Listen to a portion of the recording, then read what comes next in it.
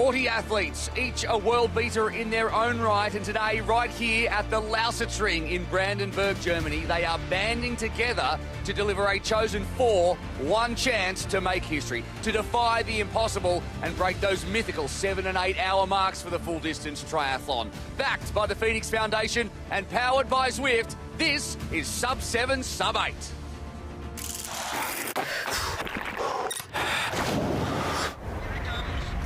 To go streaking forward with about 250 yards to the tapes.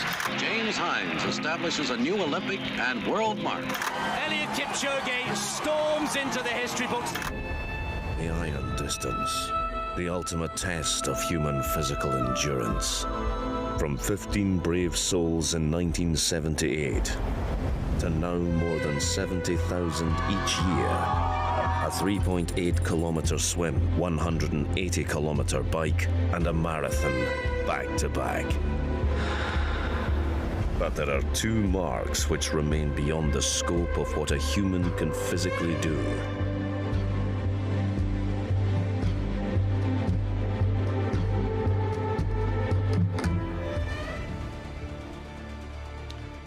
It has been 2 long years of meticulous preparation for 4 athletes, 40 support athletes, 300 staff and sponsors and organisations around the world to deliver this one magical day where we could potentially break the mythical 7 and 8 hour barriers, and we are blessed here in Seftenberg, Germany with perfect conditions to do just that. My name is Will McCloy. I'll be your host along the next 8 hours, or hopefully just a little tiny bit less, and alongside me, Chris McCormack, 4-time world champion, much more recent world champion, Georgia Taylor-Brown in 2020, and with 0 world championships, but caller extraordinaire Craig Hummer and Macca, I will start with you.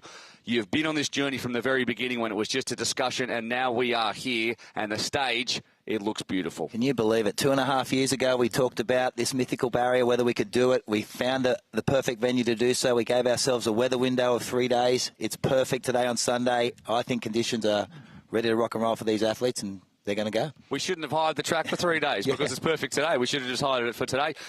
Georgia, obviously, you know, you're in peak condition at the moment. You've just come off a win yourself. You're world champion just a couple of years ago. I bet you just a little part of you is like, what? Wouldn't mind racing. Yeah, definitely. I'm actually getting a bit nervous for them now because they started warming up behind us, and I'm definitely feeling the race excitement. So I'm happy here right now, but I think once it starts, I'm going to want to be out there. No doubt. Craig, you've called Tour de France's and Olympic Games and bull riding at the moment, plenty of different stuff that you've done. You've been everywhere. This is something completely different.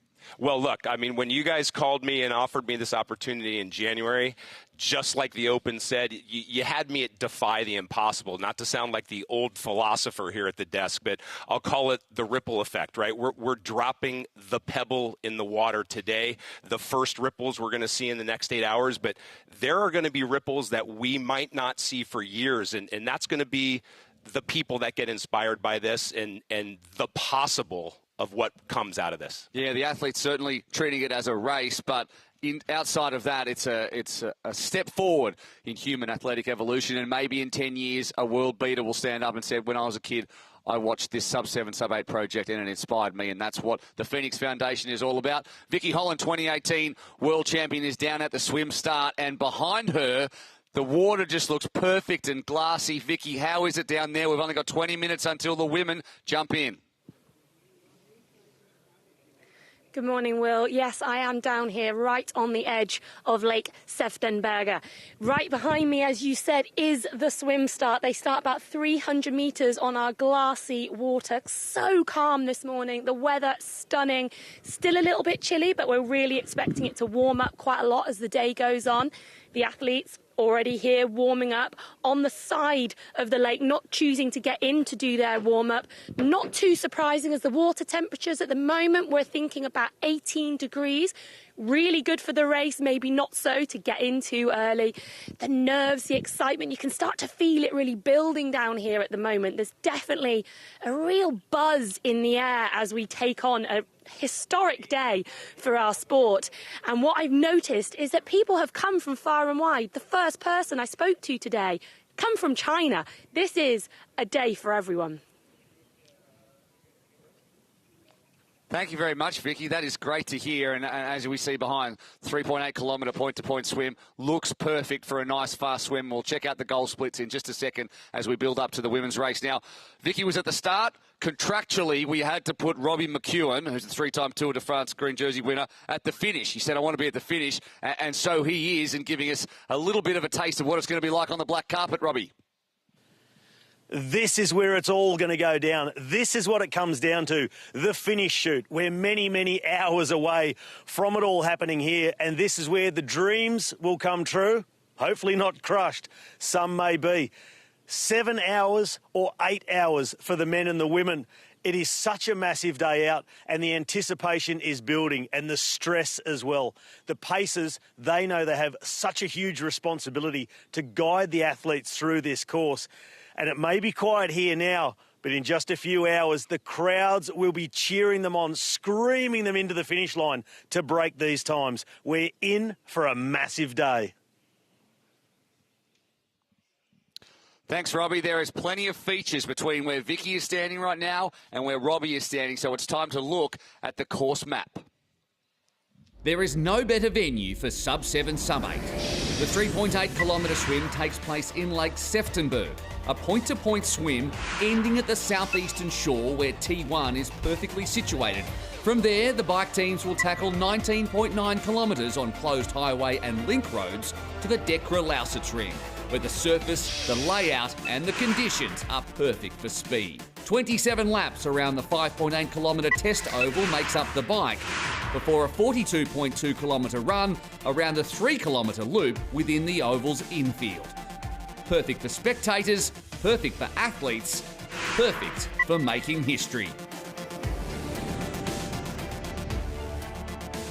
It is the perfect course. There is no doubt about that. There are plenty of features, but all of them deliver a very, very fast time. That's the feedback we have been getting. Chris McCormack has flown all around the world in business class, of course, to find the best place. Why is this the best place, and were there any other close contenders? There was a few close contenders, but what's difficult about designing a course like this over this period of time is the length of time. So we had to find a body of water that you could swim in, obviously, conditions that were right at this time of year, so stable weather conditions, and road surfaces that were fast and protected from the elements. So this course here at Dekra Lausitzring is very much protected by the wind.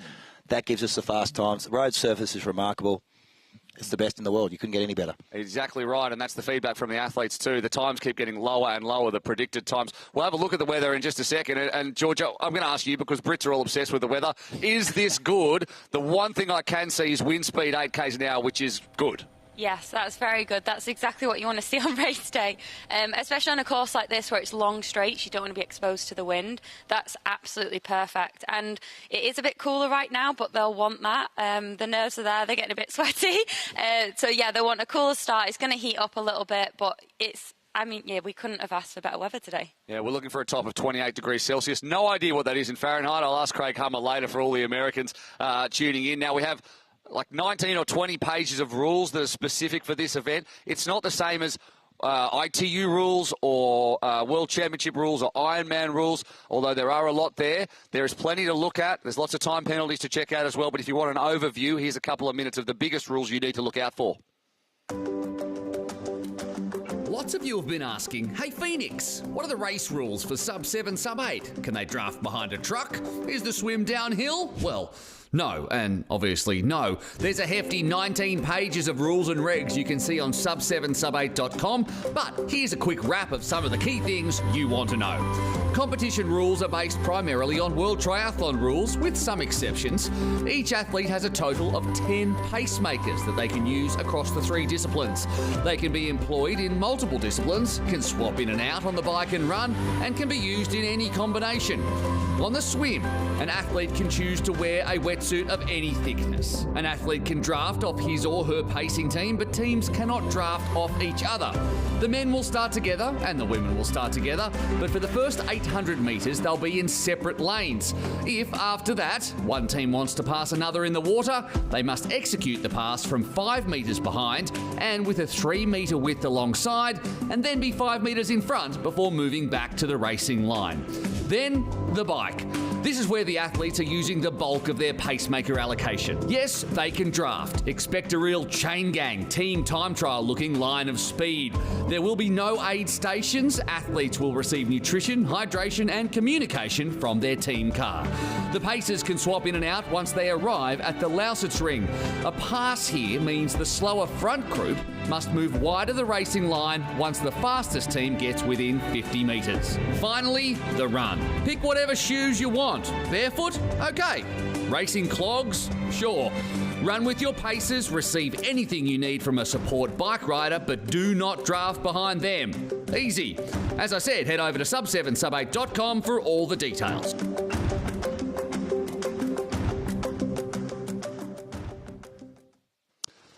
Yeah, the website sub7sub8.com is the place to go. You can also watch the live stream. You can get all the live data as well, all the social media. That is your one-stop shop to do that. Now let's talk athletes. We've talked everything else. It's time to talk athletes. We start with the Olympic world champion, world record holder, Kristian Blummenfelt. Basically unbeatable over the last 12 months. We're going to see his target splits just in a second. But Craig Hummer, what do you think about the fact that Joe Skipper is trying to take on this absolute machine? Well, you look at these target splits, anyone who follows full distance knows that not only is that time great, but it is right at 7 minutes. That's a tactical target time, I think, by his team. If he's 1 second under, he's got the power of positivity working for him. But, you know, look, 4 words, the man to beat, but you could stop at 2, the man. Yeah, that's absolutely correct. 3:49 on the bike, I reckon that's pretty unders. He could probably pick up some time, especially given the conditions. Does he have pressure to perform, given everything he has done? Well, we asked the man himself. I think I'm better prepared coming into this race, and of course, if I fail, I fail. But I think that's the feeling I will take after the race. Now I'll just try to do the preparation towards the start line and just give it my best and stand there in an attacking position. Like, it's a unique opportunity. It's only 2 guys, 2 girls who is able to or being allowed to race the full distance. And again, I'm just happy to be here, and I think the confidence that I built through the Olympics, through the World Series, through the Cozumel race, and then through the World Championship title is just giving me a little bit kind of less pressure to perform, but also more pressure to perform, because I've kind of done the job, but also want to do more.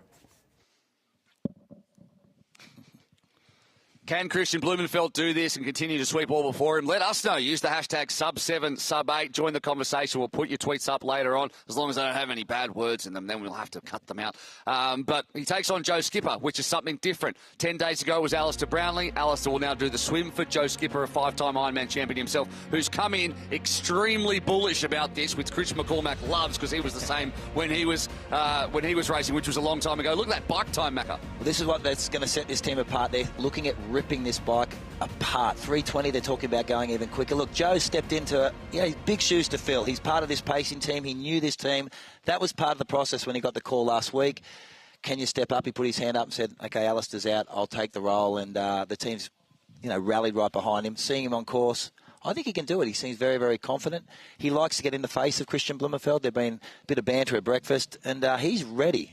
He's very, very ready. Yeah, the 2 bike pacemaking teams are really at each other as well, and they've gone to the nth degree in terms of technology as well. Is Joe Skipper ready? Well, we asked him. It was easy enough to do that. Does he feel pressure coming in late on?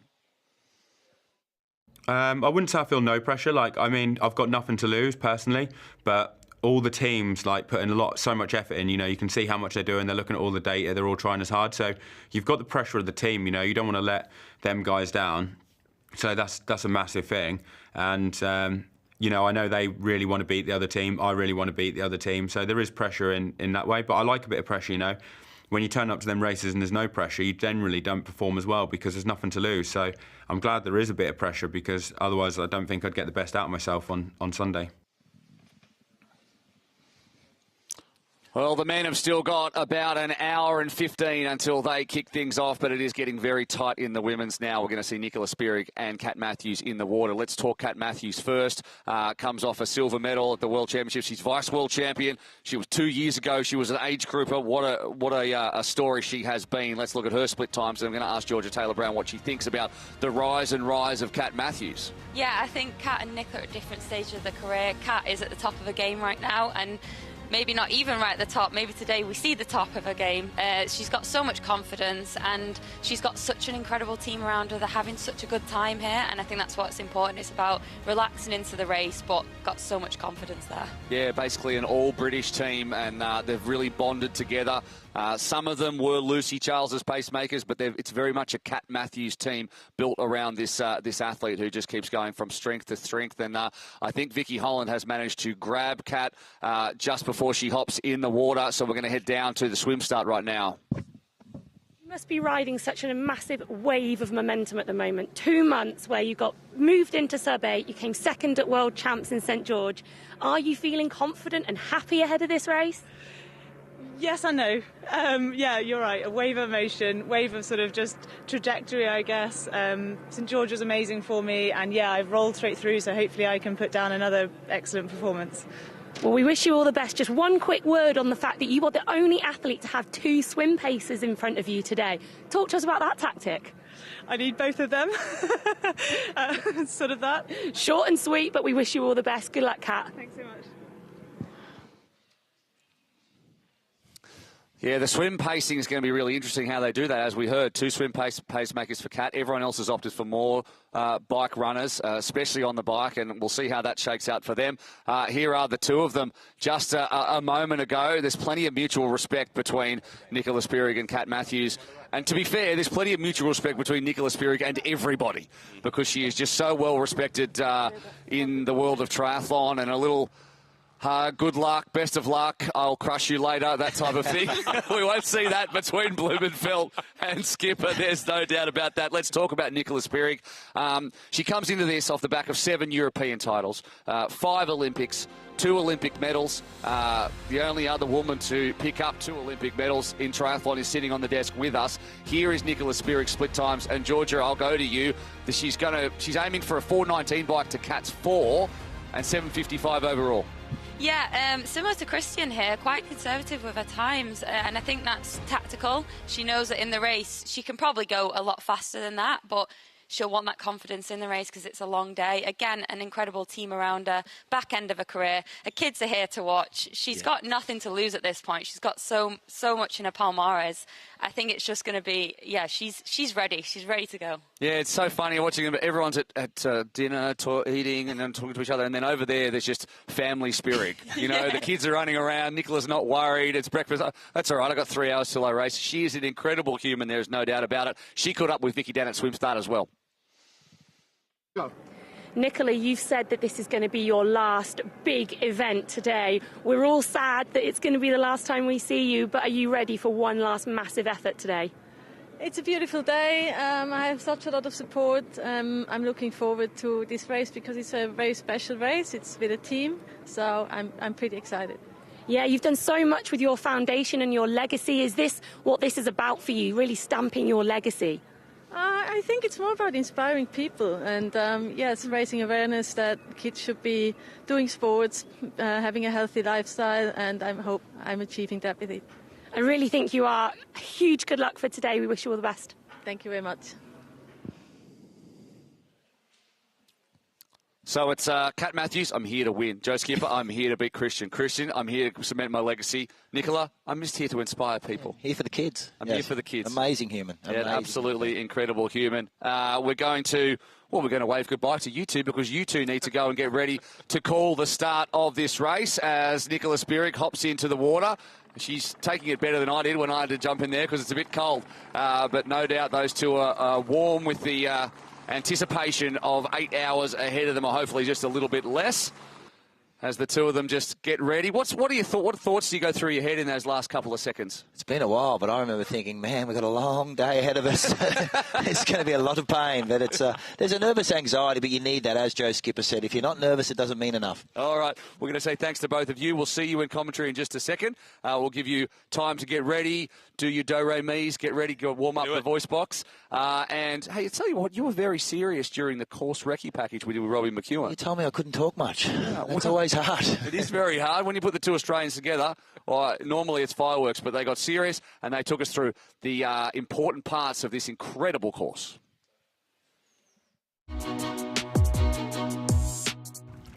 Here we are at the start of this incredible challenge, starting with the swim leg. Macca, talk us through it. Like any long course race, 3.8k, Robbie, in an easterly direction. In the morning, the sun could be in their eyes, so they're not going to sight the finish until about the 2 kilometre mark of the swim. Watch the team's position to get to that first swim board. All right, let's skip the difficult part and get to the swim exit. We've made it to the swim exit into T1 and Macca, another critical part of the course. 3.8k onto the beach, shallow exit, up the stairs. The clock doesn't stop during transition. Wetsuits off, they'll meet their bike teams at the top and game on. Straight into it, 55 kilometres an hour as soon as they get out of the transition. Out of T1 and onto the bikes, Robbie, this is where it all begins. This is where the tactical games start at 20 kilometres from T1 into the circuit at Lausitzring. And the question is, how do you use your paces in this section? You use a half team, pick up the rest at the ring, or go with everything? It's a little more technical, a little more elevation. This is the most complicated part of the bike course. So this is where the bulk of the racing takes place. The Lausitzring, 27-degree banking. This is the fastest 180 kilometre bike leg you will ever see. Super fast road surface, big open track, and the team's time trialists, they were riding at 61 kilometres an hour down the straights. The athletes will come off what will be a record split for the bike leg, the 180 kilometres, and then Macca, it's the run leg to go, a marathon. The marathon, 14 laps of 3k here in the Lausitzring. Some super fast times being predicted by the teams, but this is the destination at the end, the black carpet to the finish, where two athletes are going to defy the impossible. Will they break 7? Will they break 8 hours? We're going to find out. That's correct. We will find out in just under 7 or 8 hours' time. And because he wanted to view his own handiwork, Robbie McEwen, 3-time Tour de France green jersey winner, is on the desk. And alongside him, a man much more important and much more qualified, Sebastian Kulczyk, founder of the Pho3nix Foundation. Sebastian, thanks for joining us. Thanks for everything you do. Thanks for making this possible, first of all. How do you feel about this day coming to fruition? We've been waiting for that day for quite a while. And finally we're here. Finally everyone is ready. And athletes are ready. You guys been amazing, and you're gonna have 8 hours of talking. That's gonna be a real challenge. We're just here supporting you. So I'm excited. I'm happy. It's quite chilly right now, but it's gonna be a beautiful day, and I hope that we'll all be super happy at the end of the day, celebrating the success of all the athletes. Marcus spends 8 hours talking at the start of every day, so he's going to be completely fine. Let's have a look at the pacemaking teams, because as Kristian Blummenfelt said, it's like a football match. One man at the front, 10 behind him, supporting each and every step of the way. And Kristian Blummenfelt's pacemaking team is a special one. Led by Matt Bottrell, 45 years of age. He leads the pacemaking, the bike pacemakers. Lars Batelli will be in the swim, the Dutchman. Brandenberg Koech will be the runner from Kenya. But that bike pacemaking team, special. Oh, it's a huge team led by Matt Bottrell, who's doing most of the organisation for the team. He has a lot of experience over the long distance racing. I think that's the big advantage between the two teams, is Bottrell knows this distance, he knows triathlon, he's been around triathlon, he's been to Kona, and I think that could be a big advantage in the latter end of this bike ride. Yeah, absolutely. The Trimtex team looking very slick out there, as is the team Redbull Well-Tight Hoob, led by Alex Dowsett, and this is a man, Robbie McEwen, who's just come off the Giro d'Italia. They've got a lot of experience in this team, pure cyclists, real racers, and with Dowsett there, he's the experienced head in the team. He'll be team captain on the road, you know, deciding how they tackle things in the bike section of this event. But a lot of big engines in this team, and they are slick, such a well-oiled machine. Watch them in training, it was phenomenal. Yeah, they look absolutely brilliant, and now talking about potentially a 3:15 in terms of their bike time, which is superhuman, 55 plus kilometres an hour, as the women head out to what will be a in-water start. They won't be jumping off the pier. Obviously, it's about 300 metres out, so we can time it out, and then it's 2 kilometres straight before they can sight the finish at 3.8 k's on the southern shore of Lake Seftonburg. Alistair Brownlee's going to be in the swim, so full respect to him for being shattered by missing out, but being able to swim and now supporting Joe Skipper. Katrina Matthews and Nicola Spirig have less specialists, more triathletes, so they have more flexibility in their teams, and Ruth Assel's going to be doing the full 180. Ruth Assel's basically there to protect Katrina the whole race. Her job is to make sure she doesn't spike on the bike, but yeah, much more triathlon-centric team. They're going to be using a lot of the athletes across the 3 disciplines, which I think will be great for her. And finally, the pacemakers for Nicola Spirig, where it's almost all UK for Kat Matthews. It's very cosmopolitan for Nicola Spirig, and I want to pull out there Angela Maurer, 46 years of age. She is Nicola's sole swim pacemaker. Lucy Buckingham might do a little bit of swimming as well, but there's some good cyclists in there too, Robbie. Yeah, some good riders, big engines. One of those Imogen Simmons, so she'll be really driving the pace. They'll be leaning heavily on her in the bike leg. This is really the United Nations of tri teams. You know, look at all the different flags there. And as Macca said, really interesting to see that the tactics, how they swap in and out to keep the pace high all day long. 5 minutes and 18 seconds until we start this historic attempt, and it is all in aid of the Pho3nix Foundation and backed by the Pho3nix Foundation, whose sole purpose is to directly assist and inspire kids to play sport and enjoy all the life skills that sport brings. And we're going to ask Seb a little bit more about it in just a second. But first, a taste of what the Pho3nix Foundation is all about. Sub8 retain his world title. A lot of people say it's impossible to go Sub7. I disagree. Felix, can you hear me? You've already been selected as part of the Pho3nix Athletes program. Oh my god! Thanks, oh god!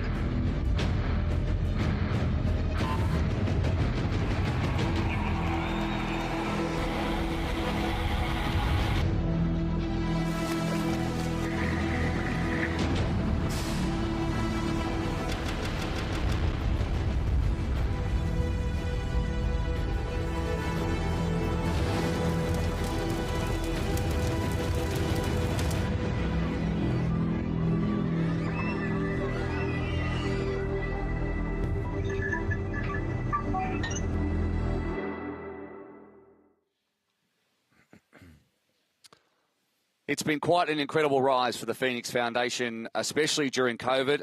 Only born in sort of 2019 times, and now with 18 projects all around the world in 4 continents, and helping hundreds of thousands of children every single year. Sebastian, again, I say thank you for putting the time and effort into this and allowing all of us to enjoy the impact that it's making, and it must be very special for you, the foundation, and all the work that it does. Yes, there's so many kids around the world we need to help, and one of the best ways to help them is by activating them and showing them the right path, showing them the right examples.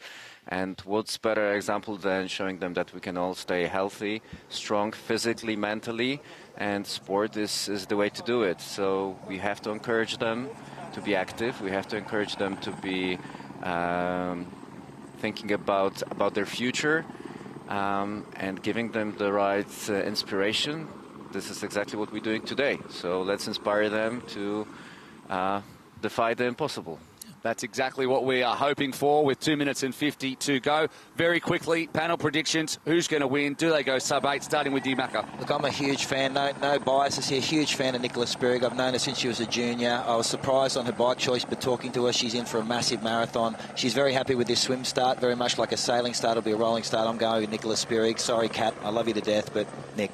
That's okay. I'm going to go with Kat. I think she's got just a slightly better bike team, and I think that's where the huge gains are to be made. I think that's her advantage, and I think she's going to come in just a nose in front. Okay, we'll talk to you, Sebastian, a little bit more on the other side. Stick with us for commentary for the first little bit. We're going to head down now to Vicky Holland for a last word before the swim start.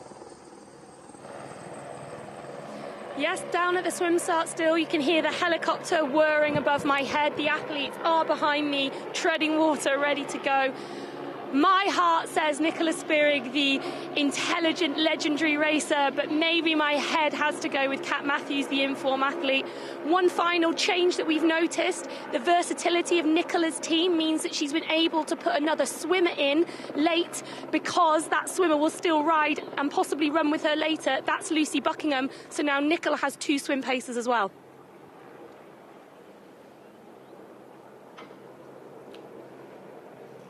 Thanks, Vicky. I'm going to hand over now to our commentary team, and is going to be led by Craig Hummer. I'm handing over the reins. I'm feeling nervous about it, but we've got 1 minute 15 to go. Robbie McEwen and Sebastian Kulczyk also in commentary for the start of Sub8. Thanks, Will. We will definitely leave the lights on for you as we get ready for Sub8 presented by Zwift. And Robbie, Sebastian, I mean, these are nervous moments. Robbie, you've been on a number of these start lines. What was it like for you? You know, it's a funny thing when you're facing an event that's some 8 hours long.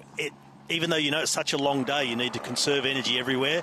There's a buzz at the start. There's a nervous energy, anticipation for it all to get underway. So you can just imagine how the athletes are feeling. That it's not just going through your mind, it is tingling through your entire body. The horn signaling, getting them ready, and here we go. We have started. The goal is to defy the impossible. So as Sub8 gets underway, the new definition of what's possible has begun. We welcome you to Sub8. What a day it is going to be. And Sebastian, all the planning that you have put into this, right? Now that it has finally begun, is there a bit of a release, an adrenaline release for you as well? I still have goosebumps. You know, I'm still shivering because it's very exciting to watch it finally happening. And yes, I'm super excited, and I'm so thankful to all the athletes that decided to join us in that attempt, and I'm so happy that it's finally on. Well, I know there was a lot of talk, and we heard Chris talk about it on the pre-show, right, about traveling the globe to find this perfect place. So I think also, again, for you, Sebastian, to have this day, you know, for Mother Nature to kind of wink at us and say, here you go, this is pretty good. I mean, we've been also checking the weather for the last few days. Yesterday morning we had a little rain.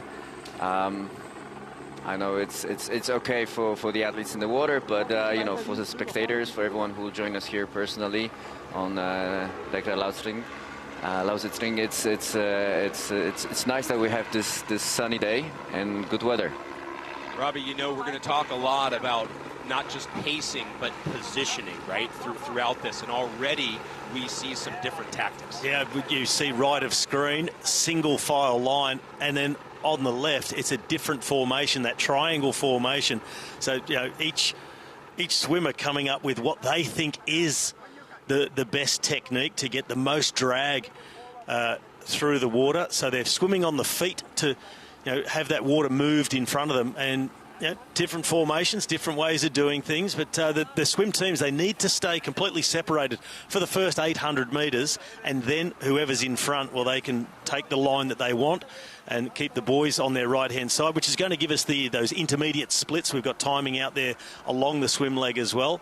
But it's going to be interesting to see which team wants to really take the front and take that line and not have to clear the other team, because they're not allowed to draft off the other team, so you have to give them clearance. So if you know, you're not in front, you have to make the adjustments for the team in front of you to not be in their draft.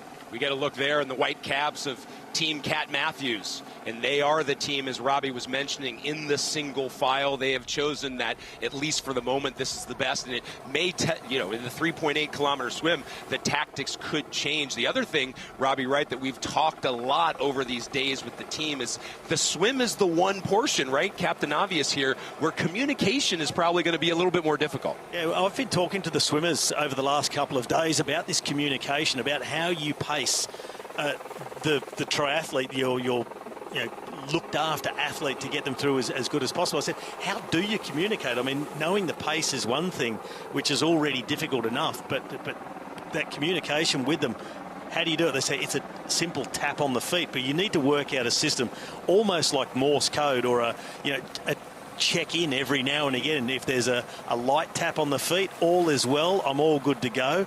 And if it's going too fast, then the athlete has to make the effort to get to the feet and give them a harder tap, really a whack on the feet, to say this is too much, we need to wind it back. And so they've come up with their own little codes of touches to work out their pacing. I mean, it's such a difficult thing to do compared to the other legs, where it's all verbal. This is much more difficult. Well, there's a look right now in the middle of your screen at Team Nicola Spirig. They're in the colored caps. She, of course, in the whether you want to call it pink, chartreuse, whatever your color denomination is of that, it's pretty simple to know that Team Kat in the white. And the other thing was, right, there were very specific rules about the beginning of the race and how they had to stay in their virtual lane, so to speak, for the first 800 meters. We're clearly past that now, but at the moment, each team has their own version of what's the best sight line. And I'm also just talking of sight. I'm also just watching the team of Nicola, one of the lead swimmers, just now and again, they're just taking a look back. As they breathe, there's not just the breathe to the side, but also just taking a little look back. So just checking in as well. So there's the sighting by the pacers and also that tapping of the feet by the protected swimmer. And yeah, interesting to see them still holding those patterns that they chose for, 2 in front when it comes to Nicola, and then all in one long line. The team of Kat. Sorry to overtalk you for a second, mate, but I want to go back to what you're saying about the Morse code, right, of the tapping of the feet. I know you dabbled in triathlon at the beginning of your racing career. I spent a lot of time in my racing career inside, racing in the ocean, and it can be so aggravating, right, if you are getting tapped or hit on the feet. But if you know that's your signal, very different. Well, yeah, it's a totally different thing here to doing a bunch race. And they've also been able to go out here rather than like when you and I took part in triathlons and we were getting tapped in the face with other people's feet. There wasn't really a signal. It was just them dominating us. But here, there's not that sprint off the line to get position, to get clear water like you see in a lot of the races. And so that lends itself actually to swimming much better times because they can take off immediately at their designated race pace and on a schedule rather than trying to beat the pack off the line, sprint out to get some clear water, but they're putting themselves really in the red zone and then trying to recover and drop back into that race pace again, which I think overall leads to a slower swim. So like this, it's a real steady state effort right from the start. Yeah, no, I'm glad you mentioned kind of that red zone aspect of this because this really is almost the appetizer, isn't it, to the rest of the day. I mean, every triathlete out there knows, I mean, in an Ironman, you had better know your swim pace. If you don't, you're going to pay for it later. Yeah, and you've got to know the pace of the entire day. And even though they're only in the first few hundred metres and within the first 15 minutes of what's set to be hopefully just a little bit less than an 8-hour day, you've got to sit at that tempo all day long. Doesn't matter you're swimming, riding, running. It is a tempo event all day long, but you need to find your limit. And that's the really hard part between the different disciplines, getting through transitions, and then working with different teammates in the different disciplines to hold that tempo that has you at your limit all day long and on schedule to go under 8. Just to orient our fans now that we've got our first time check, every 400 meters in this swim, we will be able to update the speed and the pace at which they're going. Now that they've covered that first 400 meters, you can see the clock in the upper right-hand corner. That is the ongoing clock. The countdown, of course, on the left, that is to the start of Sub7, powered by Zwift, and that will be the 2 men, Kristian Blummenfelt as well as Joe Skipper. But now we're starting to see a little bit of spacing, right, with Team Kat on the right-hand side of the screen, the white caps, the lead swimmer. That's the speed back and forth. This is the first time, I think, from her we have seen that idea of just, okay, maybe I need to dial it back just a little bit. Yeah, that lead swimmer, just a bit more than a metre lead. And, I'm told by the swimmers that you really do need to be on the feet. And every few centimetres further back than that you're losing that drafting effect. So the good thing is that the swimmers in third position are right on the feet. And the first swimmer, it's hard for them to know where swimmer 3 is, their protected swimmer. So that communication, again, is important, not just from Nicola and Kat to their teammates, but because they're both using 2 swimmers, from swimmer 2 to swimmer 1 is really, really important. But it's easier for them to up their pace a little bit, give a little tap on the feet to slow back, or even pull on the toe and say, let's just ease it back a little bit. Couple, interesting factoids from that first time check. Our experts, the fact that Kat is holding with Nick's team at the moment is a little bit unexpected. Now, granted, we're just at the very beginning of this, but that first 400 meters swum in 5:36, Robbie, pace of 1:24. That is a little over that target time of 50 minutes. Yeah, so the coaches maybe getting concerned, or they might say, okay, it's very early yet, they've just got going, and they maybe expected the first 400, maybe the first kilometre to be a little bit slower until they really find that rhythm and get into it. I'm just seeing quite a larger gap there to the yellow cap of Nicholas. Oh, well, the yellow caps, that's the team of Nicola. She's in the pink cap, but just off the feet at the moment. And for mine, not being a swim expert, but for mine, Kat's team look a little bit more efficient. That single file line, tempo looking really smooth, where the others, for mine, looking a little bit ragged out on the left-hand side. Sebastian, you are going to have a very long day. We appreciate you taking the time, right, to be with us at the desk, and I'm sure we will talk to you a lot over the next 8 hours. Thanks for being with us. Thank you very much. Thank you, and fingers crossed for both of the ladies. There's a great angle right there, right, showing again the next buoy that they will cross over, and we will get another time check, it seems, and the sight lines now. And again, Robbie, right, you and I have talked about this. The sighting in the open water is a skill that really you do have to work at and develop. Yeah, but these elite swimmers, they're all used to this, and long course triathletes, they're used to navigating their way around a course. And the good thing is today we've got the buoys out there every 400 metres with the timing equipment attached. And as you can see on screen, we have the kayak, lead kayaks. So it does make it pretty easy for them to make their way. They're not going to get off course and waste precious seconds, because let's face it, by the end of what is an 8-hour day, it can come down to just seconds if this thing works out or not. Welcoming in Georgia Taylor-Brown to the desk. And Georgia, what are your first impressions of about 800 meters of this swim so far? Yeah, I've just been watching, and they've taken different group dynamics here, haven't they? You've got Kat's team who have strung out in a nice line. You can definitely see when Kat's wanting to speed up, when she's wanting to slow down. You can physically see her trying to tap Indy Lee's feet there.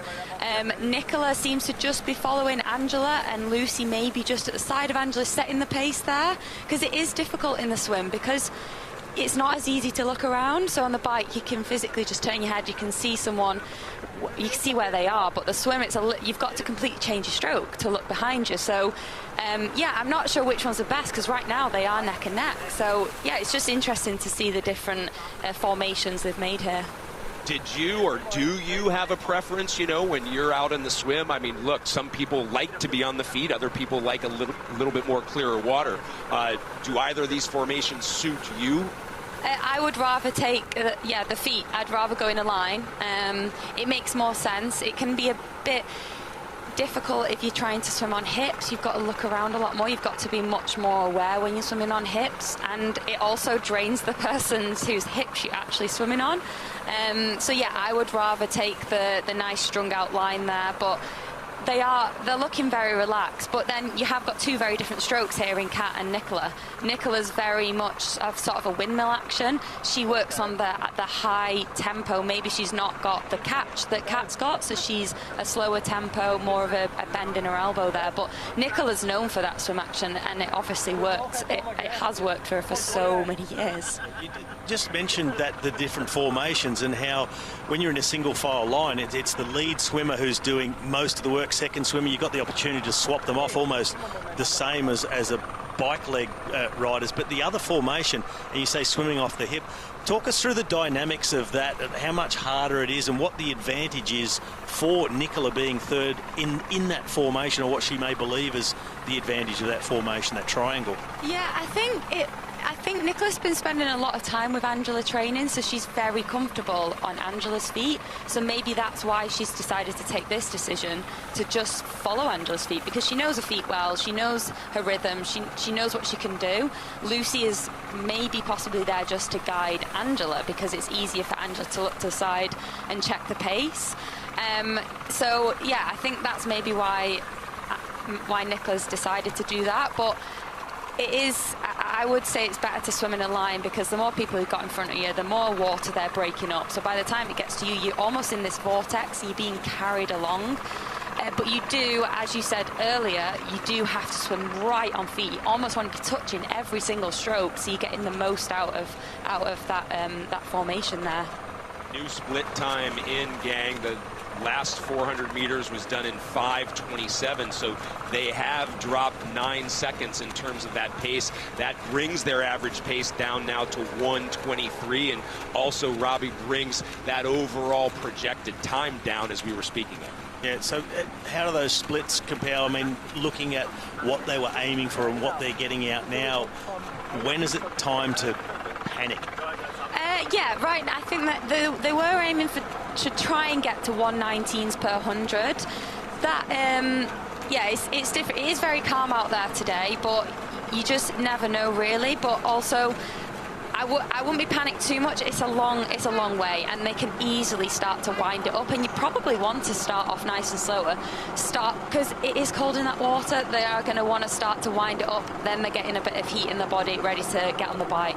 How about that shot, right, in terms of the different drafting techniques and the team tactics? Speaking of drafting, let's throw up the rules, right, as Will highlighted in the pre-show. 19 pages of rules for this Sub7, Sub8 endeavor. But, you know, I think the most basic one is that they can't draft, right, the teams, I should say, Georgia, cannot draft off of each other. They have to stay separate throughout this. Yeah, they do. And that's quite important because they don't want to be penalised during this race at all.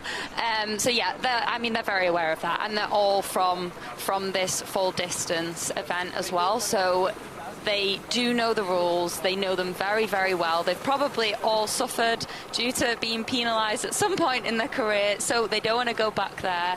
They know what this means to Nicola and to Kat. So yeah, they're definitely going to be sticking to the rules. Well, and to add to what you were saying, right, Robbie, you know who else doesn't want them penalized? I think all of us, because it's a time penalty, right? We want to see Sub8 out of these women. Yeah, I mean, they know the rules, but when you're under duress, when things are getting really tough, you can make small mistakes. So we definitely don't want to see that, because the clock does not lie. It just keeps on ticking on. And you know, they need to start picking up some time. They're swimming around a 1:23 pace. They're aiming for 1:19s. So, but once you're out there and you're already almost, I would say now, they're around a kilometre into this 3.8 kilometre swim, it's going to be really hard to pick up that time. And I think you've just got to resign yourself to the conditions as well. And I think it's probably not a good idea to start forcing it now. You want to swim a 1:19, but if the conditions don't really allow, that could blow you up for the rest of the day if you insist on it. Yeah, and we keep saying there's a long day ahead here, so they do have to be, they're wary of that. They know that. They know that on the bike, it's, as we said earlier, it's great conditions out there on the bike today, no wind at all, so they can probably make up some time on the bike. So they know this, but yeah, they might be panicking a little bit, but also they can't be panicking too much because they know exactly what they're going to be able to hold in the water. If you push that a bit too much, you're getting on the bike, you're not sure what's going to happen there. Well, Georgia, let me go back to you because, right, we're making such a big deal, as we should, about Sub7 and in this particular case for the women, Sub8. But there is the race going on right now. And earlier, with just the first time check, right, the fact that Team Kat Matthews was as close to Nick's team, I mean, are you surprised at all that we're still seeing these two teams this close together? No, I think the women swim a lot closer than the men probably do. Yeah, I probably was expecting to see this, but now we've seen Kat's team drop back a little bit, but maybe that's tactical. Maybe they're thinking, okay, you guys set the pace, we'll stick in our line, we'll stay the distance behind that we need to. You guys set the pace now, and we'll just follow. And that's quite smart of them to do that. There seemed to be the expectation pre-event that Nicola would be up to 4 minutes quicker in the swim, and then going through this first kilometre, we've seen them just neck and neck, and now we're just starting to see the difference come between the teams.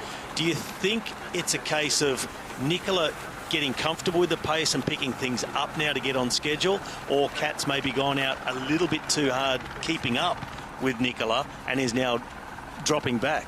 Yeah, possibly Kat went out a little bit too hard. Nicola, obviously so experienced. She knows exactly what she can do. and she knows that she needs to set off a bit slower, get warm, and then, okay, let's go from there, see how I feel. And she's just breaking it down. She's just taking it step by step, 100 metre by 100 metre, and she's saying, okay, let's pick up the next one, maybe go a second faster, and then let's just keep it going. I'm into a rhythm now, let's push on a bit more. But yeah, like I said, maybe Kat is playing this tactically and thinks, well, they're quite happy to set the pace in front, let's just let them do it. Now, just for comparative purposes, right, guys, full distance triathlon, often very different tactics, right, Georgia? I mean, the distances that you're used to doing, especially where you've had all your success in terms of world championships and in Olympics, you don't really have, right, the ability to warm into the swim, do you? No, absolutely not. It's complete opposite, to be honest. In the Olympic distance racing, for us, it's the fastest to the first buoy. That's where you want to be, because there's a massive scrap at that first buoy. These guys are not going to have anything like that. There's no one else around. So yeah, for us, it's sort of the complete opposite. You are all out to that first buoy, and then you figure out your pacings, you figure out your position, tactics come in, you want to get onto feet, onto hips, and then you settle pace down a little bit, maybe get into some sort of threshold pace. But right now, these guys are, I'd say they're tapping away at like a nice tempo pace, not quite threshold, they're below that, just a nice tempo pace. They know they can keep this going. Really important for them, I think, that not having that mass start, not having to get out into clear water, do that initial sprint, gives them maybe a better opportunity to swim themselves into a rhythm and then really pick it up, which in maybe normal racing is not possible. No, not at all. And you're so concerned about everyone else around you. You don't know what they're going to do. You don't know how close they're going to be as well. And that's the frightening thing. You get so nervous about just being touched in the water. You know it's going to happen, but it doesn't make it any easier. We're close to 20 minutes in to the women's swim here in Sub8, but at the start, Vicky Holland caught up with Kristian Blummenfelt. Kristian, would today breaking sub-hours top off the most amazing 12 months for you? You had world champion, world Ironman champion, and the Olympic title. Sub7 as well? Yeah, it's like a part of the big 2022 season that I've been dreaming about a little bit like last year, with kind of taking it all. I want to have the double world championship, and I want to have the sub7 in between there. So yeah, it's kind of halfway there on the season, and yeah, it's special to be here. It's been like a 2-year-long process getting ready for this race, and now we are, yeah, like just a few minutes away from the start, and yeah, it feels special. But I'm like confident in what I can achieve today, and the team is also looking good. You look relaxed and you look confident. You said that you're really happy with your team. Is that why?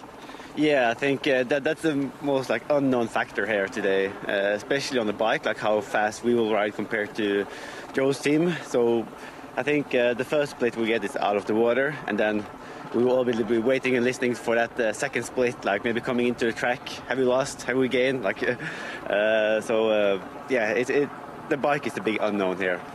We wish you all the best, Kristian. Sub7, let's do it. Yeah, let's do it. Let's go.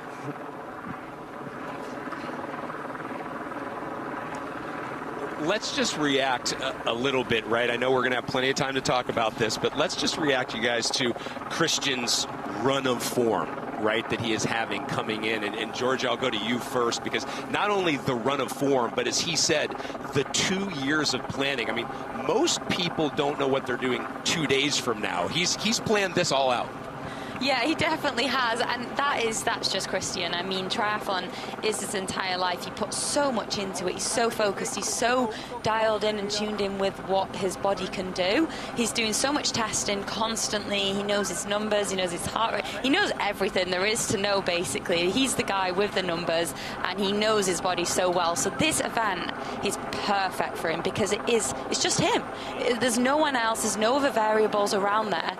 It's just him out there following his team. He's told them exactly what he needs to hit. You don't want to go against Kristian's word. They are going to do the job for him, right? So yeah, I think this event is perfect, because it's hard. It's hard racing at the front on your own. I find that really hard, but Kristian, he relishes off that. He absolutely loves it, because he knows exactly what he needs to do. Well, the thing that comes in where he does know his numbers, he knows exactly what he needs to do, he knows what he needs from everybody else around him. The question is, can everybody else around him do what he needs them to do? I think when it comes to the run, I mean, he's got Kipkoech running. He can do whatever he needs him to do. That is an absolute certainty. There's a lot more going on in the bike leg. I mean, just the more people you use, the more things can go awry. Hopefully everything goes perfectly, but there's those little subtleties that if they're not quite right, it'll really affect the time. And that's what it's going to be interesting to see, where we're using the paces in this event. It's not just how good the protected athlete is, but everybody surrounding them, can they get the job done, and can they get it done just right? And it's a total unknown what we're going into. It really is. How do you use paces? How do you split your team? When do you swap in and out? All these things. And we'll only know afterwards if it was right or wrong. And there's probably 10 different ways you could do it. And they've got a lot of paces to choose from, so if one's not feeling so good, they can just swap in, give them a few laps rest, bring them back in again. So yeah, I think Kristian wants more from his bike team, but they're like, we cannot physically push anymore, Kristian. So yeah, he's constantly wanting more, but that's where we can unleash him on the run and just let him do what he does best. Well, as the women are finding out right now, before the bike, it is the swim, and we've got some viewers on Twitter tuning in. They've got some questions about the wetsuit rules. So, guys, let's talk about the wetsuits, because part of the rules, Robbie, are the fact that actually the wetsuit's very different rules in what is allowed. Yeah, well, there's really no restrictions. It's up to the athletes to decide what they want in terms of wetsuit and the thickness. And I was talking to one of the swimmers yesterday, and he said, yep, going for 12 millimetre thick through the chest and down the legs. The bottom of the legs thinner and a bit looser. You don't want it too thick that it starts to cut off the circulation, but 12 millimetre thick on the front, but then very, very thin around the shoulders and the back of the shoulders to give that real arm mobility. But it was interesting to hear also that the back of the wetsuit is again a lot thinner. They want all the buoyancy underneath. And he said, it honestly feels like paddling a surfboard. It's so good to not have a restricted wetsuit thickness. Yeah, definitely. And that is mainly due to they want the hips to be high in the water. That's the biggest thing. And over this distance, well, you're going to get tired. Your hips are going to start to drop. That's the last thing you want. It affects your stroke, affects the efficiency of your stroke. So it's great that they can basically just start from scratch and design their own wetsuit in exactly what they need from that wetsuit.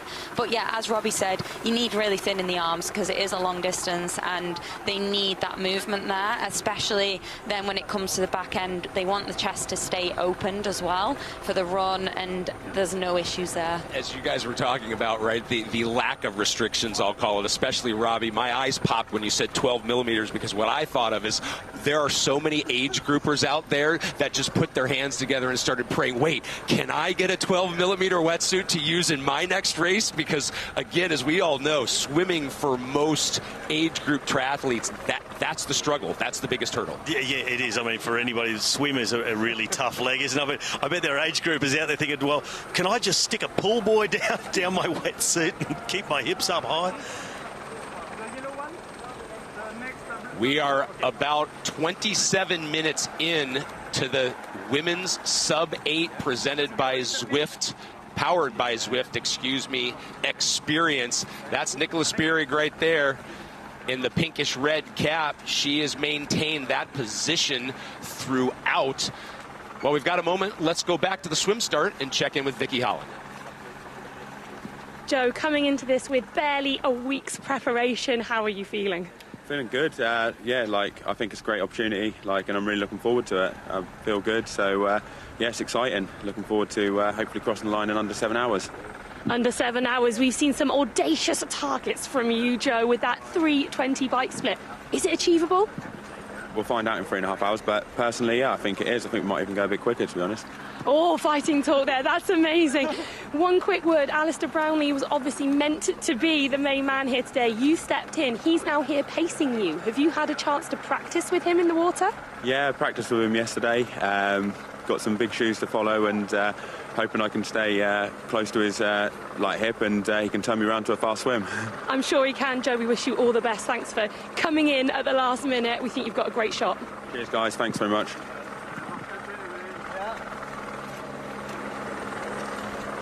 Interesting, guys, right? Interesting dynamic indeed. That Alistair, who was top build coming into this, but had to pull out only about a week and a half out. Joe Skipper steps in, and now Alistair coming in and pacing him, guys. So that should be very fun for our fans out there to watch. Checking in yet again with Nicola Spirig and her team. You can see both Angela and Lucy, they have maintained that position as well. And you know, back in the day, Robbie, I could have used one of those kayaks sighting for me. That would have been splendid, I'll just say. But let's get back to the pacing really fast, because we just have sort of done some more math. Nick is 5:51 in her last 400-meter split compared to Kat's 5:57. So they continue to be over that projected pace at the moment, by the way, right? If George, I should say, if Nick keeps at this swimming pace, she's going to be at about 55 minutes for the swim. And remember, that puts her dangerously close to that overall time of 8 hours. Yeah, and I mean, she would have planned for this as well. She knows that things might not go her way and the target times might not be hit. But as I said, there's so much to gain on the bike as well. Like, they can knock a massive chunk of time off on the bike. And these girls here are super strong cyclists. They've got an incredible team around them. The girls here behind us are warming up as well. They can see the race happening. They know now, okay, we're going to have to probably push on a bit on the bike. And they're aware of that. So, yeah, they have given themselves a bit of that boundary there. And what I'm seeing, just checking the weather and the direction that they're swimming, the direction they'll be riding in shortly, that breeze is picking up slightly, and it's just giving that little bit of chop on the water. You can see, and that chop is just moving into them, which I imagine is creating that little bit more difficulty through the water with that slight amount of wind chop that's coming across them now. And I mean, how much does that affect you, that sort of chop moving into you in the swim?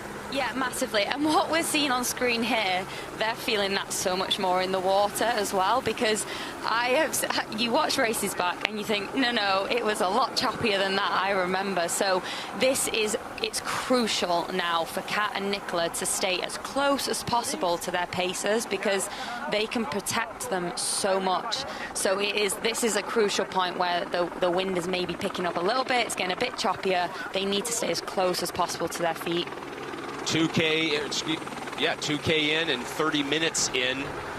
But you bring up a great point, Georgia, in terms of what it looks like on television versus what it actually is, I'll say, right, on the water surface at the moment. It can be very different. And what looked at the start 30 minutes ago to be the perfect day, Robbie, to your point in terms of the weather, there are going to be a lot of teams checking the weather every minute. Yeah, the wind is not due to change direction all that much. It's going to be generally an easterly wind. So although at the moment that's creating a little bit of chop on the water and they're swimming straight against it more or less, once they come out of the water and they loop around to come towards the Lausitzring here, they will pick up a tailwind to come in towards the circuit. So that is the good side of it. And at the moment they're also in the most open part of the lake where that wind gets the most fetch, where there's going to be the most chop. And as they start making their way towards shore, towards the swim exit, hopefully for them it'll smooth off a little bit in a more protected, shallower waters. So hopefully they'll be able to pick up the pace on the way in towards the swim exit. But certainly after that, getting on the bike, what I'm also curious about for the athletes when they meet their bike teams is how much will they need to be nursed into the bike pace? I mean, Georgia, when you come out of the water and in an individual event, do you ease off very slightly at the back end of the swim? Do you just punch it all the way to the shore? Are you getting on the bike and going a little bit easier, or is it just full gas straight away? I mean, what's the pacing sort of strategy? How do you treat yourself out of the swim and onto the bike? Well, for me, because I'm maybe not one of the strongest swimmers, I'm usually sort of the back end of the front group, so I have to really drive hard into the swim exit, and then I've got to run very, very hard to my bike. And the first lap I know is going to be the most painful lap on the bike, and I'm very aware of that, and I prepare for that. And for these girls, though, they don't particularly need to do that. I know they might be panicked because they might get feedback when they come out the water that, look, you are down, so you do need to think about picking up. But they've got 180k to do that. They've got plenty of time to play with to do that. So I think, yeah, that they've mentally prepared for this. They know we can't panic. It's an 8-hour race, or hopefully under 8 hours, but they can't be panicking at the very start. They know that they can just gradually wind it up. doesn't look like Team Kat is panicking at all, as in the past few minutes it seems that they have indeed closed the gap a bit. Yeah, definitely. I think, like I said, I think this was a tactical move for Kat's group here. They know that Nicola seemed to push ahead. Okay, let her set the pace then, and that's fine, because we'll just follow. It's hard being out front, and what's the point in us both being neck and neck? We'll let you set the pace for a while, and then we'll just reel you in nicely. 33 minutes in to the Sub8 powered by Zwift effort. A lot more to come. The Pho3nix Sub7 and Sub8 project, powered by Zwift, is brought to you by Pho3nix Foundation, Manor Group, Zwift, Wealth Connect, Garmin, BMC, Form Goggles, Bahrain Endurance 13, and Morton.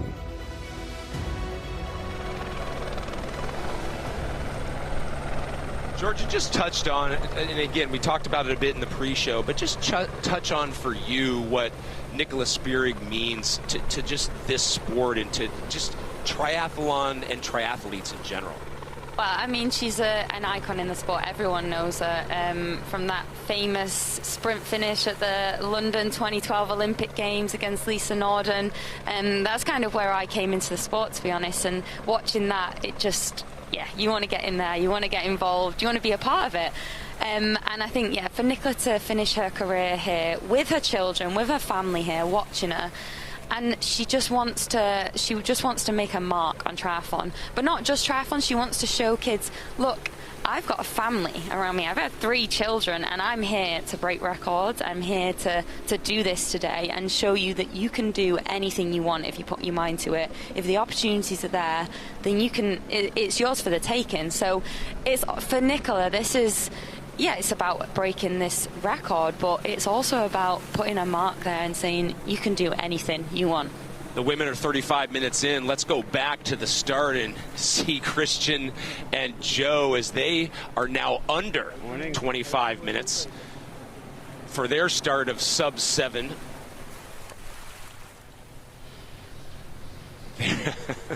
What a great group, right? And Robbie, that what we'll call camaraderie, not so much the same as it's been in the days leading up. It was smiles, but with gritted teeth. Yes. Wasn't it? It's like, good luck to you behind me. Yes. And again, right? I mean, you've seen 1 or 2 of those kind of looks right on the start line in your career. Yeah, you always give them. I mean, you don't want anything bad to happen to your competitor. You don't wish them any misfortune, but you definitely wish them behind you all the way. And look at those suits too. We got the swimming zebras. I was going to say, going to be out there for Kristian.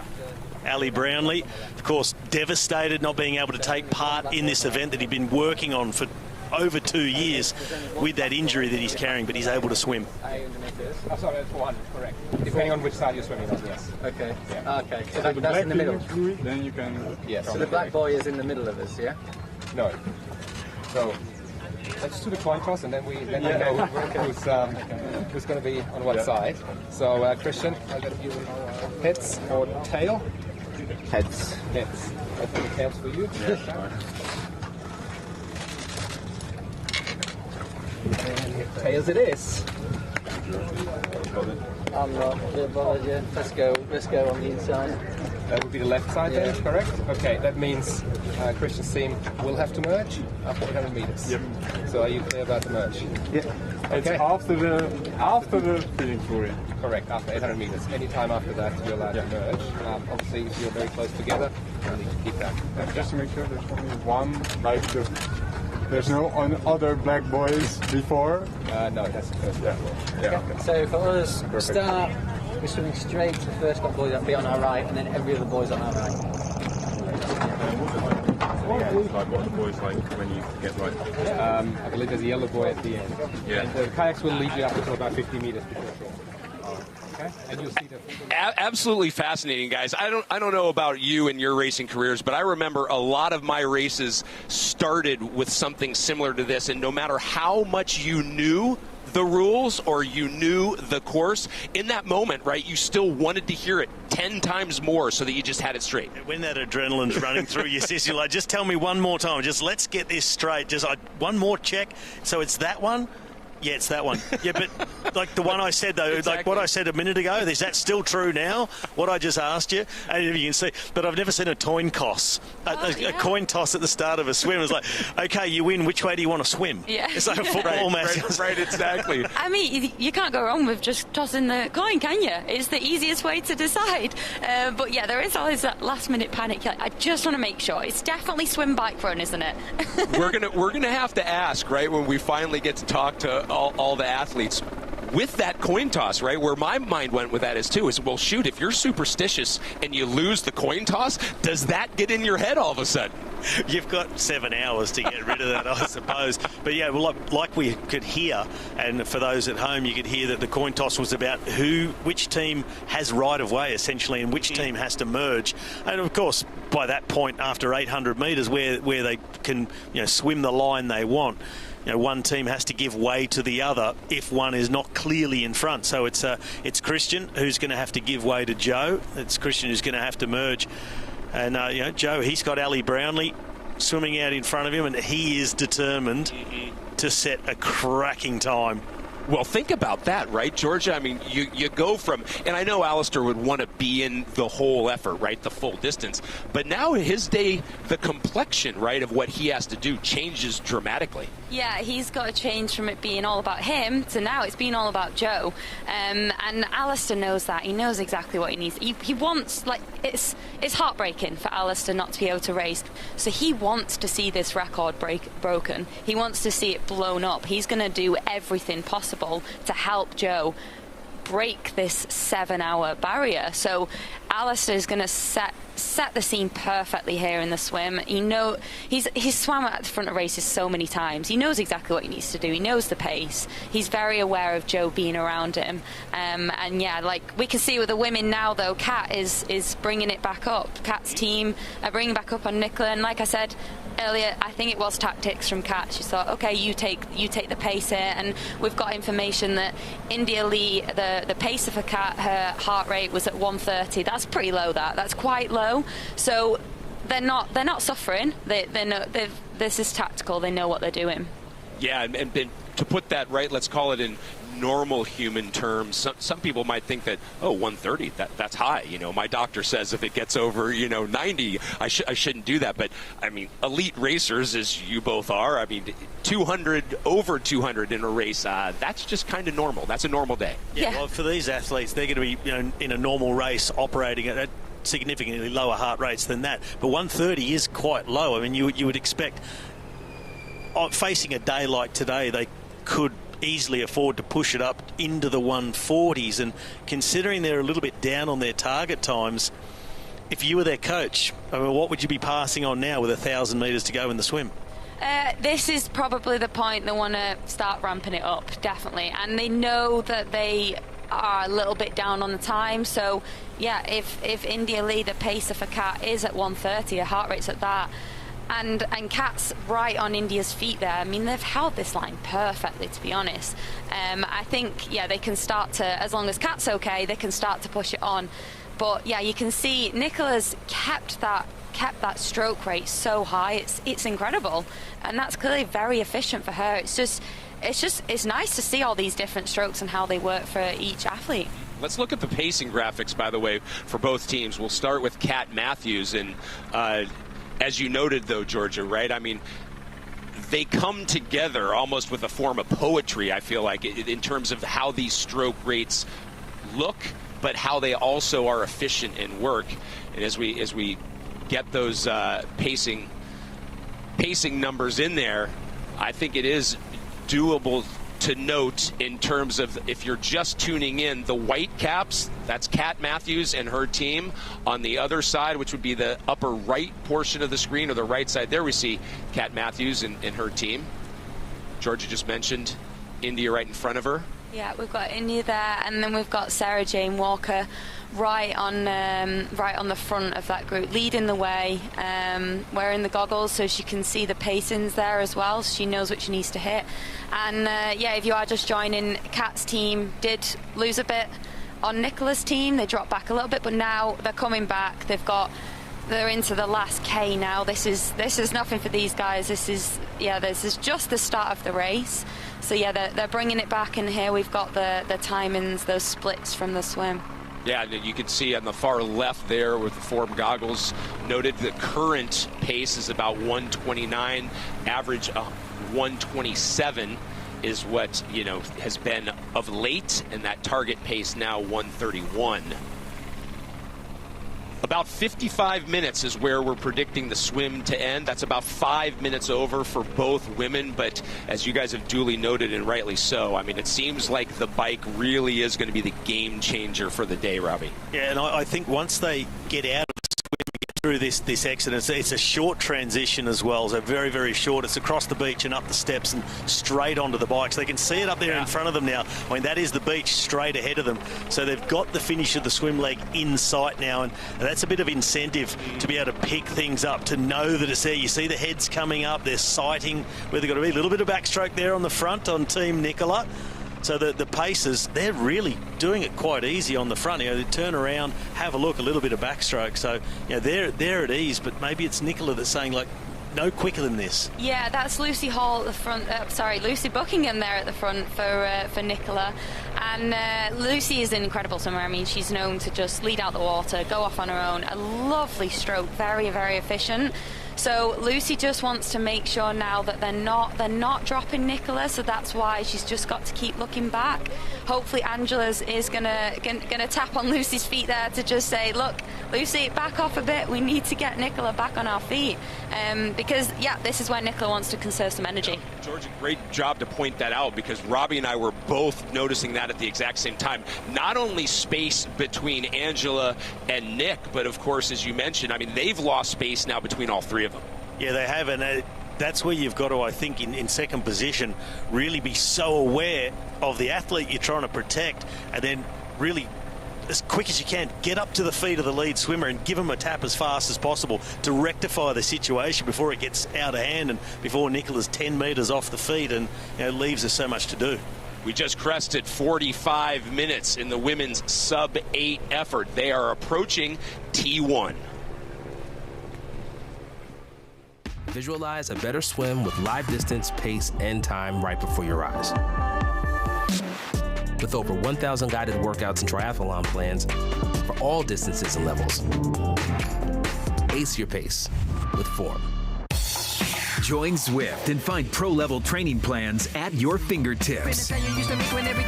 Smash your workouts with the indoor training app where fun is results and fun is fast. Go!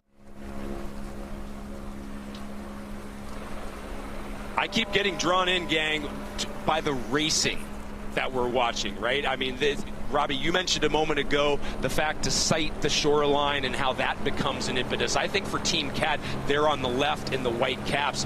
The racing element of the fact that they were maybe 12 at the most seconds down, but they have methodically chipped away at this lead, and now they are clearly in the lead.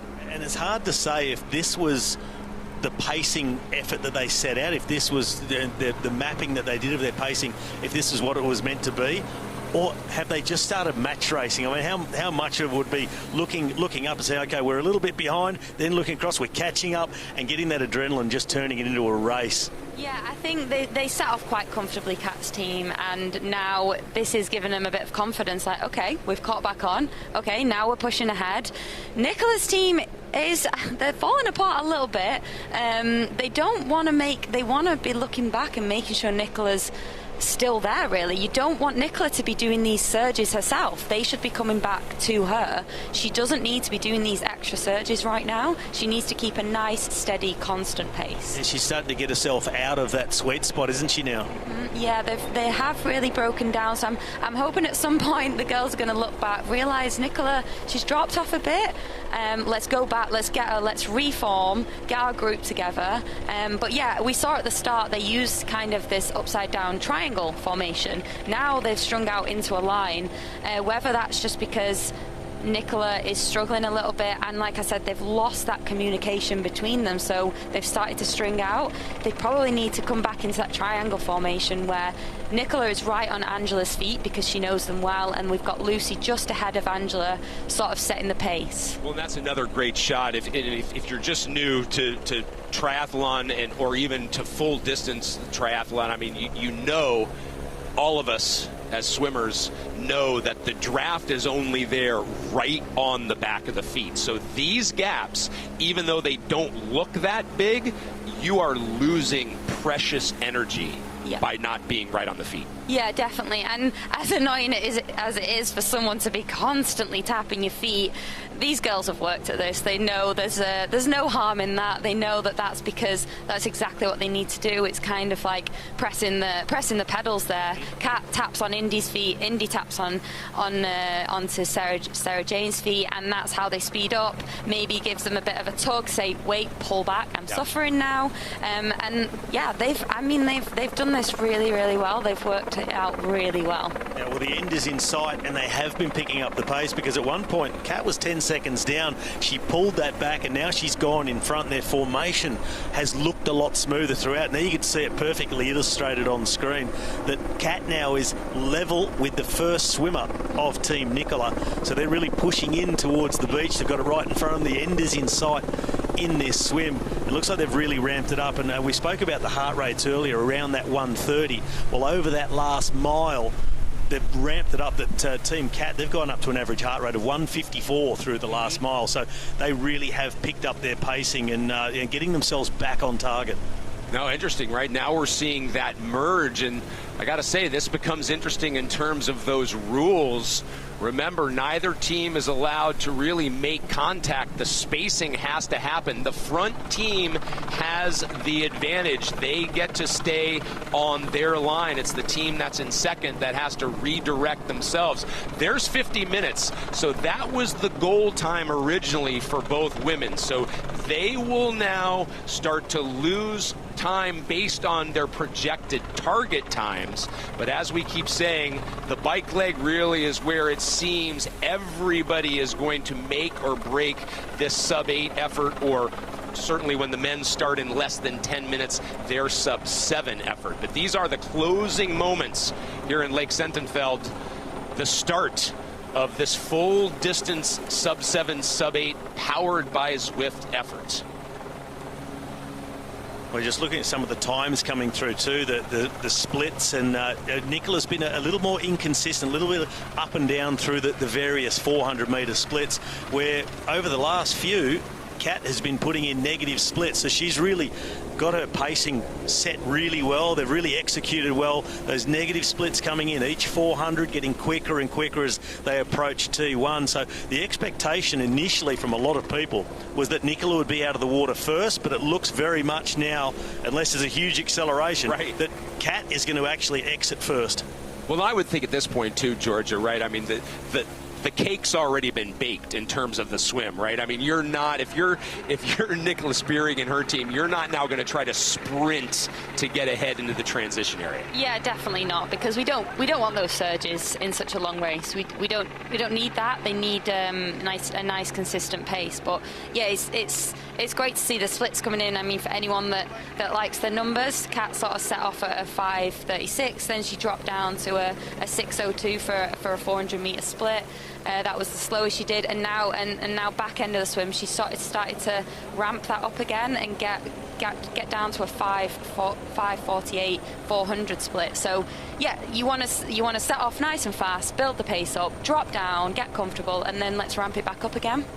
Well, I think what's really exciting about this, right, is not only us here at the desk and here everybody in person, but the world is now going to start to be able to read body language. And, right, I mean, we've all done that as commentators. I mean, that almost has to be a sixth sense as a competitor as well, Robbie. You need to be able to read your competitors. Yeah, you do, but also you need your teammates to be able to read you and for the rest of this race. But it's a lot easier to do now, as you said, coming out of the swim where communication is at its most difficult. Once you get on the bike, you've got that verbal communication. It's much easier to see what's going on.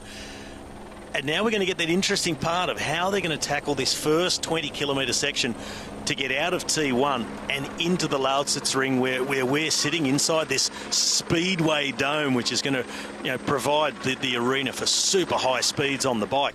But getting here first, it's a little trickier. There's a couple of corners, a little bit of elevation change as well as they ride their way in, but they should pick up a tailwind or that breeze that's been building throughout the morning. So firstly, though, out of the water, wetsuits off, and that clock never stops ticking. So getting over 3.8, like getting yourself ready for a 180k bike. I mean, run us through the transition zone and what's going through your mind to sometimes slower is quicker. Yeah, well, this is quite important now because this is where Kat has to think, okay, let's think about the next step. We've pretty much finished the swim. We've got to think about getting the wetsuit off as fast as possible. But like you said, you don't want to be panicking. You need to stay calm. And I think she's done this so many times. It is a shorter run, though, than a usual races that she would be doing because the transition is right there, obviously. So now she's got to start thinking about getting that wetsuit off. And that's why maybe around the calf area, it's a lot thinner, the wetsuit, so they can instantly pull it off. Thin arms on the wetsuit as well, so you get that off really quick. And then here they go. Yeah, out of the water in under 54, so they definitely made up some time towards the end. Both swimmers under 55 minutes.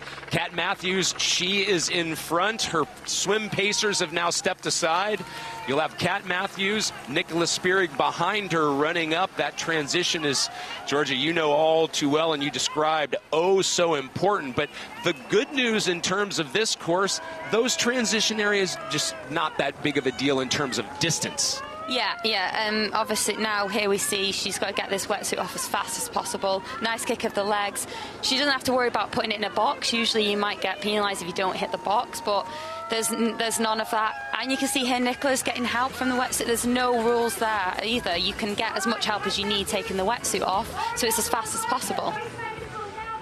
So we have Kat Matthews out of T1. Nicola Spirig right there, about to leave as well. Kat Matthews already on the bike course. Nick has crossed the line. She is now officially on the bike course as well, with less than 5 minutes to go before the start of Sub7. I will now transition to the man himself, Will McCloy.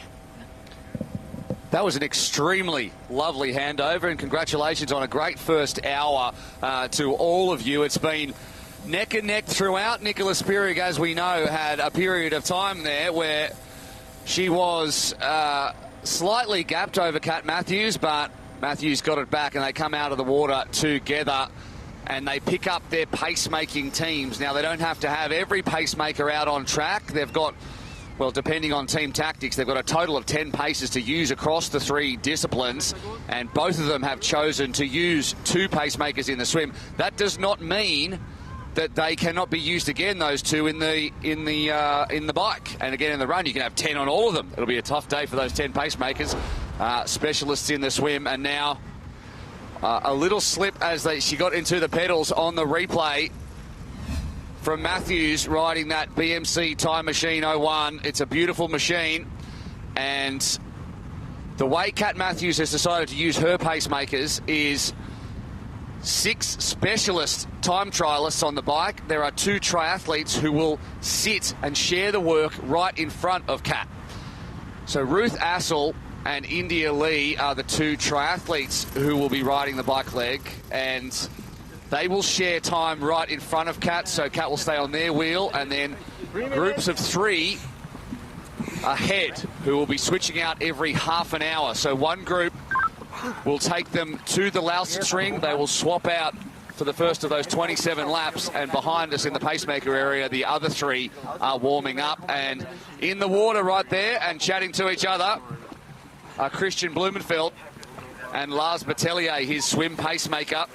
As joining me in commentary is Chris McCormack, as he seems to always do every time I put on a headset. I look to my left and there he is. Cannot shake him. I'm like a shadow. You are a little bit. Robbie McEwen is here as well, despite the protests of the entire production team for having 3 Australians all at once, so we apologise for that. Robbie, you've been here over the hour, and we've seen already a little bit of gamesmanship, very different ways they use their swimmers, and it did look as though Kat had a more cohesive swim leg. Yeah, as you looked at it, it looked a lot more streamlined, more well organised. When you looked at Nicola's team, it sort of fell apart a few times, and there was quite a bit of turning around and backstroking by her pace swimmers to check on her and try and bring her back up and get her back up to pace. And they seemed to go out quite hard and gap Kat Matthews at first.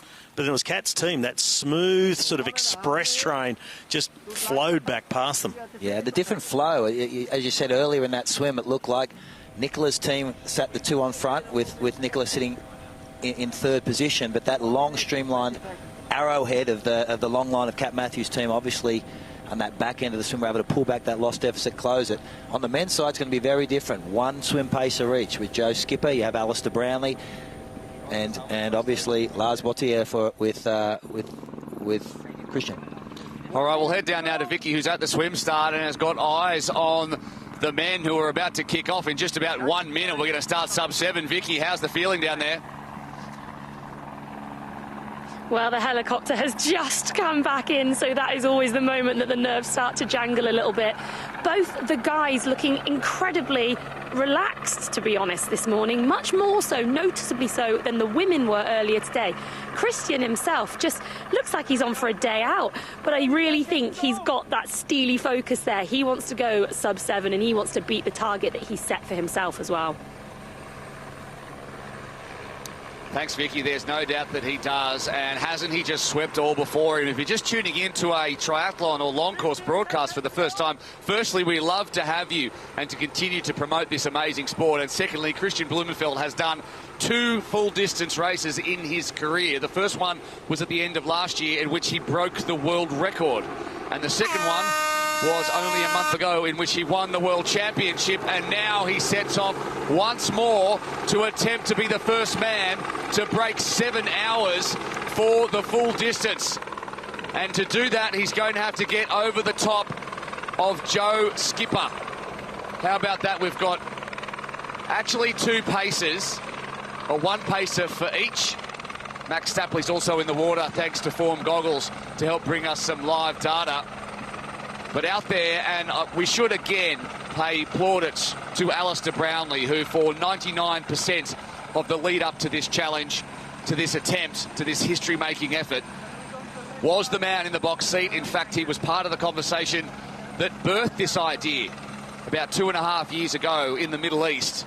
He was sitting around a table with Chris McCormack, and I'll have Macca tell you the story in just a second, only to have picked up a stress response in his hip over the last 10 days. He also missed the Ironman World Championships in Utah 4 weeks ago, and have had to pull out only 10 days ago. Joe Skipper, who has been part of the pacemaking team and around the attempt and staying fit for just this eventuality, managed to step in, so full credit to him and the respect between these 2 athletes, but particularly to Alistair, who I can see, because he was absolutely gutted to not be part of this. I can understand why he would want to stay at home or stay away from this entire thing, because he is watching Joe Skipper potentially make history with the team that Alistair put together, but being the bigger man and being the man that he is, decided to come and support Joe by swimming, because that's what he can do with his injury, and I think we should pay him homage for that. Oh, without question. He was so bought into this process. You know, this team was built by Alistair. Joe, a part of that pacing team from the onset.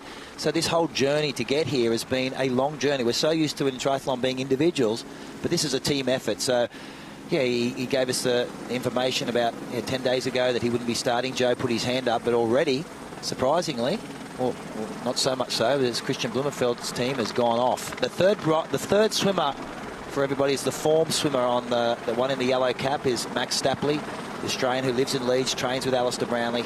He's swimming in that yellow cap to bring us back the data that we'll unpack post this swim to see what happened out there.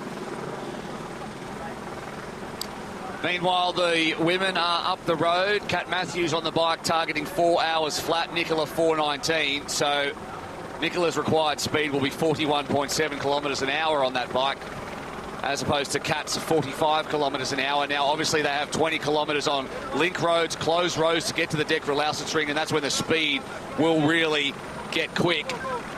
And down the bottom, the comments are rolling through.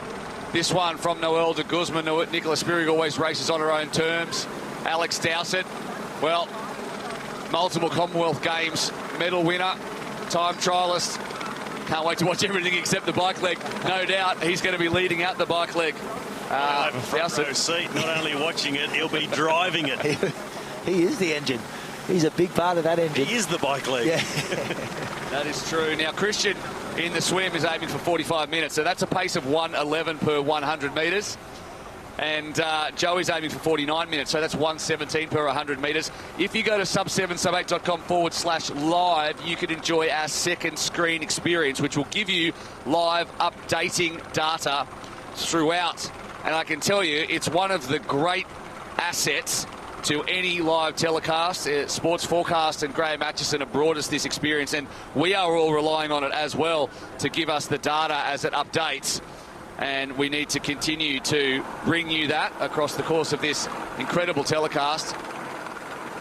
We should, and I mentioned, and just because the women have just swum, and we know Lucy Charles-Buckley is one of the great swimmers, we mentioned Alistair Brownlee. Lucy's also had to bow out, and she's been a huge integral part of this as well. She was in it from the beginning. She put up... Oh, she got injured about 5 weeks before the attempt and was absolutely devastated as well. Stayed involved with the pacing team before having to focus more on healing from that injury. She has a big season ahead. But it really changed the dynamics of how the racing was going to go. On the women's side, Lucy was, without question, she's the fastest woman swimmer in triathlon, one of the fastest swimmers in the world. She would have had a big gap going onto the bike.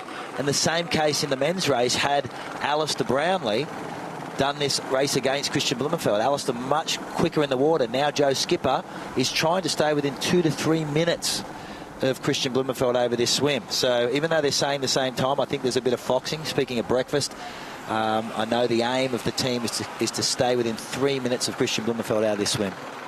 Yeah, we've been looking at those target times, and when we look at the target times of our women athletes and we saw then the conditions that they had, you can see that little bit of wind chop on the water, and it seemed to be the factor that was making them a little bit slower and be behind their target times. Just a few instructions being shouted out from the coaches that are out on the water there. But, yeah, our male athletes, Kristian Blummenfelt has a target time of 45 minutes for their swim. Maybe a little optimistic, you think? That's quicker than he's ever swum in an Ironman. He swam 39 minutes in Cozumel, a tide-assisted swim. That is a huge time, a huge swim time. But when you look at Kristian's overall swimming, you know, over the sprint and standard distance, he tends to average about 1:13 pace over the 100 metres. So... this is a 1:10 pace. It's a 1:10 pace, so he's really relying on his pacer to set that tempo. He's going to build through the swim. You know, with Joe Skipper, you've got Alistair Brownlee. He is a true doyen, a true leader of a team. He'll be really giving Joe a lot of push. And interestingly, they've opted to swim off the hip of Alistair Brownlee. Now, I know Alistair would hate that if in a normal racing condition, sitting off the hip of the swimmer really slows that lead swimmer down. So in a conventional race, that's the worst position to be because it slows up the swim pace. But it's much easier for the assisted swimmer to sit off that hip. You get a little bit of a body surfing effect, and it's a much better position to sit. Joe should be breathing, looking at Alistair Brownlee so he can stay as close to the hip as possible. But I know Alistair be hating that. It makes that 3.8k feel like 4.8k. Yeah, so Joe on the hip and Kristian on the feet. On the feet. Two different tactics straight away from the onset. And it seems that Kristian's team has gapped them. He has at the moment. And Kristian, although he has gapped Joe Skipper straight up, through the first 400, he was 5:04. So that pace was 1:16 over the 100. He is, as we know, aiming for less than that. So... losing a little bit of time still. There's a little bit more chop out there than there was when the women started, as tends to happen. But at the moment, Kristian Blummenfelt's probably around 20 seconds back on where he targeted, which gives him a predicted finish, according to the live data, of around 48 minutes, as opposed to his, if it continues at this current pace, 45 goals. So already losing a little bit of time. And what that does is if you've already targeted a 3:20 and you come out of the water 5 minutes down, you've put yourself in a corner, haven't you, really, Robbie? Well, then you really need to ride the 3:20 on the bike, and that is an ambitious time, that 3:20. I mean, that's an average of something like 54.5 kilometres an hour for the entire journey on the bike. But we know from, you know, a couple of days ago here training on the Lausitzring for a 2-hour training session that Joe Skipper's team went round and averaged 55 kilometres an hour for 2 hours. The question is, can they keep that up for 3 hours and 20 minutes and hold that pace? Can they run off it? And can he then be comfortable enough to be fresh enough to run a decent marathon off the back of that? There are so many questions. It's always a long day, isn't it? It's always a long day. We'll have them answered in another 7 hours or so. At the moment, just to update you, halfway through the trip to the Lausitzring for the women, at the moment, Kat Matthews is 10 seconds ahead, so she's pushed out ahead on the bike somewhat. We've got a couple of timing markers on the way to the Lausitzring, and not too long from now, they're going to be hitting the oval where the rest of this race will take place.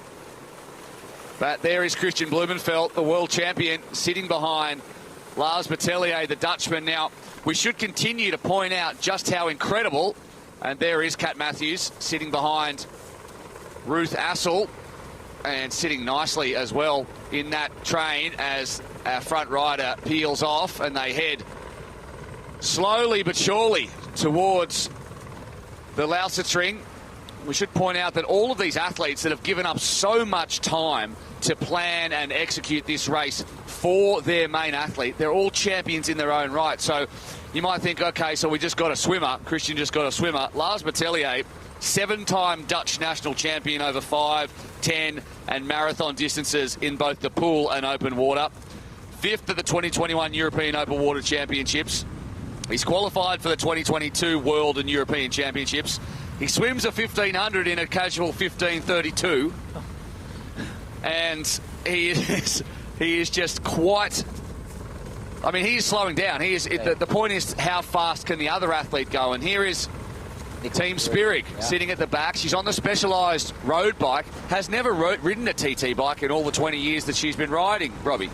Well, she said she was adamant she was going to ride on the road bike. She's not a fan of riding on the time trial bike, which is not because she thinks it's aerodynamically better, because it's just not.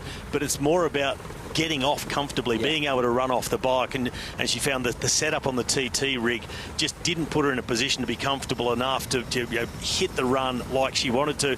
So even though she's on the road bike, at least she's got the tri-bars on to get her in that aerodynamic position. Now, here's one of the points on the road that we talked about that can just knock a little bit off the average speed, Macca, with the corners that they've got to tackle. And these are moments where you also don't want to be making those big accelerations back up to speed. This is where you're going to tax the legs, and this is why they've put the paces in front of them that could stop that surging. As the front paces are rolling off, the pace is so high that the athlete at the back can get isolated and just drop off the back and have to close that gap. Those spikes in power can make it very, very difficult that you'll pay for later in the run. I'm just seeing between the two teams, and a little bit of separation here with Kat's team, that Nicola's team took that same corner. They're only 10, 12 seconds behind. They took that corner a lot more flowing, held a lot more speed.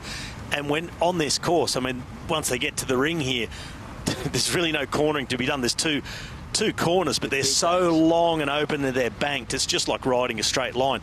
But out here, you need to make the most of every corner, and they just dropped themselves some speed. They got a little bit disjointed here in Kat's team. And Nicola's team, they just held that together a lot better through that last corner, a lot more flow. Well, and they need to as well, because Kat Matthews is now around 20 seconds to the good over Nicola Spirig. But Nicola, who, as we said before, was targeting about 41 k's on the bike, currently travelling at 46 kilometres an hour. So anytime they're losing in the swim, and that has been happening, that as we've moved closer to this event, there's been more and more focus on time that can be made up on the bike. So, we're going to have 3 swim pacemakers? No. We're going to go with an extra bike pacemaker. We've got more time to make up. We can go faster. Kat is 20 seconds up on Nicola, but she's travelling actually a little faster at 46.3. So the gap getting bigger, but they're both going faster than what they anticipated. Yeah, so it's quite different to the swim, where they were targeting that 50-minute mark, and there were some almost 5 minutes slower than that in the swim. Can be a little bit to do with the wind chop on the water, and maybe being a little bit ambitious with the times they set. But I think particularly Nicola, she said her target speed was an average of 41.7, but you can see it right of screen. It's easy to look at and go, well, they're going around 45 kilometres an hour. That's way better than 41.7, and they're not even on the fastest part of this course yet on the Lausitzring. The good news for them is, coming out of the swim and on the way to the Lausitzring, they pick up a tailwind. So they get quite a nice push along, which is a really good opportunity to not only pick the speed up and be ahead of schedule, but it's a a nice way to be ahead of schedule while somewhat recovering from the swim, and for the athletes to find their legs on the bike. It was part of this decision around selection of this course. We talked to the weather people here at the Lausitzring. They've got years and years of weather data with all the testing they've done with the cars, and the course was specifically picked with 90% of the time there's a prevailing tailwind at this time of year from the lake here to the Lausitzring. So as you see in the men's race, with that wind up, a little bit more chop on the water, they will have a bit more tailwind getting to the left. And what that means when they get here is it'll be crosswind across the long straights of the track. You won't have a long headwind section, long tailwind section. The speeds won't fluctuate a lot. It'll be more across the track. So it'll be a lot more even speed going each direction on the Lausitzring. Interestingly, both, and those that know about aerodynamics know that probably second to last wheel is the best spot to sit, so there's no drag on the back athlete, but both the women are sitting at the back at this current moment. We'll see what happens when they get into the ring and they can be a little bit more, cohesive, but they both look pretty cohesive at the moment. Sitting at breakfast, that's the only conversation that's been happening all week, is where to sit in these teams on the men's and women's side. Nicola Spirig's team is, if you look at them more evenly size-wise, if that makes sense. So I know the men's team were looking at which rider sat where and how to position them, much more even in where they sit, and compared to Kat's team. Yeah, and a lot of different ways to choose how you pace this bike leg, and how many you use, where you use them, and how you use them for protecting the athlete at the back. And when they're swinging back in, do you leave your protected athlete just alone on the back and everybody else swaps off? Do you keep one in front of them to ride, what we call gatekeeper, and open that gap to let the rider coming off the front to slot back in, so your protected athlete never has to make those little surges and catch that tiny bit of wind? But by doing that, you're losing one person making a contribution in that pace line. As we head back out onto the lake with the men's swim, and this is Joe. Big gap at the moment. Kristian's second 400 was in a 4:43 compared to Joe's 5:33. Kristian then being nearly on pace for his target. He's about 19 seconds back to his relative target, whereas Joe, his predicted finish is around 53 minutes now. So Alistair Brownlee and Joe Skipper are losing time, and behind there in the yellow cap again, we should mention that's Max Stapley in the Form swim cap for our valued sponsors, Form goggles, and he'll be able to give us some crucial data which we can talk to a little bit later on in the show. But time is tough out there at the moment for Joe Skipper and Alistair Brownlee, but they do have that bike in hand. Look, knowing Alistair Brownlee, the difficulty and the frustration for Alistair to let a swimmer go out there. Alistair's one of the best swimmers in triathlon, one of the most competitive athletes you'll ever meet, a dual Olympic champion. And to see a group go up the road is just not in his DNA. So it's very noble of him to sit in here, be frustrated to a little bit degree, trying to make sure he protects Joe as much as possible, keep him on the hip, and nurse him to minimise those gaps. But I don't think we're expecting a minute. Why on the hip? Why not right behind? The hip it's a much better place to sit. I was talking to Joe. He wanted to sit on the hip. Alistair would not have liked that. It's much harder for the swimmer in front to drag off that hip because it just disrupts the water flow and that aerodynamic flow around the athlete. But it's like body surfing. So, I mean, it's going to slow Alistair down. Definitely. People are at home thinking, why slow Alistair down? But Alistair has a fast enough. It's about how fast Joe can go. Exactly. Alistair has a faster swim, so Alistair slowing down is still faster than Joe. Mano, Alistair's an 8, 9 minute, 10 minute better swimmer than Joe Skipper over this 3.8 kilometres. So it doesn't matter how uncomfortable this is for Alistair Brownlee. It's all about his team leader, Joe Skipper, and getting him to that finish as quickly as possible. So Alistair right now would be feeling Joe on the hip. It's an uncomfortable feeling. Anyone who's had it, go to the pool tomorrow if you're a swimmer and sit off the hip of your friend, and they'll definitely feel that drag. But for Joe, it's a much easier position to sit. Alistair was sighting there nearly every second stroke, so he's giving himself a good look at the best line to take, the racing line. You swim for about 2 kilometres before taking a right-hand dog leg, and that's the first time you can really see the end of the swim. And I'm sure Alistair right now is hoping he can see the end of the swim sooner rather than later. They're only coming up to the 1,200 metre mark and coming into the ring. Both the women's and men's teams, they're both at around 46.5 kilometres an hour at this exact point, as Matthews is forced to surge a little bit. That's what they don't want to have happen. They're going to get a lot more cohesive when they head into the Lausitzring, and as they do, we welcome into commentary the founder of the Pho3nix Foundation, Sebastian Kulczyk, and alongside him, the COO of the Mana Group, who have done a lot to put this event together. Wojciech Krzyzinski, and I'll start with you, Sebastian. It must be so good to see this unfold. We've seen a very close race so far in the women's, a little bit of a gap in the men's, but there's so much to play out. It's a long day, so I think that gap might change. And yes, let's see. It's looking good so far.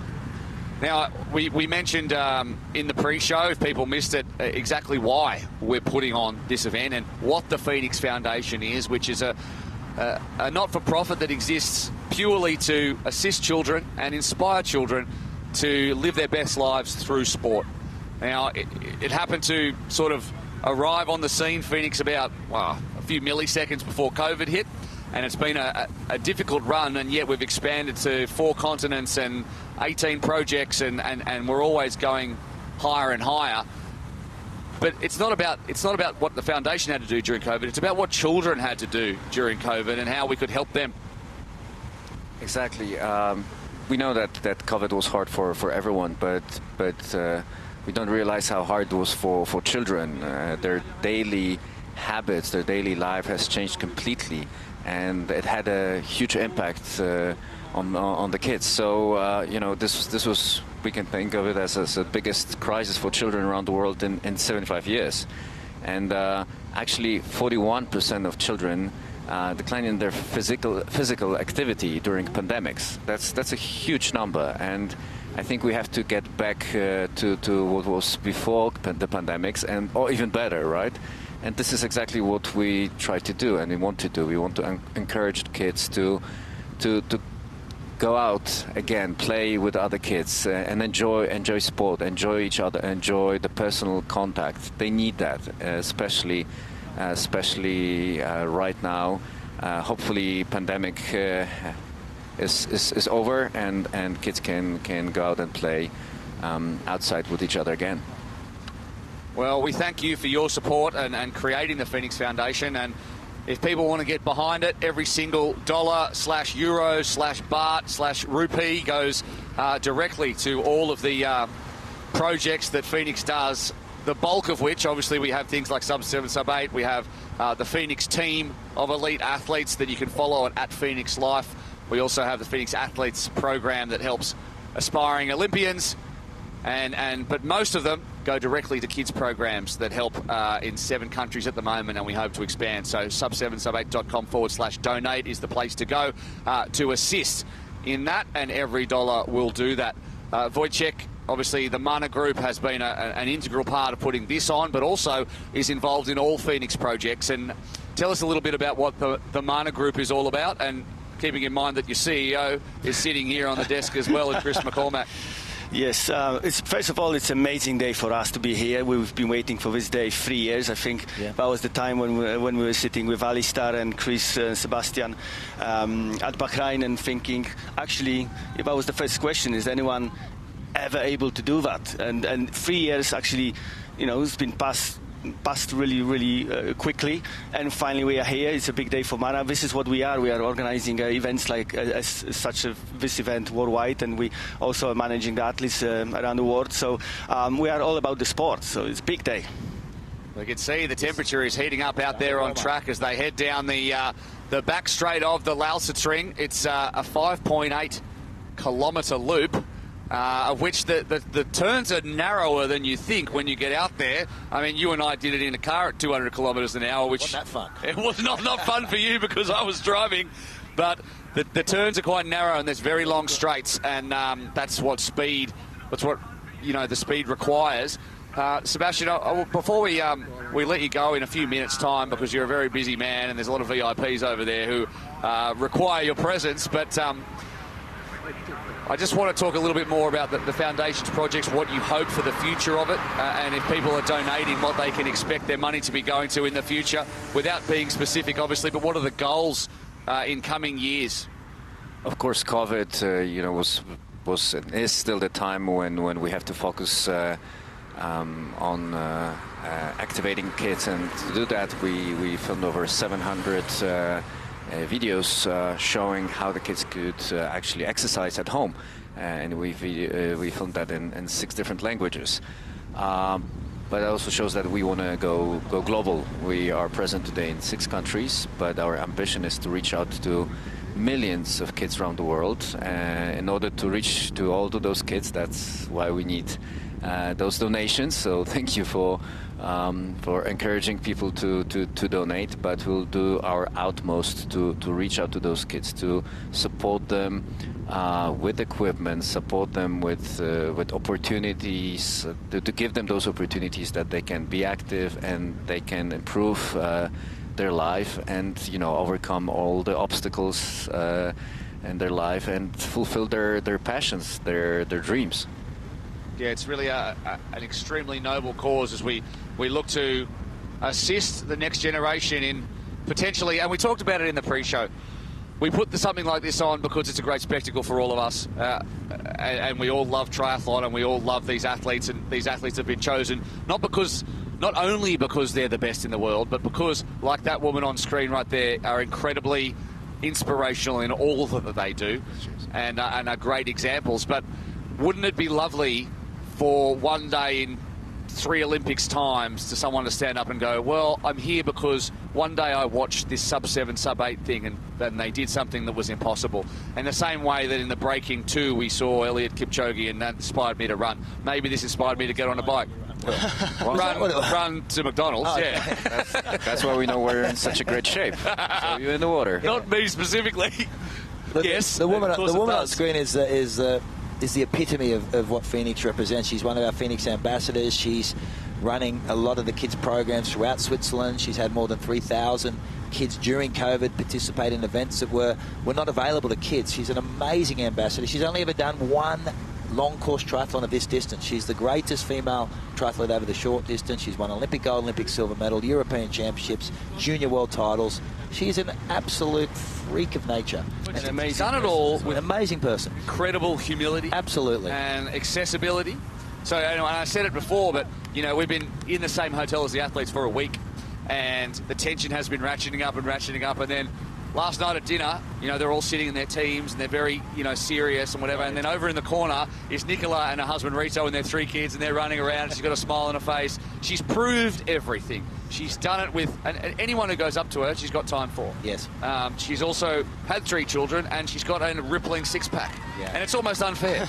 It is. To be quite honest. But she will continue to deliver so much in her post-racing career, which is why Sebastian, the Pho3nix Foundation, will continue to partner with her. Exactly, and you know, everyone who has an extra talent, and all those amazing athletes, they have those amazing talents, need to realize that we all have to give back in our life. And this is what Nicola does in such an amazing way. She's giving back to the community. She's running her own foundation. She finds time in between training and her family to commit some time to children around Switzerland, showing them how amazing sport is. Truly inspiring. Interesting to see before the Kat Matthews, which we don't see in triathlon. These are the rules that we don't see. It's very much like the same rules as the Tour de France. They can be fed from the car. Her team car came in. The coach came down the car to offer her water. She turned that down. But you see as they're starting to feed the disruption in the group. So it's keeping that tight dynamic of this bike group to keep the pace up. I don't think they were anticipating being this close together. I know, speaking to Kat, I think she was expecting to have a little bit more time on Nicola after the swim. This is a very, very good position for Nicola Spirig to be in. She's looking for a massive marathon, relying heavily now on the team. They need to control their emotions, keep the pace even and consistent, and not get ahead of yourself. Everyone's talking about it being easier sitting 4th wheel or sitting in this group. They're travelling a lot quicker than they would in a conventional race if they were doing it individually, and that taxes the legs later in the race. So expect to see some heavy fatigue, both from the pacers and the athletes, as we start to get deeper into this racing. Yeah, I mean, these are time trialists. The time trialists are used to time trialing for an hour or less. We're talking about 4 hours of time trialing with times when they're off track, trying to stay warm, trying to get back on.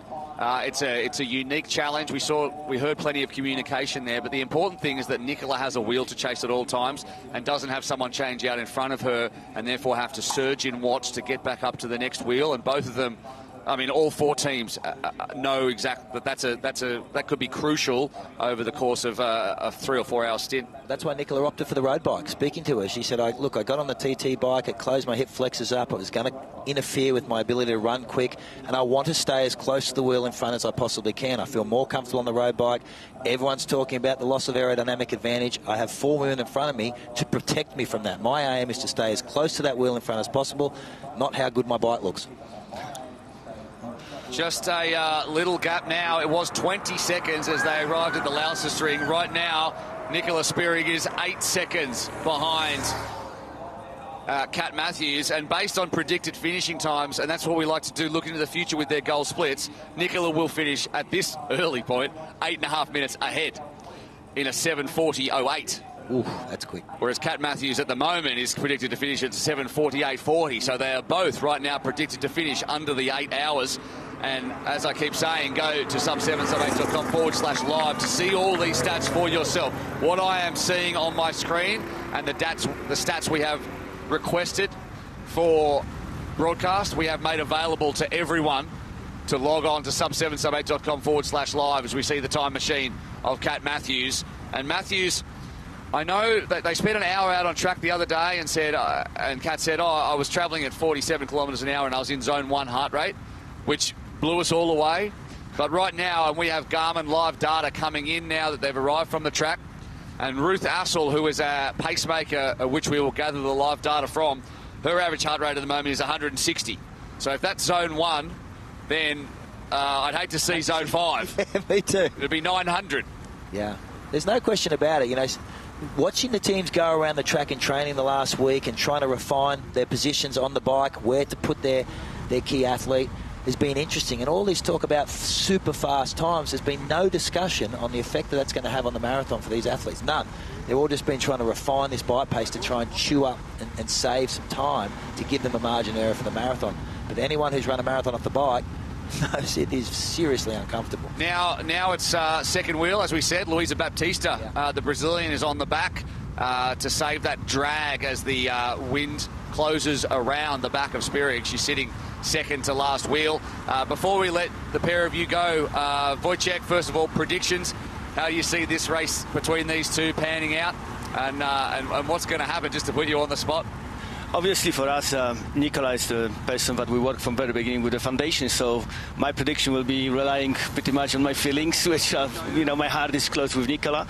I'm pretty sure that they have all skills and ability to break this time. We can see already that they're doing very well, so I'm convinced that they will break the 8 hours definitely. So, and I'm wishing, obviously, both the athletes to finish that below the 8 hours. So. Absolutely. It's unlike you to make decisions based on emotion. You're a very steady character. Sebastian, a last word from you. What can I say? Everything works so well. So far, so good. The guys are still in the water, but it's going to be a very, very fast race from them as well. Ladies look amazing, and they're really fast as well. So fingers crossed. And it's just amazing to be here and witness history. I think we can all agree on that. Thank you to both of you for joining us. We'll see you a little bit later on in the telecast for another round of analysis. But as we continue on right now, at the last time check in the men's, to update you, Kristian Blummenfelt was 1:23 ahead of Joe Skipper. But Skipper, based on his goal times, including that extremely bullish 3:20, is actually on paper ahead by 8 minutes. Bullish is an understatement.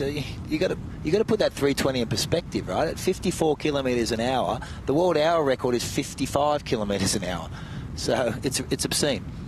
All right, soon we're going to welcome one of our sponsored guests onto the desk here at the Lausitzring. But first, we want to continue to promote the donations. Sub7sub8.com/donate is the place to go. And here's a little bit more about what that money will bring for the kids. At Pho3nix events, you might be asked if you'd like to make a donation. Well, this is what it's for. Pho3nix is a not-for-profit, which means every dollar you donate goes into projects that help kids to live their best lives through sport. At Pho3nix, we focus on the 3 Ps. First, participation. Pho3nix runs kids' physical education programs and activity competitions across the world, all for free, removing any barrier to access for any child. Add to that our kids' triathlons, and we're reaching hundreds of thousands every year. We're proud of that. The second P is progression. Pho3nix runs free camps with some of the world's greatest athletes for teens who show promise in sport, educating them on all they need both inside and outside the arena. And we sponsor underfunded Olympic aspirants so that they can qualify for the Games and compete at their best, fulfilling their dream. We've done that with 56 athletes so far, with more than half going on to compete on the world's biggest stage and inspire their communities. And finally, professional. And that's all about inspiration as well. Firstly, via an elite team who represent our core values and deliver them to children across the globe, and then through incredible events that push the limit of human achievement. All of which is done to inspire the next generation and foster a movement of physical and mental health through participation. That is where your donation is going, and that's why when you donate or participate, you have joined the Pho3nix movement.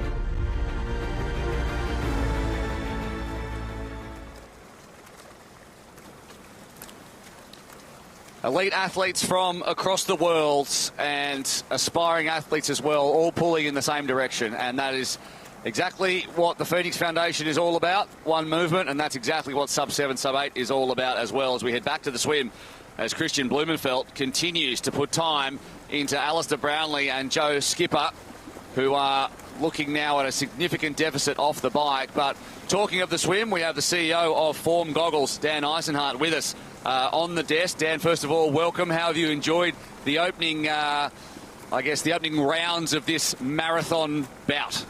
Thanks for having me today here. It's an incredible event. Thanks to the Pho3nix Foundation and to Mana Group for putting on such an incredible event. It was a really good start to the swim this morning. I'm looking at the data here from the swim, and I can see that Sarah was keeping a very steady pace throughout the race. A little bit higher heart rate than Angela, who's the pacer for Nicola. And also a higher stroke rate, but had a moderated start for the swim, and that's what we saw pay off at the last third of the swim. She was just more steady, but both put in a strong effort, and it's hard to know with the conditions out there, especially the current coming against them there in the last half of the course. Yeah, great start to the day. I think we have some data we're going to put up on screen from Sarah Jane Walker, who was on Team Cat that you referred to, and here we can see, thanks to Form, the stroke rate. So, I mean, talk us through the specifics here, Dan. Yes, so I mean, what's important in swimming is, of course, keeping a steady pace. Pace is everything when you're trying to execute on your race strategy. Cadence is obviously individual, depending on how tall you are and what your rhythm is. And for Sarah, she likes to keep a higher stroke rate there, 68 strokes per minute. When she came out of the swim, we actually asked her, about her heart rate, and she said she usually does have a higher heart rate than other swimmers. So the biometrics are very individual to the swimmer, and so is the stroke rate as well. And you'll know through your training where you need to be. And what we can see there from the data is that it's just been extremely steady throughout for Sarah, and I think that paid off in that last third of the race especially. Well, I guess for the pacemakers, it's an entirely different beast than what they're usually used to. They've got to stay in touch with their main athlete. The point of this entire thing is to drag around, and there you can see a huge gap between Kristian Blummenfelt with his swim pacemaker, 7-time Dutch national champion Lars Batelli out the front. And then behind them, top right of your screen, 35 minutes into this swim with 1,400 metres remaining, is Alistair Brownlee and Joe Skipper. So the UK fans tuning in will be hoping that Joe Skipper can produce the bike that he has promised. Dan, tell us a bit more about Form Goggles for those that don't know, how it can help training, not just for elite athletes, but also for your amateur athlete out there who is looking to improve, or even just to track data. Because, to be fair, anyone who's into triathlon or any single discipline sport like this is a data geek. Everybody loves it. Sometimes if I don't have my data, I don't have my watch, or I don't have my goggles, I just turn around and go home and go back to bed. Yeah, I mean, I'm obviously the same. I really believe in having that instant real-time visual feedback. And for running and cycling, we've been accustomed to that for decades. We have the wristwatches, we have the bike computers, so we know what we're doing. We can plan our training accordingly. We can see the wattage on the smart trainer if we're training indoors. For swimming, we've been sort of stuck in the Stone Ages for too long. We haven't really had anything to look at with the black line at the bottom of the pool. If you wanted to know your splits, you had to actually stop and either look at the pool clock and do the mental math, or look at your watch. So that was very inconvenient. It's not a very efficient time to spend in the pool. With the foam goggles, you get that real-time visual feedback inside the goggles. It's not distracting. You can see your surroundings, and then you can see those metrics sort of floating in front of you through the sort of the magic secret sauce of our optics. So that's great both for open water, but also for training in the pool. That's really what we originally designed the goggles for, where you keep track of your splits and your pace information, your heart rate. And that means you just don't have to stop to get that information. You can course correct throughout. So this is obviously just going to be relevant for elite athletes and advanced triathletes, and also the age groupers and the beginners that are coming into the sport that don't really have any tools for the swim part, which is something that's creating often a lot of anxiety for triathletes. They often come to me and say, hey, give me a couple of tips for how I can become a better and more efficient swimmer. And I'm always like, it's not that easy. You have to kind of go through the hard work, and you have to plan. And it's also individual to your biology, depending on, how tall you are, what stroke rate should you be at that sort of fits your rhythm most perfectly. And with this tool, you'll be able to actually monitor these stats as you go. 2 kilometres into the swim, Kristian Blummenfelt's predicted to come out in a 29:40, and Joe Skipper a 54:58. So currently over 5 minutes. Is that right? I can't add up properly. Over 4 minutes gap between the two of them. It's going to be a long day.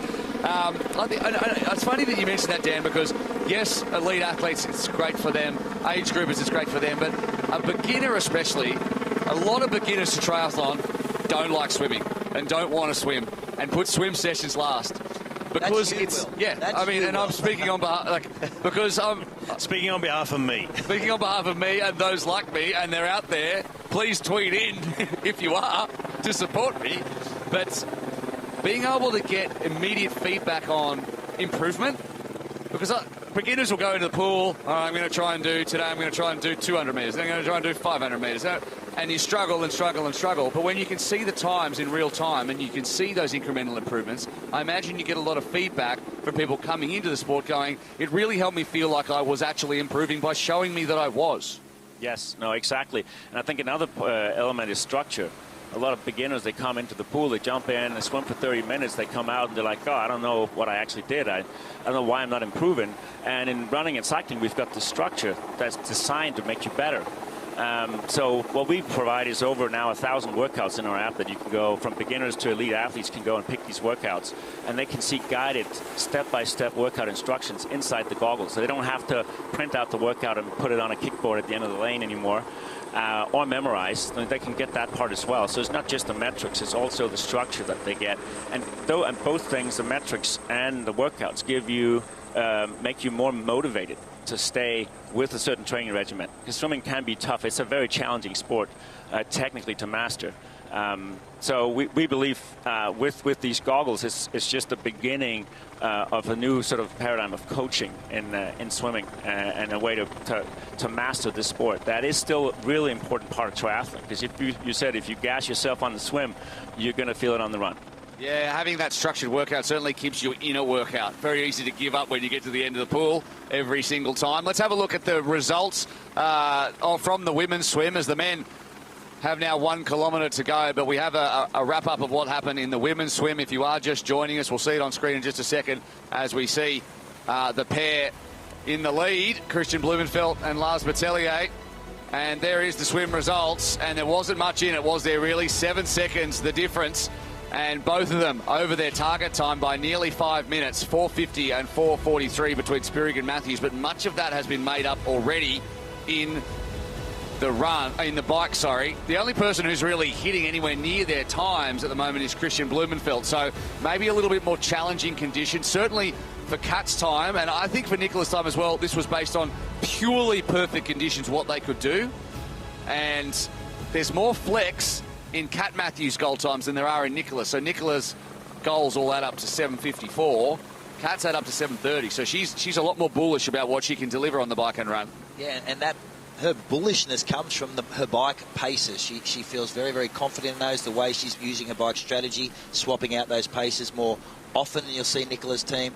So it's going to be interesting to see whether that strategy is going to pay off. I'm still calling a lot of fatigue. They're using a lot of their paces across the 3 disciplines, and that is going to build fatigue later in this race. So interesting, that strategy. I've been watching Kristian Blummenfelt. He has not left those feet since the start of this swim. He's almost swimming his head, his forehead sitting on the feet of Lars in front. It's been the best position to sit. I know Joe Skipper has been sitting wide, but Kristian's attack strategy has worked effectively. One of the things that has been a talking point over the last week or so is how to communicate between the pair of them during the swim, because, you know, obviously you can't just get the team radio in. So Kristian and Lars have worked out a foot-tapping Morse code system, as Robbie McEwen joins us in commentary as well. And to me, as a pretty average swimmer, being able to even consider tapping on someone's feet whilst trying not to drown, it would be incredibly hard. But these two, as two of the most elite endurance athletes in the world, have a system to say, oh, I'm feeling pretty good, just give me another 10 seconds per 100, or just hold up a bit there, Lars, put the motorboat down and wait for me. So you can see there all he's got to do is just tickle the toes.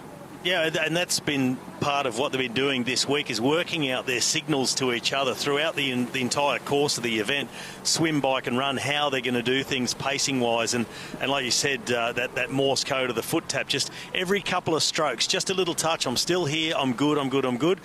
Or you can imagine, you know, if it's going too hard, maybe just a little tug on the leg to say you just back it off a little bit. But it's such a big responsibility for the pacing swimmer as well, to know the pace, to hit those numbers. They've got so much to concentrate on themselves, and you know they're trying to lock into a pace, and then if you're being told you need to change it now because of how I'm feeling, it's a really difficult thing for the pace swimmer. Not only locking on the pace, but they are the sheer direction. They're trying to swim the shortest line to the exit. It's 3.8k measured from the swim buoy, so every time you're wide, you're going to swim longer. I've got friends out there that have done the Ironman races at 3.8k on their watches read 3.9. So that extra 100 metres in an event like this can ruin the entire day. Just an update on the women's at the moment. They've covered nearly 33 kilometres of the 180-kilometre bike, and Nicola Spirig is 4 minutes and 34 seconds under what her target pace would be. And Kat Matthews is 1:45 under as well. So they're both going quicker. At the last time check, Kat Matthews was 56 seconds ahead. Based on predicted finishing times, she's 14 minutes 51 ahead because her finishing times are a little bit more bullish. Kristian Blummenfelt is averaging right now 1 minute 17 per 100. And Joe is 1:26 per 100. As Blumenfelt gets closer now, 600 metres to transition one. So at the moment, Kat Matthews' predicted finish has dropped to a 7:18, which is incredible and would make her the fastest full-distance finisher in history, including the men. Take a casual 3 minutes off Kristian's time. And if she finishes first, for a brief moment, she'll be the fastest to ever do it, of any gender.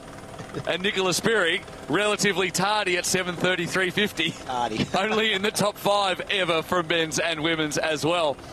So if you want to see this data, head to Sub7, sub8.com/data. 42 minutes into the swim, 600 metres remaining for Kristian Blummenfelt, slightly more for Joe Skipper, who is being paced by dual Olympic gold medalist from Rio and from London, Alistair Brownlee.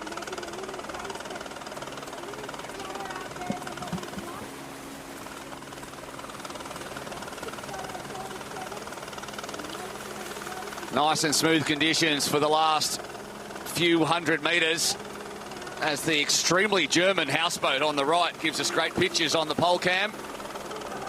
And we shepherd these athletes in.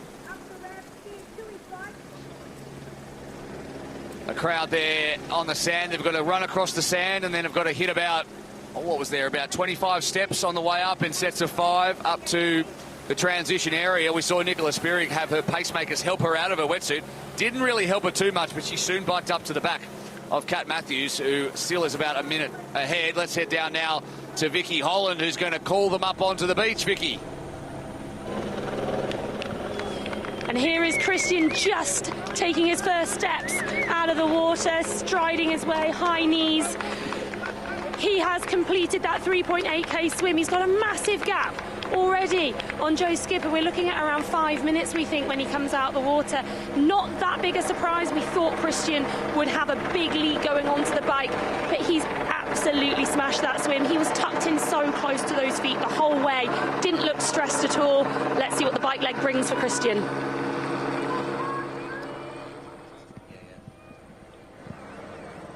Thanks very much, Vicky. A very quick swim there. You can see the clock up the top.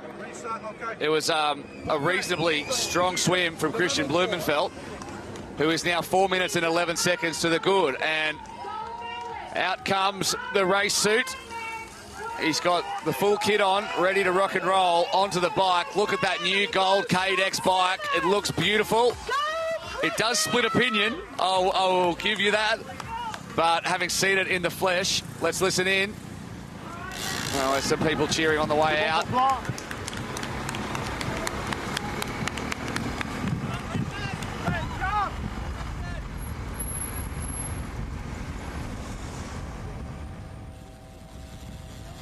And you see just one of the bike pacemakers about to slot in front and start shepherding him in. And isn't this the longest part of the swim after you've seen your rival hop up onto the beach and disappear from sighting? And he looks a long way away, does he not?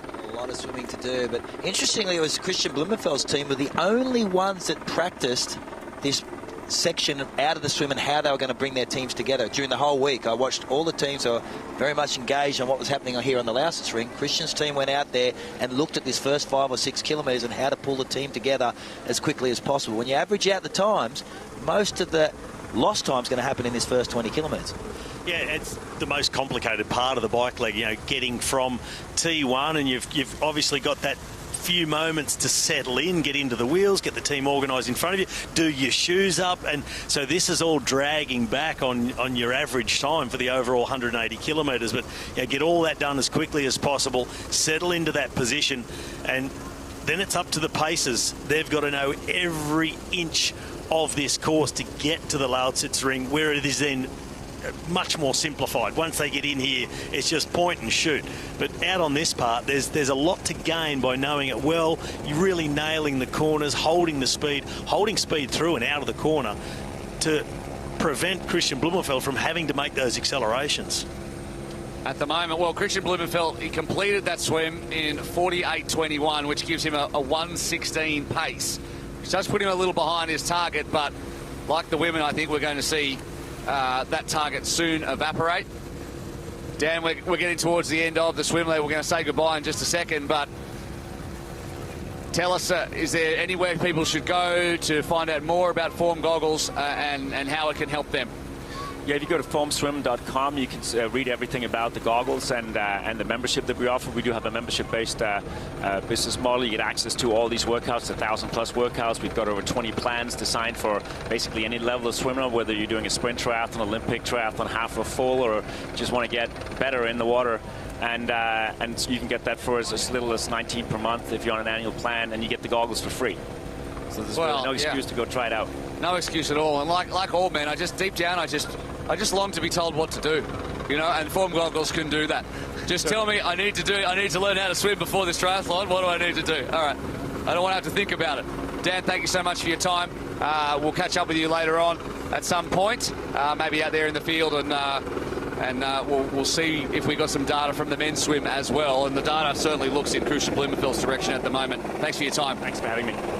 All right, 51 minutes, and Joe Skipper is now approaching, and we're going to head down now to Vicky Holland, who is going to call Joe Skipper up, and we'll see if she can grab Alistair Brownlee too, and see how he's feeling about the whole thing, and also about that swim that he has just completed. Yeah, they're just coming in the final 50 or so metres now as Joe Skipper comes towards the end of his swim leg. Now, he is a good few minutes down on Kristian at this point, but I don't think he'll be too worried about that. He knows that he was going to lose time on Kristian at this point, but he set that really incredible target of 3 hours and 20 minutes for the bike leg. Now, if he can get even close to that, this swim leg, that will be negated by the time he comes off the bike, and his target time for the marathon will still allow him to go under that 7 hours. Catching Kristian Blumenfelt, well, that's a different question. Kristian has quite a conservative bike target of 3:49 as we see Joe just run behind me here as he heads up the beach to his bike. But yes, a 3:49 target for Kristian. A lot of people saying that's quite conservative, so it could actually be quite hard for Joe's team to catch him.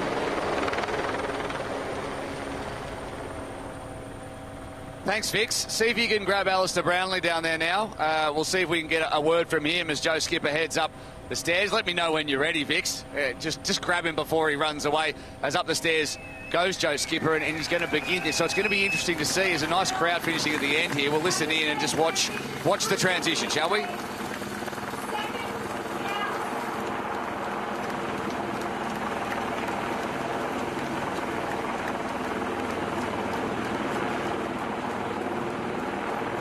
Sometimes actually it's nice to see just a little bit of struggle. Makes them feel human after they've swum that pace to get the shoes on. Come in and shoes on the bike, just ran out barefoot, jumped on, real tri-style where Joe's just chose to have the shoes on the ground, get sorted, get them on, and then once he's on the bike, it'll be straight to full speed, not having to play around with the shoe buckles. But look at that split screen the other side. Kristian Blummenfelt already up the road. He has half a dozen riders in front of him. And what we're going to see is quite different tactics between the two men's bike teams, where Kristian Blummenfelt, his riders are going to be swapping in and out. So they're going to have riders come in and out in twos throughout the ride, where Joe Skipper's team, they're going to be with 5 when he comes out of transition. They're going to ride their way into the Lausitzring. Once they get here, the other 3 will join in, and they're an 8-man squad right the way through. Yeah. That so changed the full this 8 are running the full 180. Yep. Well, so the only team that doesn't sub in and out. 3 of them will do 160. Yes. Yeah. When they get here, but once they get here, it's full squad all together. And here they are, Joe Skipper now. He's being piloted onto the rest of the team. They'll be winding it up in front, so there'll be no pause in the pace there. Joe Skipper down into the bars and settle into that rhythm as quickly as possible. Left of screen, we just saw Kristian Blumenfelt's team about to swing into that right-hander. Only a couple of corners on the way in. They've got a bit of a tail breeze, so that's where we've seen those nice high average speeds on the way in, which is a really good sign for all of these teams. And see that? Yeah, let's go. Let's do it. You saw that hand signal. Yeah. Drill it. We are on. Let's go. They look beautiful, don't they? The Tribtex team, led by Matt Bottrell. Now, Matt Bottrell, as we said before, 45 years of age. He was asked by Kristian to help him put a team together that could rival the Hoob Ribble Well-Tight team of Alistair Brownlee and now Joe Skipper. And Matt said, no problem. Yeah, he's in semi-retirement. He went out there, gathered the team, went for a ride with them and then he thought, they're not dropping me. I'm in. I'm still going to go. And, I mean, this is a guy who's had more than 60 national medals, represented Great Britain more than 30 times. He has quite an incredible resume. And both these teams are going to be super, super quick as they hit that right-hander about 5 kilometres in. Maybe a little bit more. The gap was 5 minutes 24, so it'll probably be a little bit more than that. And Joe's swim split was 53.24, so he targeted 49. He ended up with a 53.24, so he's 4.24 down relative to target. Kristian targeted a 45 and did a 48.21, so he's 3.21 down relative to target. We saw similar stuff in the women's, but they've already 4 to 5 minutes up on their targets. So maybe the swim condition's not great, but the bike condition's perfect. What we haven't talked about, none of the teams, and I brought this up yesterday, is the feeling you have after the swim. It's one thing to be a bike rider who's warmed up. They've been sitting on their Zwift machines, warmed up. They're sweating, ready to rock and roll. They punch it out of transition. You know, Joe's just swum. Yeah, 3.8 kilometres. The blood's in the arms. He's got to shunt it down to the legs. He's got to pull that pace up. So the communication is key. You can see Kristian's now probably trying to fight. He's found his legs, telling the team to drill it now. But Joe not looking as comfortable as I thought he did when we saw him training here. He looked really bullish on the track over the last few days. He's definitely feeling that swim. Well, Kristian, as you said, Kristian's team has done this 3 times on the bike. Yeah. I haven't seen Joe Skipper's team out there. They've been focusing on the ring and trying to get Joe ready. And when he starts freewheeling and then pedaling again, he gets the wobbles a bit. Got to stay in there and pedal. And I'm only saying that because Robbie McEwen told me. I don't know about the vagaries of riding in a team time trial. Let's leave that to Robbie McEwen. But a little bit ago, a minute ago, Vicky Holland did catch up with Alistair Brownlee, who paced Joe Skipper for the swim leg. Alistair, I know today was not the way that you planned today to go. You were supposed to be here as the main man, but instead you're here as a pacer. Was it a hard decision to come back here today when you knew that you couldn't complete the whole event? No, not really. Obviously, it's a massive disappointment not to be here. But yeah, I mean, I only really made the decision last week, so yeah, it's only a week ago. And yeah, I still wanted to be part of the event. Obviously, put loads of effort into putting the team together. And when Joe stepped in, it was an easy decision to be here to support him. Because you were one of the original people who thought up the concept of Sub7, so it is only fitting that you're here today and that you're a part of that. Can you just tell us a little bit about your swimming tactic there? Was there any communication going on between you and Joe? How did you know that he was exactly where you needed him to be? Did you know when to speed up, to slow down? Well, you can't communicate that much, and we actually tried to come up with various codes of him touching me. That sounds wrong, but making contact with me in various manners. But we decided to keep it really simple. We felt most comfortable on my hip, and so we were doing that to start with. And I mean, I think obviously if you've got someone swimming there, if they're a weaker swimmer, that probably is the fastest way to do it. You know, he can conserve as much energy as possible. I can speed it up as much as possible. But also it's difficult. You know, it's hard to hold the line there. It gets choppy as someone gets tired. You know, it's really kind of specific where you are. So if you're a couple of centimetres too far out, for example, you're just not getting any drag at all. And so I kind of made the call halfway through. I was just thinking this isn't the best way to do it at this point. You know, Joe was getting a bit too far away from me. I kept having to kind of change my pace a lot to keep him in the right place. And also it only really works as well if you synchronise your strokes. So it's getting harder to synchronise strokes because we were changing more and more. So at that point I just went in front, and from there I was just trying to base it, look behind every 10 strokes or something to make sure he was still close enough. Technical stuff, Alistair. Thank you so much for being here, and we wish Joe all the best for the rest of his attempt today. Yeah, thanks very much. Thank you. Great to have Alistair still part of this attempt. And speaking of technical stuff, you might have noticed that zebra print, the dazzle print on the front of the Hoob wetsuit. Now, the reason they put that dazzle print on there is to protect features of part of that AB prototype suit that's been made specifically for this event because they say Hoob features are so often copied and they need protecting until they are released to the public in 2023. And that's part of what this event is about, is increasing innovation from the sponsors that will trickle down to the average athlete and allow them to go faster over their distances. And speaking of our sponsors, we're going to take a break right now and hear from a few of them. And on the other side of that, Craig Hummer will pick up the lead commentary.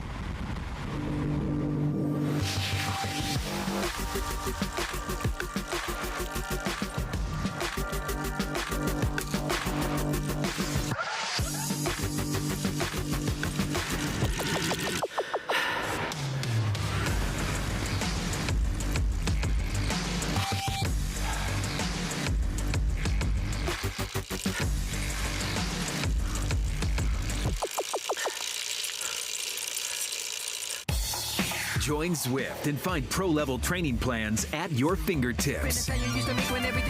Smash your workouts with the indoor training app where fun is results and fun is fast. Introducing Team Machine SLR MPC. A rare example of what can be done when no expense is spared. It's more than the perfect bike. When you invest in a masterpiece, it's never about the canvas. It's It's about the masterpiece itself.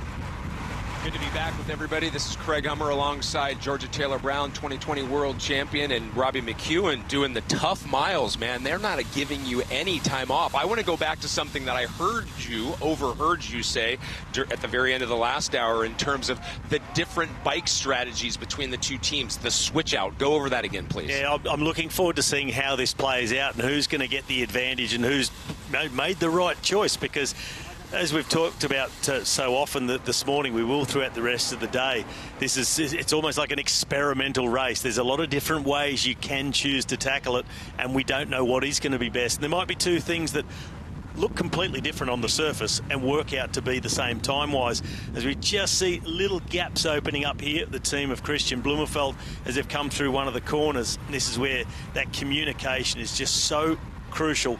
Get the first rider to just back things off a little bit as they come out of the corner. Let everybody come back together to ensure that it's a nice, even, flowing pace for your protected athlete on the back. There is Blumenfelt on the back there. Now, they are choosing to swap riders in and out. So they're coming in with 6 riders for Kristian Blummenfelt. Once they get here to the Lausitzring, they'll be putting 2 fresh riders in, taking 2 out, letting them have a rest. And it's going to be, they're going to start looking at how everybody is feeling, how they're looking on the bike to determine exactly how far they stay out. They've got a bit of a program set up of what they think they're going to do, that they're going to get, for instance, 4 laps rest. Thanks, and man. then Super loud, go back in. Whereas the other team, for Joe Skipper, they've got 5 riders out of T1. They're going to ride into the Lausitzring. The other 3 will then swing in and join the team. They'll have the full complement of 8 riders ahead of Joe Skipper here on screen. And that's how they're going to stay right through to the end. So they're planning to just go the full complement, 8 riders, and complete the 180 kilometres with everybody, which I think is a good tactic, because it lightens the load throughout the entire ride to have everybody out there sitting in the wheel. Of course, it's not resting, but it's a lot easier than riding on the front. And the real unknown is for Blumenfelt's team, taking 2 riders out and resting them, are they going to be able to get back out and click straight back into that rhythm, hold that high tempo? Because as you know, Georgia, as an athlete, sometimes you come off doing an effort and then you take a rest. It's really hard to switch yourself back on for the next one, and it can be hard to get going. And this is, I mean, there's no room for error here. No, exactly, and I think that's probably why it's quite a good idea to keep that group together, like Joe is going to do when he gets onto the circuit here, because then they can set into a nice rhythm and they can just keep at that. They know what they need to do. Whereas if you're chopping and changing in and out, you're going to feel fresh when you first come on. You might go a bit too hard, and then Joe's going to start to suffer because he's got to latch onto that pace. So I think it is nice for them to just stay as one group when they come into the circuit, keep that rhythm. They can communicate well. Yeah, they're coming in and out as a group, chain gang sort of style. So I think that's going to work quite well for them.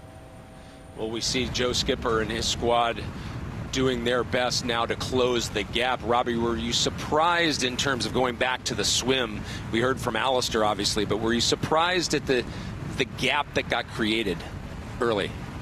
I was surprised at the size of the gap. I mean, we did expect the difference between the two on the swim. Kristian is significantly stronger in the swim, but the gap opened up really, really quickly. In the end, it was something over 4 minutes, the difference between the two.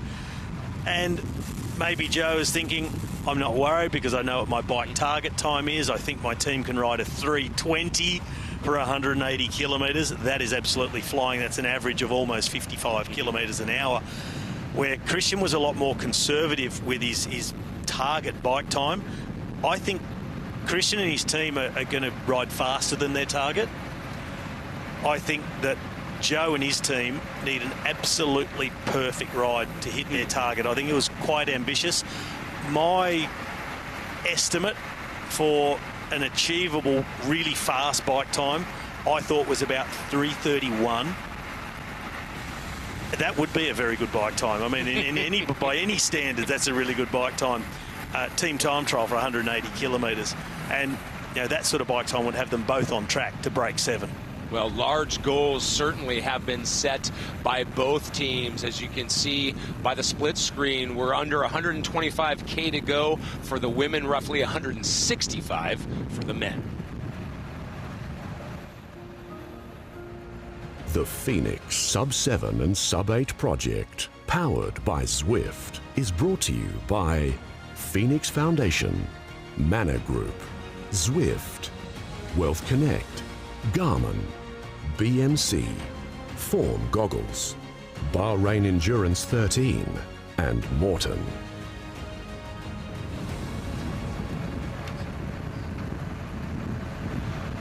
Great shot of Joe Skipper and his squad as we just flash up the times of how much they are down on Kristian Blummenfelt and his team. Remember, this is a race, not only against the clock, but against and between each of these two athletes respectively. Kristian Blummenfelt and Joe Skipper both trying to go sub-7. And of course you have Kat Matthews and Nicola Spirig trying to go under sub-8, with the men at the moment out on the road still making their way to the Lausitzring. And Robbie, we saw with the women's squads faster speed. You had talked about, right, when we saw the win during the swim, you had talked about how you thought that might help them get here quicker.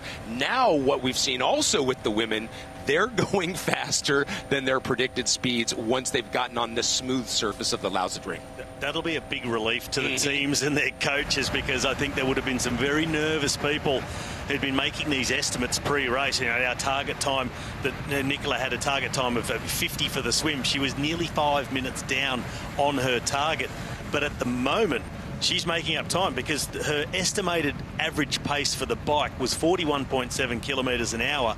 At the moment, she's riding 45.9 average speed so far on the bike leg. So, way up, which has now put her ahead of schedule. And if she stays at that speed, it's going to win her 7 minutes. So she'll erase what she lost in the swim compared to target, and she'll be way ahead. And we know she's going to bomb the run. I mean, that's where she's pinned all her hopes on, as a big run. So this is looking good at the moment.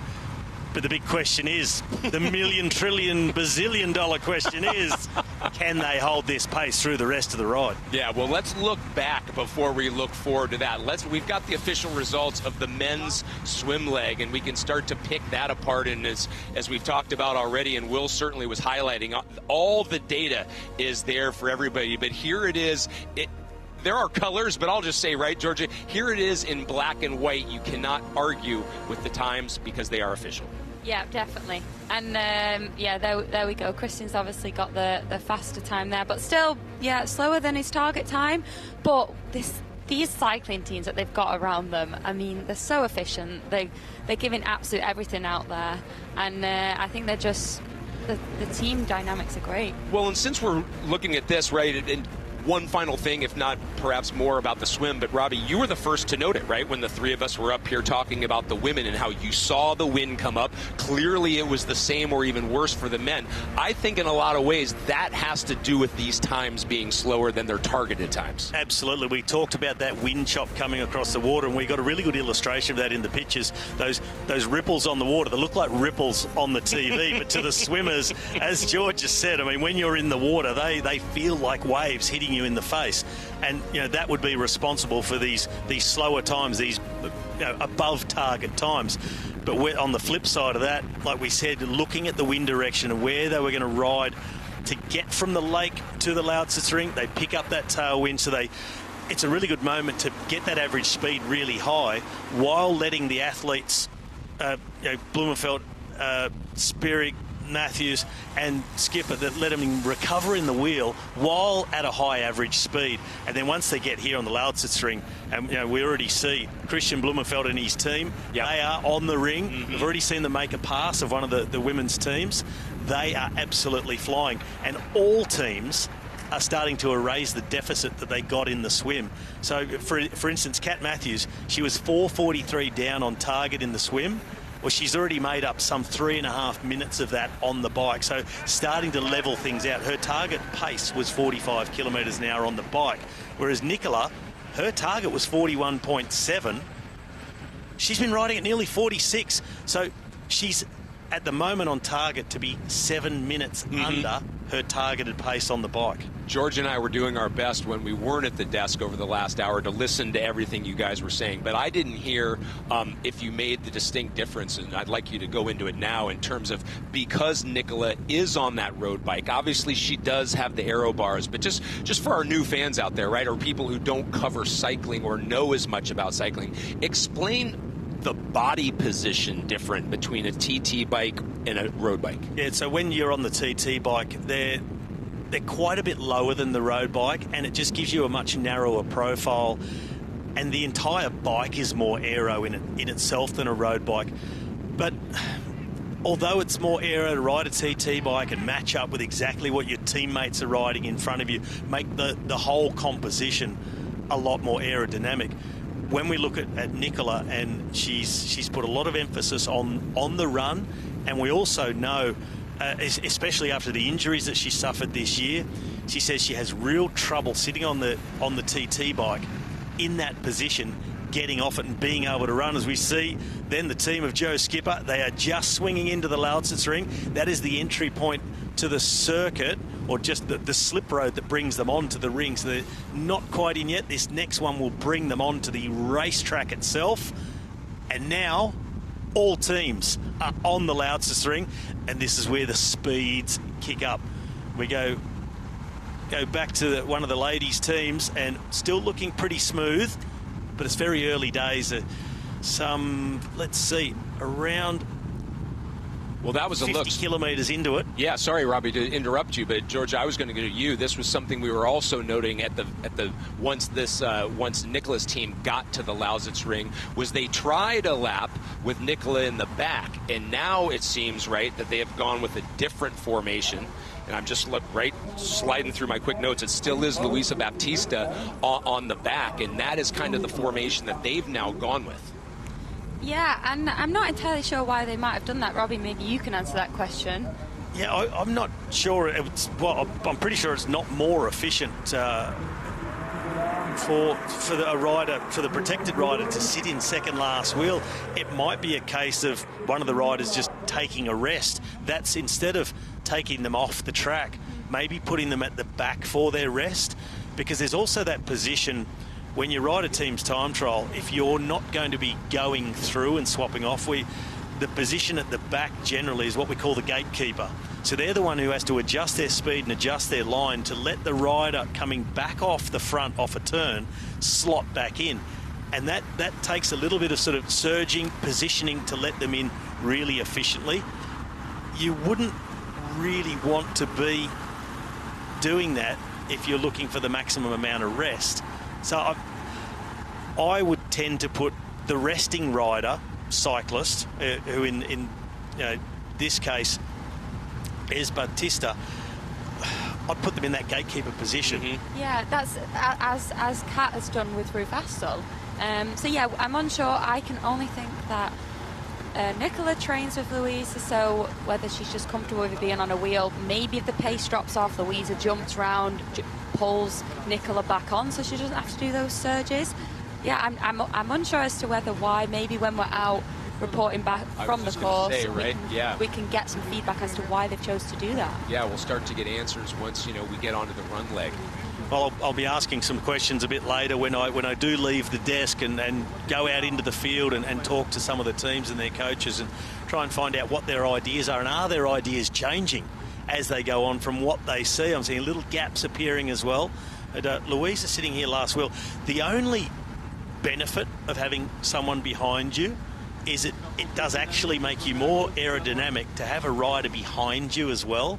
As the wind hits you, goes around your body and comes off, you get this turbulent wind behind you. If you have another rider tight on your wheel, it actually disperses that wind off you a bit better. And it sounds counterintuitive that how can someone behind you make you faster?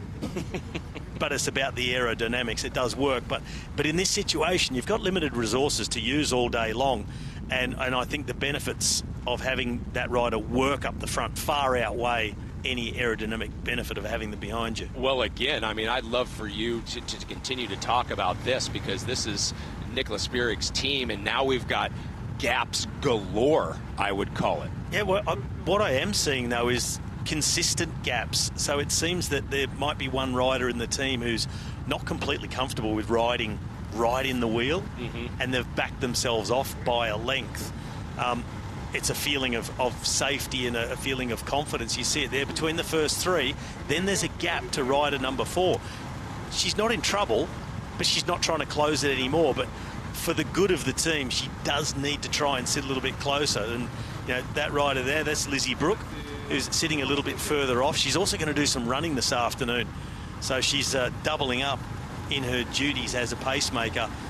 But for the efficiency of the team, you need to sit as close as possible. Just got word, by the way, that Joe Skipper has caught Kristian Blummenfelt and his team by about a minute. So what we thought, Robbie, was going to be a strong bike leg by what was originally Alistair's team, now, of course, inherited by Joe, they are proving just on their way to the Lausitzring that they've got the wattage. Well, they do, and their initial target was 54 kilometres an hour average.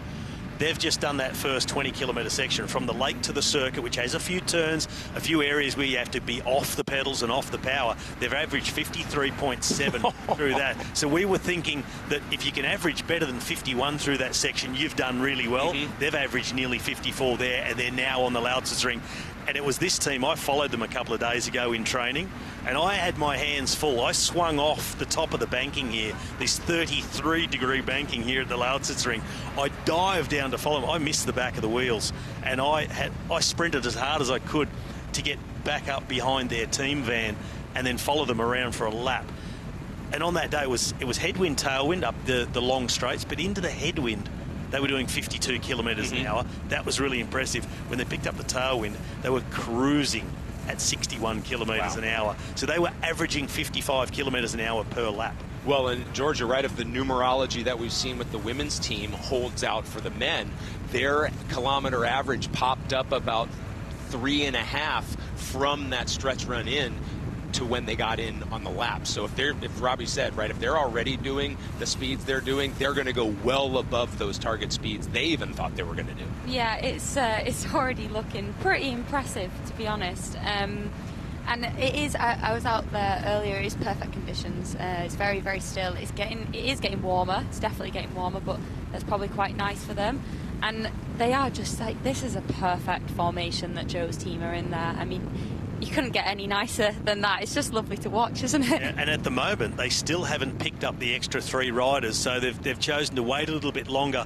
And well, we can see the area from here. So they're out there. The boys are no longer warming up here in the athlete area, so they're ready to go. So it shouldn't be too long now that the extra 3 riders swing in and join Team Skipper. And I don't think we'll see the pace necessarily go up. It'll just give everybody that bit more rest with a few fresh riders. And even though they'll be coming in fresh, they'll be very aware of what the pace is, what they need to do, and not only from their bike computer see the speed they need to be sitting at, but they'll also know the wattage that they need to be pushing out when they're on the front to keep things really nice and even. And you know, have Joe Skipper sitting here at the back, just turning the pedals over. And here, look at that, now and again able to freewheel at these sort of speeds. I mean, this is plus 52 kilometres an hour. This is probably 54 at the moment. And he's able to pedal his way along, catches a bit more slipstream, a little bit of a freewheel. You can imagine for an Ironman triathlete who's used to riding on their own, you're on the pedals the entire 180 kilometres, to have the luxury not only of sitting in the wheels, but now and again, just that little bit of freewheel, that little bit of pressure off the legs. So here come the other 3. This is the drop-in. Yeah. This is the moment where they pick up the rest of the team. So they drop to the bottom of the track, the others go around, and they're just going to slot their way into the back. So it's not a break of rhythm, the others dropping into the front. There we go, into the middle, pick up the wheels, everybody get reorganised. That was pretty smooth. Nice. And how much is Joe saving on the back there, Robbie? Well, what we generally say is, in cycling terms, if you're sitting in the wheel of another rider, you're saving 30% energy in the wheel of one rider. When you start getting back in a peloton that's all across the road, that goes up and you could be doing up to 80% less than the guy in the front. This is different because it's all single file. But I would think in terms of wattage, and even sometimes he's doing 0 watts at certain points compared to the guy in the front doing 450 watts. But you know, when he is pedaling to just match that speed, I would say Joe's going to be somewhere around 290 watts, maybe 300, compared to the rider on the front now is going to be doing at least 450 on a turn where he's doing some 55 kilometres an hour. So it's easily over 30% saving being down the back and probably getting closer to 35.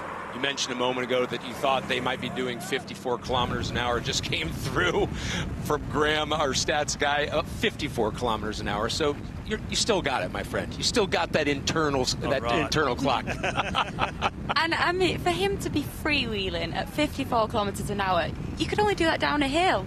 So it just shows the effects of the team there that they are having on Joe, just dragging him along. Yeah, that draft, and the thing that's really interesting and makes breaking 7 and for the ladies breaking 8, what makes it so feasible is during the bike leg, they're going so fast. I mean, you can just see the pace. There's Kristian Blummenfelt's team on the left and just resplendent. I mean, all same bikes, and then you get to Kristian with the touches of gold. I mean, you've got to go the bling. But you're riding that high pace. But for all of our triathletes sitting on the back, you're benefiting the high pace, but you're also going to come off this fresher into the run because you get the opportunity to ride lower watts than they would on their own in a solo Ironman, but they're also getting that opportunity to now and again freewheel like we've seen with Joe. And maybe he just needs to even out his power output a little bit to stop himself surging and then having to freewheel to stay in the wheel. You can just back off and get that average watts lower instead of a bit harder and then a freewheel section a bit harder again. He's making himself surge just a tiny bit. I'm just reading the colors right on the right-hand screen. It looks as though we've got Joe and his squad coming up on Nicola and her squad, judging from the jersey colors. And this also gets interesting, right, Georgia? Let's see the pass. Yeah, look, we're going to... Good. Car out the way. Yeah. Oh, look, right. I mean, in your world, clearly, that... the number of possible accidents, right? Wow, look at that transformation. And you see the change? Yep. So the rider went off to the front, he swung up the track, but he came in third last position. So what they're using is one of their riders as the gatekeeper, like they spoke about, the rider in second last position. So Joe Skipper can just sit on his wheel, doesn't have to swing out, doesn't have to look at doing the gap for the rider coming back in as they cruise on past the team of Nicola Spirig. Make no mistake, the team in red here of Nicola Spirig are not going slow. They're riding at around 46 kilometres an hour. Yeah. But, you know, that men's team are absolutely flying at 54.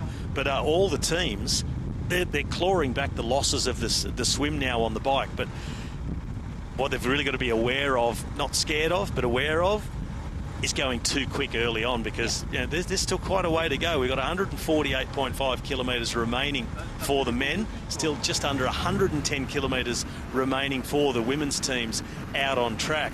So as impressive as this is, you can't get ahead of yourself and get overexcited. I mean, have you been in the situation in a race, Georgia, where you've had to say to yourself, look at the wattage, look at the speed, just hang on a moment.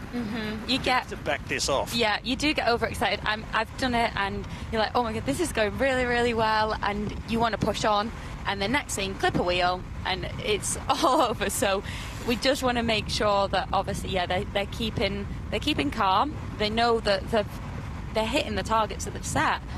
So they should be, that'll give them so much confidence. But yeah, I think it is just about the later stages. They're getting more tired. Wheels get a bit twitchier. That's where we've got to be careful. It seems like, I think Kristian's actually riding really, really nice lines here. He's been, as you were saying, Joe's a bit like freewheel, then go again, freewheel, go again. Kristian's constantly pedaling, and I think that's quite nice for him, just keep his legs turning over. And he's just kept that gap very, very close. Joe's maybe swinging around a little bit too much, but I mean, they're moving so fast anyway. It doesn't matter too much right now. Yeah, it's really clockwork to watch Kristian. He's super smooth. And the big question is, it comes down to the pacemakers. Which is going to be the stronger team and which tactic is going to work out the best? Having all 8 riders out there on track at once, like we have for Joe Skipper, or the swapping in and out that we'll see from Team Blumenfelt, and will that real freshness, that real rest period benefit them, or will they suffer from not having as many guys out on track? It's a big question, but in any case, they're both making inroads. I was going to say, Robbie, perfect example of then what you just described as the gatekeeper. This time we're seeing Kristian Blummenfelt's team, and it looks as though his gatekeeper, now that we've given you the split screen, that's the team on the left. It's Matt Bottrell, and Matt was the guy, right, that we've talked a lot about. He was telling us he keeps trying to stop being the athlete because he's got other life interests, I'll call it, but because he rode with this team and he stayed with this team, he's now an integral part of this team. There he is, number 28, just in front of Kristian. Yeah, that gatekeeper role, what that also enables you to do, one, it's protecting your triathlete at the back and save his energy and not have him have to make those moves.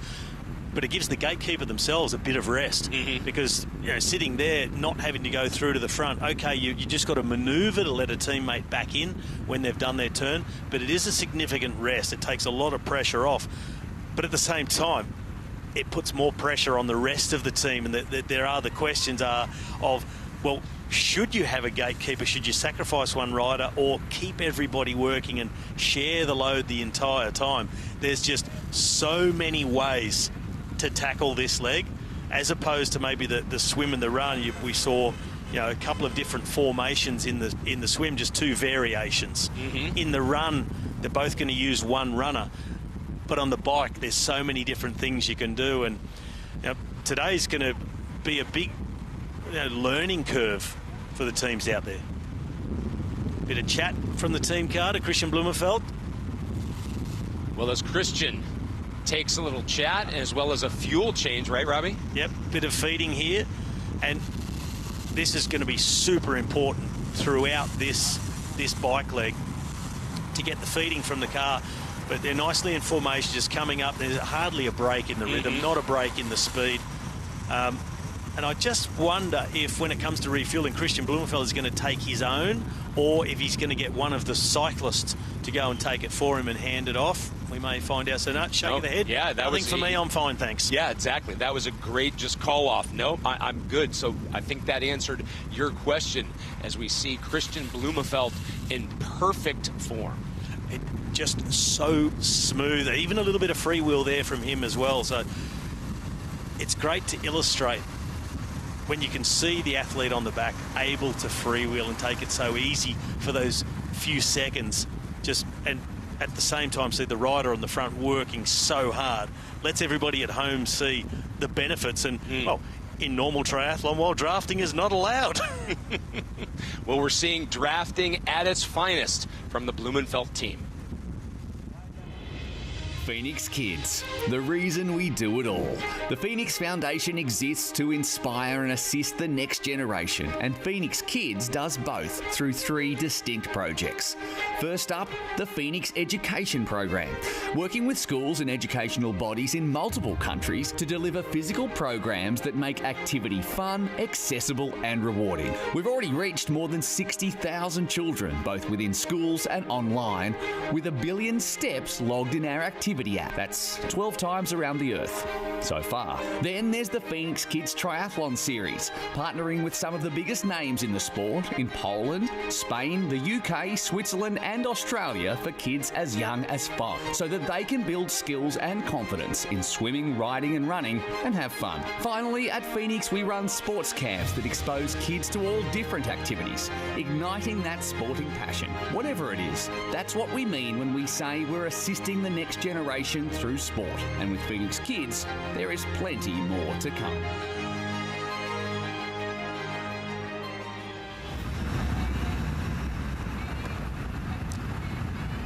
As we take a look at the Blumenfelt squad again, or excuse me, no, this is Nick's squad I welcome in Vicky Holland. Vicky, you have been quite busy so far this morning. Welcome to the desk. You finally get a chance to sit down and take a breath.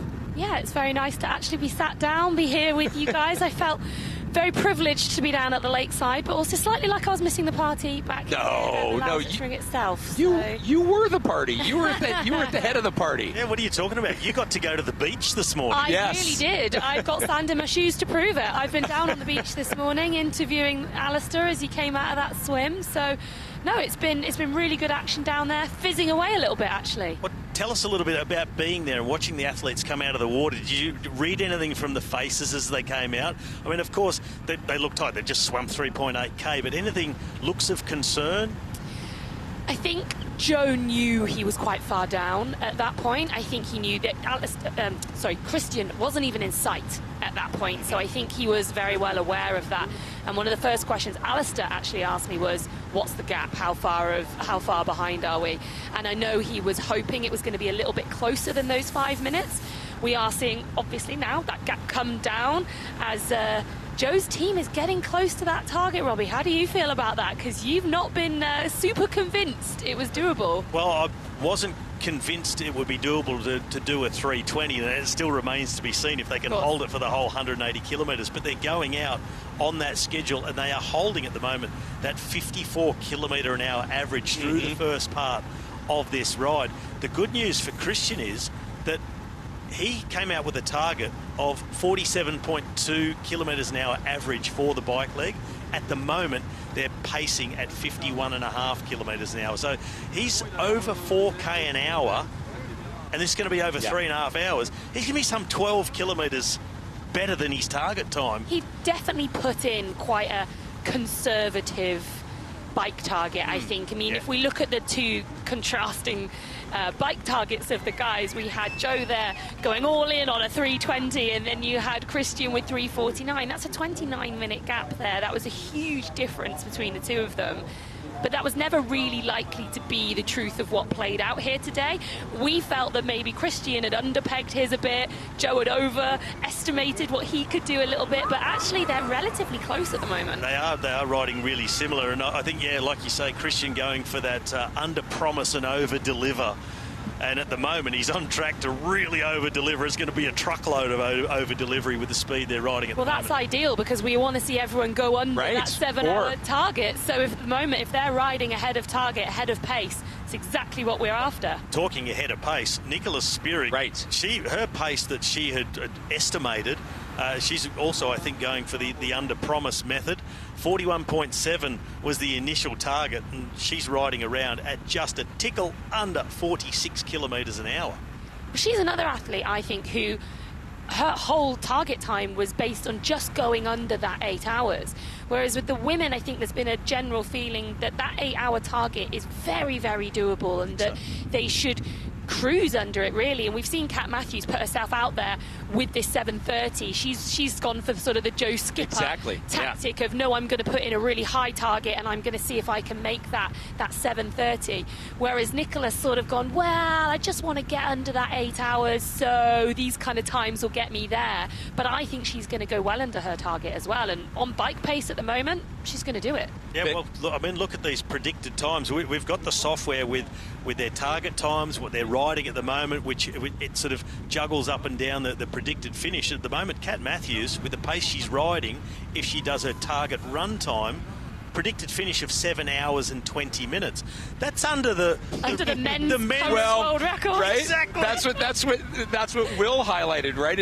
When you were on in the last hour, he said, look, if she goes under 7:21, at least until Kristian finishes, or perhaps if Joe is the winner, right? She has the fastest full distance triathlon ever in the history of the sport, until perhaps one of the two men beat it. For a little while, she's going to be the fastest Ironman athlete in history. All right, well, let's run through these just quickly. With these predicted finishes we've got based on the swim time that they did to the end of it, the bike pace they're riding at the moment would have Kat Matthews finish in 7:20.55. Nicola Spirig on track for, at the moment, a 7:40, but I think she'll over-deliver in her run and she'll go well under that. Joe Skipper, a predicted finish time at the moment at this pace of 6 hours 46.58. And Kristian Blummenfelt on track now, 6:44.13. I mean, these times are just absolutely phenomenal. Okay. This is not to say that will happen. There's a long way to go. Yeah. Well, and guys, right, I mean, we are talking, right, perfect conditions based on where they are now, but let's go back to a moment ago with Kristian Blummenfelt and his team, because one of the things that could perhaps take this all away, right, Robbie, is our bobbles and gaps like we've been talking about. Whoa! Oh, look at that. That was a big one. Yeah, that's clipped the wheel. Wow! One of the riders come in, he's clipped the wheel, he's overlapped it. It was a good save, but this is... Yeah. Did you see Kristian's reaction? Yeah, he's like, thank you. Wow. And these are the things we're talking about, these predicted times, and you just mentioned it, Vicky, so much can still happen.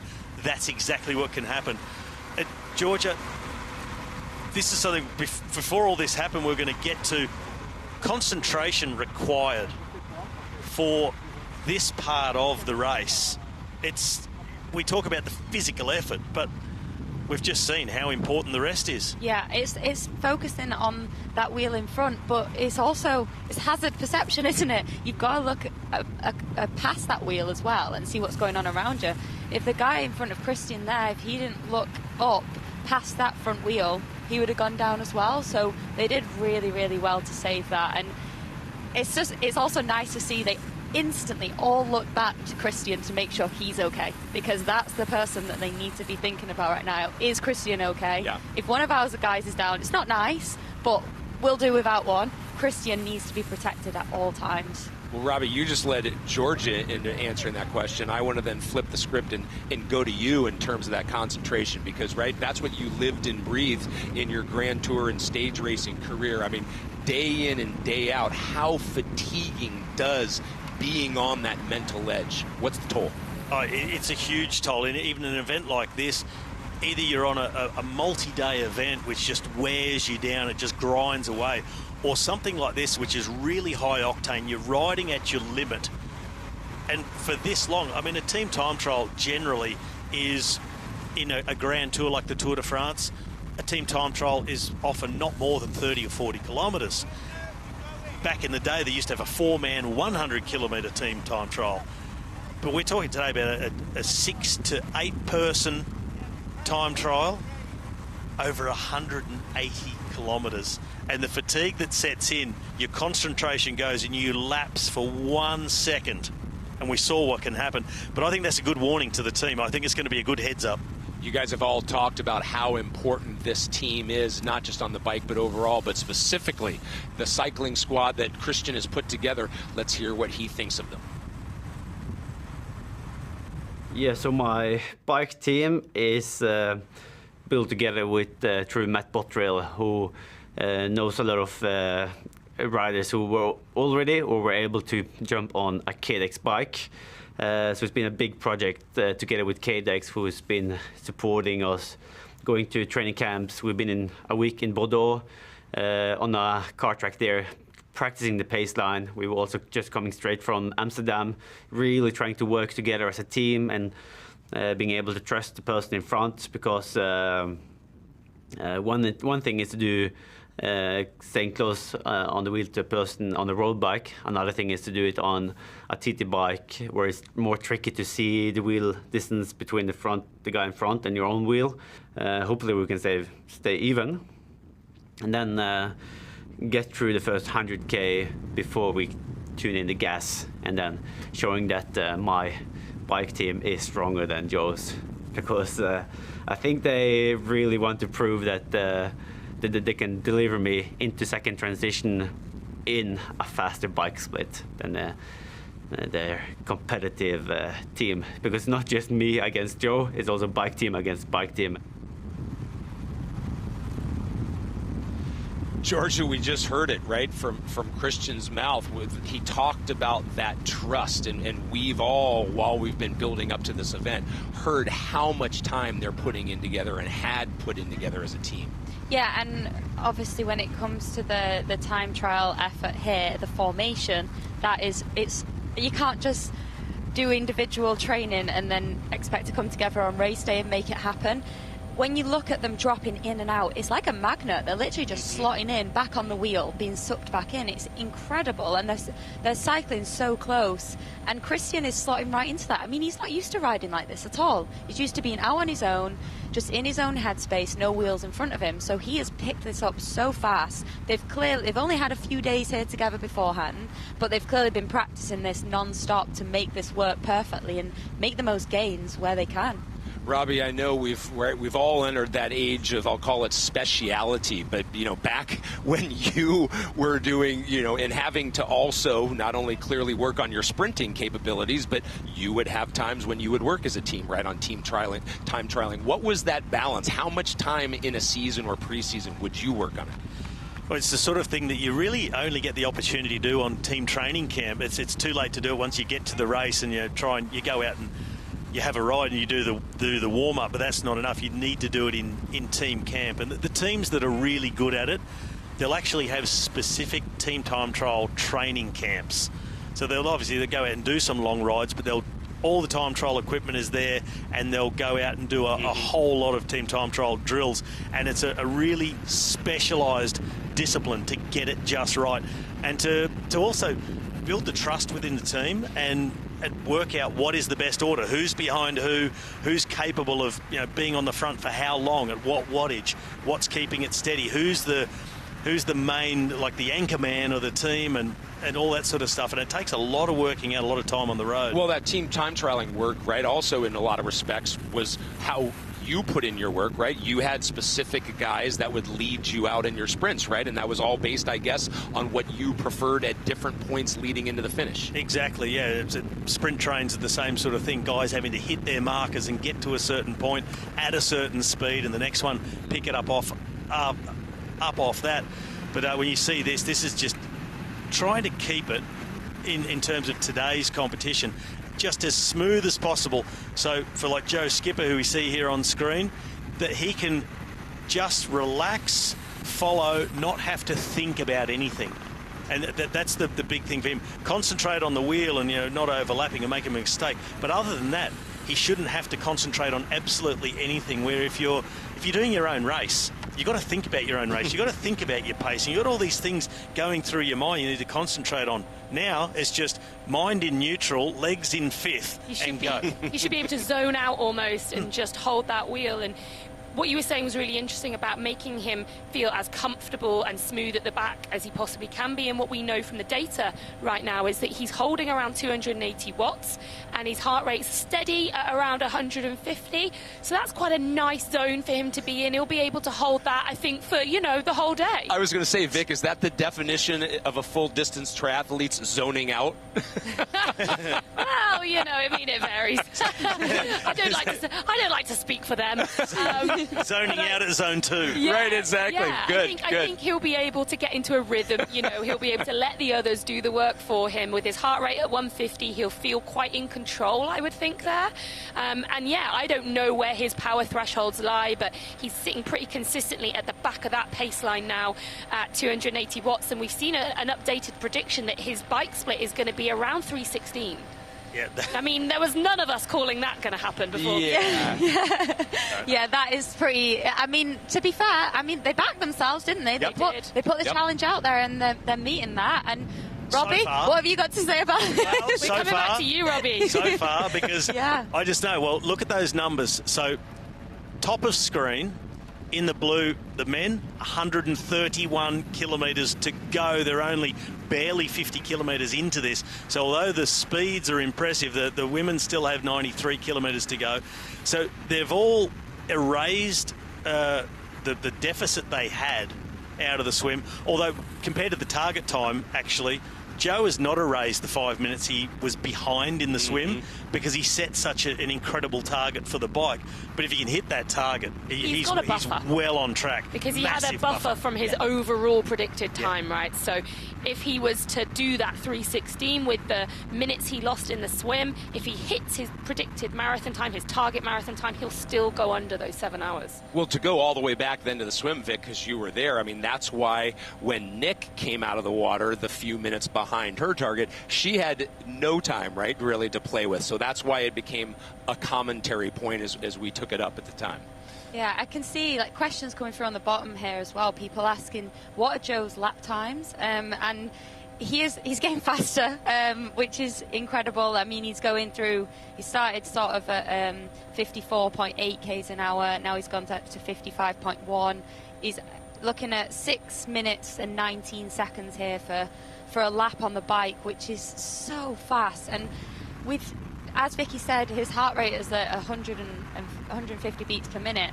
That's actually come down. It was higher. So it just shows he's not working harder here. He's actually settling down nicely, and he's managing to bring his heart rate down, which shows what an incredible athlete he is. Well, and not to mention, guys, right, just stating the competitive side of this, every single time we flashed up the screen where the Ks are counting down, Joe Skipper's deficit, Vic, is counting down as well. It was 250, now it's at 246. Yeah, there's no denying who is the fastest on track at the moment, and obviously there is a really, really long way to go in this race still.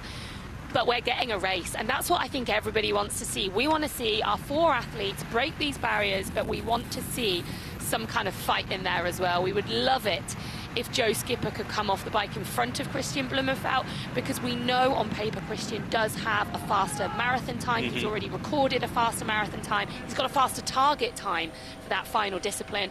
So if Joe could possibly come off the bike in front, that would be absolutely fantastic, because then it's race on. Well, a moment ago we heard Kristian talking about his team in terms of this bike leg. Let's take a moment now to hear from Joe in terms of what he thinks about the bike leg.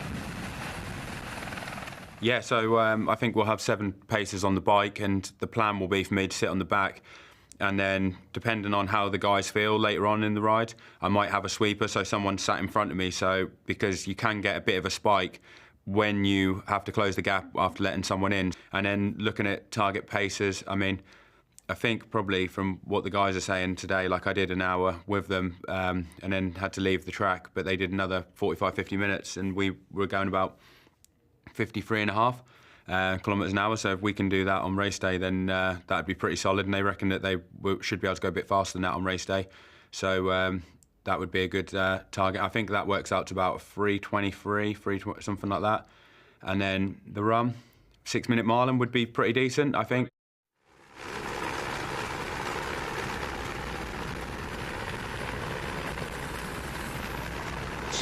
Minutes and 38 seconds. Only 2:38 behind Joe Skipper, behind Kristian Blummenfelt at the moment. But Robbie, it just goes back again as we see him freewheeling once again. Let's just remind, we talked about it a bit earlier, remind everybody how much energy and how much watts you save at the back of a train like this. Well, essentially, the further back you sit, the better it gets for you, the more energy you're saving. You sit behind one rider, you save 30 to 35% of your effort.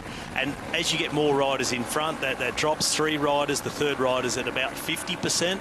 So you're saving a lot of energy. And it gets to around 40% is about the maximum you'll save being in one line. When you get up to 6 riders, in fact, the second last wheel, second last position, is the most efficient. You're saving even more energy than the person in last position. So some people are saying, so why doesn't Joe Skipper, or why doesn't Kristian Blummenfelt go and sit in second last position? Well, the problem then is it might be slightly more efficient, but you're sacrificing one rider, having them on the back, not contributing to the pacemaking. This is a 180-kilometre team time trial. You need all hands on deck. You need everybody to make a contribution. You can't afford to just sacrifice one guy to save 0.2% more by sitting in second last wheel. So, yes, the science says second last wheel is better and more efficient, but you've got to be using everybody you can. And they've only got 10 paces, and they need to use them all as best they possibly can. You can't afford to have a passenger. If you could have an 11th pacer, just as, you know, you're never interfering in the race because you're not pacing. Just turn it up to 11. You're just there for the aerodynamics, then you put them on the end. But if you've got to sacrifice, as you said, a pacer to put them on the back and save just that tiny bit of drag coefficient. I think you just helped write the rules for Sub7, Sub8 Part 2. Well, we can have more people involved as long as they don't directly affect the pacing, so they can sit on the back. An entire peloton. Yeah, there we go. Why not? Yeah. Make our own rules here. It's fine. Well, as Joe Skipper's time comes down again, we're just getting more data from Graham Atchison that it's about 20 seconds per lap. Remember, 5.8 kilometers around the Lausitzring. They're doing 27 of those after, of course, the 20K to get here. So we can all, right, crunch the numbers pretty fast. If you've got 3 of those 20-second gains per minute, we're about, what do you say, right? 3, 6, 7, 7-ish laps away until we might see an overall pass between the Joe Skipper team and the Kristian Blummenfelt squad. Well, I'm just looking at their target times that they'd set before the event, and at the moment, Joe Skipper and his team, they're ahead of target on the bike. They nominated 54 kilometres an hour, 3 hours and 20. They're on target at the moment with a 54.4 average, which will put them about 4 minutes quicker so far. But when we look at the target run time for Joe Skipper, he's targeted 2:37 for the marathon, where Kristian Blummenfelt has targeted 2:25, 12 minutes quicker. So at the moment on the road, Joe's 2.5 minutes behind. He needs to, from now, if those target times in the run are going to be what they'll actually will run, Joe needs to go 15 minutes quicker from now through to the end of the bike leg if he's going to beat Kristian across the line at the end of the day. It's going to be an impressive effort from Joe to get to that point, or rather maybe we should say from Joe's team, from his pacers, to get him to the end of the bike leg in that kind of position. But what I would say with those predicted marathon target times is that Joe's ran very similar to that time that he's predicted there. He's ran a very similar time to that in an Ironman already. Yeah, 2:40. Yeah, around, I think maybe 2:39 or so. So he's already ran a very similar time to that off the bike. So he knows he can do that. With Kristian, we don't know how fast Kristian can go. Kristian's done 2 Ironmans ever, 2 marathons. And whilst he's been very impressive, the most recent one winning the world title in St. George just a month ago, he ran about a 2:35 there, I think. So this is a lot faster than that. So we're getting this as a prediction from Kristian. I mean, he's a data man. I don't like to say he's got it wrong, but we're making a bit of a guesstimation. Well, but Vic, can I play devil's advocate to just what you just said?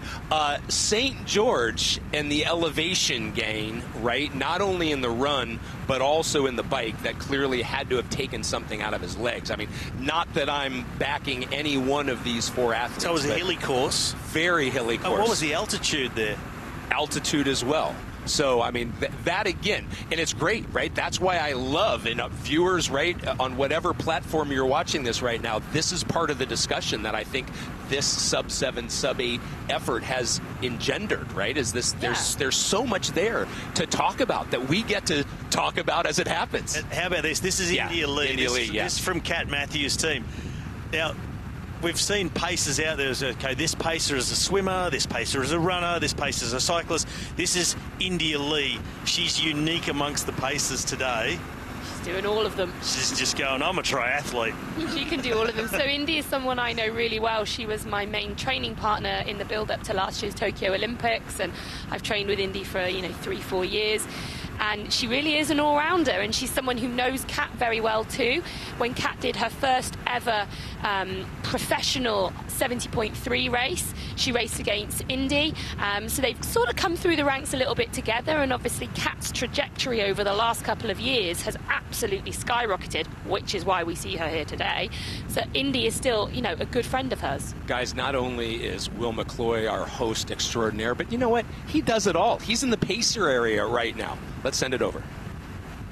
Thanks, guys. I'm just down here in the pacemaker area. Every athlete has their own pacemaker area, but we've made them nice and close to each other so they can eye each other off across the fences there. And I've got Ruth Assel, who's done a long stint on the bike, about to do another one. How was it out there for the first one?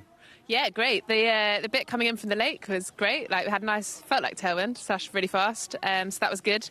Obviously, Kat did a great swim and was out first, which we weren't really expecting, to be honest. So that was an added bonus. And then, just been getting on the track. We've just been trying to settle in a bit. It's quite hard. Obviously, the girls are quite fresh on the bike, so just trying to rein them in a bit, save it for the last few laps. But, yeah, going well. Those pro cyclists, those time trialists out the front are just starting to get a bit like a bull at a gate. Yeah, and it's just with the changes, it's just trying to keep it really smooth for Kat. So we're just working on that. But yeah, couldn't really be going better at the moment. No, I think 47k average you're doing at the moment, so not too bad. Yeah, it's about what we were aiming for. It's so easy, isn't it? It's just so easy. Now, you've got to go back out right now, don't you? Yeah, back out to it. I've got the rest of the bike to do now. The whole thing? Yeah. All right, I don't know why you're smiling. Off you go. You can go. I'll go this way. Let's go and see who else we can find. So we'll wander down here, and so the two women next to each other, and then the two men are here. So this is Joe Skipper's area, and then next to it is Kristian Blummenfelt's area, and you can see some of the cyclists are in because they're obviously switching in and out, getting a rest, having a drink as well, and some of the swimmers are here too. And I'll get Lars Batelli, who's in here as well. Lars, you just finished the swim. What a swim it was. Put lots of time into Joe. How did it feel? Yeah, it was a very good swim. We couldn't hold the pace, but it was due to the strong current. I think we did a great job there with Kristian. He was like always on my feet. We had some signs from the boat as well. The communication was perfect. How was the communication? How did you communicate? Because I remember talking to Kristian and he was saying, well, I'm going to tap his feet, let him know. And your feet, you didn't kick. What is this? What is this? It's unbelievably strong. There's no kicks. Oh, yeah. So, the thing really is like, I wanted to kick as less as possible, so Kristian doesn't have it, like my kicking. Kicking him in the face. Yeah. Well, yeah. And the thing with the feet was like, if you would grab my right foot, I should go a bit faster, and if you would grab my left foot, I should go a bit slower. But Jan, did he do that at all? Yeah, he did it. I think once too fast and 3 times a bit faster. So I should go a bit faster. You were not going fast enough for him. No, but it was like. We had a tactic that you should touch my feet the whole time, and sometimes he wasn't there, so I was looking backwards, and it was maybe a bit slower. So because then he has the most drag. So yeah, it was like the balance. Well, you've done your job and you've done it very well. Congratulations. Thanks for being part of this, and hopefully you're running down the finishing chute having delivered Kristian a sub-7 time, hey? Yeah, I hope so too. All right, there you go. I'll keep bringing you updates, and I'll make the others do the same thing as well so I can get back in the commentary box. Georgia, that was that communication, right, that we were wondering about between the teams, and we just heard it from Lars right there. Grab the right foot to go faster, grab the left one to go slower. Yeah, that's what we kind of figured they were doing. I know that Kristian was on his feet the whole time. We did say that that's the most efficient way. They're going to be dragged along that way. We saw that Nicola maybe had too big of a gap there behind, so that's why she lost more time. When she loses the feet a little bit, you lose it even more. So that's why Kristian was annoying Lars a bit by touching his feet, but he was okay with that. That's okay to happen. But yeah, that was a good way to do it. Kind of grab one leg faster, grab one leg, go slower, and it worked perfectly because Kristian got a big time gap out the water there. And now Joe is reeling him in a little bit, but they're all moving so well out there. I think we've heard that at the paces that the guys are going, we're looking to see Joe maybe cross over Kristian's team at around about the 100k to go mark. So we'll see if that happens. But right now we've just got to focus on what's happening on the road. And yeah, they're putting out very consistent times.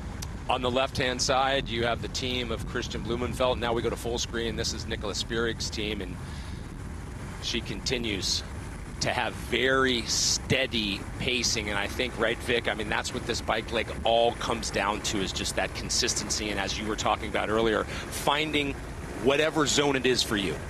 Yeah, absolutely. We've got some, lap splits from Nicola, and she's been holding really quite steady in the high 720 something for a lap here.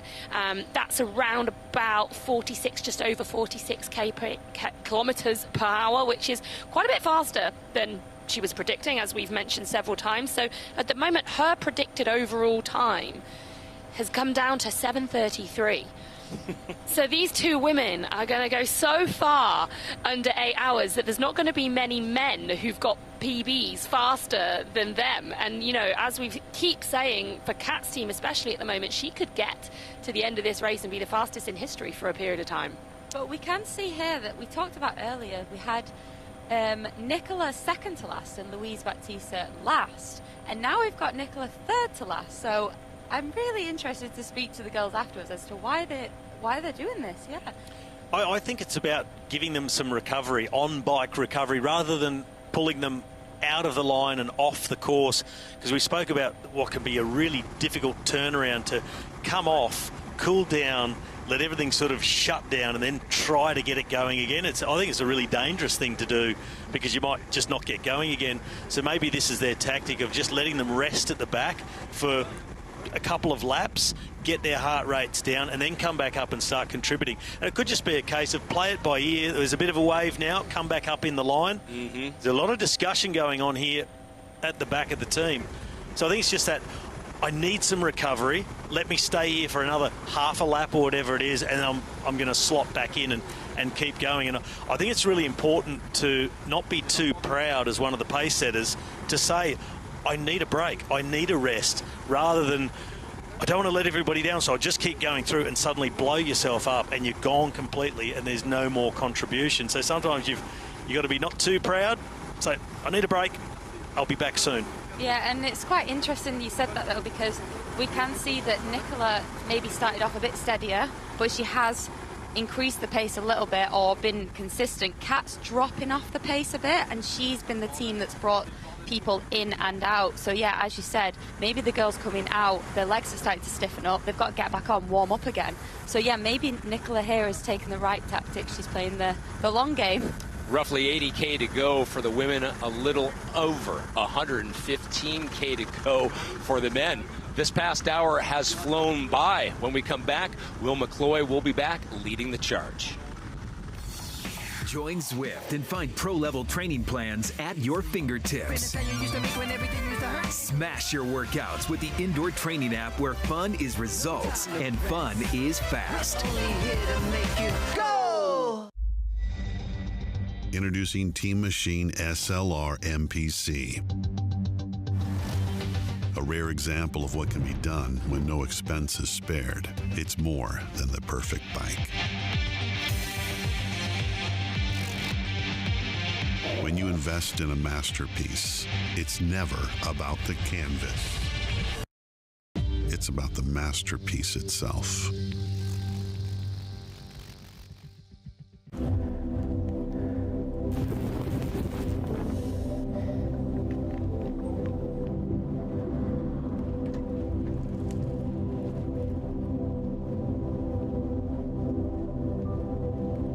The Pho3nix team.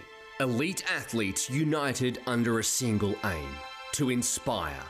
Founded in 2020 and starting in triathlon. Why? Well, swim, bike, run. All the things kids learn first. That first lap across the pool. The first time the training wheels came off. That run home from school. That freedom. Foundational skills honed to perfection. From France, Vincent Lewis. From the UK, Georgia Taylor-Brown and Alistair Brownlee. And from Switzerland, Nicola Spirig. Now, in 2022, we've grown. Welcome dual US Open surfing champion Sage Eriksson, skate superstar and Olympic gold medalist Keegan Palmer, 5-time Ironman 70.3 winner Imogen Simmons, Aussie parkour athlete Michael Kaduri, and 13-year-old Swiss tennis phenom Flynn Thomas. 9 of the very best, and all actively looking to inspire and guide those who come next. So, who's next? Anyone from any discipline who represents what we do, actively inspires the next generation, and reminds us we can all rise.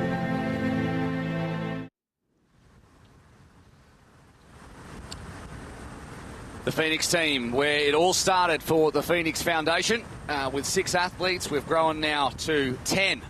And we add Johnny Brownlee to that list as well. We've got both the brothers in, Sage Eriksson, Michael Kaduri. Athletes that have been chosen, Macca, because they represent something. They are obviously elite at their sport, but they also represent ideals under which the foundation operates. Yeah, and across all different sports, which was key. I know when the foundation started, COVID sort of struck us all and we were locked down, and now as the world's opening, we've had a lot of athletes approach us and really buying into to the ethos of what Pho3nix represents, the responsibility of being a professional in any field, but a professional athlete, and the responsibility you have on inspiring the generation to come after you to follow in your footsteps.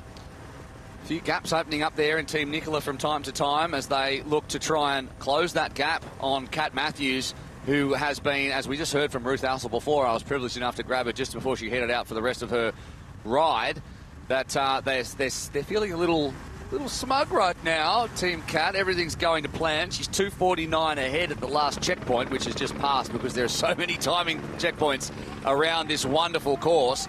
And based on that, Kat Matthews would finish in a 7:27. So a little while ago it was a 7:18. It's all evening itself out with Nicola Spirig finishing in a 7:34. So goodbye, Sub8. You are done. You are absolutely done for. Changed it. Yeah, that's it. Long way to go, Will. Yeah, there is a long way to go. A long way to go. A lot of wrinkles. So 2:56, you can see now the updated time gaps with Joe Skipper taking about 20 seconds per lap out of Kristian Blummenfelt's team. And Macca, we were talking just before off air as we're having a break and you were stuffing lollies into your face. In between mouthfuls, you were telling me about how much work has gone into Joe Skipper's bike pacing team in terms of the choreography, every little 1%er, and a lot of that was born from Alistair. Alistair led the entire team dynamic with Dan Bingham, and just talking to them now, they've been sort of under cloak all week, haven't they? We haven't been able to talk to them a lot. They've been sitting in closed doors and talking about tactics, but now they've shared with me all the CDA numbers around where they're going to sit, the fact that they're not going to swap out any athletes during the entire bike ride to save time there, but more so the position of each rider in this time trial group, where Joe sits. And interestingly, you know, the time of 3:20 that they're predicting, they said they're very, very confident hitting that. And I said, what about Joe and his marathon? And Joe's instructions to the team were, I'll worry about that when I get there. Just ride the 3:20. So, well, he's given himself a target time, as we were just discussing, that's not as ambitious as his bike time. So his marathon time that he's targeted for himself is very much in line with what we've seen him already achieve off the bike in individual Ironman racing. So I think he feels that it is very much possible for him to get off the bike with relatively fatigued legs here, having put a blistering bike split down, and still deliver a really strong marathon. Great. Joanna Patterson is the odd one out in this train for Nicola Spirig because, you know, sometimes we just go low. Sometimes there's not a high-tech reason for something. She just tore a race suit. She did. Just tore a race suit. And she only had one, so that's why she's in different kit. But it's actually really good to have eyes on her because she is quite possibly the key part of Nicola's bike leg here. So she is a phenomenal time trialist. She could almost do Nicola's original target time on her own. That's how strong a cyclist she is. Obviously, Nicola's adjusted target time now is considerably faster, given the pace that they have been able to hold round the Dekra Lausitzring here. But she is, I would say, the strongest cyclist in that team. So having eyes on her is really useful, so we can see how many of the turns she's taking, how long the stints she's taking on the front are. So yeah, it's almost like having a spotlight on that athlete. Yeah, she's got the Garmin Forerunner 945 LTE on, which allows us to see live her heart rate amongst a bunch of other metrics, and also her wattage, where she averages on the front. When she's on the front, she's averaging around 260 watts. But when she sits on the back, she's got a period at about 180.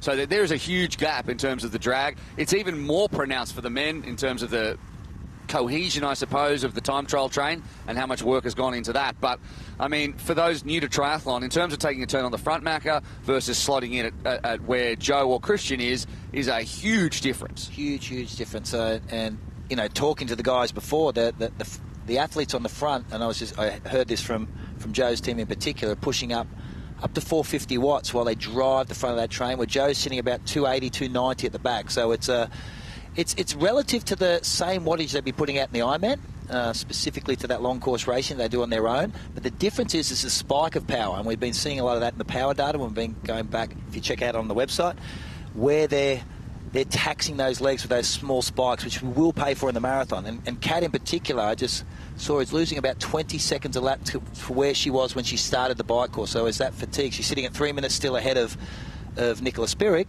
but 20 seconds a lap slower that last lap. That's Melanie Maurer on screen from Switzerland. second twice in the long distance World Championships in 2018 and 2019, and she's sitting on the back of that train. Nicola Spirig's performance worm. I'm so excited about that. Now, she is currently, as we know, 3 minutes and 11 seconds down and losing time, but she is well ahead of her target splits to make sub-8. At the moment, 13 minutes and 22 seconds she has picked up on her bike as to where she thought she would be. She lost 450 in the swim, so overall she's well ahead. And that little worm there, that yellow line, is that trajectory. By the time she gets to the end of the bike, is going to be a fair gap between where she thought she would be in the pink and where she will end up if indeed she carries this pace. And I'm so happy to see the worm, because I put so much work into this worm, and so has the entire team at Gravity Media, and it's good to see. It gives you a good visualisation point of not only, and that plots every point, it's not just a straight line, it shows that she's keeping a consistent pace, and it's faster than what her goal splits were. Yeah, we're seeing her lap times at the moment, and they are holding really, really steady. Kat's have dropped just slightly from where they were before, so whilst Kat is still just edging in front, you know, she's taking out 10 seconds every 10 kilometres or so. It's slowing down that gap that's coming between them. So it is about 3 minutes at the moment. Nicola has seemed to get into a more steady rhythm earlier. Kat was holding incredibly high speed early on, but has just settled a little bit now. What was interesting was yesterday I was listening to some of Kat's team staff talking, and they were saying they thought they were going to run rings around Nicola's team today. They thought they were going to be lapping. There was going to be multiple lappings. At the moment, there's not even going to be one. I agree. And that was Kat's team that brought up the fact that Nicola had chosen to use the road bike. There was a little bit of a chuckle. I can't believe she's doing that. Why would you do that? We're going to lap them. We're going to be so much faster. At 3 minutes, it's not enough, really. 3 minutes is over this distance with a marathon to come is negligible. Nothing. Yeah, exactly. Absolutely negligible. And whilst Kat is an extremely great runner, so is Nicola. And Nicola is someone who you would never write her off. Her ability to turn up and deliver on a day is almost second to none. There has been very, very few people in our sport who've ever been able to turn up and deliver in the way that Nicola has done. You just have to look at her 5 Olympic Games as a really good demonstration of that.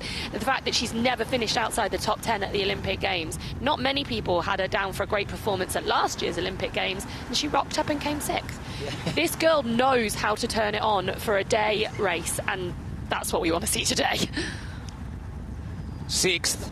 That's terrible for Nicola Spirig. It's not even top 5. I mean, after her previous two performances, you know, she was probably disappointed given the two before exactly. had been so good. And I'm sure there was in Team Nicola a hope that she could do the hat trick and come back with yet another medal.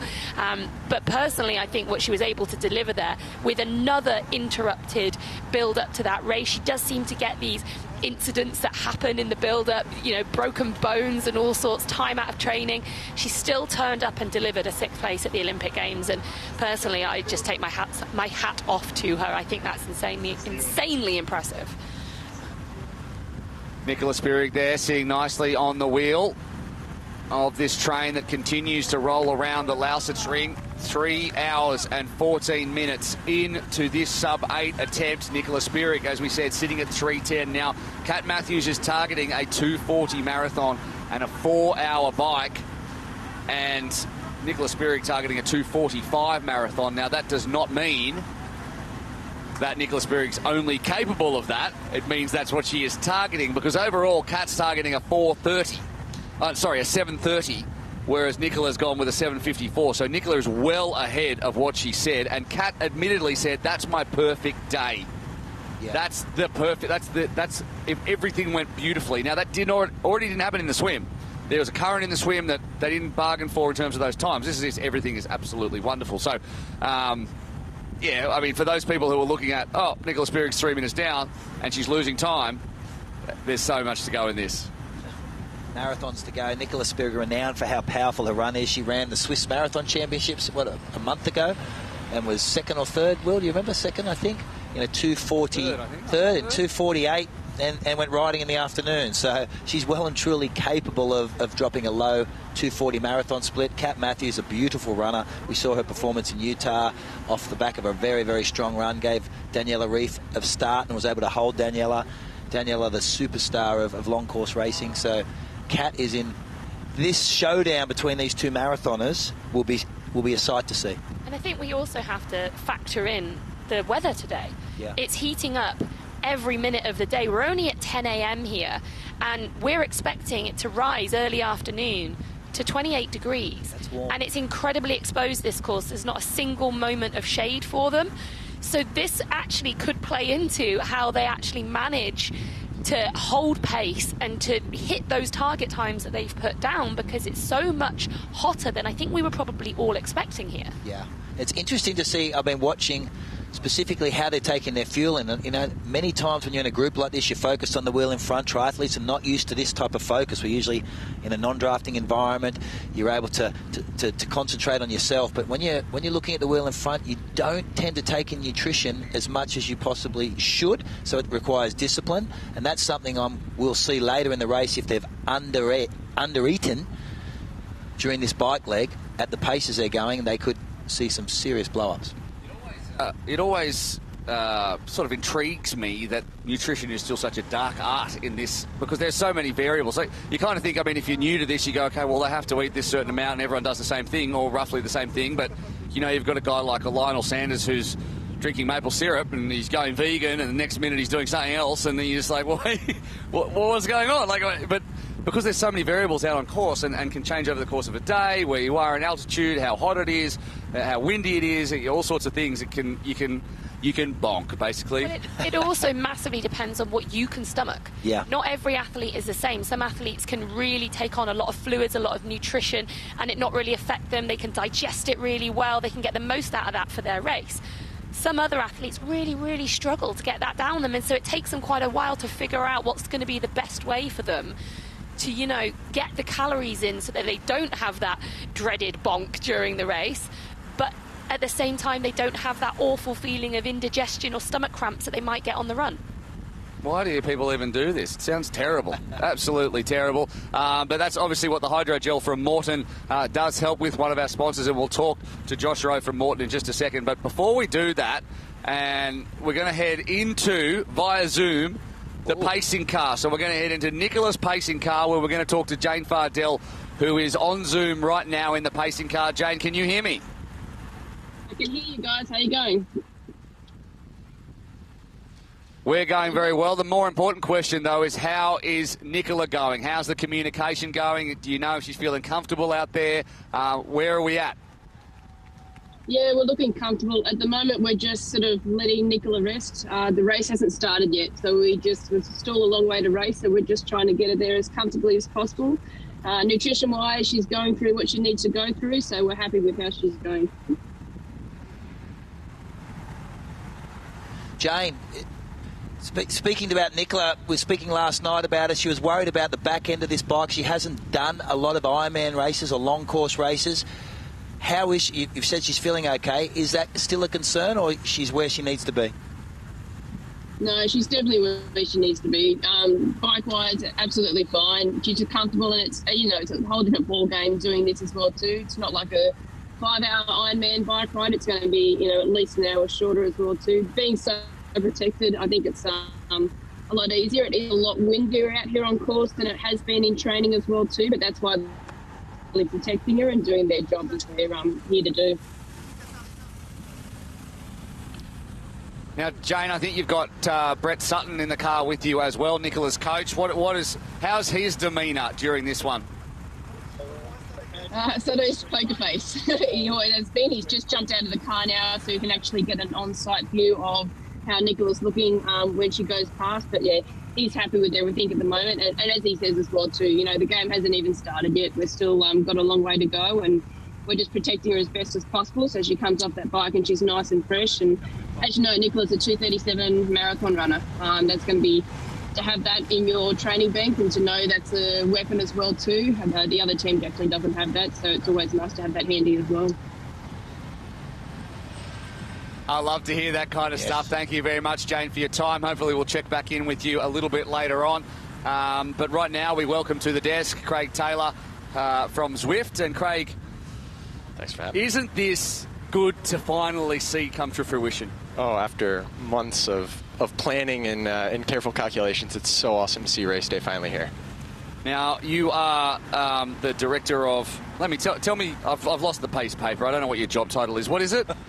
hang on, I got it. Director of Growth Marketing, Running and Triathlon. Now, do you have an A4 size business card or what? That's a big one.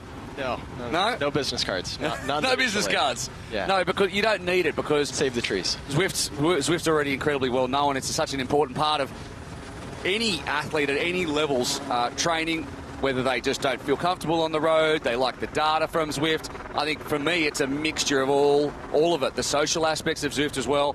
I would never push myself as hard on the road as I do in a Zwift race because I just get a little bit overexcited. What is Zwift... What are Zwift's goals, I suppose, is my question for you, because, you know, it's a platform that's grown so much and has, especially over lockdown as well, was incredibly important. But what are your goals? What do you want to see people get out of it? Yeah, absolutely. And exactly as you said, like with the lockdowns that happened with COVID, like we saw kind of the community grow even larger, and it was quite nice for us to see in the sense of we were giving people a place to come and have community still. But largely, it's giving people the opportunity to come on, explore the many different worlds that we have, get in some really quality training, and if it's their fancy, join in a few races as well. But specifically for these athletes competing here today, it's how can they do the most efficient and effective workouts possible with their time. So that way you're not messing around with stoplights and stop signs and just traffic in general. You get on, if you have an hour-and-a-half session, it's an hour-and-a-half session. You're doing work from the very start to the very end. The data and feedback is important in that respect as well, because obviously there's, you know, you can get it on your watch or whatever, but the real-time feedback and data and the structured workouts, not only for elite athletes who want to get a session away, but for, you know, myself, I'm like, I got 45 minutes, right? If I'm going to go out on the road, by the time I get out there and get it all together, I've wasted half my time, but I can pop downstairs, jump on, do a structured workout, know I've nailed it, and I reckon that's one of the great benefits. Yeah, absolutely. And for someone like yourself that's jumping between many different jobs and in commentary, if you have 45 minutes over lunch, you know that you can get that session in. It's down in your garage, it's in a separate room, wherever your setup is, you can go straight from work and right onto Zwift. And the partnership with Sub7, Sub8, it's a dream partnership, isn't it? I know you partner with Super League Triathlon as well in terms of their arena games, but and all of these athletes use Zwift to get, and I especially want to pull out Nicola, because Nicola doesn't use a heart rate monitor usually. She doesn't use a watch. She just goes on feel. It's extremely old school. But after her, and she's done so much already, but after her injury back in early February, she needed Zwift to get back on the bike sooner. Yeah, absolutely. And we've seen that quite a few times. Like, we never want to welcome an injury for our athlete, right? But we do love that we have the ability to help those athletes maintain their fitness, grow the fitness even. I think you saw this many years ago with Matthew Heyman on his journey to Paris-Roubaix. Broke his collarbone in the months leading up to the race, trained on Zwift. If you go online, there's these contraptions that he rested his arm on a ladder to keep it elevated, and then went on to win Paris-Roubaix. And same for Nicola. Broke her collarbone, still able to keep that fitness going without the risk of re-injuring it out on the roads. And as you can see, it's paying dividends today. Yeah, she had a punctured lung as well, and what Zwift allowed her to do was just go at a steady pace to not overtax herself. In real life, there's a lot of variables out there, whether you need to avoid a car, stop at a stoplight, go quicker, etc., etc. It's very hard. And when it comes to being able to maintain a steady pace, that's exactly what they need to do out there as well. Yeah, absolutely. So what you're seeing today on the track, there is no let up. There's no downhill section where you can coast and get a break from the pedal stroke. And that's where training on Zwift, it engages your full pedal stroke. And there is no let up on Zwift either. If you stop pedaling, your avatar stops moving. Oh, I know. So I yes, know. All too familiar. It's not good either. It's immediate. There's immediate stop, foot down. Sometimes I'm still petting on the guy who puts the foot down. I'm not putting enough water through the pedals. And it's been funny to we've had a Zwift room set up here, and some of the athletes have got on, and Robbie McEwen managed to tap out at about 1,250 watts. You can watch it online. I dropped Robbie McEwen on a bike ride on that Zwift ride. But not taking that too serious. No, it's not. No, we're not bragging about it too much. Right? The four athletes all jumped on for a Zwift ride as well. We did a Facebook Live that you could see on at Pho3nix Live, and Nicola and Kat were just doing what you should do on a social group ride on Zwift, which was, you know, punch along at about 150 watts, answer all the questions on the iPad. The men started doing that, and then, the boys are going up, and then they're sweating bullets. You know, the coaches are like, what is happening? They're doing 320 watts. They've dropped all the group riders, dropped everyone. It's testosterone. I blame testosterone, you know. Number one evil. If I had some, that's what I would do as well. But how are you seeing the race play out at this point? Obviously, we've been talking a lot about Nicola is losing time regularly. Not too rapidly, but, you know, 10 minutes ago was 3:10. Now it's 3:25. But she's got such a monster run, and as we said, 3 minutes can be made up pretty quick. And in the men's, Joe Skipper is inching closer and closer to Team Blumenfelt. Yeah, I mean, I think it's playing out exactly as you would have expected to see. Like, Nicola's team is holding steady. They look in control, calculated, knowing that Nicola has a very strong run to rely on. And I think you're seeing the exact same with Kristian's team, is they're not putting a foot wrong. They're not getting nervous by Joe's team catching up, because they know what Kristian's run capability is, where Joe, on the other hand, knows that he needs to put a gap into Kristian. So they're riding with that kind of impetus, so that way they can come onto the run with a little bit of a margin over Kristian. But nonetheless, it's going to be a very, very exciting finish to the race. It's going to come down to a foot race, which I think we all hope to see today. Yeah, we absolutely do all hope to see that. So right in front of Kristian right there is Matt Boftrel, the team captain, the 45-year-old, who was in semi-retirement for a while, and in front of him was Gruff Lewis, the Welshman, who are at the back of that train, just pulling Kristian along. And on the rider screen, you can see the Hoob Redbull Well-Tight team that is assisting Joe Skipper and hopefully delivering him to this title. And it won't be long until these two come together. Now under a minute from Joe, who was 4.5 minutes down after the swim. He is now under a minute to Team Blumenfelt. And what I should point out is that these guys from Redbull Well-Tight, they are a tour team. They've put in so much time to assist here. It wasn't just we'll get 10 blokes or we'll get 8 blokes that can do the job. There's a lot of science behind it. There's a lot of science behind the TT suits as well.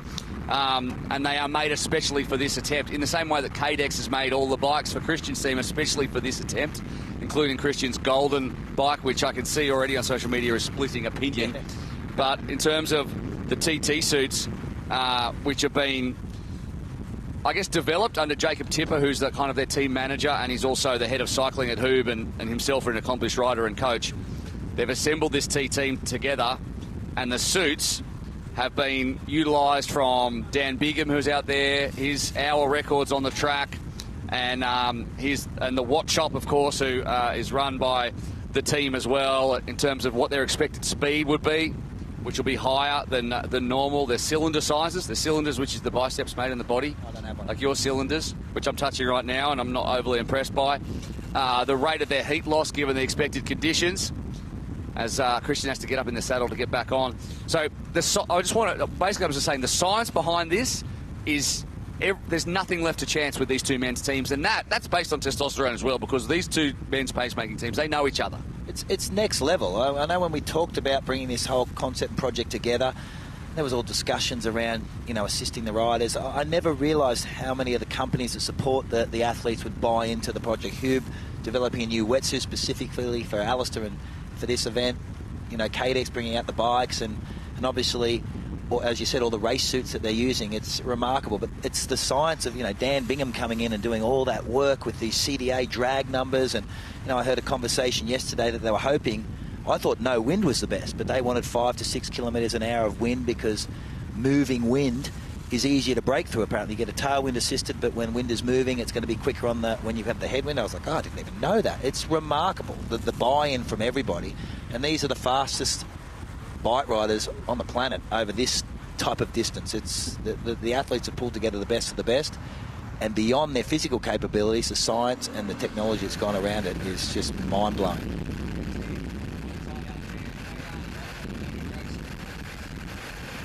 Team Redbull Well-Tight out there not taking a single break, so all 8 pacemakers are going to be out there on the track at all times, whereas Team Blumenfelt, they're taking two at a time and having a quick break. So the third hour of this is going to be where things really heat up, and we're going to find out where the fatigue is at. Craig, thank you so much for joining us and taking some time on the desk.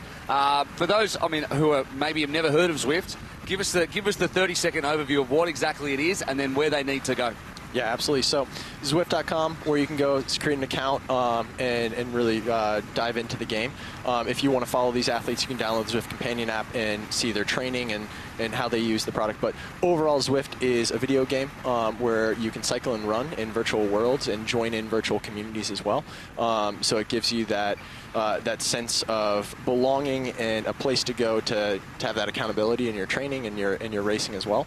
And as we talked about, like, you can get in a really efficient, structured workout, or you can go explore a world and or even hop into a Tuesday night race.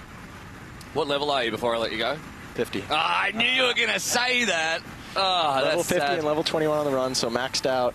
There you go. So, is that because you can get into the back end and change the numbers? No, absolutely not. No, of course not. Where are you, Will? It was a very tight 26. competition. 26? The same level as Blumenfelt. So, I mean, I don't do any riding outside, though. Joe's the highest of this group. He's at level 35. So, look at the cylinder, by the way, on that chest of Kristian Blummenfelt. Absolutely not normal. It's a little like yours, Craig. No one can see Craig here, but he's a gigantic unit. Huge human. We're going to let him go. We're going to get a word from our sponsors. We'll be back as we move into the second half of the bike ride for the men. The Pho3nix Sub7 and Sub8 project, powered by Zwift, is brought to you by Pho3nix Foundation, Mana Group, Zwift, Wealth Connect, Garmin, BMC, Form Goggles, Bahrain Endurance 13, and Morton.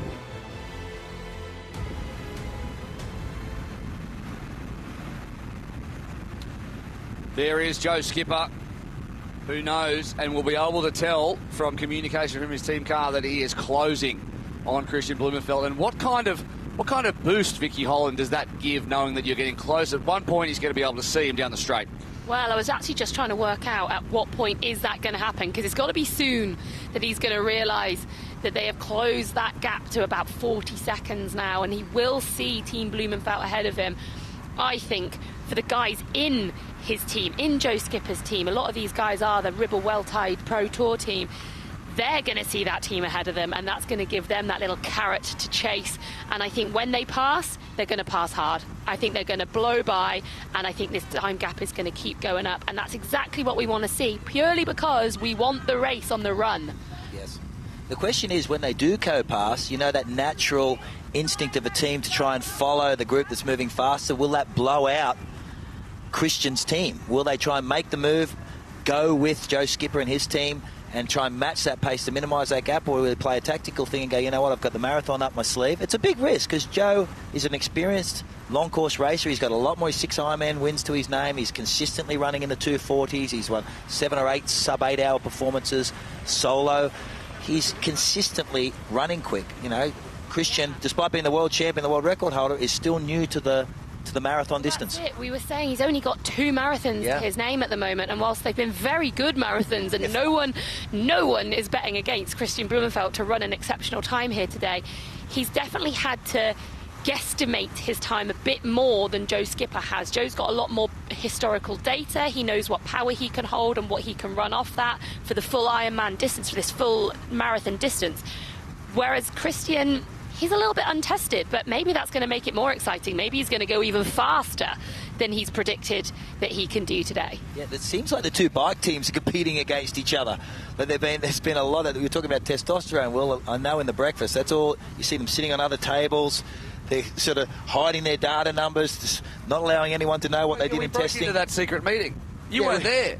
They took over the whole restaurant, Team Blumenfelt, and there was all of them sitting around a table. And then as soon as I cracked open the door, everyone just did not say a word, because it's all coming from Olaf Boo. Yeah, it comes originally from Arild Tveiten, who is the coach of Gustav and all the Norwegian team, including Kristian. And then in about 2016, Olaf started taking an interest. He's more of an entrepreneur, but he's a coach, and he usually coaches other coaches. Yeah. But he's put in 200,000 euros of his own funds into scientifically testing everything about Kristian and Gustav. You heard what they were going to test in the press conference the other day. And yes, I said, what's the weirdest thing, Kristian, that Olaf's ever asked you to do, knowing that there's all this weird science going in the background? He said, he wants to test my poo. Well, the calories. For the calories. How many calories I take in and how much I lose. How much I lose in the calories. So, I mean, they're going to every nth degree. They already test his urine, and they want to double up. Probably more than double, to be fair, in terms of effort. But the point being that they've put money into stuff like mass spectrometers and all sorts of crazy stuff to try and test every single... And at this point, having won the world title, having claimed the world record, having won the Olympic title, it's not for them now about what do we win next. It's about how fast can we go. And that's why... You have to check everything. Everything. They've changed the game in that. Truly everything. Yeah, they've changed the game. It's remarkable, and the buy-in from the athletes is what's also remarkable. Kristian, not only it's one thing to have your coaches testing everything and give you feedback, but Kristian is just as scientifically engaged in that data as the coaches are. He's getting all that feedback on his Super Sapiens stuff, his power meters, but he knows what to do with that in real time, which is critical nowadays. Well, I mean, Norway is historically a small triathlon nation. They were not known as a powerhouse of the triathlon sport that we know and love.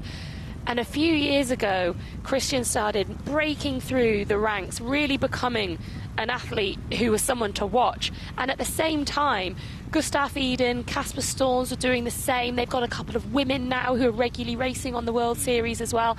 And this small nation have become the nation that everyone else looks to and goes, what are the Norwegians doing? Wonder what they're up to. What are they testing now? And they really have become the leaders of the triathlon world. Yeah, they put everything out on Strava, but the work is done before the Strava splits come in, so that's where the 1%ers are, as we are now looking once again at the BMC time machine of Kat Matthews as Emily Meakin and some of the rest of the pacemaking team peel off into the pits and they catch up to the rest of the team, and that's how it works. So I think that's India Lee in front. It could be Ruth Assel. It's one of the two of them. In fact, I think it probably is Ruth Assel, who will drag her up to her new group of 3 pacemakers, so they're swapping out every half an hour. Out there also is Kelly Murphy, who I think she might have just come in, and a little earlier on she spoke to Craig Hummer. Well, Kelly, clearly you're warming down or warming up, depending on which it is. I can see from the ice you're trying to cool down as well. Yeah, cool down, keep the legs spinning, keep the lactate clearing out of the legs, because we're trying to be overpaced, you see, in order to get the speed nice and high. So this is quite an intense effort for us, so hopefully it'll be nice and smooth for Kat. So Well, speaking of the effort, I mean, you were part of the group that brought her here to the Lausitzring. I mean, how overall is the communication between the team, and how do you think it's going? Well, we've had a couple of days to practice. The team that are out now are the ones that have brought her from the lake to the track. You know, we've got a good visual sighting down the lap, so, and, you know, like, we know each other from home, so we can kind of judge how people are going to ride in, how to change over, and we know each other quite well, so it's just a case of playing to our strengths. And talk about that. I mean, in terms of just this team aspect and almost the camaraderie that you all bring in this mission to get Kat under 8 hours. Well, it's important, like, when you're away from training as well, you know, we're laughing at dinner a lot, communicating really well. And when you're like that, you can just be really honest with each other, like, right, we need to do this, you know, and all sorts. And you can give each other feedback without taking it the wrong way, you know. And it's just little things like that make the whole experience far more pleasant and exciting to be a part of, so... In terms of, right, you've got the ice. I mean, it's starting to heat up out there. I mean, were you guys prepared for the temperatures? Because originally it didn't seem like it was going to be this hot. Well, we've had all kinds of weather thrown at us in training. It was raining yesterday, and I think I knew on paper it was going to be hot, but you can't prepare yourself for it. I had to go throw up after my first turn. So I'm taking all the precautions this time so I can keep going. It's a hot one.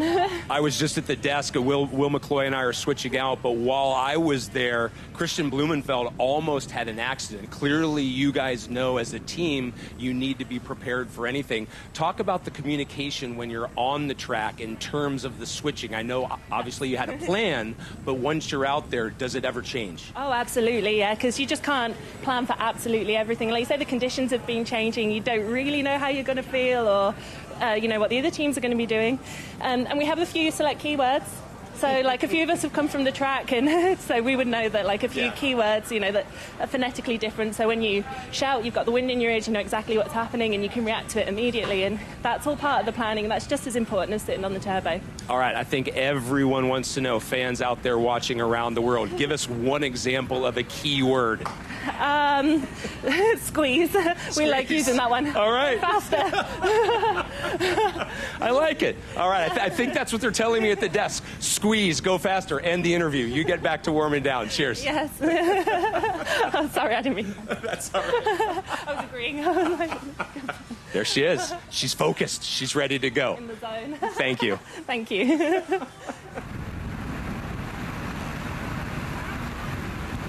Thanks, Craig. This is the moment we have been waiting for. It says 16 seconds up the top. It's less than that because Team Redbull well tight, carrying Joe Skipper behind them, are about to overtake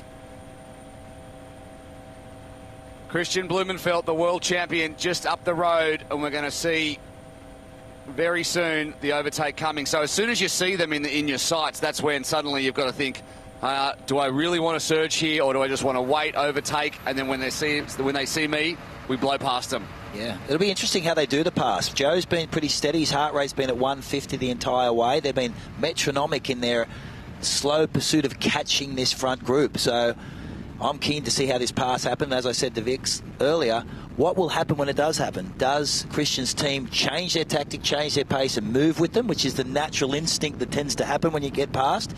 And how will that affect their pacing strategy? Well, they've got to be a little bit careful because our rules do state that when they go past, the team that's been passed, so in this case that will be Kristian Blummenfelt's team, have to drop back and they're not allowed to even attempt a repass for another lap. So even if they feel, you know, we're ready for this now, we want to get in, we want to come in and attack and take back the lead, they can't do that for another lap. So they have to set back, they have to drop back, and they have to steady themselves for a lap and then come back if they want to. So we will see whether that's going to be their tactic or whether they're riding to their pace, their power, their heart rates, and they just have to let Team Skipper go. One question there down the bottom from PDF 500. Thanks for your comments on YouTube. Why can't they draft the car? If they're not following the rules for the event, why not let them draft whatever they want? It was a human-powered attempt, Macca. You know better than me. Answer the question. Look, it was totally a human-powered attempt. We wanted to use the rules across the three disciplines. What today's race is about is to see what is possible over this long course distance if we utilise all the rules across all the sports that we compete in. And, you know, drafting cars is not part of any cycling event, so yeah, it's all human powered. All right, they're getting closer and closer at the moment. Are they on for Sub7? That's the big question. Well, Kristian Blummenfelt's predicted finish right now, 6:38.58. Joe Skipper's predicted finish, 6:45.44. Now that takes into account their goal splits for the run, and it looks like Kristian is going to need to have that kind of run because Joe Skipper, as we can see closest to screen right now, is bearing down upon this group. And there is going to be a pass in the men's. The first time we've seen a pass out on track. And we'll stick with, I'll welcome into commentary as we do watch this, Josh Rowe from Morton, who is a performance scientist. And Morton are fueling Kristian Blummenfelt. That's a pretty bad time to bring you in, fueling Kristian Blummenfelt, but he's doing the job, and at the moment he's going to be 6:38. Tell us about what Morton is and why it is a step forward in terms of nutrition. Yeah. So Morton is a nutrition, but really we class ourselves as a biotech company, and our products really are developed to allow athletes to ingest large quantities of carbohydrate without having any GI issues, so really can kind of optimize their kind of performance. We'll talk about it a little bit more, but there you go. There's the two of them. Said hello. Hello, mate. See you, mate. Lovely to see you on the way past. I think he's been planning that for some time, don't you? He's been excited. What's he saying? See you later. See you later. That's what I heard. See you later. How about that? What a crucial moment in the context of this race. And Kristian on the back is suddenly looking at Joe Skipper disappearing up the road.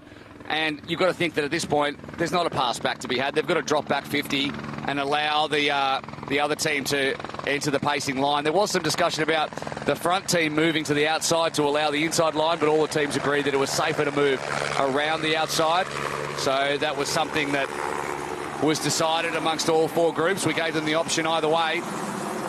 Josh, tell us a little bit more about the hydrogel technology. It's not like a normal powder that you put in a drink. It's something a little bit more scientifically advanced. Yeah, exactly. So the hydrogel technology, again, is designed to really have a controlled delivery of carbohydrates, say from the drink or gel all the way into the body to where it's been oxidized and utilized. And the reason for that is because the hydrogel is pH sensitive. So when you ingest it, it goes into the stomach, and your stomach has, say, a pH. It's a high acidic, so it has a pH of maybe 1 to 3.5. And what that means is that because the pH is acidic, it means that the hydrogel then creates a three-dimensional structure around the carbohydrate and protects it.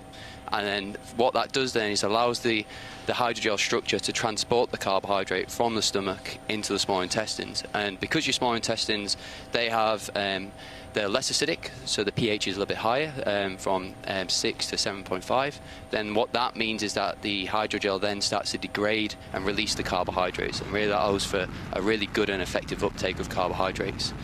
So I'm reading here, some Kenyan athletes call your drink, the drink mix, the disappearing drink.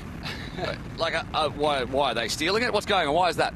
Again, that's because when you ingest it, how the carbohydrate drink operates in, well, it functions in a complete different way to, say, a traditional drink.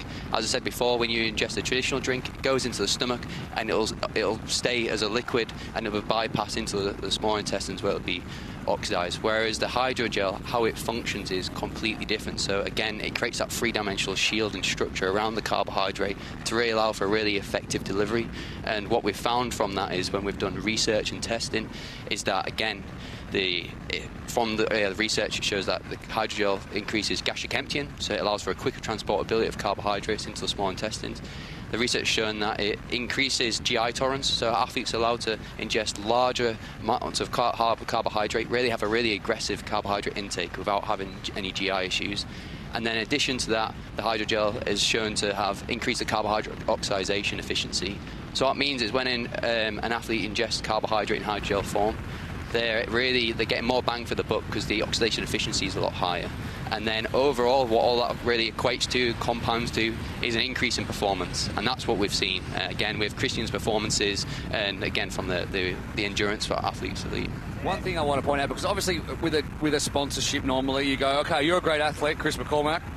Here, we're going to pay you money and you're going to use that product. I mean, that's how I feel like it works. But I don't think it works that way with Morten. In fact, I think that the Norwegians, being the scientifically minded people that they are, came to you.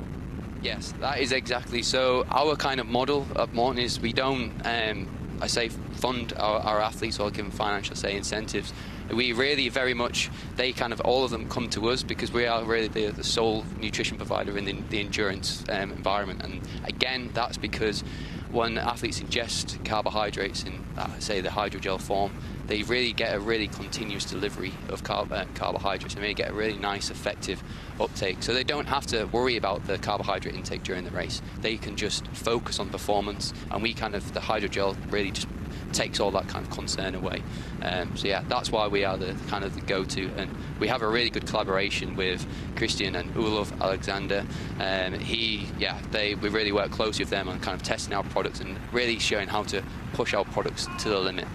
They're a great team. But again, we have a really good partnership with all of our athletes. All of our athletes we have, we really get them to integrate into the development and the research of the products, and that's really allows us to have products that are kind of really at the high end.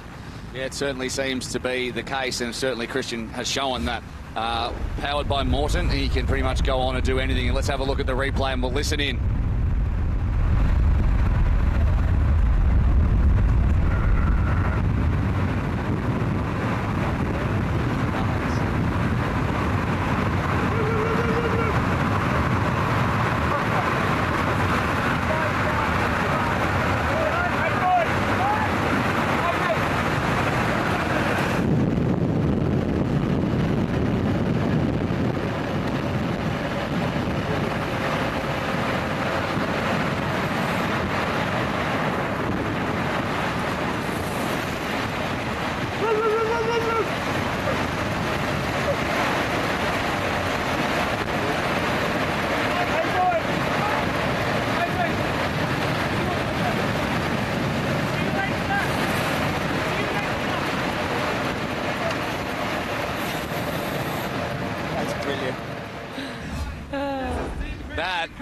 is the junkyard dog bark.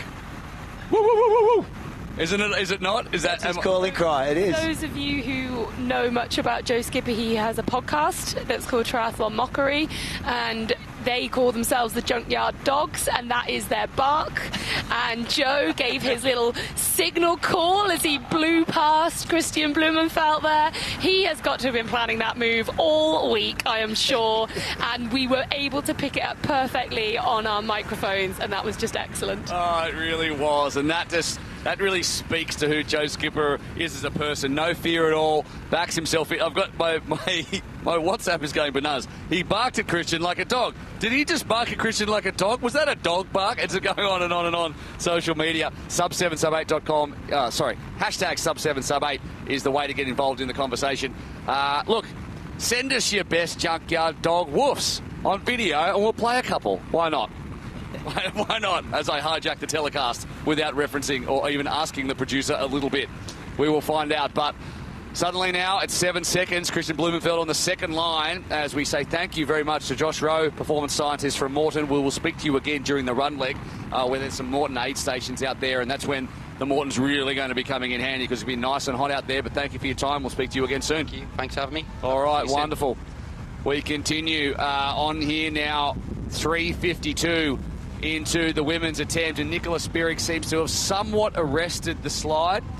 Yeah, they've not taken any more time. Yeah. Team Cat have not taken any more time out of Nicola Spirig in about the last 10-15 minutes, so it's holding really steady at around that 3:30 to 3:40 marker, and that's brilliant for us. That means that there really could be a race on here. With 3 to 4 minutes between them, anything can happen out there on that marathon.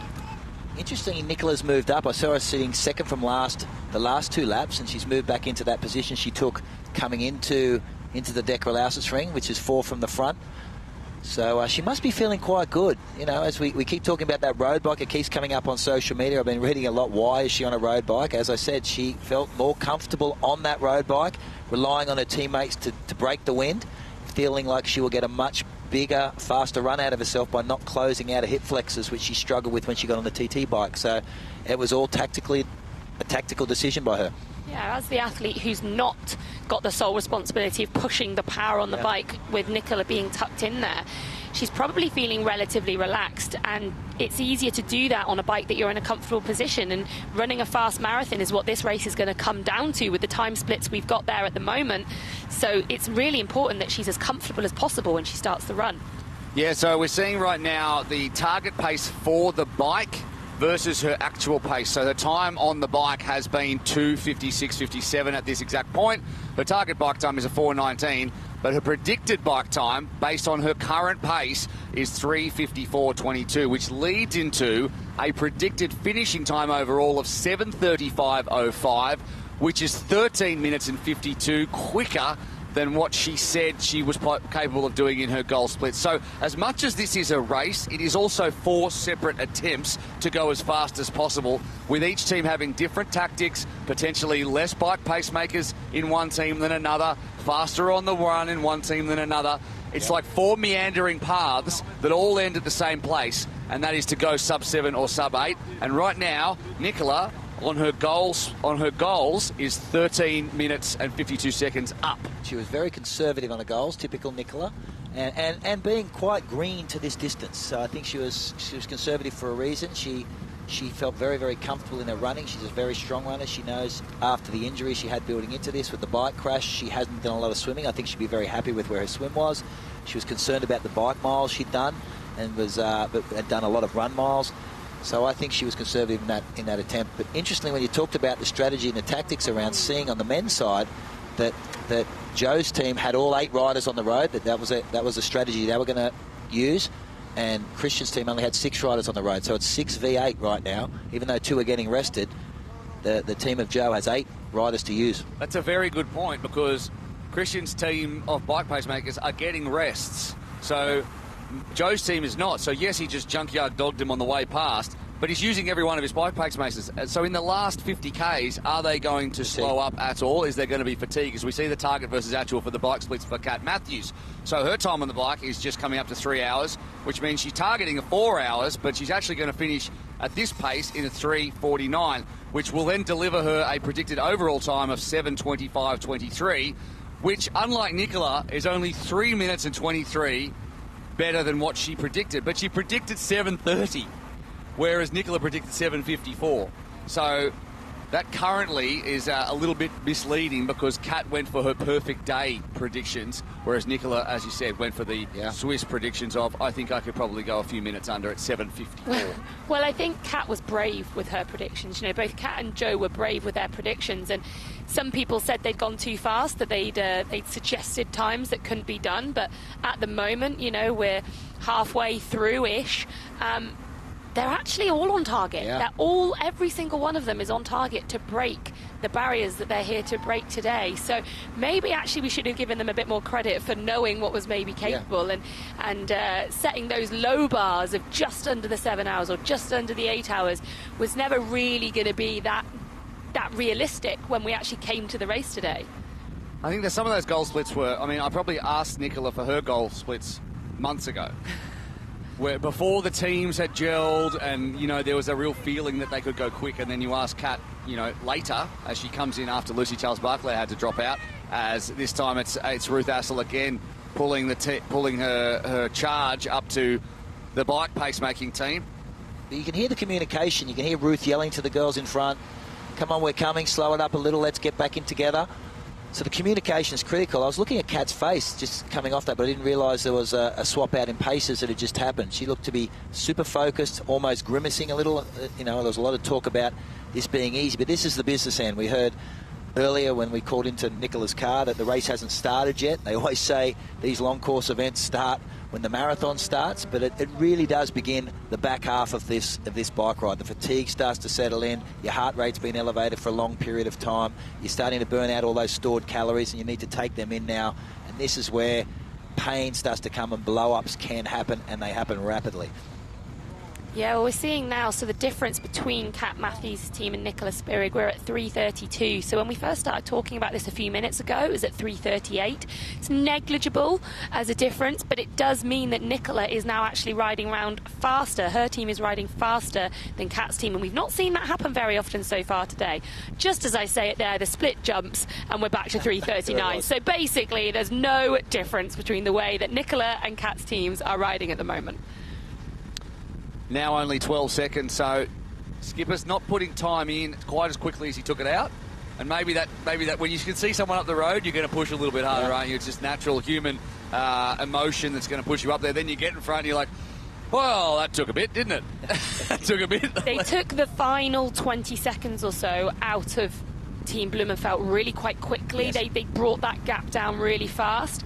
And we said it before, but it really helps having a team in front of you as a target. So we saw that, absolutely. So you saw Joe Skipper's team have that with Team Blumenfelt in front of him. They've got round, and now it's the opposite. Now Team Blumenfelt have them in their sights, and their target will be to stay as close to them as possible until the end of this bike. Yeah, as they continue to attack the BMC bike course. Thanks to our sponsors, BMC, for being with us. And you can see the logo there on Kat Matthews' helmet as we flick back now to Kristian Blummenfelt, who is watching slowly Joe Skipper disappear down the road, and in front of him he has Adam Duggleby now as the wheel to hang on to, who is also behind Axel Dopfer.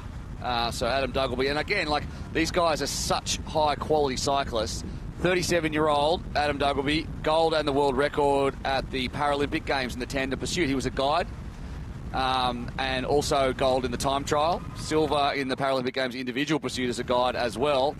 He does 100-mile cycling in 3:16:51. That's handy. Which is very, very handy. And hey, he's been a paracycling tandem pilot for Steve Bale since 2014. Took him to the World Championship as well and won that one. And he also set a new national record of, as I said, 321.45 miles in the National 12-Hour Championships. They love a time trial in Britain. It didn't really take off in Australia, but in Britain, big fans. Time trialling, it's a massive, massive scene, and I'll be honest, I don't really understand it. It's a little bit out of my world, and whenever I have attempted something like that, it's never left me feeling, you know, that it's something I want to do. As we watch Sticky bottle. Yeah, sticky bottle for Kristian there. Yeah, come on, that's a 2-minute penalty, sticky bottles. Sticky bottle. Hey, taking on yeah, some. what's our rules on sticky bottles in Sub8, Sub7 today? Just for those who don't know, we're talking about getting a drag along by holding onto the bottle for a bit too long and getting a bit of a pull. Surely that did not happen there. We're not suggesting that it did. But if it did, it'll be a 2-minute penalty because we have the marshals, of course, out on course to make sure that this attempt is legit.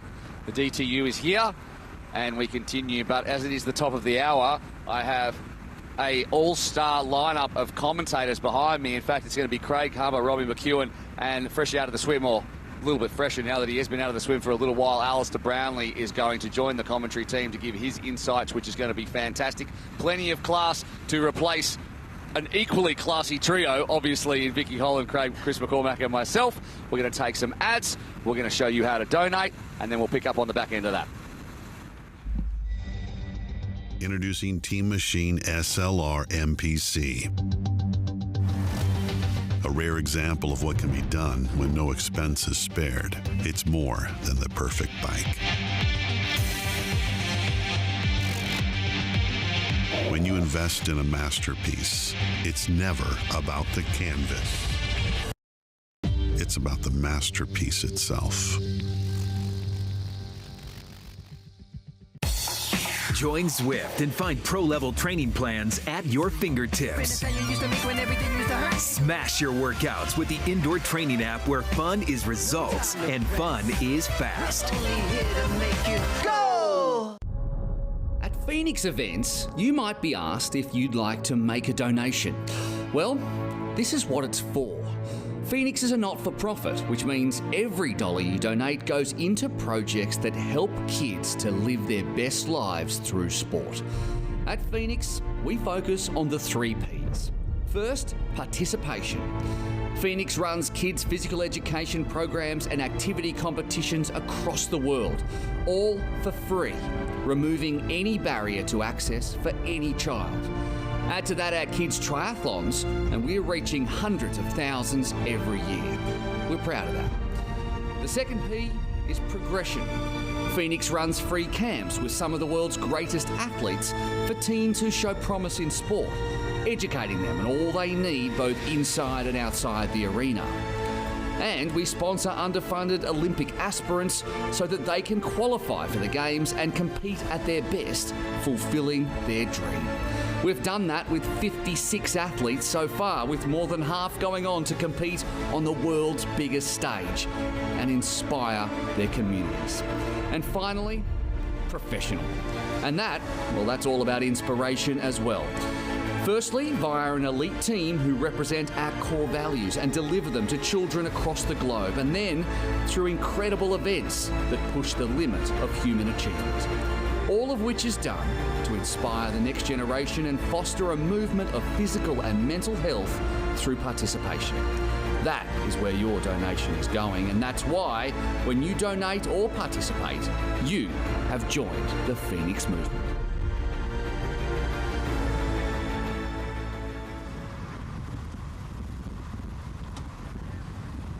And we are back. Craig Hummer here along with Alistair Brownlee and, of course, Robbie McEwen. Alistair, first time at the desk today, but it isn't as if you haven't been busy.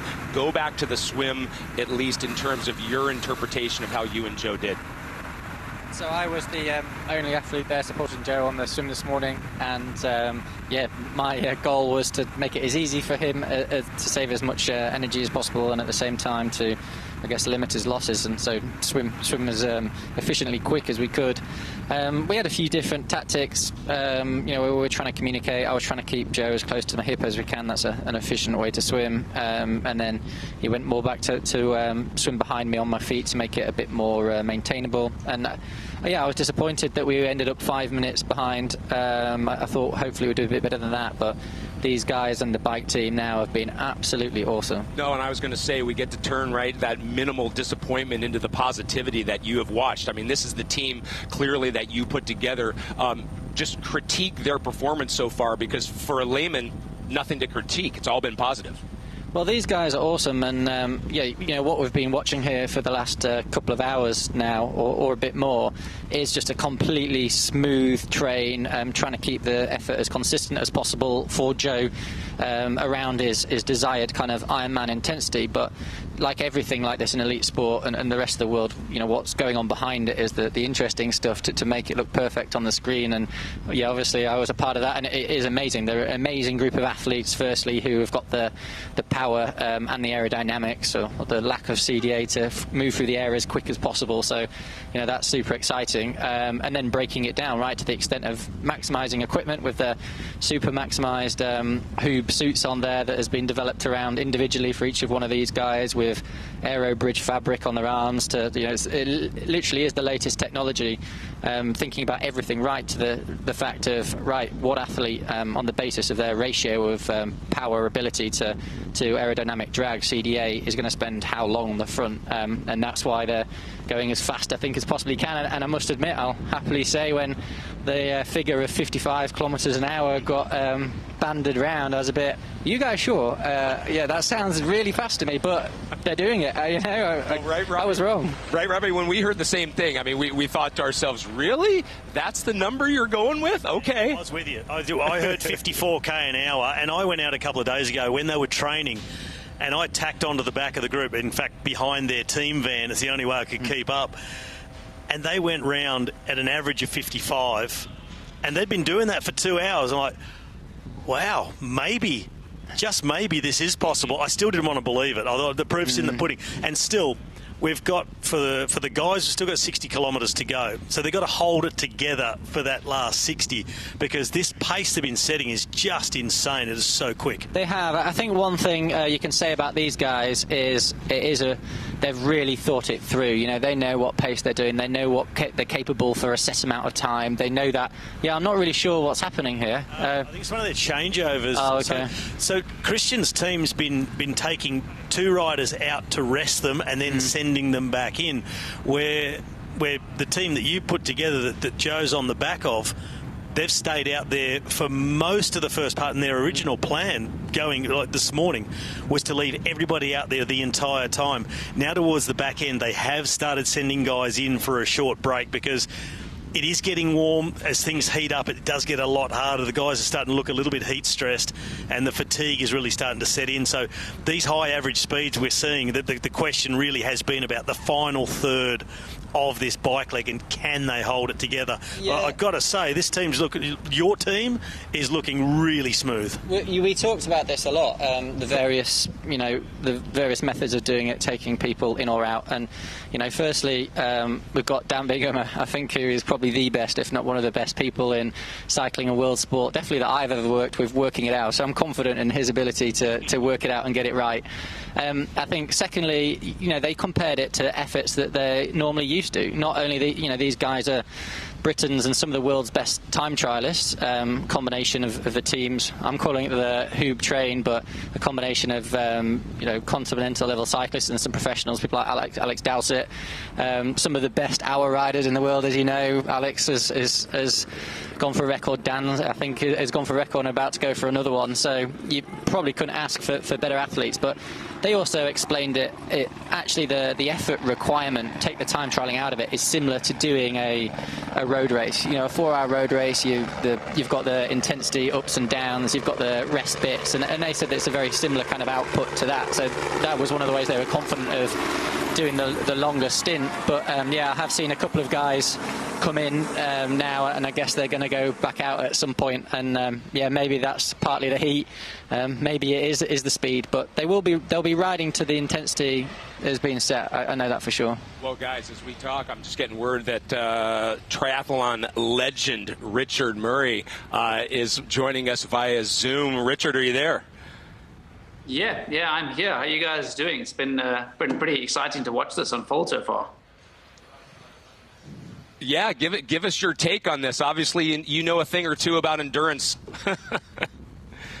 Yeah, so I've literally, since I heard that this was coming about a year or almost 2 years ago, I thought it was something pretty crazy. And after that, I think Kristian went and did like a 720 Ironman in Cozumel. And I thought, well, you know what? It seems like this is very possible. And having these guys together, it reminds me really of the Tour de France, coming up not too long from now.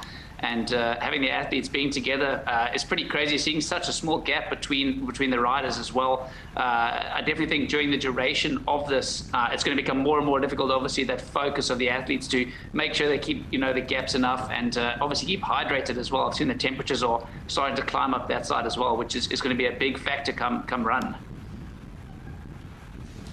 You mentioned the hydration. Let us into your world a little bit. What were some of your secrets, obviously, as a two-time Olympian and all the races and the things that you've accomplished? What did you kind of always keep in your bag, so to speak, that you knew was going to be a benefit to you?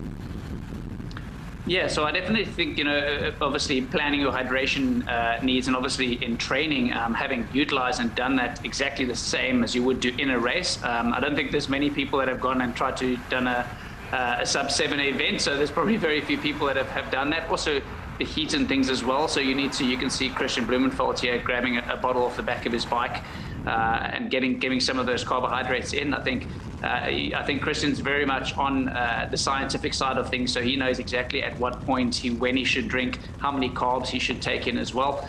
And yeah, I think from that front, you definitely have to be on top of it. I think on the shorter distance races, you can get away with these types of things, but as soon as the event stretches out 3 hours, 4 hours, 5, all the way towards 7 hours, you need to be even more on top of it. And if you overhydrate, you get big issues. If you're under, you'll blow up and not finish. So you definitely really need to be on it, and you need to be careful. And so Kristian's definitely taking in, I think, his Morton gels, I think, that he uses. And definitely I can see him just off the back end giving himself enough space as well. You lose the focus here. The last thing we want is Kristian or somebody to come down. So definitely you've got to make sure you're putting those carbs in beforehand.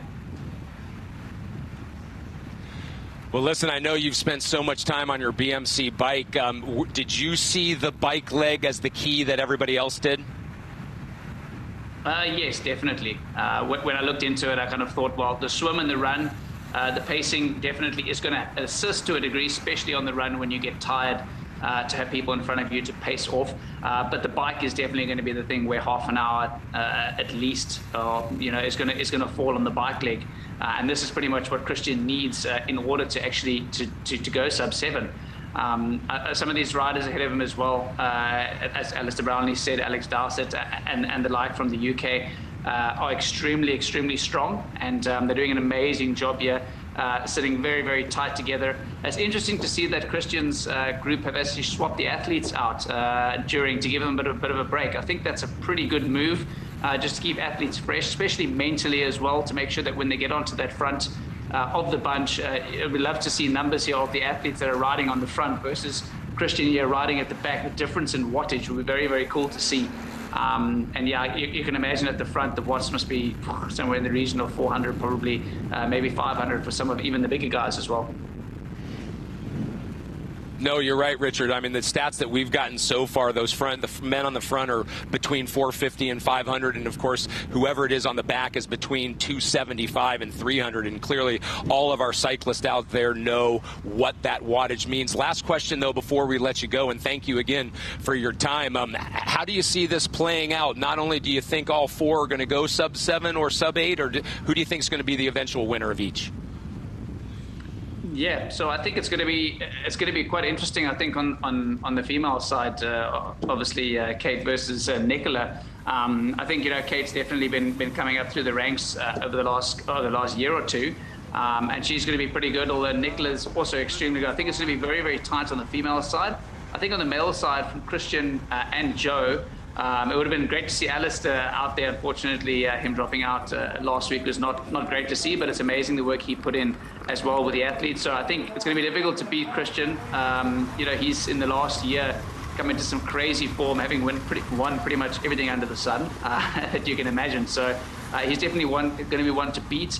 But yeah, so I think it's going to be probably, I would say, Kristian and Nicola would be my guess. Richard Murray, two-time Olympian, we can't thank you enough for your time and for tuning in. Enjoy the rest of the race. Awesome, thank you. Yeah, it's great. I hope everyone's enjoying this Sub7, and let's see what these guys and girls can do out there. Cheers. And as we bring you back to the track and the time gaps, Robbie, he mentioned that Kristian, definitely a better runner. We are seeing that gap go up, but as you and I talked about in the last hour that we were here, that at least on paper, we think that gap leading into the marathon needs to be quite big. You think it needs to be bigger, and I think the deficit that Joe had out of the water is going to be the thing that makes it really, really tough for him to hold Kristian off when it comes to the run. We've got just 50 kilometres remaining now for the men's teams, and we saw for a long while after Joe's team made the catch, the Kristian's team, they had that carrot dangling. They were 50 metres behind, where I honestly think at about 50 metres you're still picking up just a smidgen of well, maybe more than a smidgen of drafting off the team in front, but also mentally, that psychological dangling carrot in front that they, I think, pushed themselves a little bit harder to keep up. But what I'm seeing now is within the formations, guys standing up to stretch a lot more, and within this team in front of Joe, what I noticed just a lap or so ago was one of the riders who came off from the front was actually called into fourth last wheel. So instead of drifting right to the back of the group, they were giving the two riders behind him and in front of Joe a bit more of a rest. They're giving them a turn out, so it's sort of on the bike recovery rather than coming in. They're just going to keep turning the pedals over at sort of 275 watts as opposed to going through to the front and hitting 450 by doing a turn. So they're starting to, it's not falling apart, but it's starting to then really think about what they need to do to hold this speed or as close to right through to the end. So they're starting to use these small techniques. Yeah, well, no, you're right. It's what we talked about beforehand, isn't it? I mean, just the fatigue factor of this day wearing on. We're going to take a look at as we see Kristian Blummenfelt right there, Alistair, we're going to take a look at his target times versus his speeds, right? And I mean, this time, that time on the top, that's exactly the time they have been on the bike, 2 hours, 28 minutes. But again, that bike target time, I know you and your team, right, that must have been a big discussion. Where is that line? How fast can we push the bike so that when it was going to be you, right, you still could run that fast marathon? Well, the intensity you want to do on that last wheel there that you sat on, and you want to know that's similar to your kind of normal Ironman watts, I guess. And one of the main things anyone knows who's doing a long distance endurance sport, you want a really constant output effort. The last thing you want to be doing is going a bit quicker, going a bit slower, and so what happens if you're going kind of too fast and above your ability? Firstly, you're having to push more watts, but as your team gets a bit more ragged, you can see Kristian freewheeling a bit there, pushing on a little bit, freewheeling, and that's kind of what you want to try and avoid, because that's really costly. So yeah, it's just trying to provide that perfect kind of combination. And to be honest, we knew, and I think everyone knew, that you wouldn't quite get the full understanding of that until you got on this track and done it for quite a considerable amount of time. So that's why the guys have been here, super committed to the project all week, working out exactly how many people to have in the line, where to place people, how long your turn should be, how hard you can push. And I think it's basically working out, and as we're seeing, I mean, the guys, the cyclists, we worked out basically can go as hard as they possibly can, and it's about right for the two guys on the back. And that's, I think this is really key now. As Robbie was saying, for a while that gap just held below 10 seconds as they were probably just getting a little bit of draft and a little bit of mental benefit. Now at a minute, that's completely gone. These guys are moving. We're looking at about 10 seconds a lap advantage, that they're going faster. They've got 10 laps to go. So, I mean, there's plenty of time for this gap to go out for this team still. Well, exactly what you say. The last 47 kilometres of this 180 is not going to be the same as the first 47 of this 180. I mean, it just gets heavier and heavier. It's like playing golf into the wind. It might be 200 metres, but it's playing 260, and that's what this gets like. And for all the preparation and everything that goes into deciding who's going to do what and how much we're going to do and how many watts, what speed, that's all, of course, calculated on perfect situations, what you assume people are able to do. But then you've got these unknowns of swirling wind, how that's going to affect the line, who's going to deal best with that, and then, of course, who's going to be a little bit off on the day, who's going to have their best day ever, who's going to be somewhere in between. So there's no exact science to go, and we can absolutely go this quick. And it's going to come to a point when you're pushing to the limit, you're just going to have to hang in there. You're just going to have to improvise, and guys are just going to have to bust themselves. I think some of these guys are trying to disagree with you that it is an exact science, because that's what they say. But yeah, but you are right. Ultimately, there's weather conditions. You know, the fact that it's warm, relatively humid. I don't know what the partial pressure is today, but all those things have actually, at 55k an hour, have a big effect of how fast you can go. How thick is that air? How viscous is it? What does that do to your aerodynamic drag? And you know, that's something that these guys and Dan and Jacob Tipper, this is what they do all the time at the velodrome. It's a nice spot, though. Yeah. They're coming running up onto the back of another team, then just move out. So they caught the slipstream of that entire team. And it just gives you that little boost, even with that vehicle who probably stayed in the gap a little bit too long, running up into the slipstream of that car before shifting up and around it. Just got to be careful they don't come down too quickly on the rest of this team. Because if first rider comes down too quick, you actually expose the back of the train to more wind. Yeah. And of course, put the team behind. You're passing in danger if you shove down the track too quick, but the pass has been made. Yeah, and if you're just joining us, that was Nicola Spirig's team. Remember, this is there's both Sub7 going on and Sub8. The women started 1 hour beforehand. Nicola Spirig, Kat Matthews, they have been clearly on the Lausitzring track for an hour longer than the men, although you see the difference now, right? The women under 20k to go, the men now at about 45k. But the women will get into the marathon, as we predicted, much sooner than the men. That lead for Joe Skipper now up over 105, now at 107.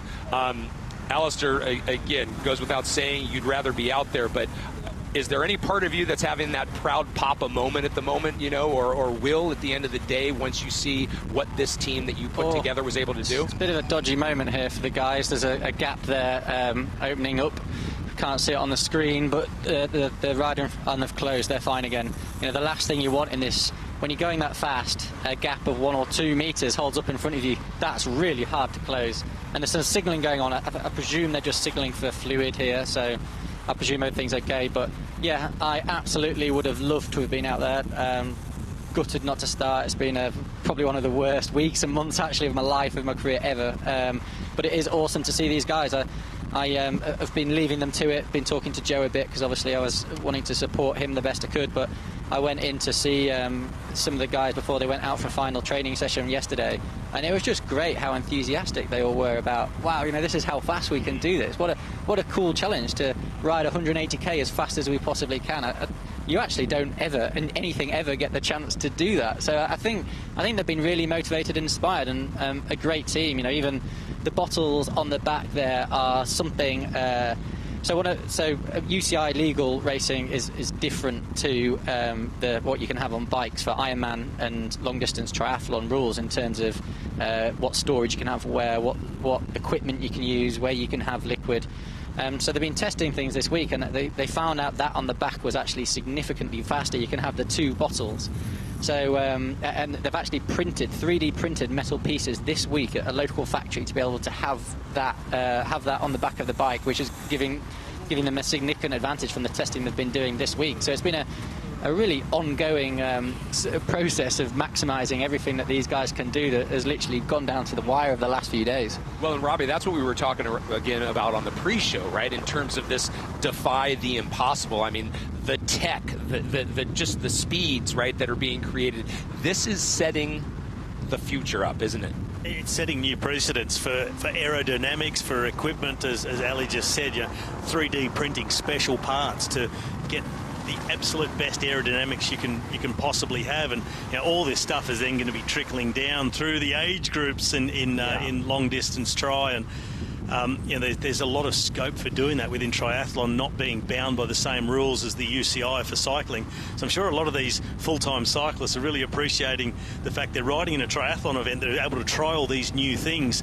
It might be a bit tough when they go back to the cycling forum and they're not allowed to then, you know, use all these aerodynamic tricks that they've been able to use today. But I just love the level of detail and planning and commitment that's gone into this whole project. And I'm at the moment, I'm looking at the numbers, I'm looking at the projected times and the things they're doing at the moment, and it's looking really good that we're going to have all 4 athletes go under their targets.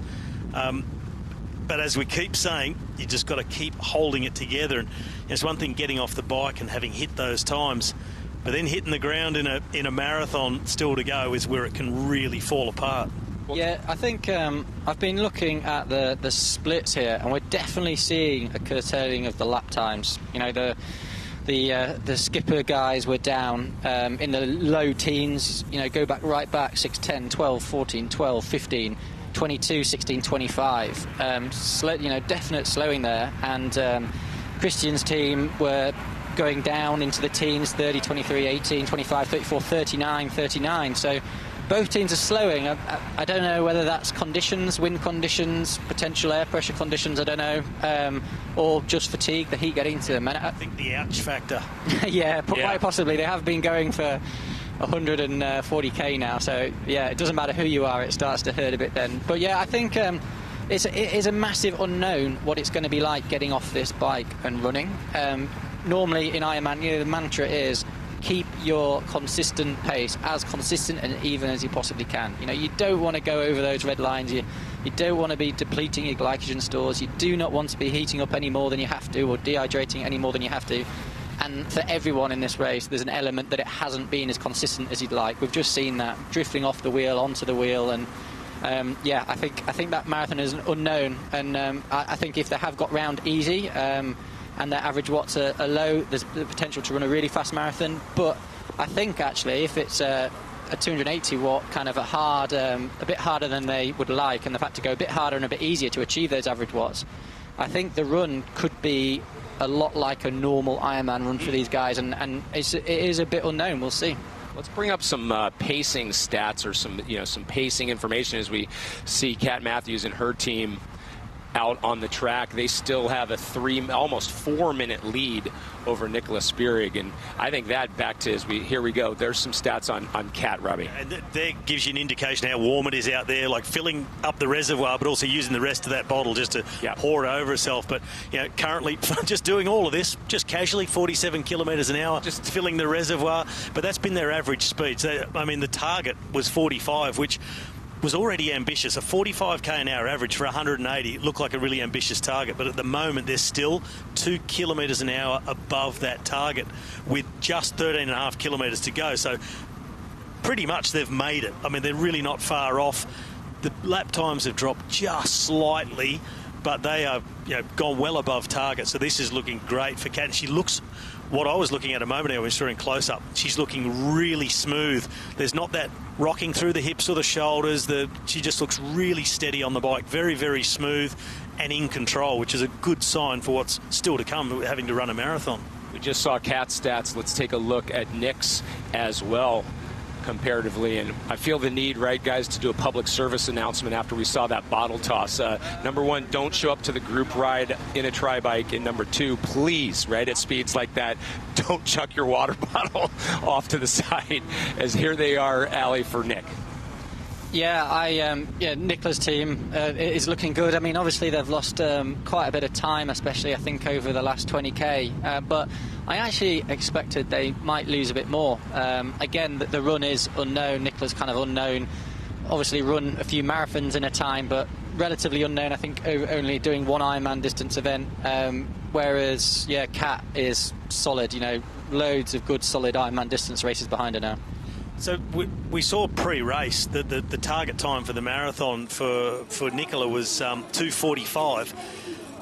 Her bike target was only averaging 41.7. She's been out there averaging better than 46.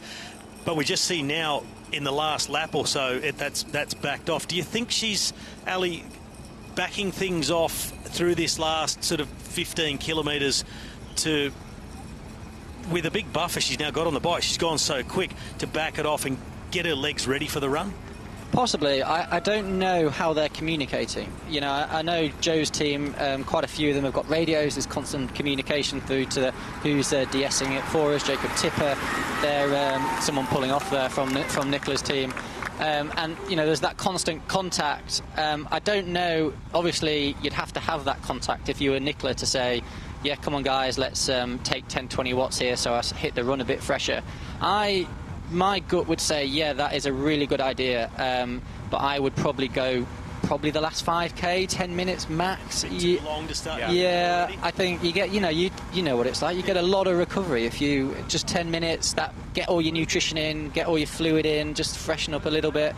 I think there's still probably too much riding left to do that, and I think we're probably seeing them slow down through the fatigue, I imagine, but I don't know. Yeah, well, that was the thing that sort of drew my attention to maybe that's what's happening, because normally you see a big drop-off in speed, and you then can see in the pictures they look a lot more ragged. People look like they're struggling. There's gaps opening up, but they look really smooth. They still look really good and in control.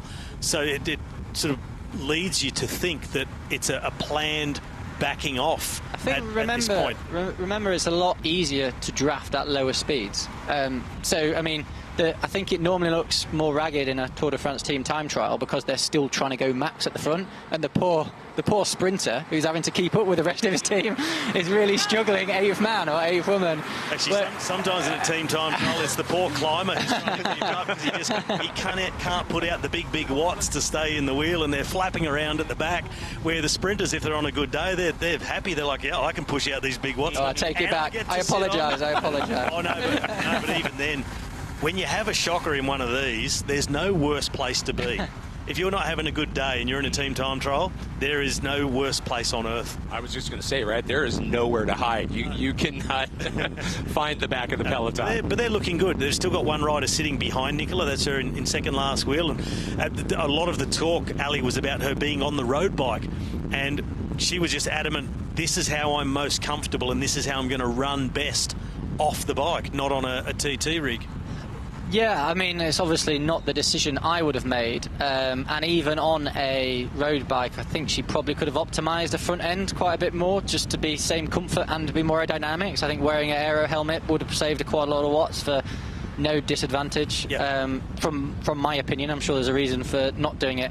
I think it is worth saying, as the drag probably at that distance back for 5th rider is probably about 50% of what it is at the front, which basically means that any aero or advantage or disadvantage has a 50% is only half. So it's actually much less of a disadvantage being on that bike than it would be obviously if you're doing it on your own, fully in, with your head in the wind, and then rolling resistance becomes a bit more significant. So that is probably a factor. And yeah, if she thinks, well, ultimately if it costs me a couple of minutes on the bike or whatever, and that allows me to run a couple of minutes faster, then fine.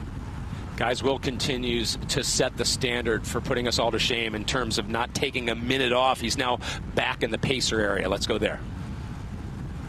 Ready to go? Yeah, ready to go. Big job ahead of you. You've got a little bit of time to make up. Yeah, I'm wondering what happened now on the track or on the run course. So. Yeah, at the moment she's about 4 minutes down, so you got some time. What have you and Nicola spoken about? We first wanted to regular pace, a little bit calm down, getting the legs into good shape for running fast after at the end of the marathon. All right, well, good luck and keep warming up. We won't interrupt you anymore. We'll see you at the finishing line. So much pressure.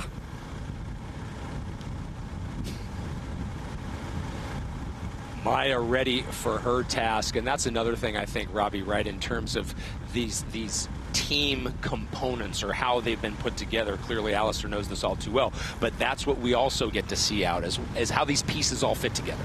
Yeah, it's an amazing puzzle of just incredibly talented athletes, and the intriguing part is how they do fit together, right? You've got all these puzzle pieces, but do they actually fit together? And making it work where you've got someone who is normally an individual athlete doing the best for themselves each time, and now they've got to become the luxury domestique. They've got to go out and work for someone else and do what's best for somebody else. And it's not the easiest thing to do, to just say, well, just run a slightly slower pace than you normally would, or just do it like this compared to how you normally would. It's a whole different mindset, and it's something that some athletes struggle to get their head around, how to do it just right. There's being the champion, there's being the domestique like we have in cycling, and it doesn't always work. Yeah, I obviously have been an individual athlete, sport athlete for a lifetime, a professional career of 15 years and doing sport a long time before that. And I really enjoyed the kind of team aspect of it. One of the and really enjoyed working with other people, experts in their own field, talking about how we maximise swimming, speaking about other people's advice around that. Obviously, the cycling, massive part of it, and the running pacing. Running pacing, probably in a very anecdotal sense, where the less impact's going to be had. People normally say once you're running 18k an hour or slower, air resistance isn't really a big factor. Pace, technically pacing, air resistance is what you're trying to remove, but yeah, that psychological aspect of having someone there just helping you through it, I think is probably significant. Someone giving you water at speed, so you're not having to stop at aid stations, I think could make a difference. Doing that 20 times, 3 seconds, having to slow down for 3 seconds 20 times for water, that saves you a minute right there, doesn't it? So yeah, I think there is going to be an advantage on the run, and it'll be interesting to see. Is Nicola using one run pacemaker?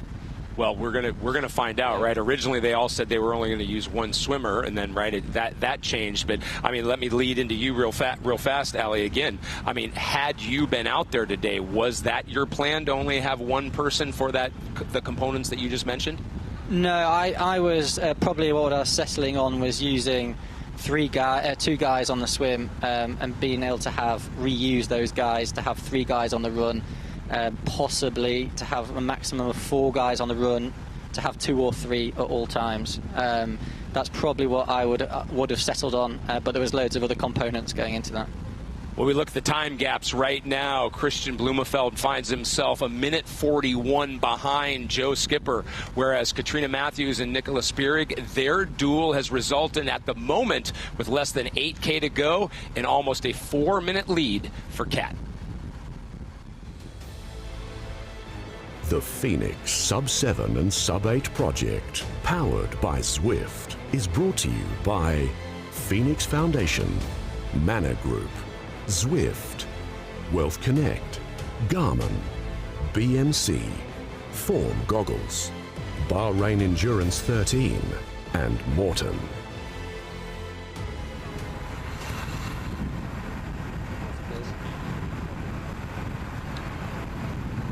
So we look at this, and the time gaps, as I mentioned. The men just over 31K to go. The women now approaching that 6K mark.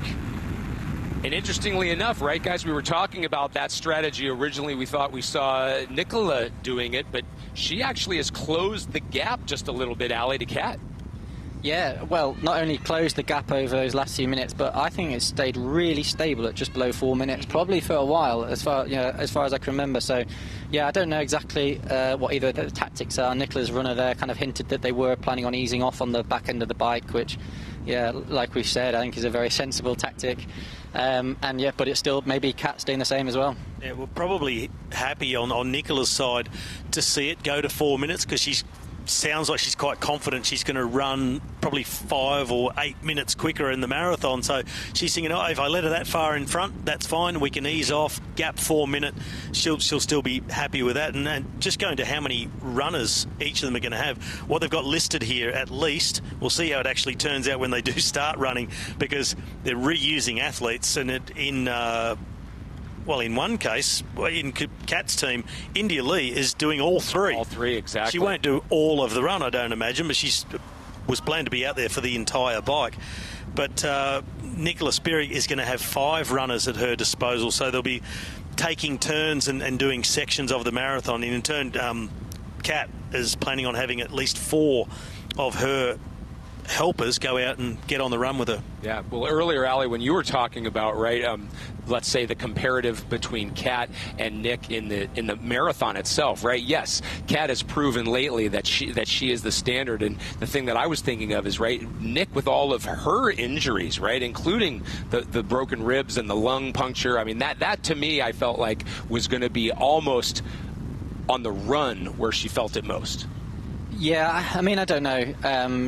I think collarbone, shoulder injury, ribs, swimming's are significant there as well, to be honest. I suspect, I don't know for sure as well, that might be why she isn't as comfortable in a time trial bike position. That puts a lot of force through your shoulders, especially over 4 hours in a race like this where you're not breaking position. So that might have been a decision on that as well. And her run fitness might be absolutely great. I wouldn't write Kat off if I was advising Nicola I definitely wouldn't want to give Kat a 5-minute lead. But yeah, I think a couple of things. I think Kat runs consistently and has proven she runs consistently one of the fastest in the world at Ironman distance, if not I think on a day. And I think this ride is going to have taken more out of people than they expected. So it's going to be a less fresh run and a slower, harder run. And I think the other thing we were talking about, the times of both teams slipping quite a bit. If you look outside, look at the wind. Yep. Really blown up. So that the wind really will make pacemakers, having people in front of you on the headwind section, that will make pacing significant if they can do a good job at sheltering you from that wind. It's probably why we're seeing the bike time slow down, and it'll have the stronger team is more advantaged by harder conditions. The smoother, stronger team, so that might make the gaps in the back end of this bike even bigger. Yeah, well, as you just mentioned, Ali, that wind, the direction's been more or less the same all day, an easterly wind, but that wind strength up to 10 knots, 18 kilometres an hour, that wind. So as you said, running into that headwind, that's going to make a big difference on the run. And we saw for the ladies, they've got 5 runners on one team, 4 they can use on the other team. But when it comes to the men, they've got 1 each. I mean, they're really high-quality runners, but they're only using one each. So, I mean, that's going to be a big afternoon out for those guys. Yeah, you don't need high-quality runners. I mean, with the best will in the world, even if Kristian, relatively high-quality runners, I mean, yeah. Define high. Yeah, exactly, yeah. Right. Okay, so if, I mean, if either of them go close to 220 here, that's 320 kilometres, 520 miling, 18 kilometres an hour, basically. That'd be a phenomenal performance today. No doubt. No. Well, that's what I'm saying. It's a bit quick, but I don't. It was 56k an hour on the bike, exactly. wasn't it? But what I'm saying is, loads of people can run a 220 marathon. Literally hundreds of people have run 220 at London, I imagine. Yeah, like Craig. But anyway, you'd be better off having more slower runners. Is the point I'm trying to make? And once you an 18 kilometres an hour headwind. Will have a big impact. We're saying that rule of thumb, if you're moving through the air 18 kilometres an hour or faster, and the air is moving towards you at 18 kilometres an hour, being sheltered from that has a big impact. Ideally, like we also, one of the influencers for this event, Kipchoge's Sub2 challenge, I think he had loads of runners around him, and running a bit faster, so it was a bit more significant benefit that he was getting. But I would have. I think having a spearhead of 3 runners in front of you would have made a big advantage. Having 2 a little bit less, and having 1, if you can get in the right place on the windy sections, will have a big impact as well. Nicola Spirig, there she is on her Specialized bike, and we switch immediately over to Kat Matthews, who still maintains that advantage. But as Ali just pointed out, it really has stayed between 3:45 and 3:55 for at least the past 30K. So Nicola and her team doing a very good job to keep Kat and her crew very much in their sights. And if Nick does have her day, let's say, this is going to get very interesting very fast, Robbie. I think on this bike leg, certainly in the second half, a lot of the coaches have started doing the same thing. They're doing time checks on either side of this circuit. So it's a great big oblong circuit for those who haven't been able to see the map. And if you go either side, quite like a velodrome, you get on either side, you can give time splits each time. And they're now trying to just peg the other team. Yeah. And say, let's not lose any more time. Let's keep it at this. And they get the time checks. All right, steady, keep it stable. They can walk either side of the line that they're on to give an indication of you're up or you're down, like they do in the team's pursuit on the track. Here's another pass with you call it the hub train? Hoob. The Hoob train, sorry. Yeah, Hoob have made and designed all the suits and provided a fair few of the riders. Jacob Tipper worked for them, and actually not only as a cyclist is de-essing here, knows most of these guys, and a cycling clothing designer. He's got about 50 jobs. Dan Bigham helped really build Hoob's R&D world up and design some of the best equipment in the world, and a combination of team guys and some other riders as well to make the best possible train. Ali, look ahead, or let's look ahead, right? We're now under 1K to go for the women. With you and this transition, which we know is going to be very critical in this race specifically, what just describe again to the average human what it's like to have been on a bike this long to then have to completely switch what you're asking your body to do. Well, at this point, normally you're hoping like hell that you're going to feel okay, but you never quite know. And I think, she's the team. Here we go. The team are pulling off here. Kat's got her feet out of shoes. She's just hoping for a smoother transition as possible. And so this is one of the big areas you can gain time. You know, quite often you can be 5 or 10 minutes in a long distance Ironman style transition. Bike off her straight away. She's going to put her shoes on straight away, and it's going to be less than a minute with a helper there as well. Let's listen in.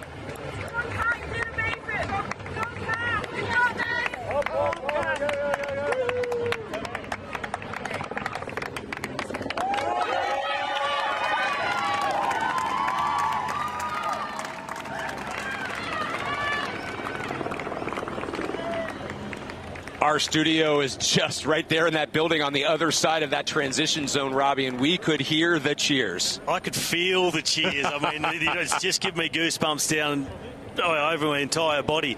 I mean, out onto the run now, marathon to go, and straight back into the hydration. That's going to be a real key in this too, Ali. I mean, these temperatures are starting to really creep up around 26, 27 degrees now. Yeah, I mean, it doesn't matter how you cut it up. The evidence is pretty clear on this. As soon as you start going above kind of low teens, every degree costs you time on your marathon time.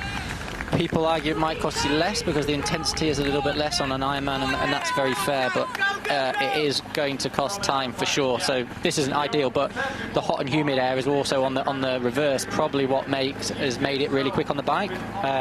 Kat does look quite hot already to me there. Quite red in the face, full suit fully open, and so hopefully she's really just going to kind of settle into this run, get the fluid down her, get some ice down her to try and just make it maintainable and see what she's got.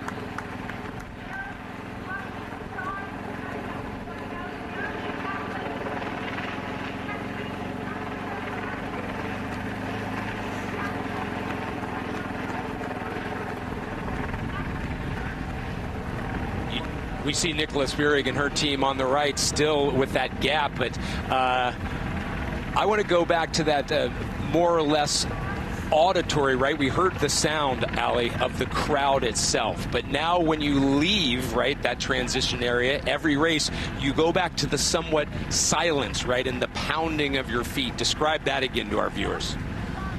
Long distance racing is normally quite a solitary affair. You know, you might see a few people in transition and you get a bit of a cheer, and then, like you say, you disappear off for hours at a time and not see anyone. And some people like the crowd and feel a real lift from that. Some people actually like just being focused. But yeah, I think it's going to be good here. I think the short lap will be good. It means there's plenty of access to that little bit of inspiration from the crowd. Like Robbie said on the bike as well, plenty of access to timing and information coming in. That's a complete unknown for long distance triathlon. You know, literally, you might not have a clue how far people are in front or behind you for possibly an hour at a time. So I think having that information is a real positive, and it should be able to maximise it. It's slightly undulating, this run course.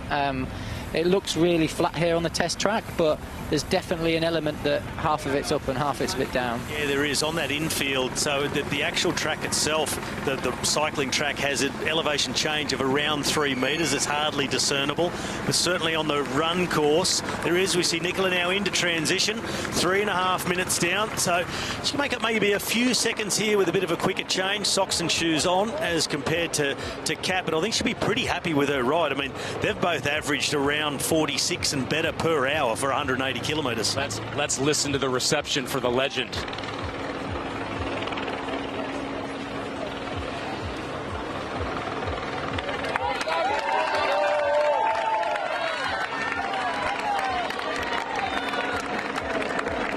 She interestingly also caught up quite a bit of time there in the last few laps, 20 odd seconds. I mean, that's quite a turn. So maybe it was a real tactic of Kat's team to ease off for a few K to feel a bit better, because they were gaining time up to then, and out they go onto the run. Do you know which direction the wind is on this run course? So as they turn left, see those flags? So as they turn left, it's actually coming across the course, but at the moment it's almost 3/4 behind them running this way. That the wind has started to swing a little bit more to the east-southeast, which on the way out will be just giving them a tiny bit of assistance, but more from the side, which may indicate why the pace is running right alongside, not in front.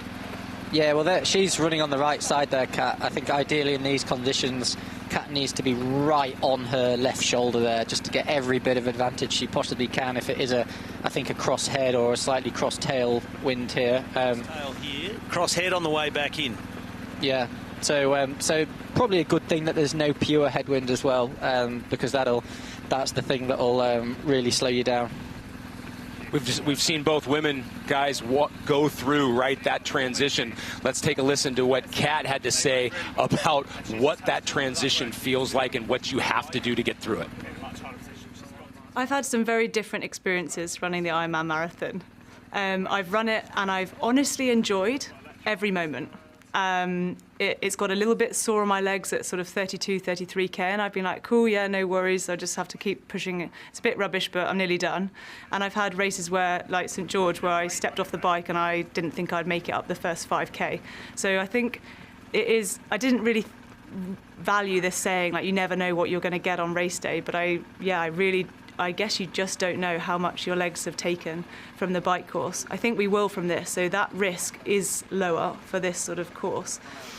The thing I always draw back to is that it's my choice whether I keep going, whether I slow down, whether I stop. It's always my choice, and I'm choosing to be there. I've chosen to race. I'm choosing to be in the moment, and it's my choice whether I keep going, and it's just up to me whether I take it. So I think that's relatable for most people in any walk of their life, and I think that's something that I always sort of embrace, is that you're in control of that emotion and you just take the choice you want.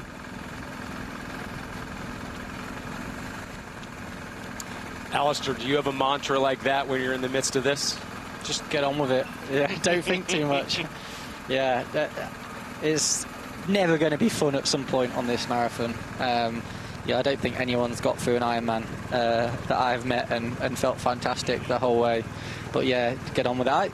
Kat went through the first aid station there and slowed down, went off the racing line to get aid for herself.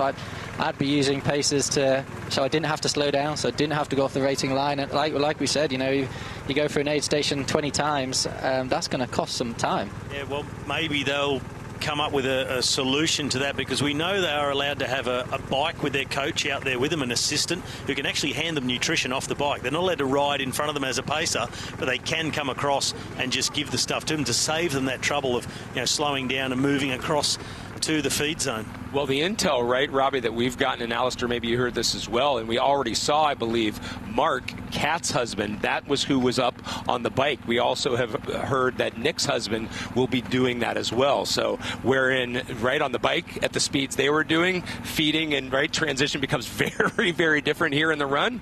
Could be as simple as, your husband coming up and saying, how's it going? What do you need?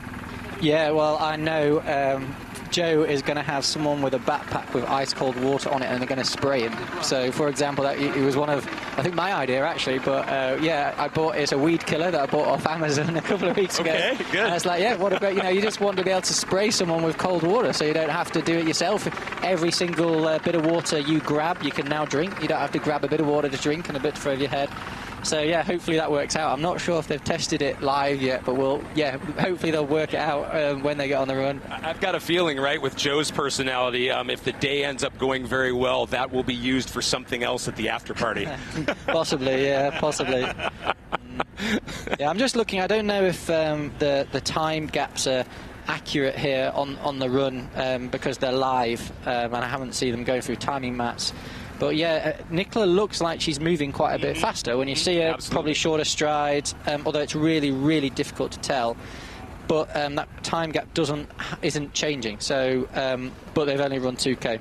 And there you go. Those are the run rules, so to speak, and in terms of what the support rider can do. And that is Kat's husband, Mark, right there on the bike. Yeah, Mark, a massive supporter of Kat. You know, I've seen him travelling all over the world to help her out at events, and so you know, he's always there. He jokes saying he does a bit of everything from you know, biomechanics to feeding bottles in to race support to a real one-man band. You know, incredible the dedication of some of the support of these guys have got out there. Yeah, and I imagine she'd want no one else there. Have you been surprised at all? I mean, for fans just tuning in today, we've done our best to kind of describe Kat's reason for being here and the fact that she is very deserving right at this spot. Have you been surprised at all in her what's being called meteoric rise through the sport? No, I haven't. I've known Kat for quite a few years. You know, a fantastic athlete and a bit of a running background, which always helps. I also think she's a real consummate professional. You know, she trains well consistently. Really, I think does the small things right. Lives a really professional, dedicated lifestyle, and you know, all those things add up to good performances. Well, talking of good performances, and Ali, this is something you identified just before when we saw Nicola. You were talking about her stride. She looked like she was moving more quickly. The data we're getting in at the moment has Nicola on a pace at the moment of running 3:37 per kilometre, wow, as compared to Kat, who is currently clocked at running 3:51s. So 14 seconds per kilometre faster that she's moving at the moment, according to the timing that we're able to get. We don't have that live data of, you know, ticking over every metre, but that's as close as we're able to get. But you know, you did say, and you saw, there was a real difference in the look between the two athletes. Yeah, there really is, although it is notoriously difficult to tell. One particular athlete, Daniela Reef, you see her running, and like compared to Kat, actually watching them at the World Champs, and you're thinking Kat is running way faster. It turned out that Daniela was running exactly the same speed with a much slower stride, if not faster. So it is just difficult to tell. But yeah, I mean, she does look like she's moving quicker there. And I think you also need to get a few K in for it to kind of stabilise as well, to be honest. Yeah, the first few K, maybe you push and you go out hard, or actually maybe you don't. You take it a bit steady and you work your way in, which I think Kat is a bit more of a fan of. Well, just to update with our men still out on the bike course, 13.5 kilometres to go, so it won't be too long. They've only got 2 laps roughly left until they'll turn in and hit transition as well. And for those bike splits at the moment, well, let's talk about the women's. Kat came in a 3 hours 50 for 180 kilometres. Nicola at 3:53 and a half. Wow, that is just absolutely flying. Joe Skipper and his team, they are still on target for that 55 kilometre an hour average, which is going to have them in at just over 3 hours and 16 minutes for the bike leg. Amazingly, after all our talk of them slowing down and fatigue, they've just done the fastest lap of the race. Wow, they smell the finish. Yeah, 6 minutes and 8 seconds, average of 56.7 k an hour. Wow, and Kristian Blummenfelt, he's also gone quite a lot quicker than his targeted pace. He thought 47.48, and now going to come in at 3:24 for the bike leg. That's back, Ali, again to what you were saying, right, in terms of what your goal is as an endurance athlete, is just that steadiness, right? Yeah, I think just go back to Kat here. You know, that's I think what you'd want to see at an aid station. Mark handing water, ice, whatever it was, into the pacer and then into Kat to make sure there's no slowing down, no going off that racing line. You're running 42.2k, you don't want to run any more meters. And so, yeah, maybe they heard us talking, or they've just nailed it on that one compared to the first one. But, yeah, that was great. And, yeah, to go back to the bike, yeah, consistency. You just want consistency. I wonder if this gap between the two men's team is opening a bit quicker now, though. We're up to 2:25. On the last lap, we've got splits for the Joe's team went 6:08. Kristian's team went 6:34. That's a 26-second gap, the biggest gap, I think, pretty much we've seen in the whole race. So maybe that gap is just opening up a bit more. They've got a 1.5 or nearly 2 laps left. I mean, that could open up another nearly maximum of a minute, I guess. But yeah, again, it'd be interesting to see what their tactics are, if either of the teams have got the orders to slow down for the last few K. And that's the thing, I can see the pro cyclists here in the blue on left of screen. They're getting a sniff of the finish. Let's go and empty the tank. Let's smash out the end of this. But but they've got to be aware of they've got a passenger on the back who's trying to save energy while also still do the best time he can. He's thinking about a marathon. They're thinking about getting in the tent and cooling off and having something to drink and let the heart rates come back down. So they've really got to keep looking after Joe. Yeah, I think they have. I think one that we haven't said for a while, and it's worth emphasising, with these perfect conditions, I think it's cut and dry. Both, I think everyone's going to go Sub8 and Sub7 here. Easily. Absolutely easily. All right, guys, we're coming up on the top of the hour. It's time for a shift change. Alistair Brownlee, can't thank you enough for your time. I think you might be coming back, but if not, it's been great to have you here at the desk. Robbie, of course, you and I will continue talk when it is our time, but when we come back, Will McCloy will be back in the driver's seat. Join Zwift and find pro-level training plans at your fingertips. Smash your workouts with the indoor training app where fun is results and fun is fast. Go! Introducing Team Machine SLR MPC. A rare example of what can be done when no expense is spared. It's more than the perfect bike.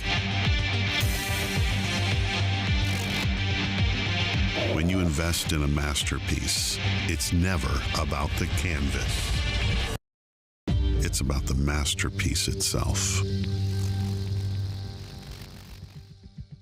The Pho3nix Athlete Program. It's simple.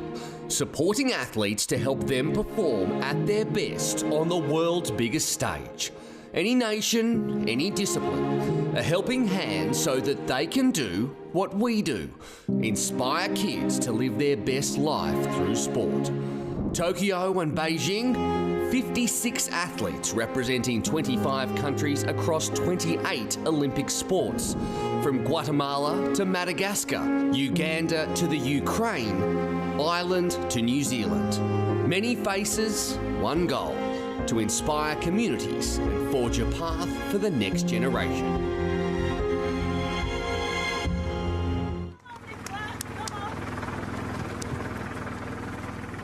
Back we are on the run. Thank you to Craig Hummer, Robbie McEwen and to Alistair Brownlee for lending their thoughts in the fifth hour of this epic challenge. A chance to make history and out there on the run with Nicola Spirig. She has 3 pacemakers at the moment.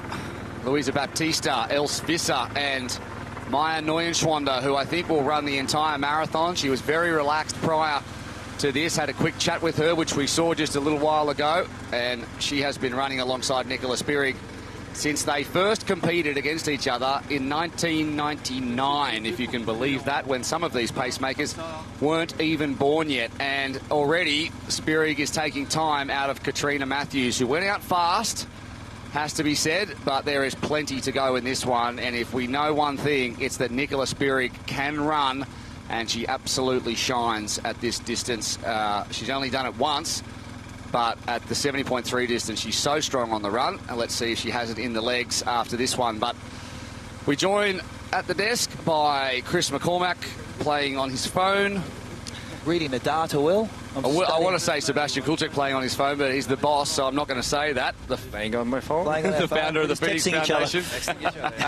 And Wojciech Krzyzinski as well, for the COO of the Manor Group, and not playing with the phone, smiling politely. But I'm going to start with you, Sebastian, and obviously people who are tuning into this maybe haven't heard you speak already earlier in the telecast. We're seeing a lot of Pho3nix logos, and some people might be thinking to themselves, what is this Pho3nix all about? So in your own words, as you are the founder of the foundation, what is the Pho3nix Foundation all about? Foundation is, it's about showing the world, but showing mostly the kids that they can believe in themselves, that they can fulfill their dreams, that they can overcome any obstacles if they believe that, sport can take them there. And, Foundation is here to assist and inspire children to be active. Simply saying, we just want to inspire them to be active and develop the many life skills that sport brings. That's exactly right, and there are many, many projects across 4 continents now. There is Kat Matthews, Mark Matthews, her husband, on the bike. And at the moment, Nicola Spirig moving around 5 seconds per kilometre faster than Kat Matthews, which means that at this current pace, she will catch Kat and win by around 2.5 minutes. Obviously, there's a long way to go in this one. 38 kilometres remaining. But all we can do is look into the future and do our best. India Lee out the front of Kat Matthews at the moment, who looks like she's settling into her stride very well. Wojtek Krzyzewski, COO of the Mana Group. Tell us how the... first of all, what does Mana Group do? And also... What is the relationship with Pho3nix and how do you deliver events?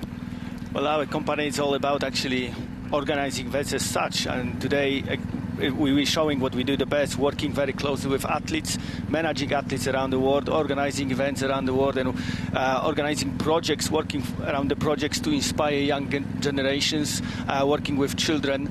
This is what are our beliefs in our company, and this is what connects us very closely with Pho3nix Foundation. It's the project that we as a Mana work very closely with since very beginning with Sebastian, and running all the projects such as education projects with children, sport events with children, future camps, the mentoring camps for young athletes is exactly what we are working with. And Chris, you're the CEO of Mana Group, and you've been there since the beginning with the Pho3nix Foundation as well. And are you surprised by how it's grown? Because it began with an idea a couple of years ago and started with the Pho3nix team of elite athletes, of which Alistair Brownlee was and still is one. But it has expanded regardless of COVID, if you like, and almost not just coped with COVID, but did things to pivot to make sure COVID was something that younger generation people could deal with. Look, they say every fire starts with a spark, and that spark happened in discussion with Sebastian 3 or 4 years ago around what we could do to bring kids back to sport, to give them the opportunities to empower their lives through friendships, through competition, through engagement, through sport. And then I don't think the world anticipated that COVID pandemic. No one did, and it became even more so during that pandemic how important it is to come out of that and keep kids encouraged. We're losing a lot of kids from sports nowadays. They're dropping out at a higher rate, and 41%. So it's just great to do it. I remember, it doesn't seem that long ago. I know I'm getting old now, Will, but I was inspired by, every kid does sports, they look up to the generation ahead, and I was inspired by the great Australian athletes that I wanted to emulate. I never imagined I would have a career in sport. It wasn't what I was anticipating doing, but my entire friend group, my wife, my family came out of the connections I made through sport. And Wojtek and I met through sport. Sebastian and I met through sport. It's life is enriched when you do sport, and it's very empowering to be a part of it. And Mana does. Once I remember, there's nothing real than sport. And that's actually very inspiring to everyone who's thinking about to start any sport at all, just if to do it or not. Sport, it just changes your life, make you put you in a discipline, in a plan things in the future to achieve goals in few months time. Let's say you want to do a marathon in 3 months, you have to build a plan and then you apply the same rules in your life. So basically the sport is everything. That is absolutely correct. The sport is everything. It's certainly everything to Kristian Blummenfelt. But old Bloomy had a little bit of a moment just a second ago while Wojtek was talking, and we'll see if we can get a replay of that as we watch the run here. But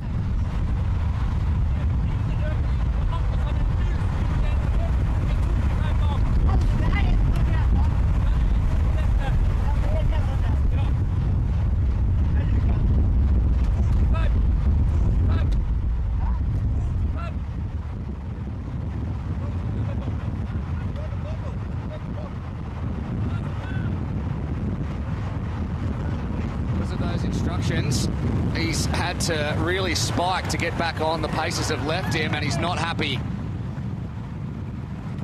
See how far behind he is. That's not good management. Yeah, you speak Norwegian. I'd love to know what they said, but that's poor management. He has to spike his power to get back on. Those little spikes that have been happening throughout the entire bike ride are what are going to tax the marathon. I know Kristian's talking about a 2:25 run. He's got the new ASIC shoes he's wearing that are supposed to give him extra speed, but those little spikes that we've seen a few times from this group when Kristian's had to come on could tax this run. Well, there you go. He's back on the back now, but you're exactly right. He needs everything he needs, everything he's got in the tank to deliver this run that is going to close that 2.5 minute gap. And Sebastian, I want to talk a little bit about the mental health of children, because physical health has obviously been taxed with children in lockdown, but the mental impacts linger, even though maybe it's over. If you're at a particularly vulnerable stage, I think all of us have got a few emotional scars from the last few years. And if you're at a vulnerable stage at age 7 or 12 or 18, those scars can last. And being able to be part of something, and the togetherness and the social aspect of that the Pho3nix Foundation brings is a crucial part of healing those scars. You're 100% right. You know, anxiety and depression have increased by 200% among young people in the last 2 years. That's a terrifying number, and we all know that actually sport can help, right? I mean, there's evidence that physical activity can reduce levels of anxiety and stress by 20-30%. So right now, when we trying to learn more about our minds, our brain, neuroscience is developing quickly to close that gap in the science world. But one thing we know for sure, sport helps. Sport strengthens us mentally, and you know, it's physical activity that is performed in the outdoor space by kids can improve the cognitive performance, self-esteem, reduce anxiety and symptoms related to attention deficit disorder. This is also something that we're witnessing nowadays. Children have huge problems with focusing, right?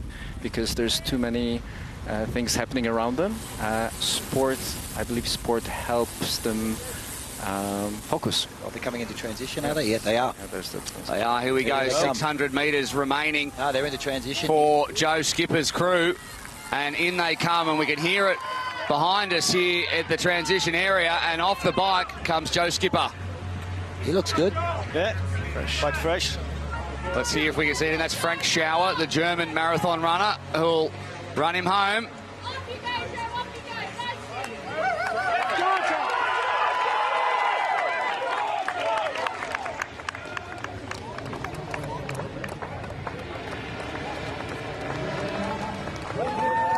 To the run goes Joe Skipper, 2.5 minutes up on Kristian Blummenfelt.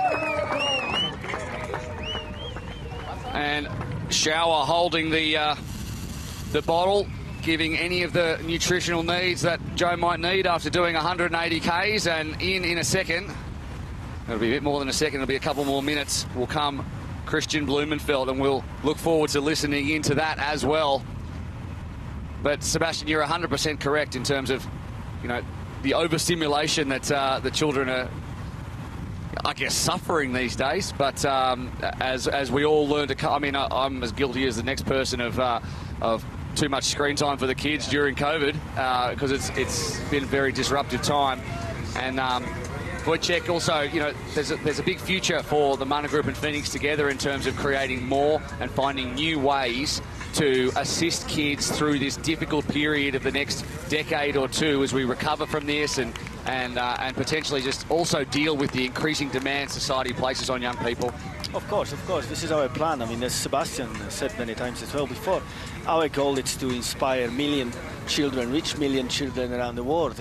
And we, at the moment, we are at 6 countries where we deliver our Pho3nix Kids events. We going with the education through the schools with all different projects. And it's just the beginning. We really learning also with those children what else we can do for them. And then we want to expand it and reach even more countries. All right. Oh, he's coming to the transition. Comes Kristian Blummenfelt. The pacers move out of the way. They deliver the world champion, the world record holder, and the Olympic champion. A man who has done what no athletes in this sport have ever done in the last 12 months. And we'll listen in. Decides to go with the socks. Let's go, Kristian. Let's go there. I think Joe decided against the socks, save a bit of time, but Kristian's not getting panicked. He's backing a 2:25 marathon. To the right there, Brandenberg College, thanks to ASICS, and off we go.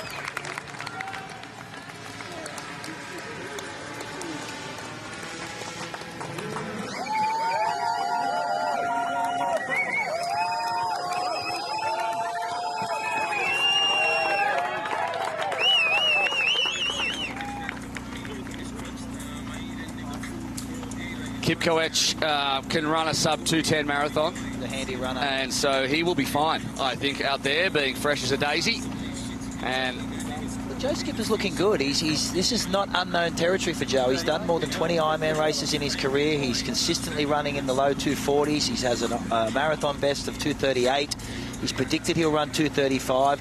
He's had a pretty steady heart rate for the entire bike ride, around 155, which is right on target where he usually races. And his power's been sitting about 290, which is about 7 to 10% lower than he's racing in an Ironman. So all things being equal, the weather's coming into play.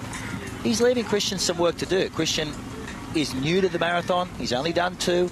They're the 2 of the fastest times ever recorded over the distance, so they're handy in their own right. But, you know, he's not going down without a fight. Right, so the Form swim course done. The BMC bike course, as the boys get a bit of a shower, is done as well. And now we are on to the run, 42 kilometres. As you can see at the top right of your screen, Nicola Spirig taking time out of Kat Matthews as well. 30 seconds over the last 10 minutes or so. And they may meet at some point as we move through the 6th hour of racing for the women and the 5th for the men. Do you want to know Joe's bike split? 3:16, 55 kilometres per hour. As they predicted, 3 hours and 16 minutes. To be fair, they said they could go 3:15, so they blew out. Yeah. It was 3:20, and then yesterday they said it's a 3:15 is possible. 3:16.42. Kristian a 3:24 at 52.8 kilometres per hour average, so that is hooking. The weather's, it's not still out there. There's winds come up later in the day, sitting about 8 kilometres per hour. So that last part of that bike ride would have been tough. So maybe that's where we'll forgive them for the minute lost, Will. So for the men, Kristian Blummenfelt said he would swim 45. He swam a 48.21 because there's some currents in the water. He lost 3:21 to his target time there. In the bike, he said he would bike 3:49. He decided to bike a 3:24 and made up 24.5 minutes there. Joe Skipper said he would swim a 49. He swam a 53.24, lost 4 minutes and 24 seconds. He said he would bike 3:20. No one believed him, and he biked a 3:16.42, which is 3:18 quicker. And at the moment, he barked it out with a bark on the way. He barked as well. Now, in the women's, let me just click over to the women's. I don't have this all off the top of my head. I actually have to look at the data that you can see at sub7 sub8.com/live. Also, don't forget at sub7 sub8.com/donate. A portion of every dollar donated goes to purchasing ambulances to assist in the Ukraine relief effort, and the rest goes straight to all of the projects which help assist kids to get involved in sport all across the world, particularly those who are unfortunate enough to not have an equal start in life. Now, Nicola Spirig said she would swim a 50. She swam a 54.50, which, if my maths is correct, is 4.50 slower. Nicola Spirig said she would bike a 4:19. She biked a 3:53.16. which is 25 minutes and 44 seconds quicker. Kat Matthews, I'll swim a 50, swam a 54.43, said she would bike a 4. We thought that was pretty optimistic. Biked a 3:50.06. Incredible times out there. All teams, both on the men's and women's side, were dialing in that bike all week to see them zoom around the track and refine their team dynamic, where the athletes were going to sit. And every day you spoke to them, all we said is this track is fast. It's going to get quicker and quicker, and those times came down. And I do recall when Joe said he'd ride 3:20 with his team, everybody laughed, myself included. It's just, a kilometre an hour slower than the world hour record. So what a time. That's got to be the fastest 180 kilometres ever ridden. Obviously, in the run, you're not drafting off the athlete in front. You're being paced by. At least, I mean, it's a negligible difference. But Brandenberg Koech, who is out there right now, he has won a ton of marathons himself, but he's the professional runner from Kenya. Athletes often rely on his consistency as a marathon pacemaker. So, for example, in the Paris Marathon in 2021, alongside Idok Onchari, he paced the 209 group, which allows them to... Groups. Yeah. They pace 209. Oh, it might have just been him. Last time I ran marathon, there was a pace 3:45 or something like that. I'm surprised they're on the 2.9 group. You're right. Did he run with this little flag? You know? I don't think it's important. Just out there on his own, but obviously allowing the other professional runners to plan their race how they need to. Interestingly, the communication between the runners is going to be key, because it's one thing to have a runner there setting a pace, but being the athlete who's just got off a 180-kilometre bike ride and a 3.8-kilometre swim, that pace might not be the pace you can handle at that moment. So communication is critical. And I do want to note Nicola Spirig, the only athlete with more than one pacer. So I think that's a big advantage for Nicola. It's very barren out there at the back end of the track. It's getting very, very hot. It's nice to have athletes around you to communicate with, to talk with, to share the sharing of nutrition, of water, and to keep your head in the game. Because as you start to fatigue, that negativity can creep in, that question mark of whether you can sustain the pace, and to have a group of friends, especially in Nicola's case, people that she trains with and she's led with on course to some degree, is critical. It's crucial. Joe Skipper out there averaging 3:45 in the opening part of this run. Kristian Blummenfelt averaging a 3:28. Meanwhile, in the women's, Nicola Spirig said she'd run a 2:45. She's on for a 2:37.40 pace. She's already 1:09 below that, whereas Kat Matthews, who said she'd run a 2:40, is 31 seconds behind. So Nicola Spirig aiming for less, delivering more at this point. Kristian Blummenfelt the same, aiming for less than Joe, delivering more.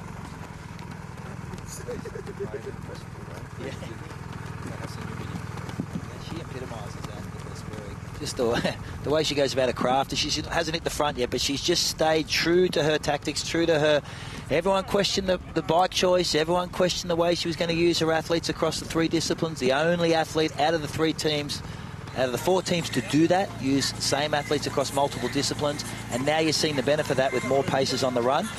It's the business end. You swim and bike for show, but you run for dough. All right, well, as the run continues, we have to release Sebastian because there are some podium presentations to hand out. I don't know who we're going to be giving them to yet. If I had to guess, I'd say Blumenfelt and Spirig, but stranger things have happened. There's plenty to go in this one. Jonah them. I'm just guessing. I'm putting the commentary mockers on them. So we'll say goodbye, Sebastian. Thanks you again for all that you do. We'll see you at the other end. Wojciech as well. Thank you very much for putting this on. With Chris, of course, I suppose, but I can thank him later, much later, I think.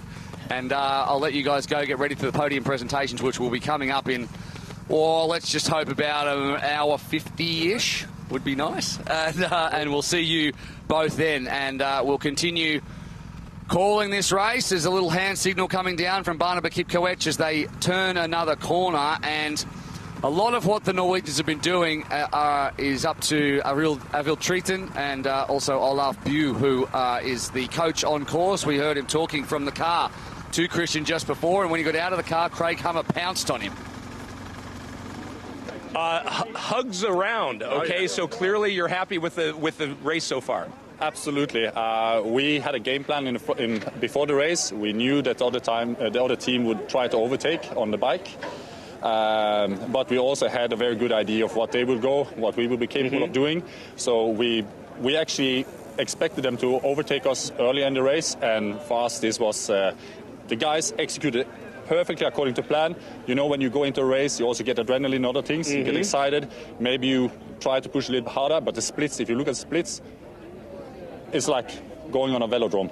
I tell you what, clearly your team has always been about the science, but let's go back for a moment to that pass, because it was great when Will and Chris and everybody on the desk called it the Joe Skipper junkyard dog pass. What was it like from your team car? No. So since we already knew the splits every round, more or less, and also the time difference, so the gap they were trying to bridge, and we knew that we were keeping the splits always constant. We also saw that the other team was more surgy. Suddenly they didn't gain as much. Suddenly it was almost very little. Then it was back up a little bit. So we knew approximately when they would pass. So for us, when they passed, it was absolutely not a problem. I was more like looking at the team in front of me, looking, are they gonna push harder now or are they gonna stay? But they started the game plan, clocking in the splits as they should. So it was amazing. You've got the smile, right? It's almost, you're unable to remove it at the moment. But let's go to a point towards the end of the bike where it seemed like we did see some words between you and Kristian. Tell us what was said. Oh, so basically Kristian only wanted to have some message. And then basically when he got the message, the guys, of course, on the last lap, they're also laser focused. So he bridged a little bit back and we were trying to communicate the splits and the gap, but he wasn't able to hear them. So we had to scream a little bit higher. And then, of course, we lost a little bit of time there because it was opening up a little bit gap. So we had to go forward to the guys and basically slow down a little bit so Kristian can get bridge up again. But yeah. The guys in the booth, by the way, they weren't kind about how much energy Kristian had to, expend to get back on the gap. Did that give you a little trepidation, at least for a second? No, because basically when we have been staying on the tail of Kristian, and also the power that we know that he's pushing today is already well below what he does on an Ironman himself. So several times out of the course, he had to coast more or less, because basically they were sitting so nicely on the wheel. So he was coasting, he was stretching a little bit, having a really comfortable downside. Like then a surge like that doesn't matter. I know it's not in your nature, and we're still 2 hours away, but it looks possibly as if the win is in the bag. Give me the target time that now you think Kristian can do overall. Most likely we are closer to 6:30 than 7 hours. I'm going to leave it with that. That's a big wow, right, gang? That's good. I hope it happens for you. Thank you so much.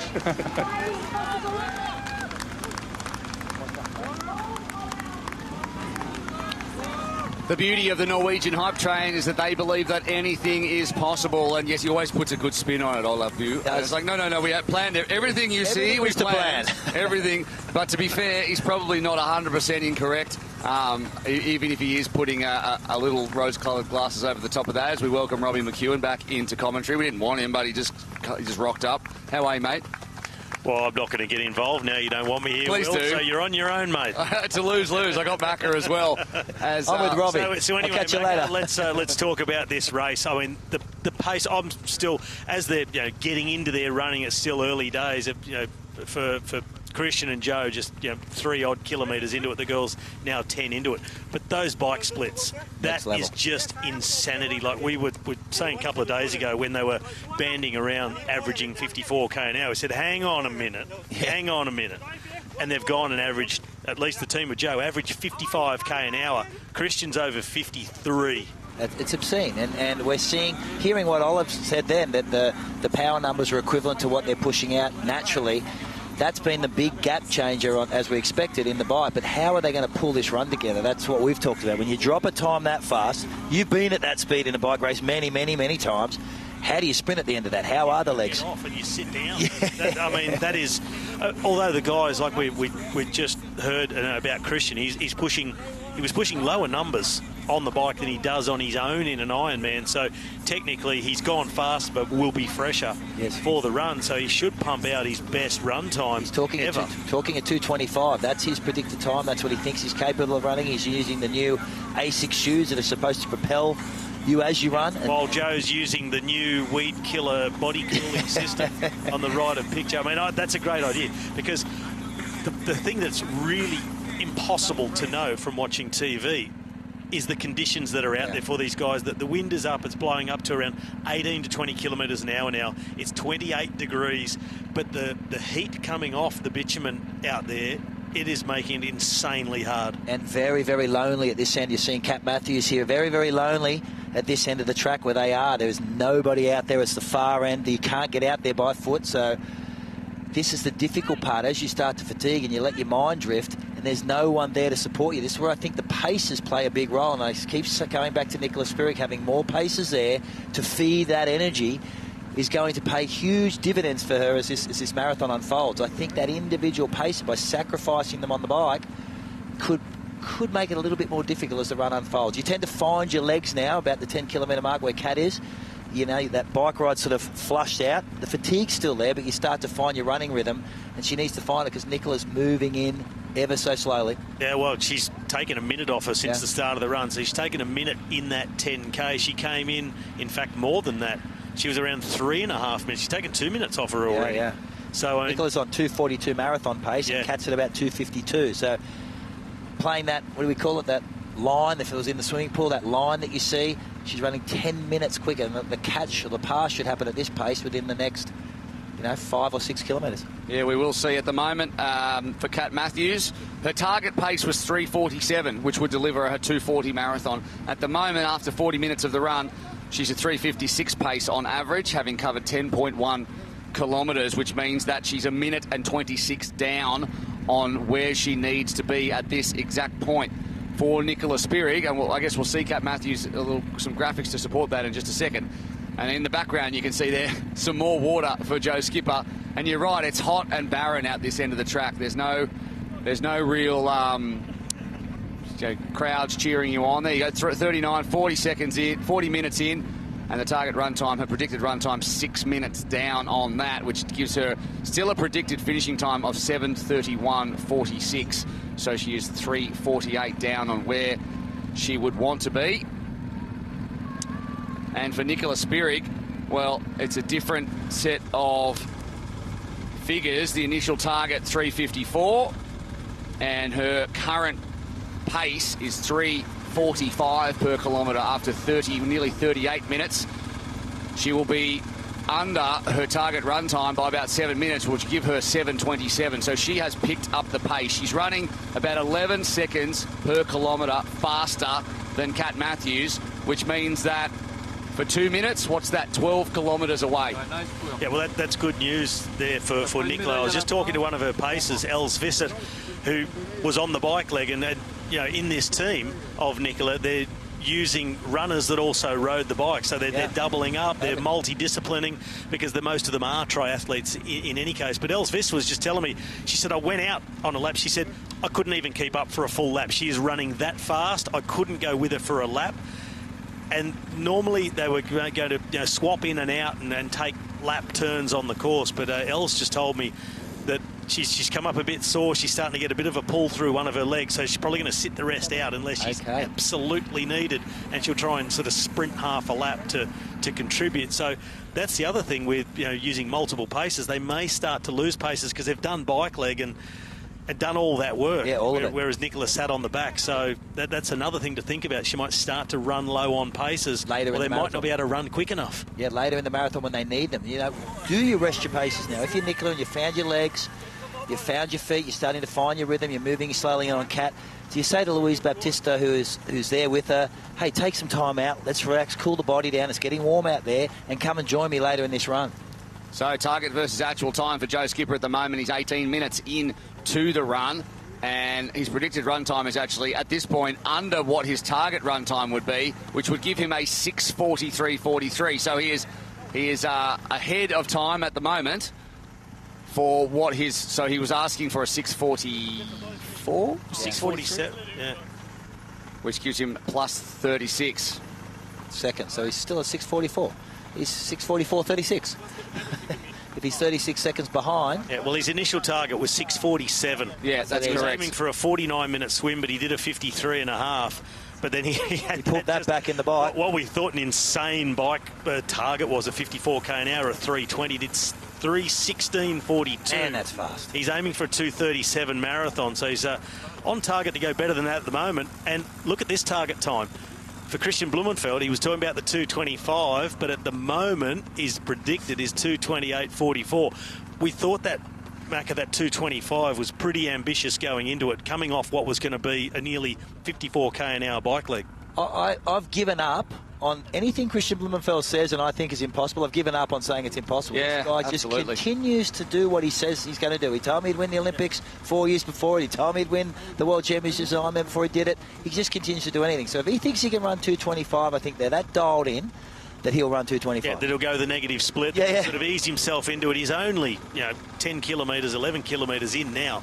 So he's the sort of guy who can really wind things up, because he's the type of guy you think if he says it, he wants to back it up. He's not going to come and say, oh, well, I did my best and didn't hit it.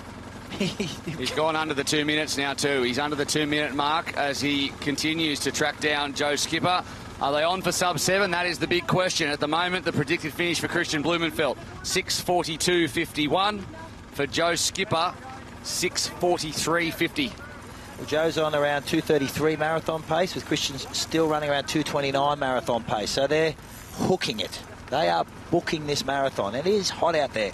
I think they get a relief as they come back in towards the VIP area and this end of the course. It's hard to see on screen, but it is very, very hot and barren out the barrel. You do see it, but as you come in here, this part where there's a bit of atmosphere, a bit of energy, you'd feed off this. They're going to come through here 14 times.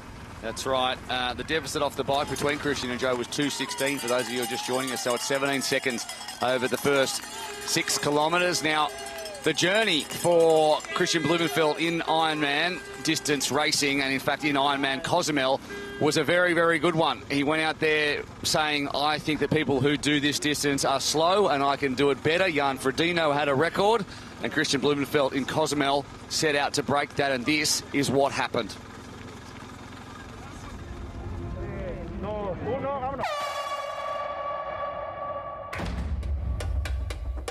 In the race morning and just kind of trying to stay to my numbers, I found like it's no reason to, or I don't gain too much by going to the front and swimming in first position, like from maybe gaining like another minute. So I was more staying second position in the field, in the group, and just trying to conserve energy and saving my legs, using my arms mainly, and getting as smoothly through the swim as possible before getting into transition.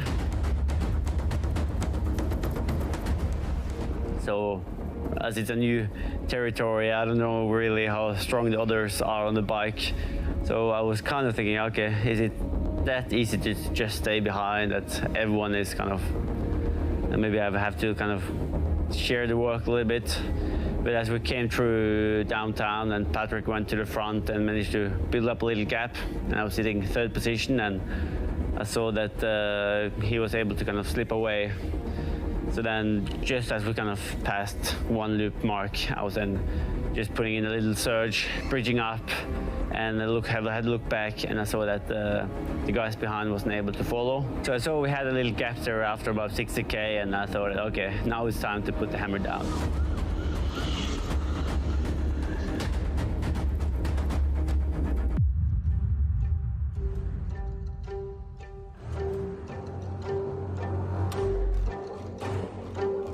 So I knew that I was then doing the math and kind of thinking, okay, what if I do 245 run, 240 or 235? Like, so I kind of had a good overview of what I needed to do to be able to go sub 730 or 740 or even 25. But I also felt like my stomach wasn't the best. Like from the morning, it was quite kind of, it's easier on the bike because then you just sitting on the saddle. But then when I started running, it was kind of a little bit funny stomach again, and it was more kind of trying to keep control, doing the nutrition right. Wasn't sure, like, but then thought, okay, I can do a quick toilet stop there on the first lap.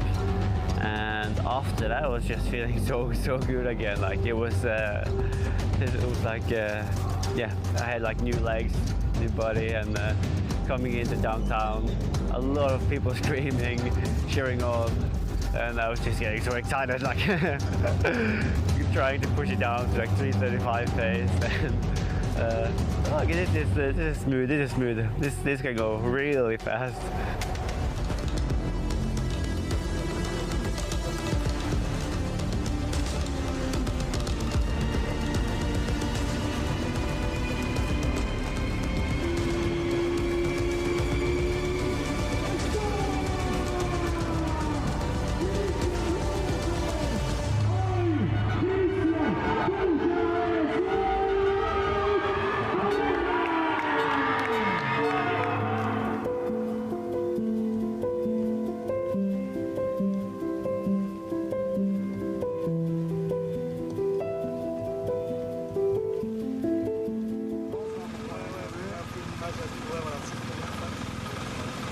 What a moment, and so much emotion in that one, and a lot of it came from Olaf Boo, who has put in, as we said before, hundreds of thousands of euros of his own money in developing both Kristian Blummenfelt and Gustav Iden. There have been times when people have been laughing at what the Norwegians have been trying to do, thinking it's ridiculous, and then that was really a moment for Kristian, for Olaf, for Arild Spiten and the entire Norwegian team that really justified all the work they have come in and done. Yeah, it was a quick swim, 39, there's a bit of a current there, and people can say that, but it didn't matter in the end, because just like Rudy Wild did at Cozumel, he posted a fast time, but it wasn't as fast as Blumenfelt, who knocked Jan Frodeno off the top spot that he did himself in that try battle against Lionel Sanders in the middle of last year, with a 7:21.12.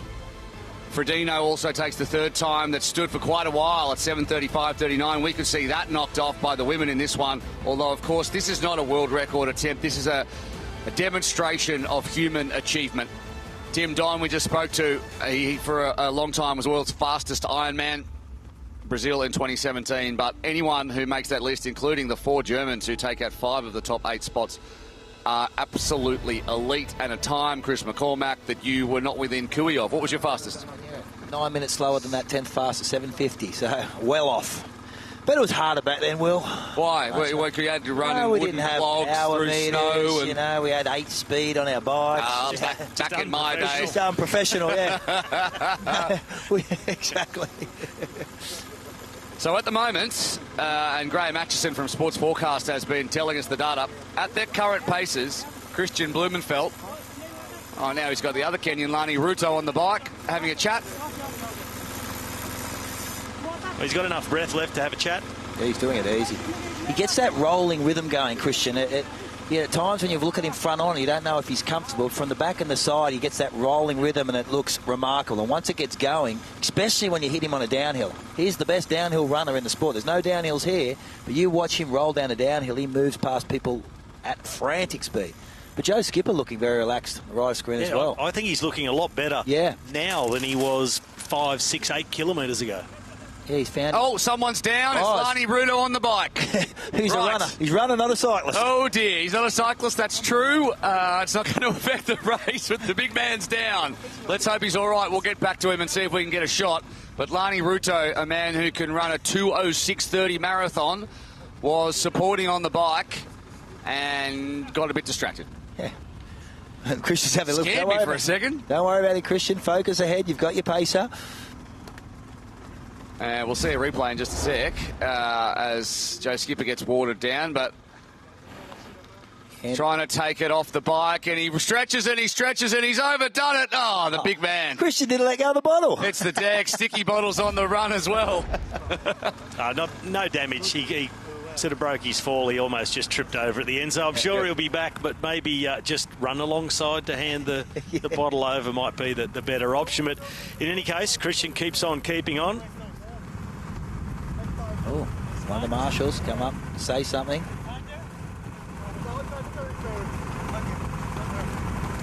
He's doing it comfortably, Kristian. Can have a conversation.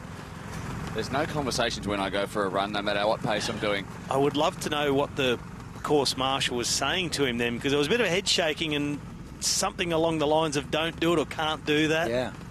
Not 100% sure, but because, Will, there are 19 pages of regulations when it comes to this event as well. Will wrote them all.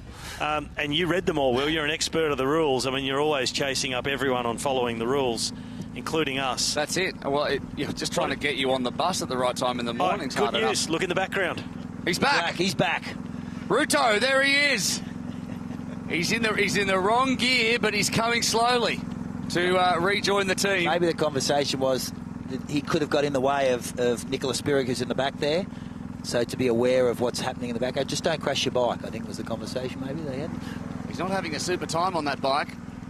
Having a discussion. No, he's run off into the grass. No, he's okay. Well, he doesn't have flat pedals on. It looks like he's got his ASICs on speed plays, which isn't the best base for a bike to ride on. As long as he stays clear of the heels of Kristian Blummenfelt, who has now narrowed the gap down to almost a minute and a half behind Joe. And our data is telling us, the extrapolations of what they're doing at the moment, that this is going to be a close finish. 29 seconds at the current paces. Kristian will win by 29 seconds. If they hold this pace all the way from now to the finish, I'm sure that's not going to be the case, but at this current pace, Kristian would win by 29 seconds. It's looking at 6:42 and a bit and 6:43, low 6:43, but that doesn't include that lift you get coming to the finish, knowing there's a race win on the line. And look at Kat Matthews, her lap splits. Okay, we're not going to talk kilometre splits, but her lap splits, 3:55, pace 3:57, 4:03 and 4:01 is the lap pacing. As opposed to Nicola Spirig, 3:51, 3:47, 3:48, 3:52. They're both metronomic, and it looks like Kat's settled into the run a little bit. She's picked up a pace to around 3:55s to Nicola's 3:50s, but this is the bike results thanks to BMC. And Spirig with a 3:53.16, 3:10 slower than Kat Matthews. but the differentials compared to their target times are great. But that's just because Nicola was a little more circumspect. Whereas Kat Matthews said, on a perfect day, I can do a 4. Well, she did a 350 flat nearly. Yeah, I think it's just a case of maybe underestimating how much that was going to be worth, having a team of cyclists in front of you, but also phenomenal rides by all the teams, all 4 of them, to deliver their athletes into this position where they're all right in it to break the various marks, both 7 and 8 hours. But Nicola Spirig, she was very well, downplaying her chances of a quick bike time. She was 25 minutes quicker than her targeted time. Under promise, over deliver. Oh, by a mile. Set standards low, dominate them. Not that that's a low standard, 4:19. That's 43 kilometres an hour for 4.5 hours. But out there with Nicola Spirig, who's at the back there, obviously, and this is the formation that they've been in throughout the run, is Melanie Maurer, who also rode, and Maya Nieuwenschwander, who's been with her since the beginning of the run. Now, Nieuwenschwander, 42 years of age, winner of the Vienna City Marathon, top 10 in Swiss marathon record at the Berlin Marathon. She was in the marathon along... well, obviously, Nicola Spirig was also in the 2012 marathon, but Nieuwenschwander was in the marathon in 2012, and she just dropped off her back. There was just a signal there, and then the 2 paces, instead of looking around, they just got the word from the edges, just ease it off a little bit. Yeah. That was Brett Sutton, the coach, who's obviously said he trains most of the athletes on this team, who's obviously said, hey, back it off. Lap splits for the men. 3:40 in the first lap for... Hang on a second. 3:40 in the first lap for Kristian Blummenfelt. Then a 3:33. So Kristian picking up the pace significantly in the second lap. And then Joe also doing the same, 3:42 to 3:39. So a bigger gap. And Blumenfelt now taking around 9 seconds a lap out of Skipper, and he's now 120 down. So not long ago it was 159. He's really coming now, Kristian Blummenfelt. So a pass is in the offing. It was going to be in about 10K's time. Might be less than that now as the pace heats up. Yeah, he's on track to pass him in 9 kilometres, 9 seconds a kilometre. He's 80 seconds behind him on the road. Your math is amazing, mate. Yeah, well, I mean, I gave myself the extra second in credit to make it just a round number of 9 kilometres. That's good of you. Let's listen back to some communication between Nicola Spirig and her coach, Brett Sutton, as she heads through the crowded area once again. Slow down! That was fairly clear. Yeah, you didn't miss that one. Short, sharp, sweet, to the point, very Australian. Succinct. That basically means you're running too quick in front. Reduce your pace, yeah, please, reduce your pace. Well, I mean, that's what you need as an athlete. When you're at your limit, and everybody is. I mean, the paces have also done plenty of other stuff today. You need those clear instructions. 120 from Blumenfelt to Skipper. 120 from Spirig to Matthews. Look at that. Wow, 5:46 in for the women, 4:46 for the men. And at this rate, they're going to be finishing almost all at the same time, which is exactly what we hope for. Or they'll all be finishing very close to each other at the paces that they are at right now. And we could see 2 passes coming up that could define this race and decide who makes history and who is the second man or woman on the moon. Nobody wants to be Buzz Aldrin, do they? Everyone wants to be Neil Armstrong. Buzz who? Exactly. Buzz Lightyear, potentially, I can't remember. But Nicola looks amazing. She's a fantastic runner. It's been her dominant discipline her entire career. She's incredible to watch running. She looks in amazing run form. She came in very, very light. And we're seeing that this late, we're 15 kilometres into the marathon for her. The business end is after 25 kilometres, but she looks in control and very relaxed. She's running 3:47 pace at the moment. Kat 3:56 pace still. So taking chunks out of 9 seconds. It's the same as when the moon. Yeah, another 9 kilometres for both groups, and they'll be on level terms. But just looking at Nicola, there was those questions pre-event about her choosing to ride a road bike with clip-on bars instead of a TT bike. She said it's just all about comfort and performance off the bike and into the run, and she just looks so good. So choosing that bike and sitting, of course, at the end of the line behind the team time trial formation, it's really paying off. Oh, without question. Just looking at the Garmin heart rate data here in front of me that's coming through from the Garmin Live Track, which is a feature of the 945 4Runner LTE, which is out there, and Joe Skipper's heart rate has not budged. It is completely... I mean, if you have a look at that, and I'm just showing it to my co-commentators right now. Is he alive? Sitting at 153, and he has been for the last 30 minutes of the run. The entire run, he's been between 148 and maxing out at about 156. But he's steady as she goes, but he's not fast enough. You see in the background, Kristian Blummenfelt's got his eye on him. He can spot Joe up the road. You see the paces behind. So Joe is now the 1 minute man up the road. Yeah, 110. So Matthews holding Spirig at 120. Blumenfelt taking 10 seconds out quick smart. So he has seen Skipper up the road, and just like happened on the bike in reverse, he's thought, I'll put the foot down here. What do you feel, bark? Will he bark back? Oh, I think, you know what, he's capable of doing something like that. Maybe it's the Norwegian hype train, like he just goes... But all looking controlled. No one looks under duress right now, both on the women's or the men's side. Kat running very, very controlled in the background there. But geez, Kristian Blummenfelt, he just has this beautiful running rhythm. It doesn't look effective, but it is highly effective. Well, it probably doesn't look effective because he's next to Brandenberg, Kipkoech from Kenya. But here are the bike results thanks to BMC. And the hype is real from Joe Skipper. Set at 320. We didn't believe him. He delivered a 3:16.42, and that is because of that Redbull well-tight Hoob team, which were just so dialed in. And there'll be stats afterwards that say, you know, compared to the Tour de France time trial time, it was this or that. I mean, maybe Robbie's got some. And then obviously 3:49 for Kristian. He was completely foxing that. You heard of the Tour de France, Robbie? I was going to say, I'm that impressed with these times that when I'm on the Tour de France coverage in July, I am going to bring this up, because that 3:16 is absolutely phenomenal over 180 kilometres. I mean, we've had road stages run at 50, 51k an hour for 200, but that's the entire 180-man peloton.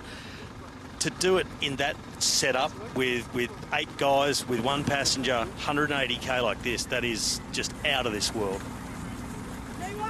Well, when you've got guys who have just come off the Giro d'Italia, like Alex Dowsett, these are quality time trialers, each world beaters in their own right, and they have delivered something that, I mean, at that average speed, there are Tour de France team time trial teams that are travelling at a slower rate than that for a much shorter time trial. Yeah, the teams who will ride a 30k team's time trial and only average 52 or 53, not 55. So that just is... For 180. It's got 5 times the distance. Factor. 6 times the distance. There is a lot of wow factor, and now Spirig's taking an extra 7 seconds out of Matthews with 26 kilometres remaining, 31 in the men, and there's a minute 10 in, and we couldn't have hoped, Chris McCormack, when we woke up this morning at, what time was it? 3:30. And we discussed this over a 4 a.m. breakfast burrito, pretty much, which makes me feel bad right now, that it could have shook out exactly like this. Well, all the hype and all the talk leading up at the press conference, there was a lot of laughs and giggles, a lot of seriousness, but you know, there was a lot of momentum sitting with Kristian Blummenfelt, and on the women's side we didn't know, but from all accounts, like, you know, running that out right now, even on the women's side, Nicola's slowed up a little, Kat's picked it up, and currently at the projected paces, they will finish 19 seconds apart at this current pace. Like, it doesn't get any better than that. 19 seconds. Well, it does. It could be 18. Yeah, I guess. Or 16. Well, you know, I'm just getting through some more stats here, and Kristian is just steadily picking up the pace. He's gone from running a 3:40 to a 3:33, now a 3:29. With Joe's, he's holding steady. 3:39's the last 2 splits, his kilometre time. So he's holding steady state, but you can see Kristian closing in. He's now at 1:04 behind. You wonder if it's because he sees him up the road, you start to squeeze a little. You know, yeah, it's just a natural instinct to say, there's my target, let's squeeze, let's close that gap, you know, slowly but as quickly as I possibly can, because someone needs to tell Kristian that when you do these long course events, you're not supposed to negative split these things. People do fatigue. Yeah.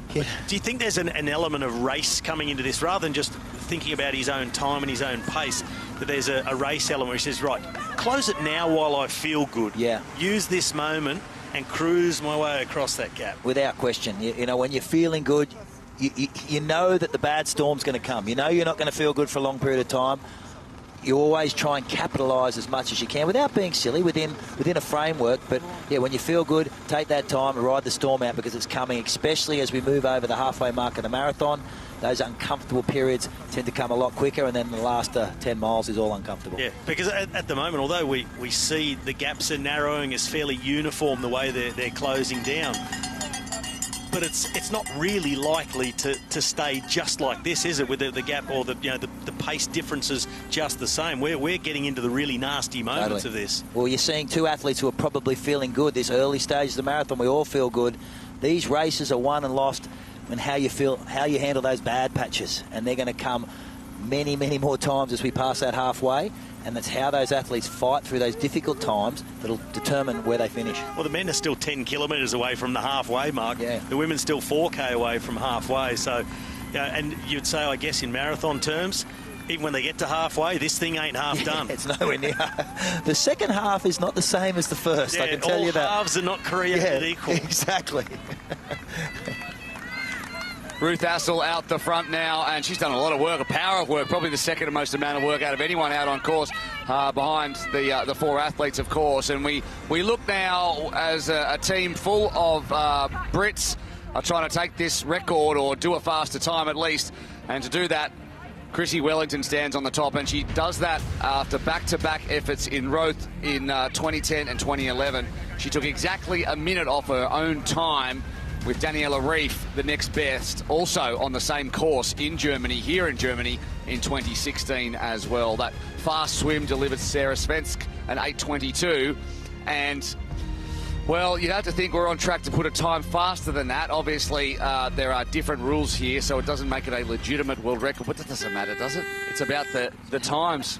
It's about the times. And we'll ask the athletes how it felt when they finished the race. I think it hurts just as much. It hurts just as much, if not more. That is very true. That is very true. And obviously in the back of Kat's mind is her compatriots' time, and this is what she had to say about Chrissy Wellington's 8:18 and that long-standing, decade-long record.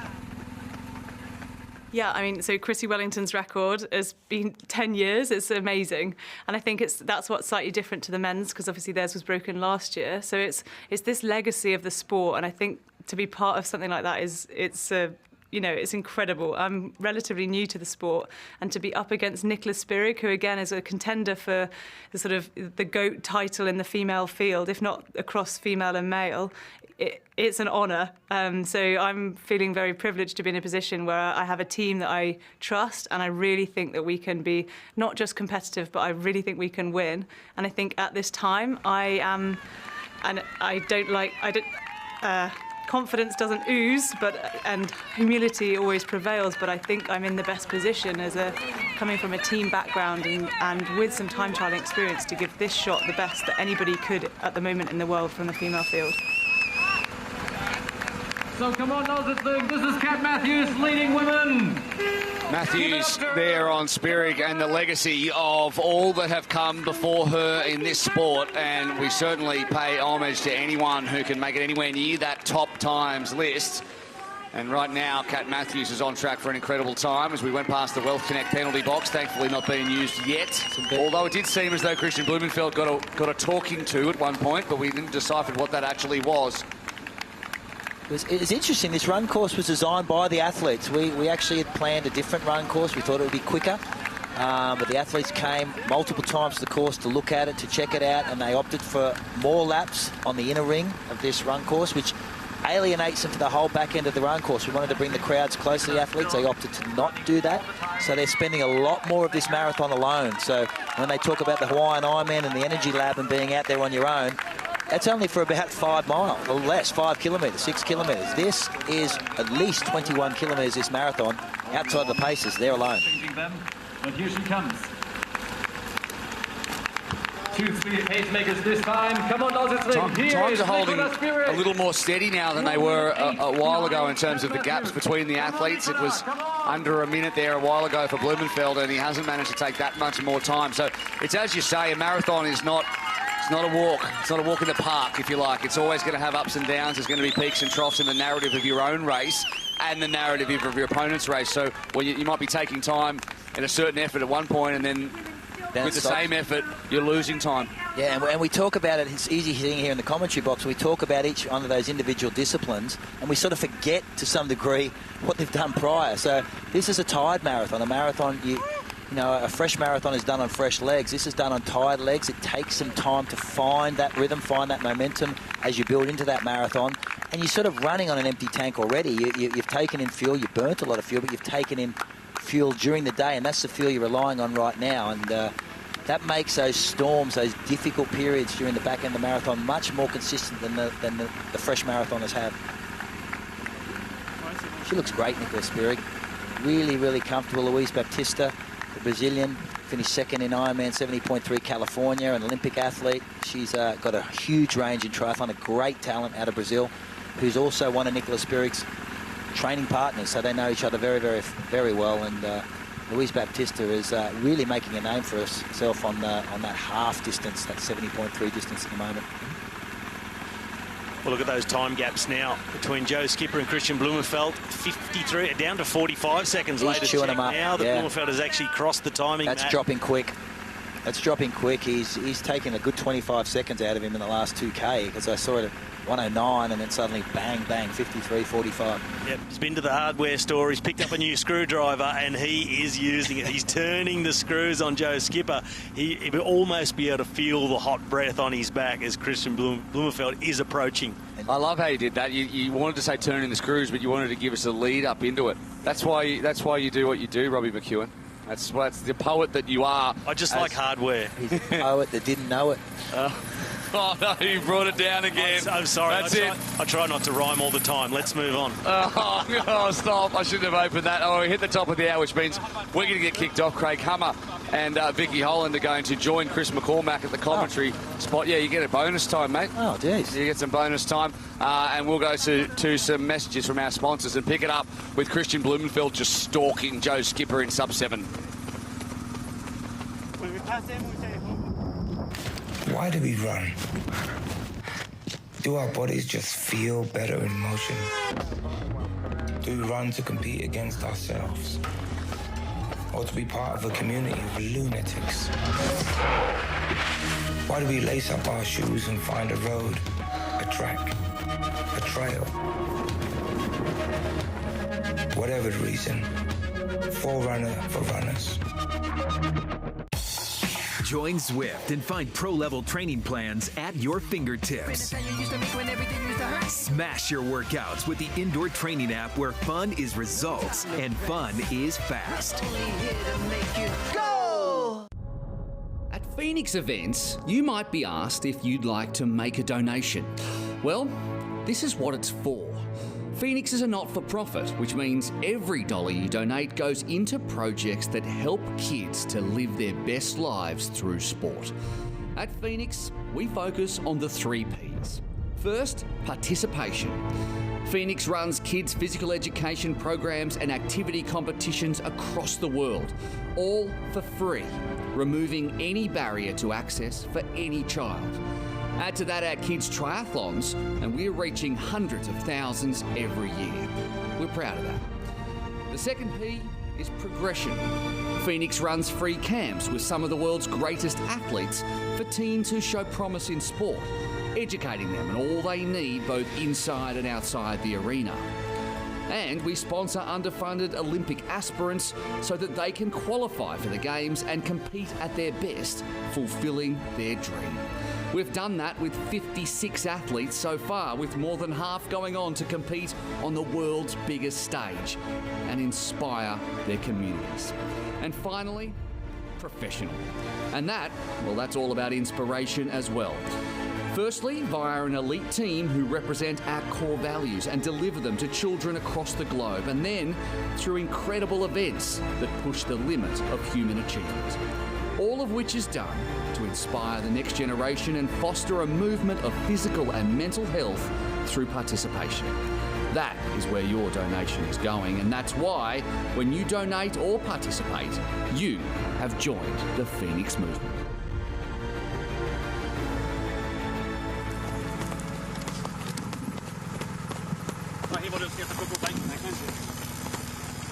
We are back. The switch has happened, and if you're a fan of Olympic triathlon and world champion triathlon. Well, you are lucky to be tuning in now. Alistair Brownlee, dual gold medalist, as well as 2018 world champion Vicky Holland with me here. I am Craig Hummer. Guys, what an hour to come back to the desk, right? I'll start with you, Ali. This team that you have put together helping Joe Skipper still keep that advantage over Kristian Blummenfelt, but as we've watched over the past hour, that time gap has come down.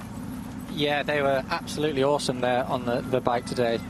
As I've said a few times now, when they first said they were going to ride an average speed of 55 kilometers an hour, I was like, nah, I don't think so. I think that's maybe unobtainable. But yeah, I think awesome team. They've really bought in. It's been so amazing to see how bought in those guys.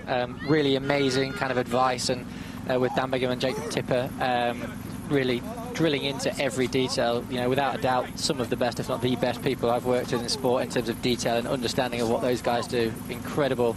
And yeah, it's just great to see Joe holding on now. Yeah, let's hope he can just keep it up and keep going. And it's looking tough out there though now, but it's looking tough for everyone. Well, Vic, look, you know, we've talked so much about this during the lead-up in terms of the what-ifs and not just the times, right? But as we've also talked about a lot, this has been a race and now certainly has turned into one. At first, I thought I was just coming in to support Will. Now coming from Los Angeles, I think I've been brought in to write the Hollywood ending. Well, we said all along, what we really want to happen is for the passes to happen on the run, for them to happen near the end of the run, and for there to be that kind of toing and froing as they go into those final few kilometres. I don't think we really expected it to happen. The predicted times weren't making it look like it was going to be too close, but where we're at right now, Nicola Spirig at 59 seconds behind Kat Matthews, it's looking like she's going to overtake her, but only with about 15 seconds to spare. It's looking really, really close. And I mean, that is the absolute Hollywood ending that we would love to see here. I sort of don't really mind who wins. I just want to see the battle. And I think with the men's side, it is looking like Kristian's going to probably take that pass relatively soon now at 39 seconds behind Joe Skipper. But we saw what happened on the bike when Joe Skipper's team came past Kristian's. It took a little while before that gap started creeping up again. There was that effect you get from being right behind someone, seeing them right there, using them to kind of give you a bit of a boost. Could well happen again in reverse this time. Well, right, Alistair, I mean, that is the competitive nature of not just these athletes, but what clearly you would have been doing if you were out there. I mean, there is the aspect of, yes, catches may happen, but the reaction to the catch has yet to be seen. Yeah, that is true. I think the counter to that is at this stage of an Ironman run, there's only so much you can do. There's only so much you can speed up. There's only so much extra energy you can put in even for a couple of minutes, because you really kind of are on that edge. You're trying to get all the nutrition down you can. You're trying to get all the water and just be as constant effort as possible. But, I mean, yeah, there is catching going on, but there's a long way to go. Even the 22 kilometres still in the women's race, that's a long way for multiple catches backwards and forwards. Anyone who runs a marathon will tell you that 20-mile marker is where stuff starts to happen. The body starts to really, really feel it and really suffer. So 20 miles, that's about 32 kilometres in. We're not there yet in either race, so the crunch point, it hasn't happened yet. Yeah, no, exactly. I mean, not even halfway through the women's marathon at the moment, and they started an hour in front of the men on their quest for sub-8. I mean, we've noted over the past many hours, right, Vic, that that time, that record, sub-8, it's definitely going to happen. It is blown away, right? And even for the men, right, sub-7, which it originally was thought of, oh yeah, maybe a minute or two underneath, that might end up being blown away. When I talked to Olav earlier, you know, you and I exchanged some words as I went off to do that interview. I mean, he's fully confident 6:30 is going to happen. Yeah, and I think I'm more surprised with the men today than I am with the women. I think I always felt that the women would go easily under that 8-hour marker. I'll be honest, I didn't think they were going to go as quick as they actually are doing today. With the men, I thought it would be much, much closer. And Alistair, I'm really interested to hear what your target was going to be for this race. What were you aiming for? What were your tentative targets for this? Well, yeah, I mean, the swim has been the unknown today, hasn't it? And in theory, a 45-minute swim should be absolutely possible. Doable, yeah. Yeah, whether the course today, whether there was currents or the chop affected that, I don't know. But or whether, hopefully, I would have hoped to have been a couple of minutes faster than Kristian, to be honest. So that would have got me near 45. I thought, to be honest, I think I didn't think a 3:15 bike was possible. I don't think any of us did. I was looking, I thought we'd be 3:25 and sub 3:30. And then, I mean, I actually was really confident in backing my run to run a sub 2:30 marathon, basically. But that being said, and I think a lot of these guys here are probably experiencing this, running off that bike, even though their average power may be a bit less than they used to, is actually a lot harder than they were expecting because of the unstable nature of the effort. You're as good as you are, as smooth as your team are, when you're team time trialing, and I did quite a lot of practice of this, you just can't stay on the wheel perfectly. So you go a bit harder, a bit easier, coming off the power, going back on the power, and that's the one thing you don't want to do in long distance racing, and I think that is taking its toll a little bit. But whether sub 6:30 is possible now, they've got 80 minutes to do that 27k to run. Quick math, right? Quick math. Yeah, I'm not. I don't think it is possible today. But yeah, if you add it up in the future, if you've got guys running if you've got a 45-minute swim, 3:15 bike, that gives you 4 hours. So we're saying the swim is the one that we could have taken a bit of time out. 2:30 marathon. So I mean, that sounds so fast, doesn't it? But yeah, that's what you'd have to do to do a 6:30. But that's not happening today. For both the men and the women's, it's going to be a lot quicker, significantly under 7 and 8 for sure. We're looking at the remaining kilometers for the women, 21.2, for the men, 26.2, as you both just hinted at a moment ago.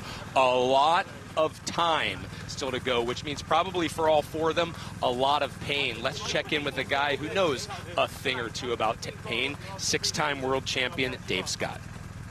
Well, we never use that word pain. It's called controlled discomfort. And I think when you have this sort of barometer of discomfort, every athlete knows, all four of these certainly know, I'm going a little bit too hard. I'm just going to ratchet it back a little bit. And that doesn't cause a mental or emotional decline that, I'm not on my game. You just come off it a little bit, regroup, and then get back into it. Well, Alistair, you shared a little bit earlier your mantra, right? Just get through it. I mean, when you did hit, I'll call them those crescendo moments, are there just days it's easier to kind of talk yourself through those? When you do have some perfect days in your career, and I think every athlete will say this, you don't have many of them, and on those days, you're not even have to talk yourself through anything. You just get on with it and do it and everything's fine. But I think for every athlete in endurance sport, whether that's triathlon, swimming, cycling, running, whatever, there's times, and in Ironman distance case, long periods of time, hours where you're not enjoying yourself. There's definitely some tough days out there. But it's different. It's a contrast to doing shorter distance events in every sport, and that being about how hard can you push you, the amount of pain that you're putting yourself through for, it might only be 5 minutes or 2 minutes or 1 minute. Where this is a lesser amount of discomfort for hours. No, and I think that's right, a great point, right, Vic? I mean, I know in my racing career, and clearly your racing career hasn't had you do this length of racing, but pain is not only relative, but there are different forms of it. Well, I've always heard that it doesn't hurt less, you just get faster. So you can always hurt yourself a certain amount, but you just don't go as fast when you're hurting yourself if you're not as fit. And the short course racing I have done my entire career has always been about how much lactic acid can you buffer, how close to that line can you push it. Whereas with the Ironman distance that we're seeing here, they want to stay in a much more sub-threshold state all day long, because as soon as they start dipping above that, they're shooting bullets, really, and they've only got so many to shoot throughout the race, and it will take its toll later on. And it's what Alistair was alluding to earlier with trying to keep things really smooth in that bike formation. Any of those little surges, they're shooting bullets every time they do one of those little surges to make the formation neat again if they've had a pacer swap in or out. So it's so important to just keep it as smooth as they can. And the smoothest team on the bike will be the ones who come off and run the best. Well, I'm really glad you mentioned the bike is on the left. The picture, it's says more than 1,000 words, right? There is a very distinct possibility within minutes we are going to have a pass. There was a pass that happened back on the bike leg. Let's go back and listen.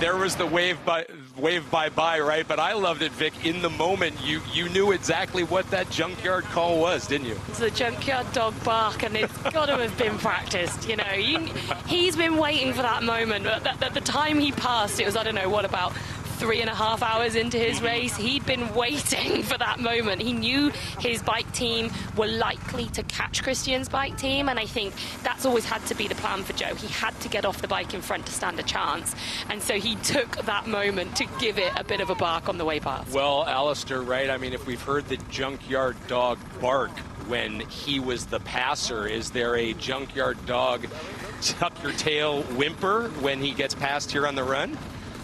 Well, yeah, he is 17K into running a marathon, so he's probably not feeling too happy about barking anything right now. So, yeah, we'll see. Hopefully he's maintaining all his breath after his drinking and breathing while he needs to run. But, I mean, I've just been looking at the splits. He's still running really well. 3:37K pace on the last lap. You know, this 3:40K pace, if is maintaining pretty accurately through this. That's a approximately 3:34 marathon. That'll give me his fastest ever Ironman marathon, I believe, which is good.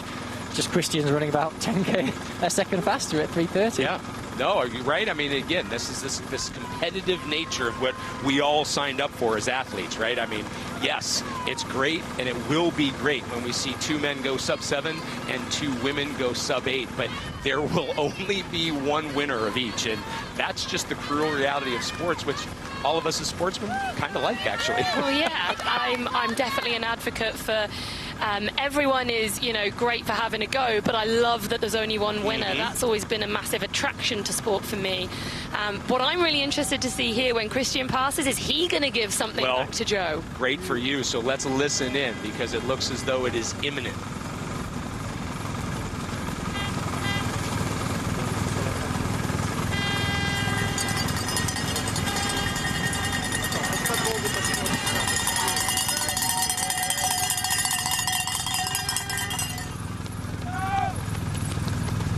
Not as imminent as we thought.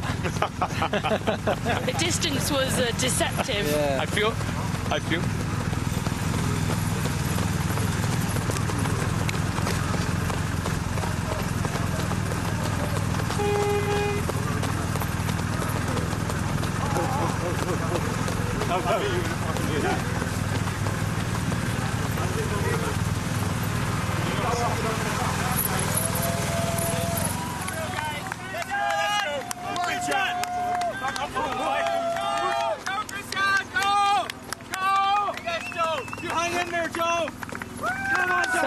I tell you what, right? Hats off. A little bit of a bark back from Kristian to Joe on the way past. Maybe not as clear and as loud as the one on the bike that we picked up, but I'm pretty sure Kristian just gave it right back to Joe Skipper as he went past there. Well, that certainly was a pivotal moment in this men's race. You have Kristian Blummenfelt back out in front. He had close to a 4-minute lead after the swim. Joe Skipper and that great bike squad that Alistair had put together helped get him back to the lead by a few minutes. And now Kristian Blummenfelt. Let's listen again to this crowd reaction now that Kristian's in front. Look at the watch to make sure he's still on target. Come on, Joe Skipper. Come on, Joe. Incredible effort from these athletes.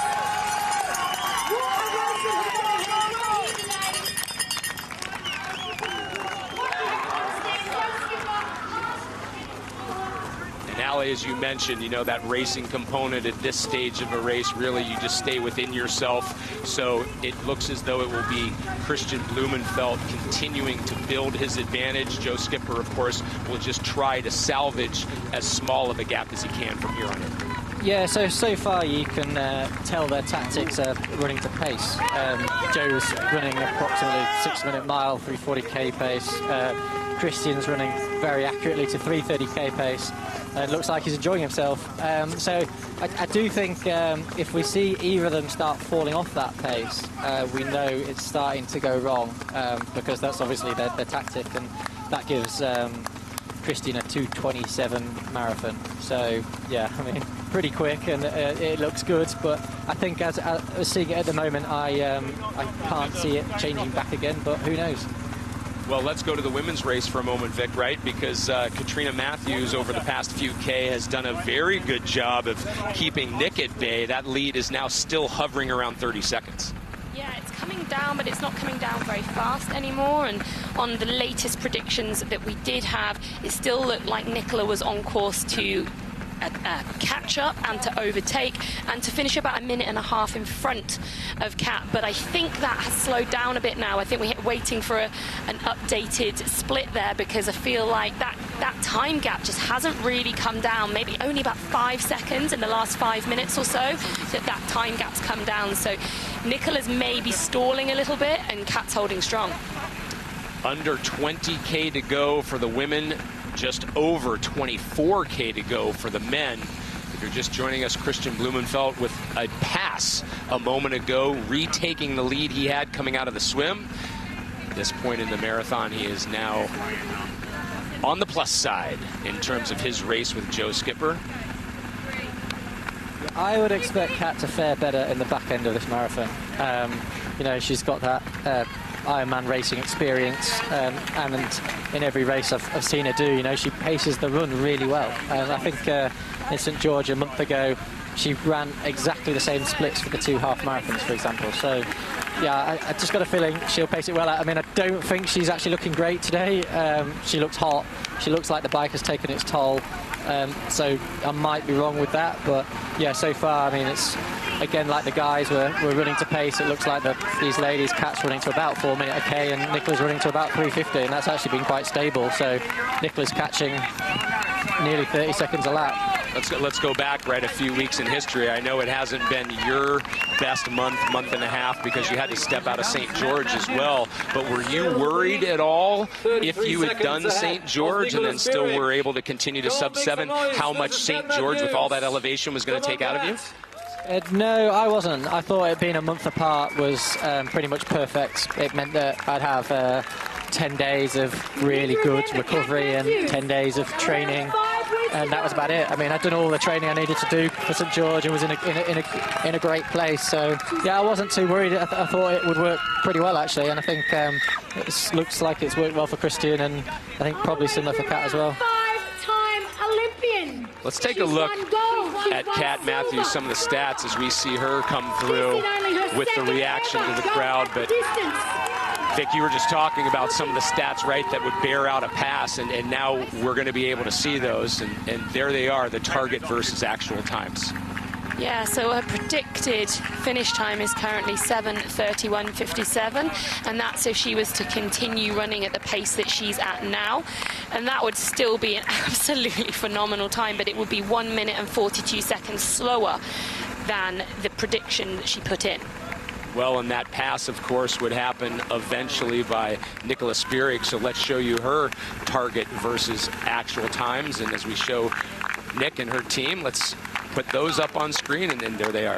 Yeah, look at that. Sorry, I mean, I was actually incorrect there. It was actually, Kat was actually 1 minute 40 faster, than her predicted time. So with this one, we can see the massive difference, because Nicola predicted her own times as quite a bit slower than she's actually been able to achieve today. So on target currently, she's going to finish at pretty bang on 7 hours 30, 7:30:09, and that's a full 23 minutes under the target time that she set for herself today. I mean, 10 seconds quicker, and we can say she can go sub 7:30. So we should give her a little G on in the last K or so if she's still on target. Yeah, I was going to say, Ali, when you saw her target times, I mean, knowing, you know, her so well, and you guys have raced, you know, had similar paths for a number of years, did you think she was being incredibly conservative? Yeah, it did look conservative, but also you don't know. You thought actually she might ride a bit steady and actually want to run a really quick marathon, and that was a particular goal of hers, and thought that was the best way to do it. She's, I don't know what a PB marathon time is, but she's on pace here to run low 240s, which is phenomenal for an Ironman distance marathon, but she can run a fair bit faster than that. So maybe she was thinking she could take more time out of the run if she rode steadier. I don't know, but I think all round this is a great performance. I think she's actually going to catch Kat before the end of the lap. It's still trending at 10 seconds a K, actually over 30 seconds a lap. So, and then she's got 16 seconds to catch. I think the catch is going to happen quite soon. Well, we can see from that perspective shot, right, Vic, that Kat and her team, even though they can't look right, they are the hunted, definitely. They'll probably be being fed information. That there, Mark Matthews, that's Kat's husband on the bike beside her, just having a quick look behind himself to see where the others are coming. And if you're in Nicola's team right now, you're looking up the road ahead of you and thinking, yeah, steady goes, we're catching, nothing crazy, no surges, keep it steady. If Nicola's giving the signs that she's okay at that pace, they just have to keep moving. And then it's all down to Kat. If they keep moving at that pace, Kat has to react. She has to do something. And what we're seeing here, her pace in Neris, who's only just come back in, she's actually striding out a bit in front of Kat. So what will be interesting to see is whether this is too much for Kat, and if she has to bring her back in and say, no, you're going faster than I want us to go right now, or if that injects a little bit of pace that might actually help her hold off Nicola for a bit longer. Just getting word, by the way, gang, that over 20,000 people are watching Sub7, Sub8 powered by Zwift at the moment. So we thank you for tuning in, and we hope you've enjoyed the spectacle so far, because clearly it has gotten very exciting on the men's side and looks to be doing just that now within moments. As Ali hinted at, this pass is imminent, it seems, as well. Certainly looks like it, but I think, as we learned last time, probably less imminent than we thought. These cameras definitely elongate it, and these are long straight roads, and yeah, I mean the difference is it's 10 seconds a kilometre, so yeah, it's going to be a while at this pace. It's going to be a while at this pace, isn't it? For that to come down. Yeah, but yeah, she's definitely trending faster at the moment, and actually I think Nicola's running really consistently, and maybe just slowing. That last lap was her slowest lap yet, but still running well. Nicola's obviously showing us here why she is possibly the greatest one-day racer that we've seen on the female side of the sport. I feel like I'm sat at the desk with the male equivalent there, but she knows how to prepare for a one-day race. She's done exceptionally well at that her entire career. She's made it her mission to perform on one day when it matters. We know that she had a foot injury in the build-up to this race. Now she is, we believe, fully fit and ready to go here. But off the back of a nasty crash back in February, where we know she broke a collarbone, broken ribs, suffered a punctured lung, a really nasty crash. It really hampered her preparations for a while. She wasn't able to swim, so she did a lot of running, and in the consequences there are that she ended up with a bit of a foot injury. So just wondering, as she gets to the back end of this marathon, is that going to show at some point? The fact that she's probably had to back off that mileage a bit more than she maybe would have wanted to. And as Alistair alluded to not that long ago, Kat has a really good marathon pedigree now. She's run a lot of marathons. She's run a lot of marathons very tired. She knows how to get herself to the finish line when she is not feeling her best anymore. Whereas Nicola has run a few marathons that are not in an Ironman context. I believe her PB is around a 2:37, but she's only run one in an Ironman. Right, yeah. So this is relatively uncharted territory for Nicola, and that was back in, I think, 2013. It was a long time ago now. So this is definitely new territory for Nicola now as we approach 17k to go. She is way over halfway into this, deep into the marathon, but she's got to hold firm. No, but you bring up a great point, which the common fan, right, Alistair, might not know. With everything that Nicola Spirig has accomplished, only one full-distance Ironman race in her whole career until today. Yeah, and whether that's a good thing or bad thing, I don't quite know. Ignorance is bliss. Quite possibly. Yeah, I think I think for anyone, to be honest, the last 10 kilometres or maybe a bit more of an Ironman are going to be tough. It doesn't matter if you've had the best day ever, you're prepared as well as you can, you've paced it as well as you can, you've got your nutrition. You've been going at this thing for, well, 7 or 8 hours, or 6 or 7 hours today, and you're just not going to feel great. It's hard. It is what it is. You're trying to pace yourself so you have got everything out yourself at the end. So I think a lot can happen in the last 10k here, and we've got 17k to go. So that's why I'm a bit kind of reticent to start saying exactly exactly what's going to go on. Yeah, and on that last lap, we are seeing that both girls slowed a little, not masses, but Nicola slowed by more than Kat did, which is why that gap is still coming down, but it's not coming down as fast as it was. So we're still seeing them hold it around 20-odd seconds in between the two groups. Well, and that's got to be, don't you think as well, Vic, that's got to be part of the communication that's happening, right, with all of these teams, is it becomes relative, right, because now it really is just about the race, and that takes precedent now. Yeah, and we weren't expecting it. We hoped this would happen, but we didn't think it was going to come down to a real head-to-head. The battle was always for the Sub8 or the Sub7 for the men. It wasn't about really, them coming together within the last 15 Ks or so of the race, but that's what's looking like it's going to happen here. And if I was one of these two girls now, I would absolutely be thinking about how to play it smart and how to win this race. Well, I love just the way you put that, right, because it has definitely become a battle at the moment, leaning towards Kristian Blummenfelt, and at the moment still leaning towards Kat Matthews, but this women's race has gotten incredibly good. The Pho3nix Sub7 and Sub8 project, powered by Zwift, is brought to you by Pho3nix Foundation, Mana Group, Zwift, Wealth Connect, Garmin, BMC, Form Goggles, Bahrain Endurance 13, and Morton.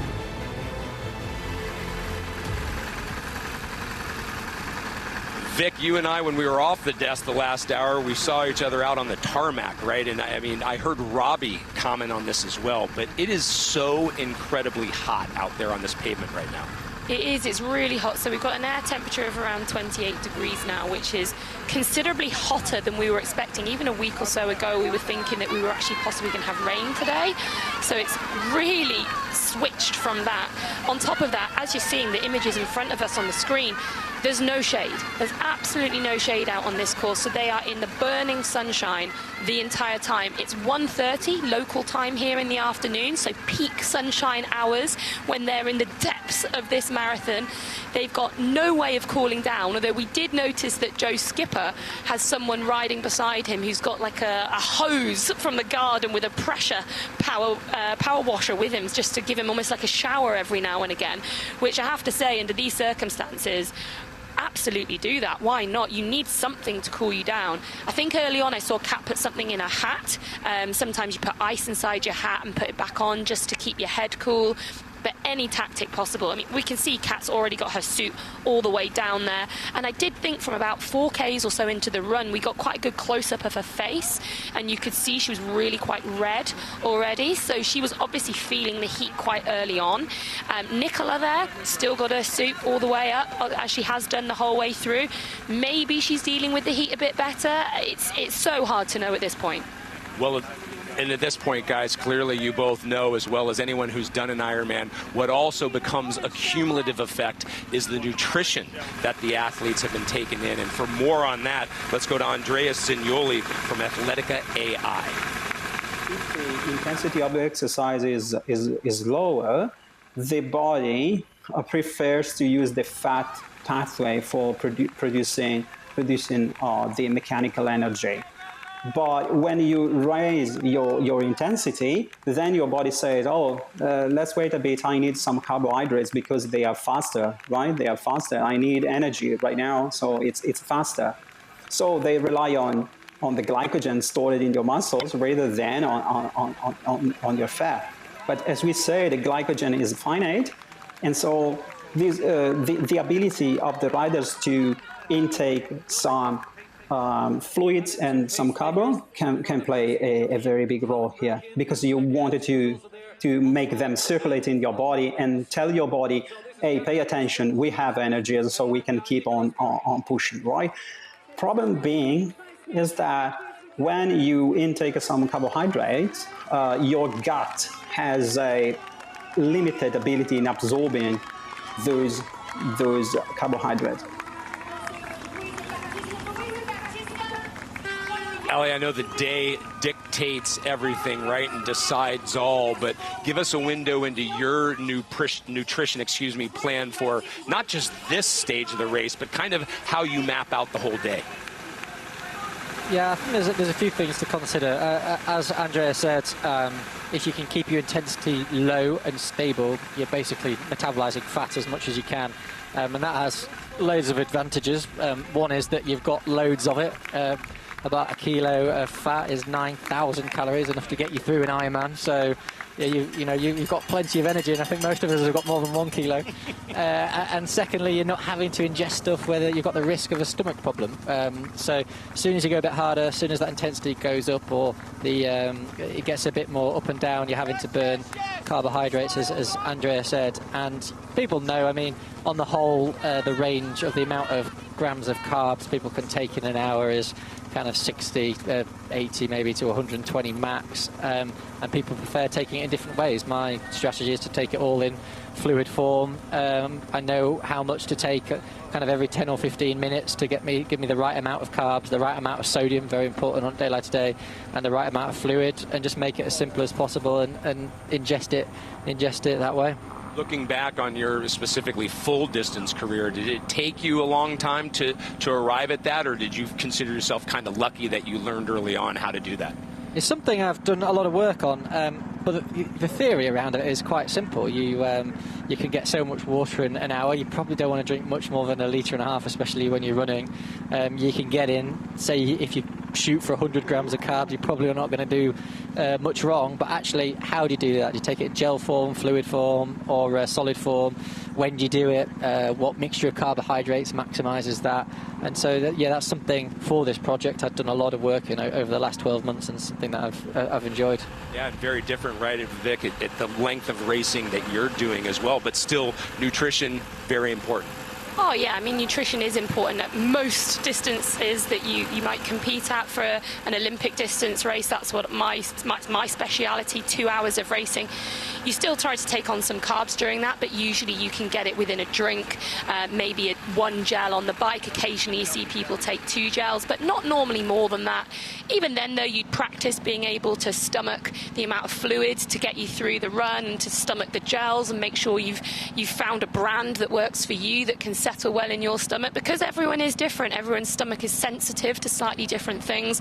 So you do have to play around with that a little bit and find what works for you. And I guess I'm quite lucky that I found something quite early on in my career that worked, and I was able to just sort of stick with that throughout my racing career, really. Yeah, and how about this shot, right, Alistair? I mean, in terms of, as you were correct in saying, I mean, it wasn't going to happen quickly, but it was definitely going to happen. And now, I mean, you just think about, right, the adrenaline almost that Nicola Spirig and her team has to control and back off from, because it's just natural, right? I mean, you just want to chase the person in front of you. Yeah, you absolutely do. You know, that's what you get told in every sporting event since you're like 3 years old.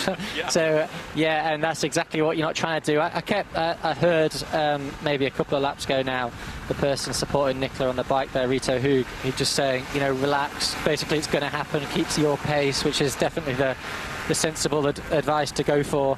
But yeah, I mean, again, it's one of those things, you can say everything as sensibly as you want, but ultimately, when it comes to it, acting out in a logical, rational way isn't as easy as it is when we're sat here talking about it. Well, the pace difference here is so minimal at the moment that when Nicola passes, I actually think she's got to be quite tactical about this, because if she doesn't pass, she doesn't want to pass too fast, because it goes back to that, you don't want too many surges, you want to keep yourself as steady as possible for as long as possible.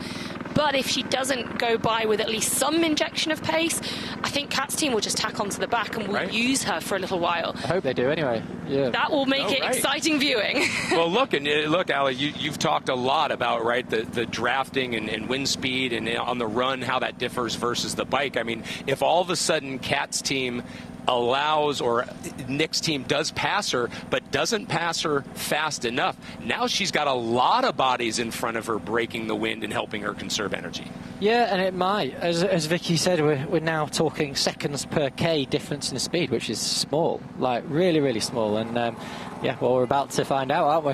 Yeah, let's listen in. I mean, it may happen a minute, 2 minutes from now, but let's catch what's said.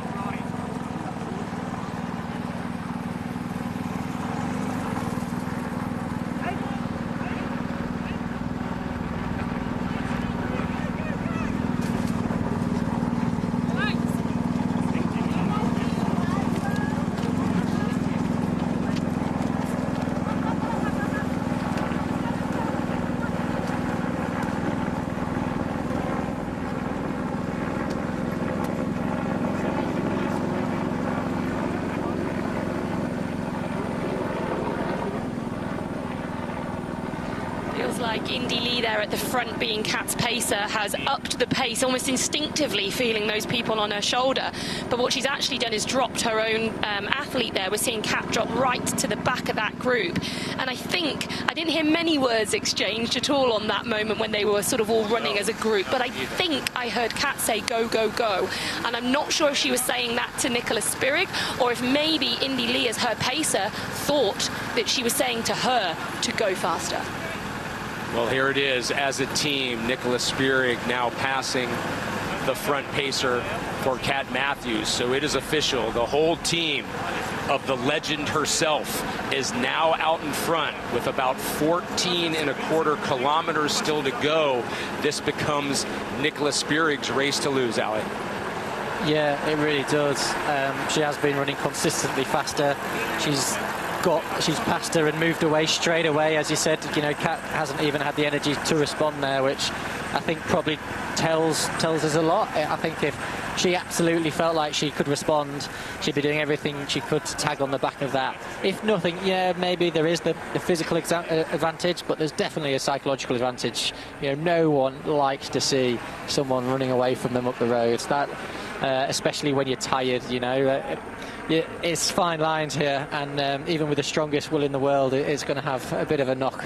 Well, yeah, and I know I'm preaching to the choir here, but for our fans out watching and listening at home that don't necessarily know what it is to be like in a sporting event, but the word that came to mind, Ali, was you were saying all that is demoralizing, right? I mean, it sucks your will into the pavement. I think that's very well articulated, yeah. Yeah, and I think, this course is set up to be fast, and I think that's great, but it's tough, you know, long straight roads, no change in scenery, no shade to look forward to, no real, I mean, it's slightly up and down, but no real undulations just to break the rhythm, and all that probably makes it fast, but it definitely makes it hard mentally. I know you've answered this question probably a million times in your career, but again, for our new viewers, I mean, the physical challenge clearly there, but do you enjoy the mental challenge of what you described, and were you looking forward to the mental challenge if you had been a part of today? I think mental challenge is a very big part of long-distance triathlon racing.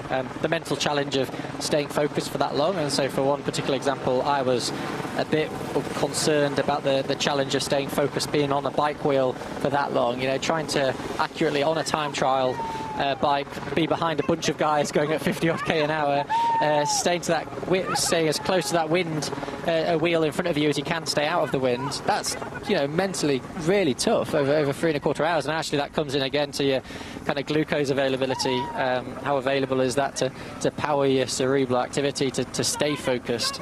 So that's definitely one thing, but also the mental challenge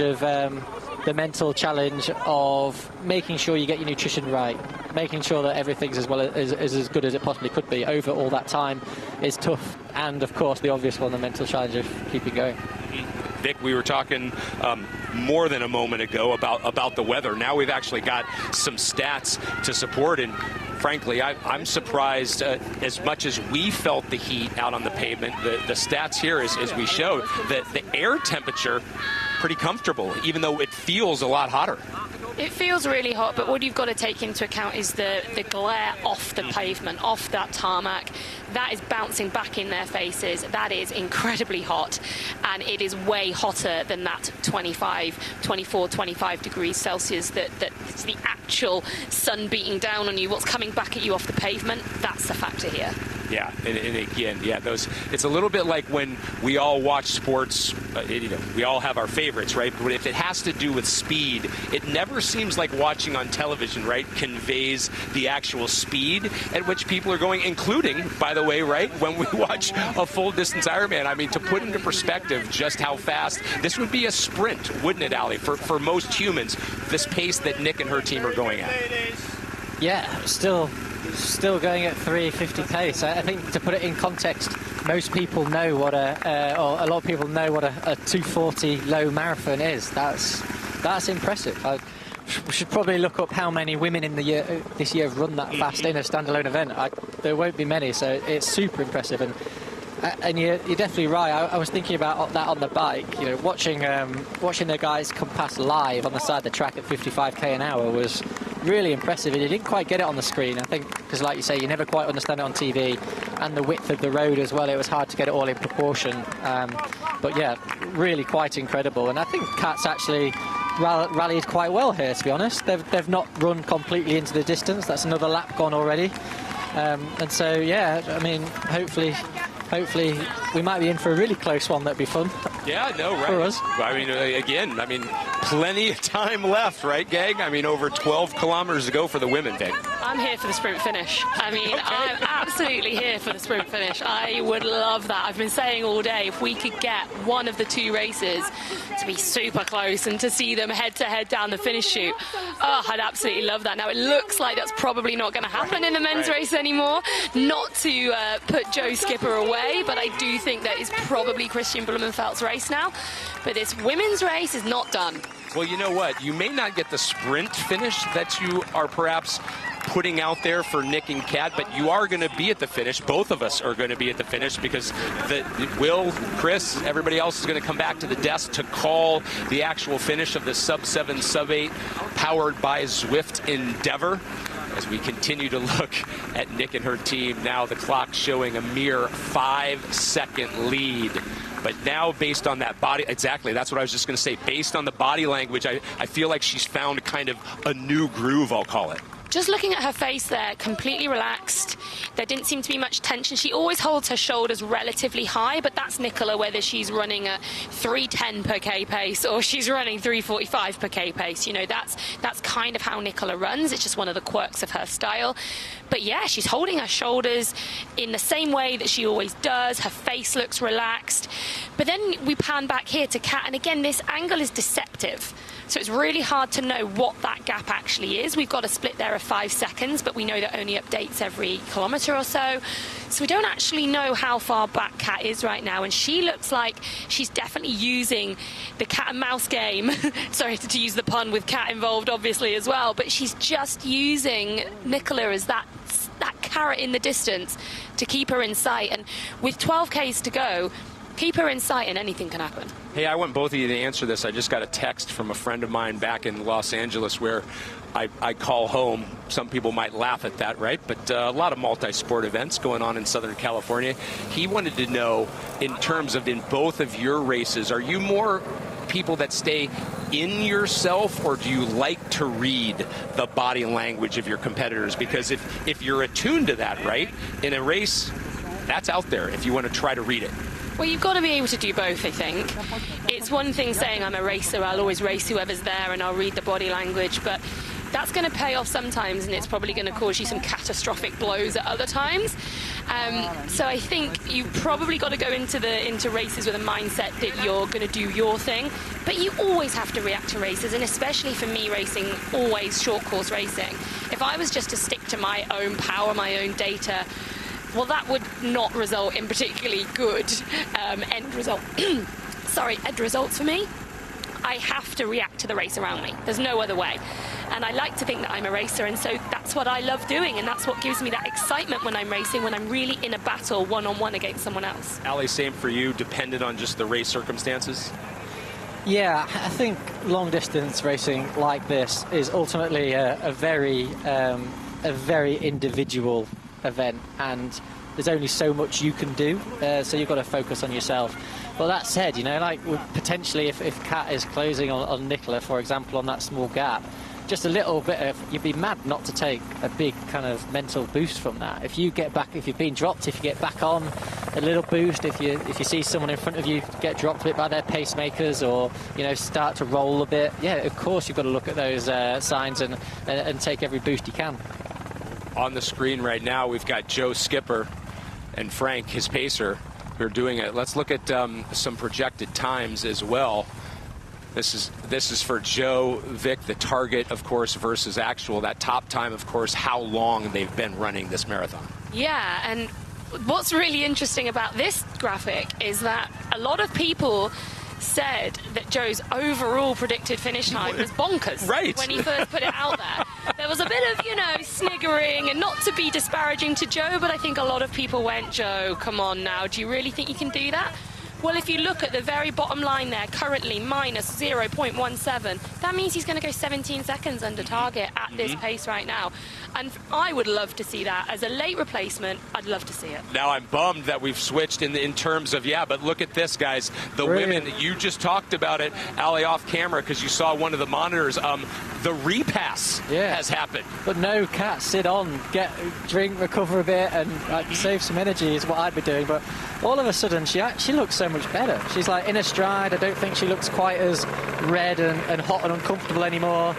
And yeah, I mean, that actually happened quite quick. She went from what looked like 10 seconds down to going streaming straight past her in a really quick space of time. We won't know until we get splits for the next fully completed lap whether that is Kat speeding up or Nicholas slowing down, which will be really interesting to see. But yeah, I mean, it's great for us to watch. You're right, we won't know until we get those splits through, but just looking at it at the moment, it might even be both, that one sped up and one slowed down, because I do think Nicola is starting to look a little bit more laboured than she has done. Cadence looks slower, doesn't it? Yeah.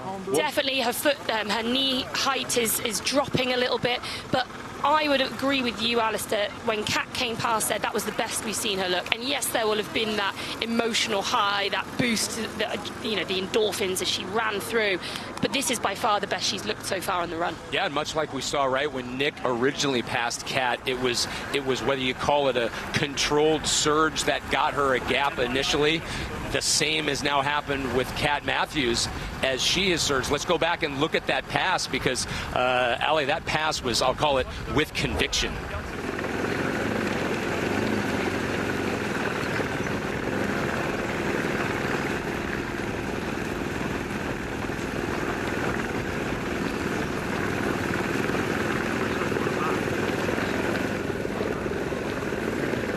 Well, and again, guys, right, I just go back to the body language. You know, we were talking about how good Nick looked. Now those strides have shortened, as you guys said. The body language is completely different, right, of Kat Matthews. There seems to be more of a loosened gait, Ali, which just clearly at the moment working very well for her. Yeah, Nicola is always very upright. To me, she's leaning back more now than she was, shorter stride length.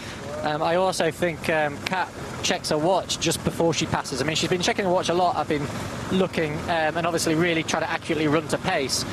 But that said to me, she's, you know, she runs really even paced. I think she'll be making sure that she's not speeding up too much at least. And yeah, I'm looking forward to seeing the kind of next lap split so we can get an idea of what that pace difference looks like. But there's a good gap there already. I was going to say the plus 1 second at the moment from the graphic, that's because we have not had the time check that, Ali, you were hinting at. They haven't gone past a marker yet. It's going to be much larger than that when we do get an official gap there. Yeah, I know, and I'm already thinking about what I'm going to ask Kat at the finish line. I'm already thinking, was there a plan, you know, get to 12Ks, 11Ks to go, and if you're okay, put your foot down and go. That's a big gap already. That's a much bigger gap than Nicola ever had on Kat, actually. No, correct. Yeah. And look, much like I gave Robbie credit earlier for one of his comments, Al, I'm going to give credit to you in terms of, you know, you said all along, Kat Matthews even split, if not better in the second half of the marathon, and she's certainly proving that at this point as the women approach 7 hours out there.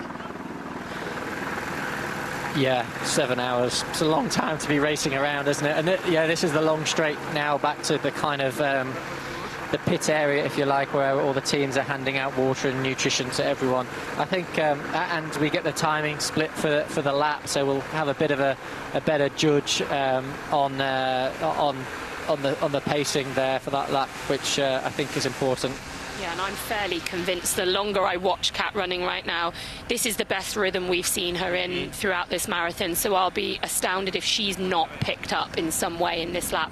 Yes, Nicola does look like the first signs of her starting to struggle. As someone, we mentioned it earlier, always has that quite high shoulders, sort of loses a bit of a neck as she runs. It's got even higher. It's definitely got even higher in those last couple of Ks. How about, did you guys notice that? Mark, Kat's husband, hands off the handlebars, telling the crowd as he approaches, anybody that can cheer, let's hear it. Come on, give it up for my wife. He looks very relaxed, doesn't he? He looks like he's quite enjoying this. But yeah, no, Mark, actually, I think he'll be quite stressed about it. And yeah, he puts a lot of effort and energy into helping Kat out, and is really, does a massive amount of work behind the scenes. So I can imagine he's a bit stressed under the surface. Well, and we give you the split screen because that is the men's leader, Kristian Blummenfelt. He made his pass very early on comparatively, and as we take a look at some of his times, it has been a day to remember. The man who already has the fastest time ever for a full distance triathlon set at Cozumel last year. That, of course, unofficial because of the swim in that race. This race will not be at least ratified in his official world record simply because of the drafting and everything that's been involved. But that was never what Sub7 or Sub8 was about. It was about testing the limits of human performance. And Ali, I think clearly this will become a day to remember as historically full-distance triathletes look back on today. Yeah, I think it's really important we don't talk about records and world records, because that's ultimately not what it's about. We decided to take an approach which was about innovation and trying to go as fast as we can and maximising performance without the restrictions of rules and regulations that would otherwise be in place that makes it a world record. So yeah, we definitely shouldn't refer to it, and kind of going under 7 for an Ironman distance is really impressive. We're going to see Kristian run a sub 2:30 marathon at the end of an iron distance race, which is super impressive as well. But I don't think we should get caught up at all really on comparing it to normal times too much, because I just don't think that's right. But yeah, to answer your question of will it be a day to remember, absolutely. I think for lots of reasons. I think how amazing the performances have been, still continue to be and will be, I'm sure. But also the technology that I keep saying about the bike rider. For the men's team, obviously, for a team to do 180 kilometres in 55 kilometres an hour, that's faster than pretty much every World Tour team time trial as well. That's incredible. And for the women's race as well, what did they end up at, 56k an hour? Really, for the technological kind of advances and using what everyone's had at their disposal to speed that up, I think that's one of the main things this will be remembered for. Well, and Vic, right, to build on that point of a day for history to, delve into later on and what today will end up meaning. I mean, not that I want all of us to have job security, but I can see this as possibly sparking, a series of events like this, because there are athletes that wanted to be here. Athletes, clearly, we're sitting next to one of them, right? You talk about Lucy for the women, that were supposed to be here, didn't get their chance, and might start saying, hey, I want my opportunity to try this. We're going to set a new record level, aren't we? We're going to have to say, what is the target for these athletes? Is it going to be 6:30 and 7:30? Because it's looking like that's going to be roughly where they're going to land, our top athletes here. So maybe that's the next one. Who can go sub 6:30? Right. Who can go sub 7:30? But just while we're talking about, the phenomenal performances we saw today on the bike, on the YouTube channel, we actually had a lot of questions about what was Joe Skipper averaging, his pace on the bike and his heart rate. So we have all three averages for heart rate, for speed and for his power, and he averaged 280 watts on the bike. Apparently for a normal Ironman he would do about 320, so that would be relatively conservative for him during the bike leg today. His heart rate averaged at 150, and as Alistair just said, 55 kilometers per hour. Absolutely insane. Yeah, I mean, those, of course, were Joe's stats, but Alistair, I want to go back to you because we had talked about what that lap time was going to be for Kat Matthews, and if I'm seeing this correctly, right, dramatic improvement, 14 seconds faster. Her best lap of the whole race was just that lap where the pass happened. Yeah, well, there we go. I'm glad we called it, that she was looking faster. And, yeah, we were right. And, yeah, brilliant. Well, isn't it fantastic to see her rallying? And here we are, 9 within 10K to go. Yeah, still a long way. Best part of 40 minutes of running for her. But, yeah, there's plenty of time maybe to see another pass the other way. But I don't know. I've got a feeling, Nicola would not give Kat 17 seconds if she had any option in it at all. She's dropped to 4 minutes per K now, which is the slowest she's ran all race. She's been hovering in the high 340s, so she's had a bit of a drop off there in that last lap. And we did see it, you know, the knee height had gone down, the cadence had slowed, her shoulders had gone up, and she was leaning quite far back again, as Alistair pointed out. So just the form has started to dip a little bit, and that's always indicative of when you're really struggling. By the way, you know, we're both going to be at the finish line, and I'm going to be interviewing Kristian and Joe, and right as you will be doing, you'll interview the women. But if you see me leaning into your interview with Kat, I want to hear your interview. I want in, right? Because I want to know too. I know. Was this part of the plan? Well, I'll admit I started jotting things down about 5Ks ago about things I'm going to ask when you know I get to see them at the finish line, and I've had to put a line through a couple of them because there's been a couple of developments since that point. And you know, Kat there still looking good now, looking like her stride just looks good, she looks relaxed. It's always such a mental boost when you go back past someone. You know, being overtaken, what that can do to you mentally, but then to come straight back within about 2 kilometers and to do it at pace and to build a gap of 17 centimeters already, she's going to be flying high right now. Guys, speaking of flying, this past hour has flown. I just want to say it's been a pleasure to be here with both of you this hour. Vic, we've spent a lot of hours together here at the desk. Vic, you and I are headed out to the field. Alistair, I know you're probably going to have a million other duties, but when we come back, it's going to be Will McCloy and his gang calling the finish of this amazing day. Join Zwift and find pro-level training plans at your fingertips.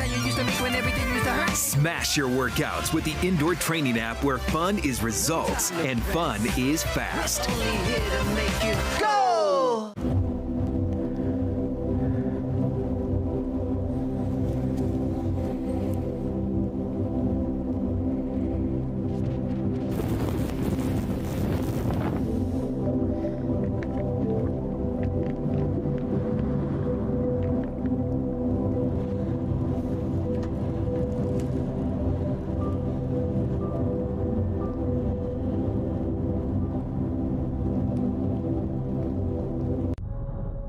Pho3nix events, you might be asked if you'd like to make a donation. Well, this is what it's for. Pho3nix is a not-for-profit, which means every dollar you donate goes into projects that help kids to live their best lives through sport. At Pho3nix, we focus on the 3 Ps. First, participation. Pho3nix runs kids' physical education programs and activity competitions across the world, all for free, removing any barrier to access for any child. Add to that our kids' triathlons, and we're reaching hundreds of thousands every year. We're proud of that. The second P is progression. Pho3nix runs free camps with some of the world's greatest athletes for teens who show promise in sport, educating them on all they need both inside and outside the arena. And we sponsor underfunded Olympic aspirants so that they can qualify for the Games and compete at their best, fulfilling their dream. We've done that with 56 athletes so far, with more than half going on to compete on the world's biggest stage and inspire their communities. And finally, professional. And that, well, that's all about inspiration as well. Firstly, via an elite team who represent our core values and deliver them to children across the globe, and then through incredible events that push the limit of human achievement. All of which is done to inspire the next generation and foster a movement of physical and mental health through participation.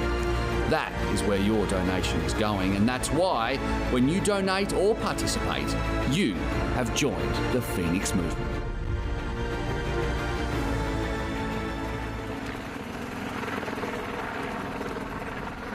That is right. Welcome back to the very, very pointy end of this one. Don't forget, go to Sub7, sub8.com/donate to do your part. And also, for this very special event, a one-off, a portion of every dollar goes towards buying ambulances to assist the relief effort in the Ukraine. Of course, the Pho3nix Foundation, born in Poland, which is not too far at all from the Ukraine, and a cause very close to the Pho3nix Foundation's heart.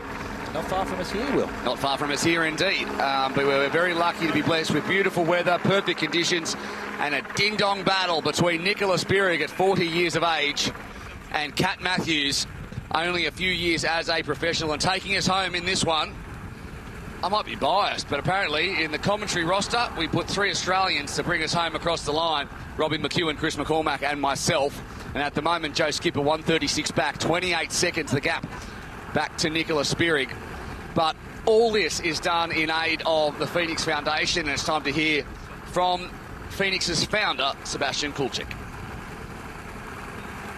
The donations we raise as a foundation go mostly to support children who dream and who want to become healthy and strong throughout sports.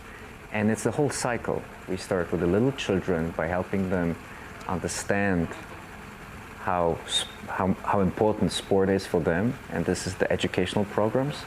Then we support all the camps and all the events where children participate, and then they continue to grow. So at some point we want to support, and we do support, the future of sport, world sport.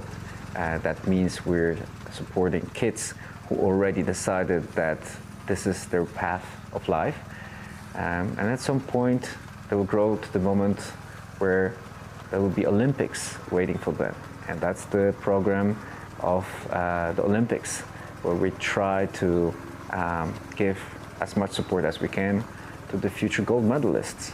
So Pho3nix is the whole program that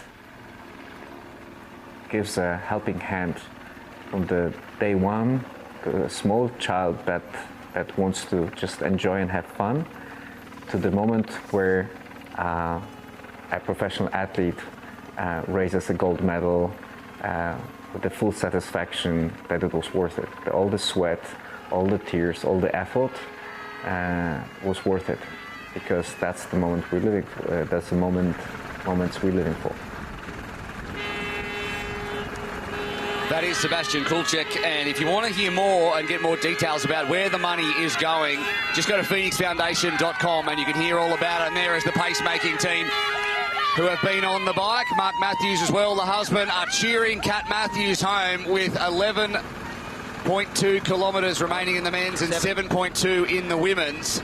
She is very close now to being the first person ever to go under 8 hours. In fact, her current predicted time, and I'll just try and find it here, is 7:31.26 when she predicted a 7:31 flat.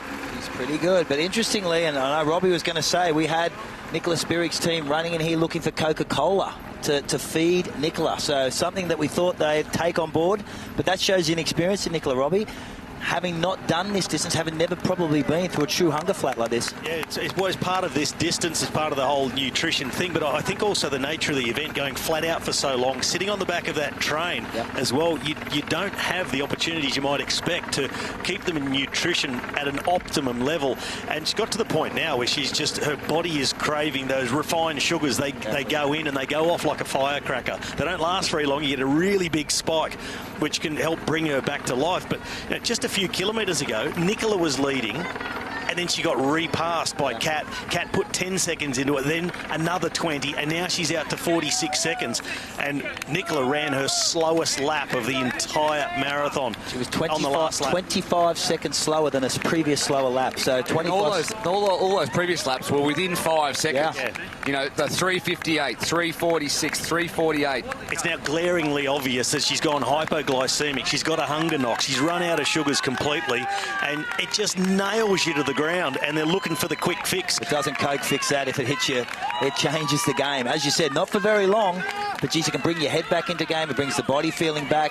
And she's still in this at 44. It's a lot of work to do. It's 7K to go, 46 seconds. Yeah, I mean, we thought it was over when Nicola made the catch, and then she ran past, and then she put a gap into Kat. We thought, well, she's going to do what Kristian's done to Joe, just steadily move away.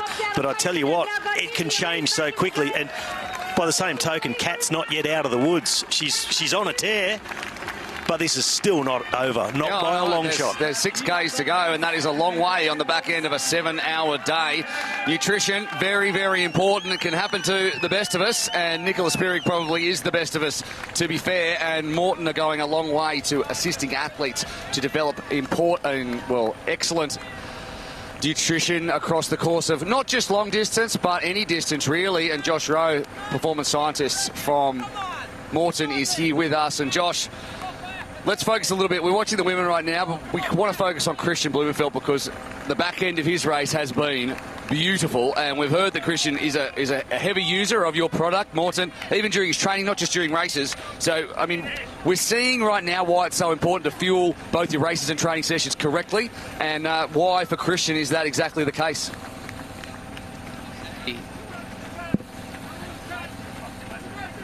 Yeah, exactly. They say the fueling is the fourth event. It's so paramount to the sport, especially, as you say, as the Ironman. But for Kristian, for any Ironman athlete, the perspective is energy in is energy out. And for an athlete to really kind of adapt to a training stimulus, they need to have a sufficient amount of fuel.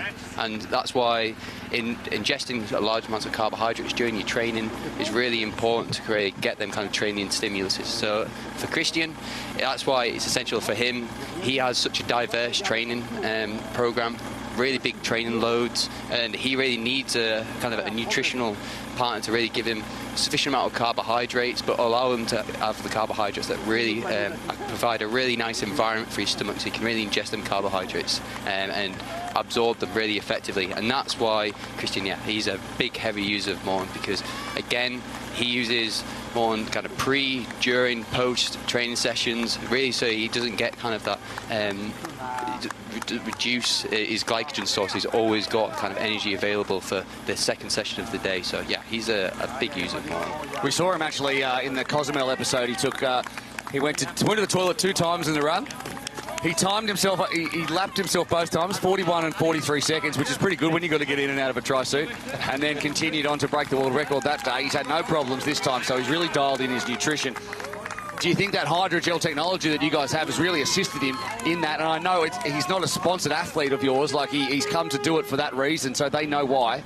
Yeah, so Kristian, he really wants to have a really aggressive carbohydrate intake, and to do that you need something like a Morton product, because they say the hydrogel technology really allows the stomach to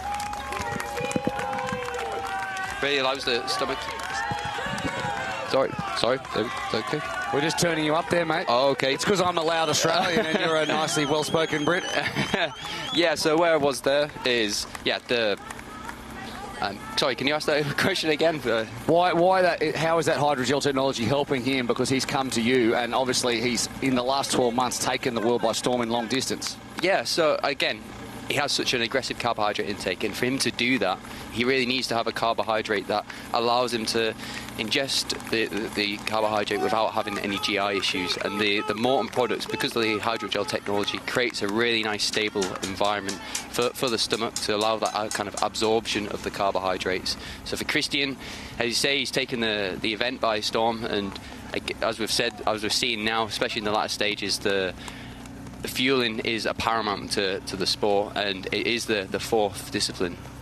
And I mean, it's not just for elite athletes either. Everyone can probably benefit from using this kind of technology. It's not like, because you kind of think, oh, well, you know, I'm probably not at the level where I need to measure my carbohydrate intake, or I'm only racing for 2 hours or 1 hour, I'm doing a sprint distance. But how can Morton help the average athlete? This is the question for me personally. No, well, Morton can, because it's, again, it's not just the elite athletes, because all athletes get GI issues, and again, you want to ingest large amounts of carbohydrates to really fuel that training and fuel the race. And if you got a big race coming up and you're fueling quite aggressively, then the chances are you're going to increase your chances to get GI issues. Whereas the Morton products, they really allow you to ingest those carbohydrates without having the GI issues. So then you can really just focus on the race. And so again, yeah, the Morton product, the way it's designed and functioned is really just to help support the athletes to have that sufficient amount of carbohydrates without having GI issues. And just quickly before we let you go, where can people go to get more information and to order some product if they want to?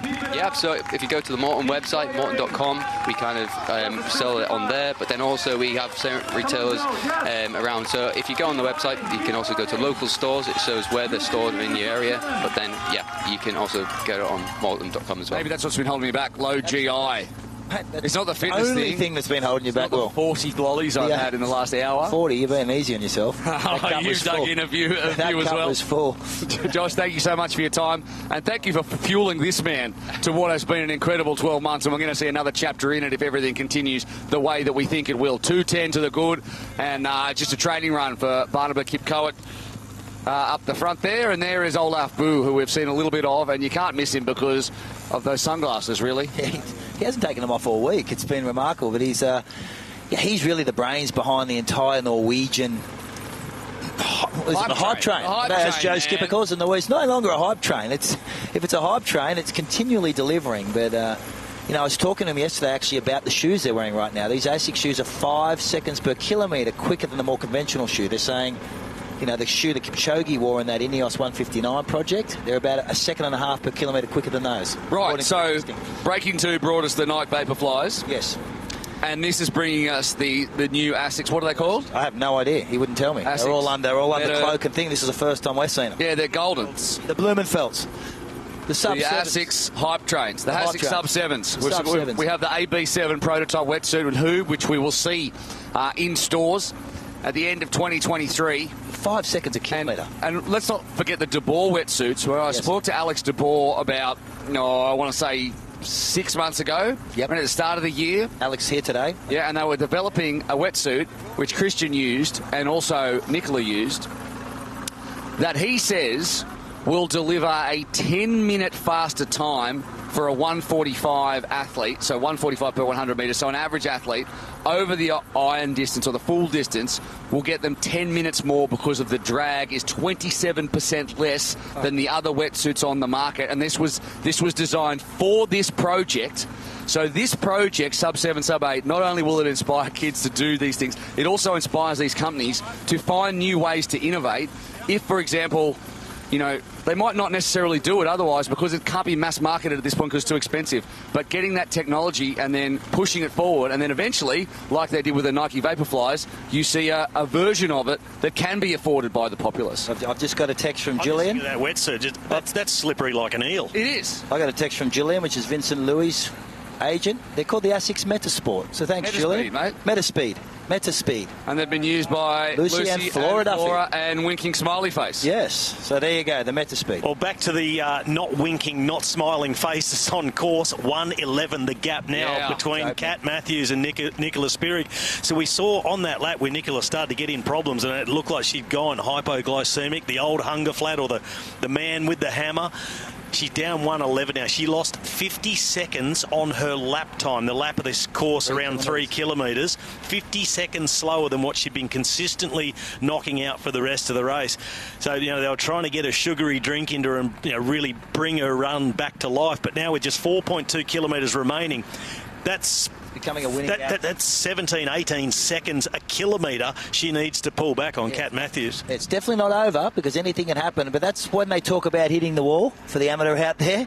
That's what just happened to Nicola Spirig. You can come back by, as you're saying, Robbie, getting some sugars in, but geez, it's uncomfortable. It's really, really tough time, but that is hitting the wall. But by the time you realise what's happening to you, it's already too late. And then by the time that sugary drink arrives, you can get it in. It then takes a few moments to then get into your system. So it's all over. You just see how much time she's lost now, 1:11. And, of course, you can just also blow up. Your muscles can just give out on you in a race like this at the pace that it's been raced at. Just absolutely incredible. But you chuck a hunger knock on top of that. 1:31 now. The gap she's gone through the next check. So it looks like Kat Matthews is now running away with this one. And you start to feed off that if you're Kat Matthews. You start to build the confidence. You would have had that pass. Nicola moved past with precision, with her entire team intact. That knocks you around mentally. And then when you pick up an athlete, suddenly you get that second wind. If they're, you don't know they're going, they hit the wall, they're struggling, but you start to feed off that yourself, and you're getting close enough to home that you can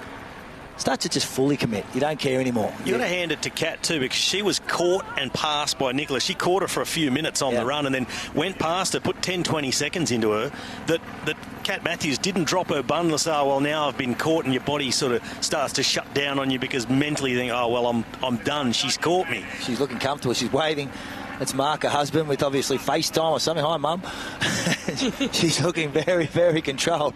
At the end of a race of this distance, her head's still in the game. That's the most important thing. It's just another evolution for her, isn't it? Like, I mean, not a lot of people maybe pegged her for a second, but she was so gutsy on the run in Utah at the Ironman World Champs, and she's done exactly the same thing here. It's the rise and rise of Kat Matthews. Obviously, has a military background. She's a captain in the British Army, physiotherapist, and here is her predicted finish time, 7:31.45.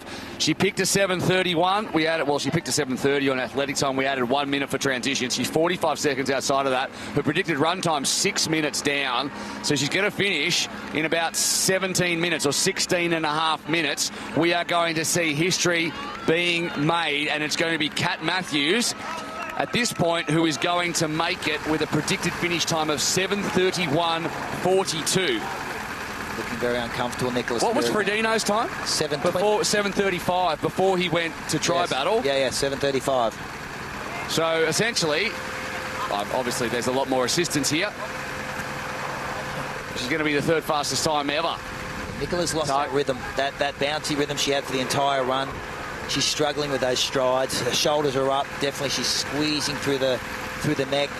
She's really fighting every stroke she's taking right now. They've got a lap to go, and that's starting to play fourth. They're 13 laps down, 1 to go, that bell lap. And knowing now with 3.2 kilometres to go, being a minute and a half behind, it wouldn't matter if she came back and started to run the same pace as when she felt good early on in this run leg. You're not going to close a minute and a half in 3.2 unless Kat Matthews has an absolute catastrophe and comes to a standstill. Yeah. Kristian Blummenfelt, they look like the trim techs he's got on, and he is looking supreme at the moment.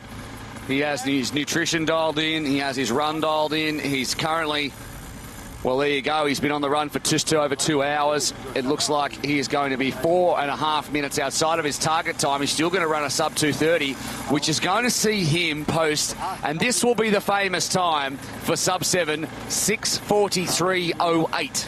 Yeah, that's fast. That marathon time at 2:29. To run a 2:29 off a bike of that pace, that intensity at the end of a long course triathlon, it's, when he said 2:25, I thought he was mad. Then they told me about these ASICS Meta speeds, and they're 5 seconds per K quicker, and how quick they are. I'm thinking, okay, I want them. I want them. With all this technology coming, it's what Sumi won't have to do anything. I'll just float. That's when I'm going to start dominating. I'm going to float down the river in my De Boer wetsuit. I'm going to get one of these pace trains on the bike, and I'm going to put the shoes on. All right, target versus actual for Joe Skipper, and he is looking for a 6:47. He was before this, and he's going to go for a 6:46.29.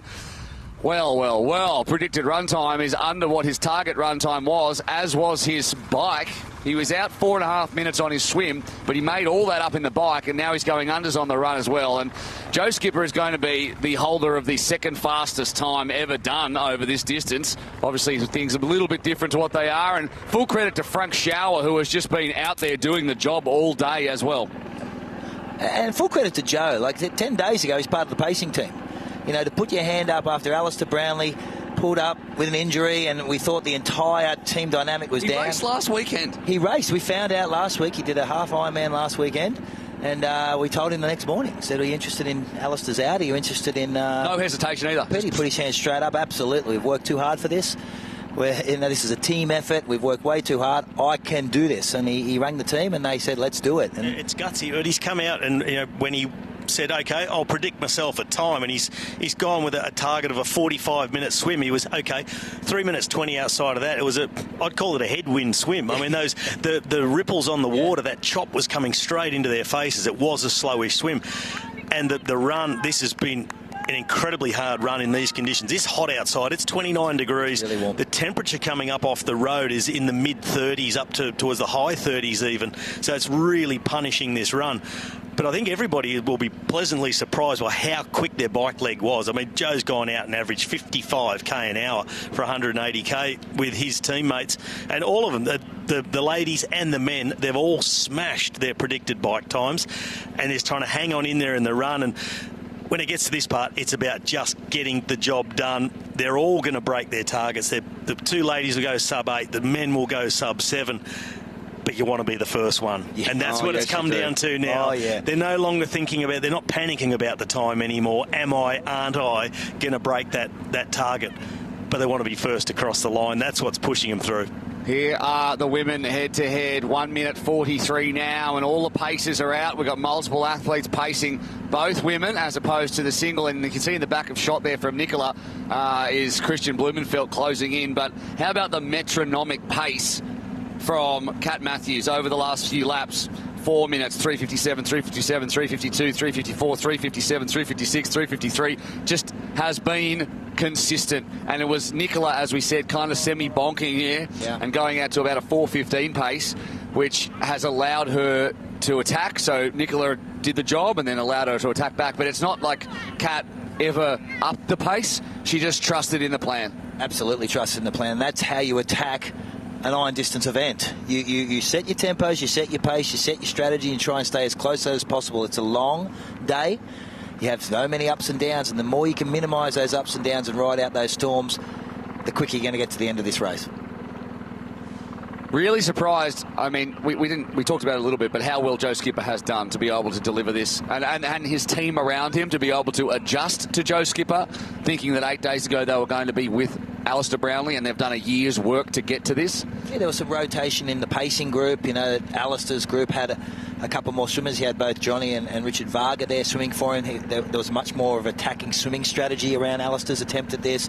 They were going to really back in that bike ride, which we saw, and Joe was able to capitalise on that. But Joe brought in some new paces that could help him along, including the marathon runner, and brought in his swimmers and added that extra cyclist on that cycle team. And mate, he's at 2:26 back from the world champion, the world record holder. That's an amazing performance for someone like Kristian Blummenfelt, who has had 2 years to prepare for this.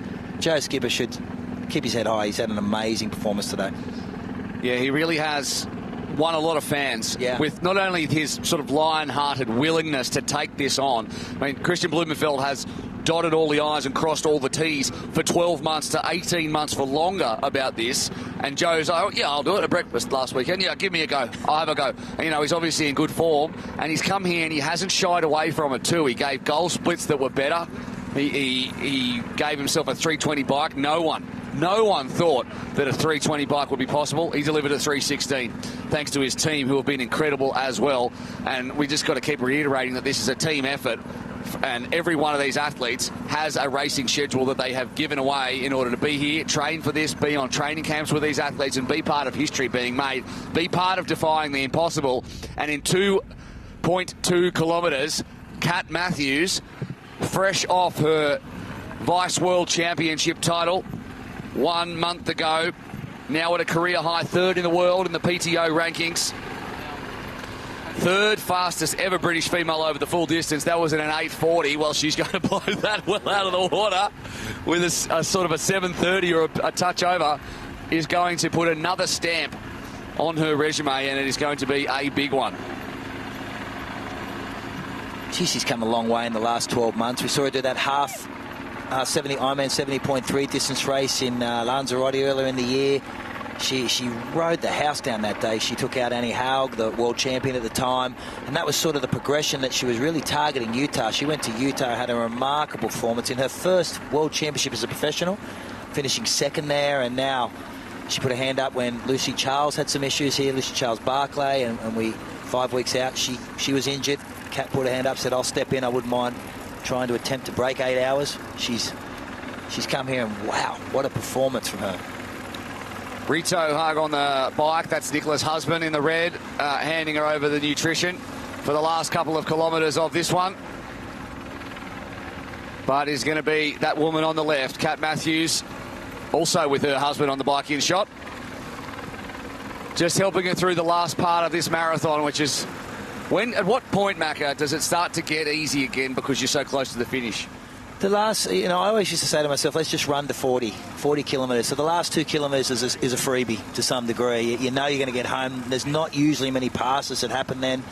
The gaps that tend to establish, and everyone's in the hurt box. There's no one really kicking down on you with 2K to go unless you've absolutely fallen apart. So she's now mentally preparing herself. She knows it's close enough. It's been such a long way. You've been such a long way from home all day. That last 2 kilometres almost feels like you're in the front door. Yeah, and you can almost see the body language on the two in this split screen, and Kat on the left still look to be in control, but pushing still quite hard, like enjoying the hurt because it's so rewarding at the moment. Where Nicola on the right, it seems to be she's resigned herself to the fact she's not going to catch. Once the pass was made and she blew up, she knew she was running for second. She still is going to do an amazing time and break 8 hours by a long, long way. But it's all about Kat Matthews now, and you can see how up and about her team were as well. Yeah. All the pacers who have been on the bike and the swimmers were jumping up and down on the side of the course, and it's given a massive lift too to the run pacers now. This is it. Final straight. Under a kilometre now to go. They haven't passed the latest timing marker. This is the last trip home, lap number 14, and Kat Matthews knows, and she's getting dressed. Got to get the sponsors out. Got to make sure that the photo that's taken is taken with the race suit on. She's getting ready to defy the impossible. Her predicted finish 7:31.57. We're about 3 minutes away, so do not go anywhere. You are about to see the first sub-8 time from any woman in history. 8:18, the record from Chrissy Wellington in Roth, right here in Germany in 2011. No one has bested that time since, but with the assistance of 10 incredible pacemakers, Kat Matthews is going to go nearly under 7:30. We did not pick this. 7:30, no, she said 7:30, and nobody thought that was possible, even a couple of days ago, but Kat did. She did. She said it since she joined. She said she's ready for this attempt. 7:30 is the target. We all looked at each other and went, wow, that's very bullish. Everyone was a lot more conservative, including Lucy Charles Barclay, the original athlete who was coming in to do this event, was not looking at times around that. But Kat came in, stated her intention, and has delivered. Yes, she has. And full credit to Lucy Charles Barclay. We miss her here in Germany at the Lausitzring. She has been such an integral part of such a long period of this. As Kat slows down to zip up the suit, she's got time. But, Lucy Charles still has somewhat of the fingerprints over this team, although this is very much Kat's team. These athletes have signed up to support Kat. Some of them may have been in Lucy's team, but Kat has taken over and made this team her own alongside her husband, Mark, who have put a lot into this. Kat had no hesitation in doing this. She's getting the back pats now. She's getting ready to be the one that makes history here. She's going to run into this crowd. She's going to get a huge lift as well. And Robbie, as we look back on Kat's race, just superb. Fought off Nicola Spirig, one of her idols in the sport and did the job. Yeah, I think right back to the start, early on in the swim, she fell behind. And we thought, well, here we go. Nicola's going to almost gap her right from the get-go. She pulled up alongside again in the swim. She fought her way back. She rode an incredibly strong bike leg. Her team have been amazing. Both teams have, in fact, of paces. They've been amazing. But then to push on in this run, get caught, get past, didn't drop her head, stayed with the program. She calls herself a data nerd. She's done all the numbers. She crunched them all afternoon long, and this is what it's amounted to. She's going well under 8 hours. She had 7:31 as her target. That's just kicked over, but now she can start to celebrate with the teammates as the chute to the finish is just around the corner. She's going to turn left here. She's got about 100 metres. The pacers will pull off and move into the pacing zone. They'll let Kat run down that finish straight on her own. And they're there. They're ecstatic. Look at the pacing team on the corner. Here she goes. Kat Matthews, the pacing team's waiting for her. The pacers will wait, and Kat Matthews will send a message to everyone in long distance and to the world that it is possible to defy the impossible and come across the line in an incredible sub-8 time, 7:31.57. Kat Matthews has made history. What a moment for the Brit. Wow, what a performance, Kat Matthews. Sebastian Kulczyk greeting her. Congratulated by the founder of the Pho3nix Foundation that has made this possible. She waits for her pacemaking team to come down and celebrate with her. It has been a true team effort, and here they come, every single one of them integral. What a moment. Wow, that's great. What a moment in the sport of triathlon. No longer an individual sport. They cross the line together. Goosebumps.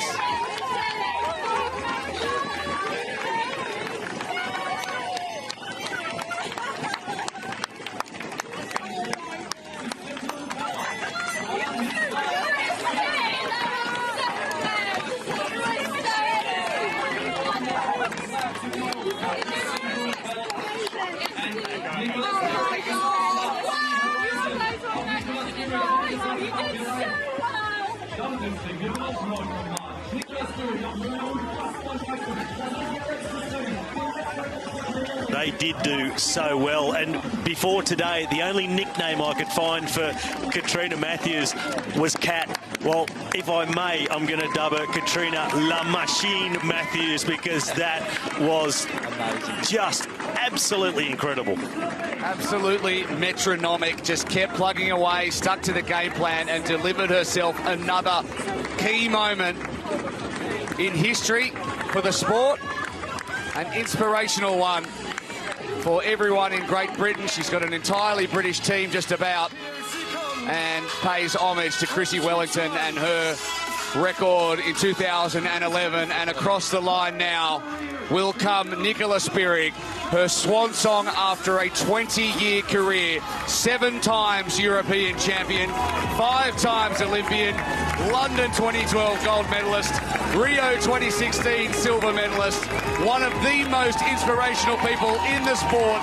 The undisputed GOAT of women's triathlon comes across in the second fastest time ever, 7:34.22. Nicola Spirig at 40 years of age. What an incredible effort. She has given everything. Hugs immediately from her rival. So much respect between these two teams. Hugs from the opposing pacemaking team. The other pacemakers will head down the chute in a second. Such a bond between Sebastian Kulczyk and Nicola Spirig too. She runs kids triathlon in Switzerland. This is the coolest part. And this is the coolest part. You're right. This is unreal. Down they come. An unbelievable camaraderie between all these athletes.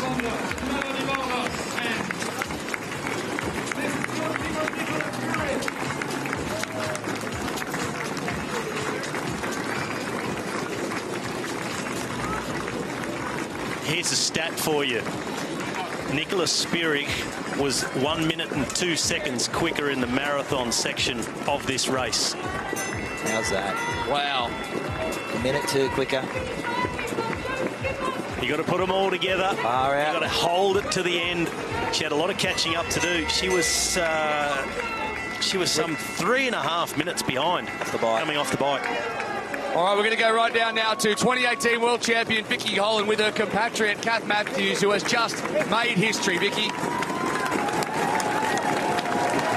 Kat Matthews, we're just hearing Nicola's pacing team cross the line, so I know we all want to give them a round of applause. But Kat, congratulations, you are the first woman ever under 8 hours, and not just under 8 hours, you sailed under that marker. Just tell us what you're feeling right now. Yeah, just a whole load of emotion, but the main one is gratitude for the team around me. Honestly, of all triathlons in the whole world, this is about the team, and I felt like I was letting them down all day. I was definitely the limiter, and I thought I was going to lose it then, but it was their strength on the sideline that gave me the motivation to push on. Well, let me talk a little bit about your team there. So on the bike leg, you sailed under your target marker. You smashed that marker. Talk a little bit about your team that enabled that for you. Oh my goodness, they're incredible, aren't they? So they're all in their own right, best cyclists in the domestic scene across the UK and Ireland, and they've worked in team time trials before. I was all day saying, hold, because they were just ripping it and so much passion. So they're excellent. We've seen so much camaraderie from your team today. It has been really fantastic to see. Now, we can't not talk about the pass and the repass. The pass with 14 Ks to go, and some people may have thought it was done. 3 Ks later, you blew straight back by. Can you talk to us about what was going through your head and both of those moments? Yeah, so at 5K into the run, my husband was like, yeah, you're so good at finishing strong. I was like, Mark, I just want to finish right now. And then, she came past, and I was completely accepting her to fly through, and it was just one of those moments where I was like, no, someone said you can, and I was like, I can. It was simple words just made you think you could. And when you came back by, you flew back by. It wasn't a slow pass, as when Nicola came by you, it took her a few minutes to get by. When you went back past, it was decisive. Well, actually, it might have looked like that. Again, I said this before at St George, but I think I kept 3:56 for the whole entire race. So I was just steady, and I had a bit more to give at the end, even though it hurt more. Fantastic racing again today, Kat. We wish you all the best of what you do in the future, but no matter what happens, you will be the first woman ever to have gone under 8 hours. Amazing achievement. Thank you so much. It's a privilege to have you here, Vicky. Thank you. Honestly, it's really So much humility there from Kat Matthews, but what an incredible effort. 7:31.57 comes across the line. So much respect between the pair of them. One athlete on their way out, going on no doubt to do incredible things with her legacy to the sport and to inspiring and assisting kids in partnership with the Pho3nix Foundation, and one also going on with the win, and there is Nicola with her kids, to do incredible things in her career too, because there's so much ahead of Kat Matthews. That event left me speechless. We knew it would be amazing. We knew all the athletes had bought in. We knew the target times were remarkable and it was going to be a difficult day. But just to see the camaraderie in those teams come together, I was speechless. I had a tear in my eye. I was sitting there trying to hold it together. I pressed pause on the mic. It was cooler than I could ever imagine. And what a racer Kat is. What a performer Nicola Spirig is. Just remarkable athletes. Just all day long, I've been blown away. I mean, going into the swim, they swam more or less expected times. Yeah. Conditions were a little bit against them in the swim. But to call those bike times that they were, some of them predicted, although Nicola did not predict a very fast time. She thought they'd average 41.7. They've averaged nearly 47. And the times that have been ridden out there on this track, and then to back it up with those just such fast run times. Run times are off charts, but at least we know this track's fast. Very fast. And he's also fast, Kristian Blummenfelt. Yes, he is. You are correct. He is fast, and there is the coach just making sure that they are hydrated and ready to get through the last part of this race. And it's so quiet out there now, isn't it? They're just still plugging away, these two men. And with 1.2 kilometres remaining, Kristian Blummenfelt remains in control.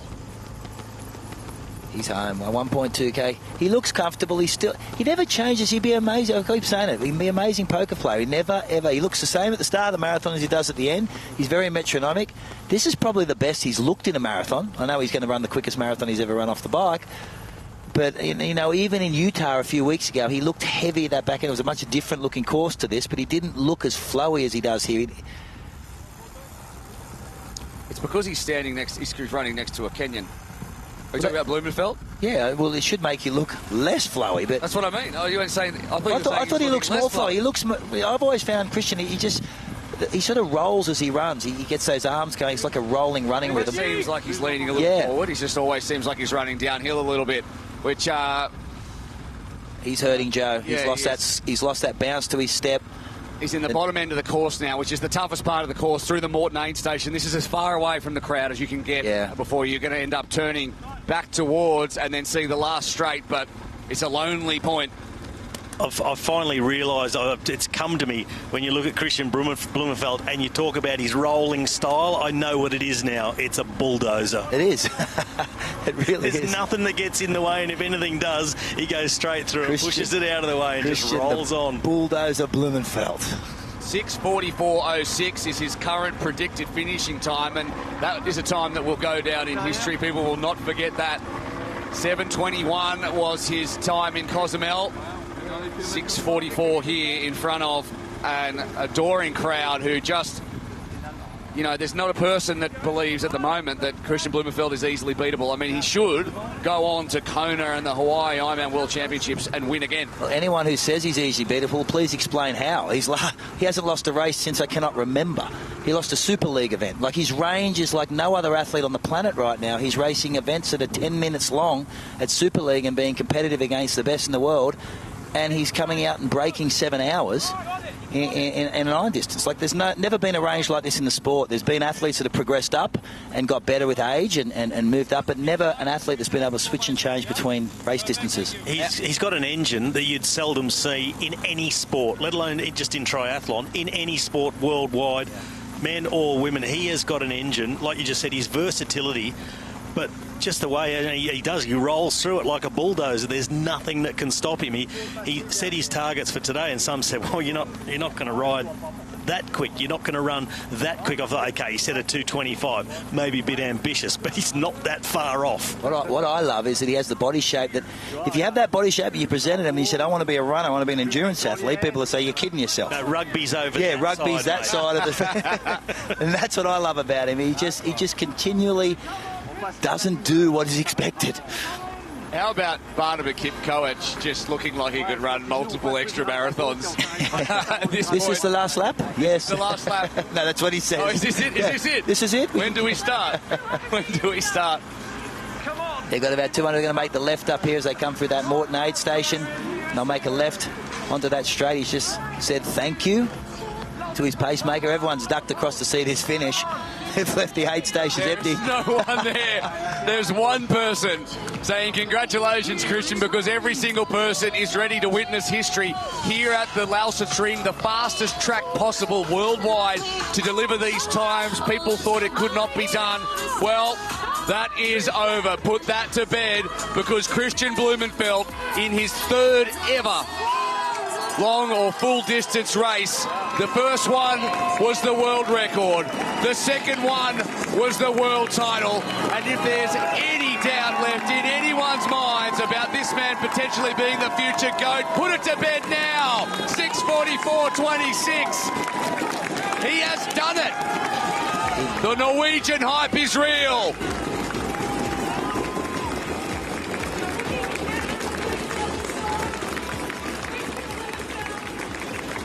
What a moment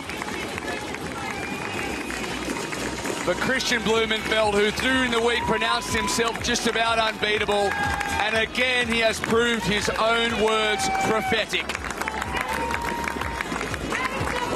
Here's his team. We should see his team now. This is really cool. He wouldn't have got there without them. An amazing selection of athletes. Here they come. Here come the boys, and don't they love it?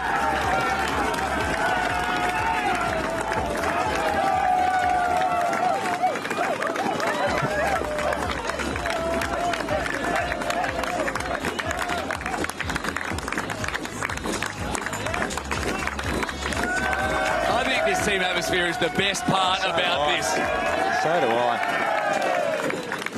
Well, I think maybe a new teams event is born. Well, I think it should be. You've grown up, cycling is a team sport, and there's a lot of envy I used to have as a triathlete myself, looking at that team camaraderie. You've got to share the wins, you get to share the losses, you get to share the experiences. As a triathlon, it's a very lonely individual sport. So to see this is really, really cool, and to see people unselfishly give up their race commitment for a common goal is just really, really cool. Amazing. The time, simply looking at the time, shows you it can be done in a team sense. What a performance, Kristian Blummenfelt. What a 12 months. There's nothing that he has not achieved. Anything that this man puts his mind to becomes reality. And we say that it comes easy. It seems to come so easy. But the work that his team does is second to none. A plan started 6 years ago. In 2018, he said, I'll win the Tokyo Olympics. He did that a year later than he thought. Then he backed it up. He said, I'm going for the world record on my Ironman debut. He said, those that are doing it now are slow and I can do it better. His exact words. And he proved himself correct again. And then he went to Utah and ran his way to victory and became world champion. And huge plaudits must go to this man who 8 days ago over breakfast with Chris McCormack said, yeah, I'll fill in for Alistair Brownlee. Why not? Raced on Sunday and then turned around a week later to deliver the second quickest time ever recorded over the full distance.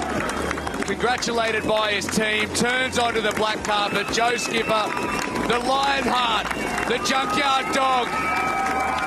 He's going to come across in an absolutely blistering time.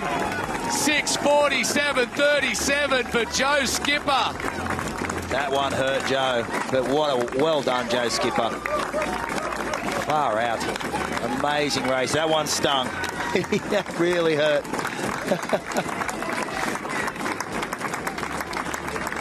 Coming off a 3:16 bike leg and running a marathon in the 2:30s. Yeah, low 2:30s, under 2:35. Wow. Or we're about to get confirmation. But those splits, Kristian Blummenfelt ran 2 hours, 30 minutes and 50 seconds for 42.2 kilometres. There you go, and Joe, 2:36.43, so mid-2:30s. That's his quickest marathon off the bike, previous 2:37. His best prior to that off the bike, so 2:36 in those conditions with a week's notice. Take a bow, Joe Skipper. That's a Junkyard Dog before. There's the team. What a performance they put in, those bike riders.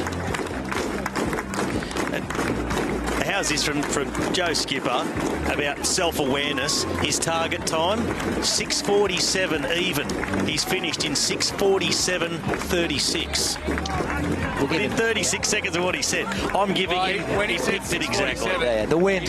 No, it's transition. He didn't put transition times in there. Let's go back and time his transitions one day and see if he did 36 seconds worth of transitioning.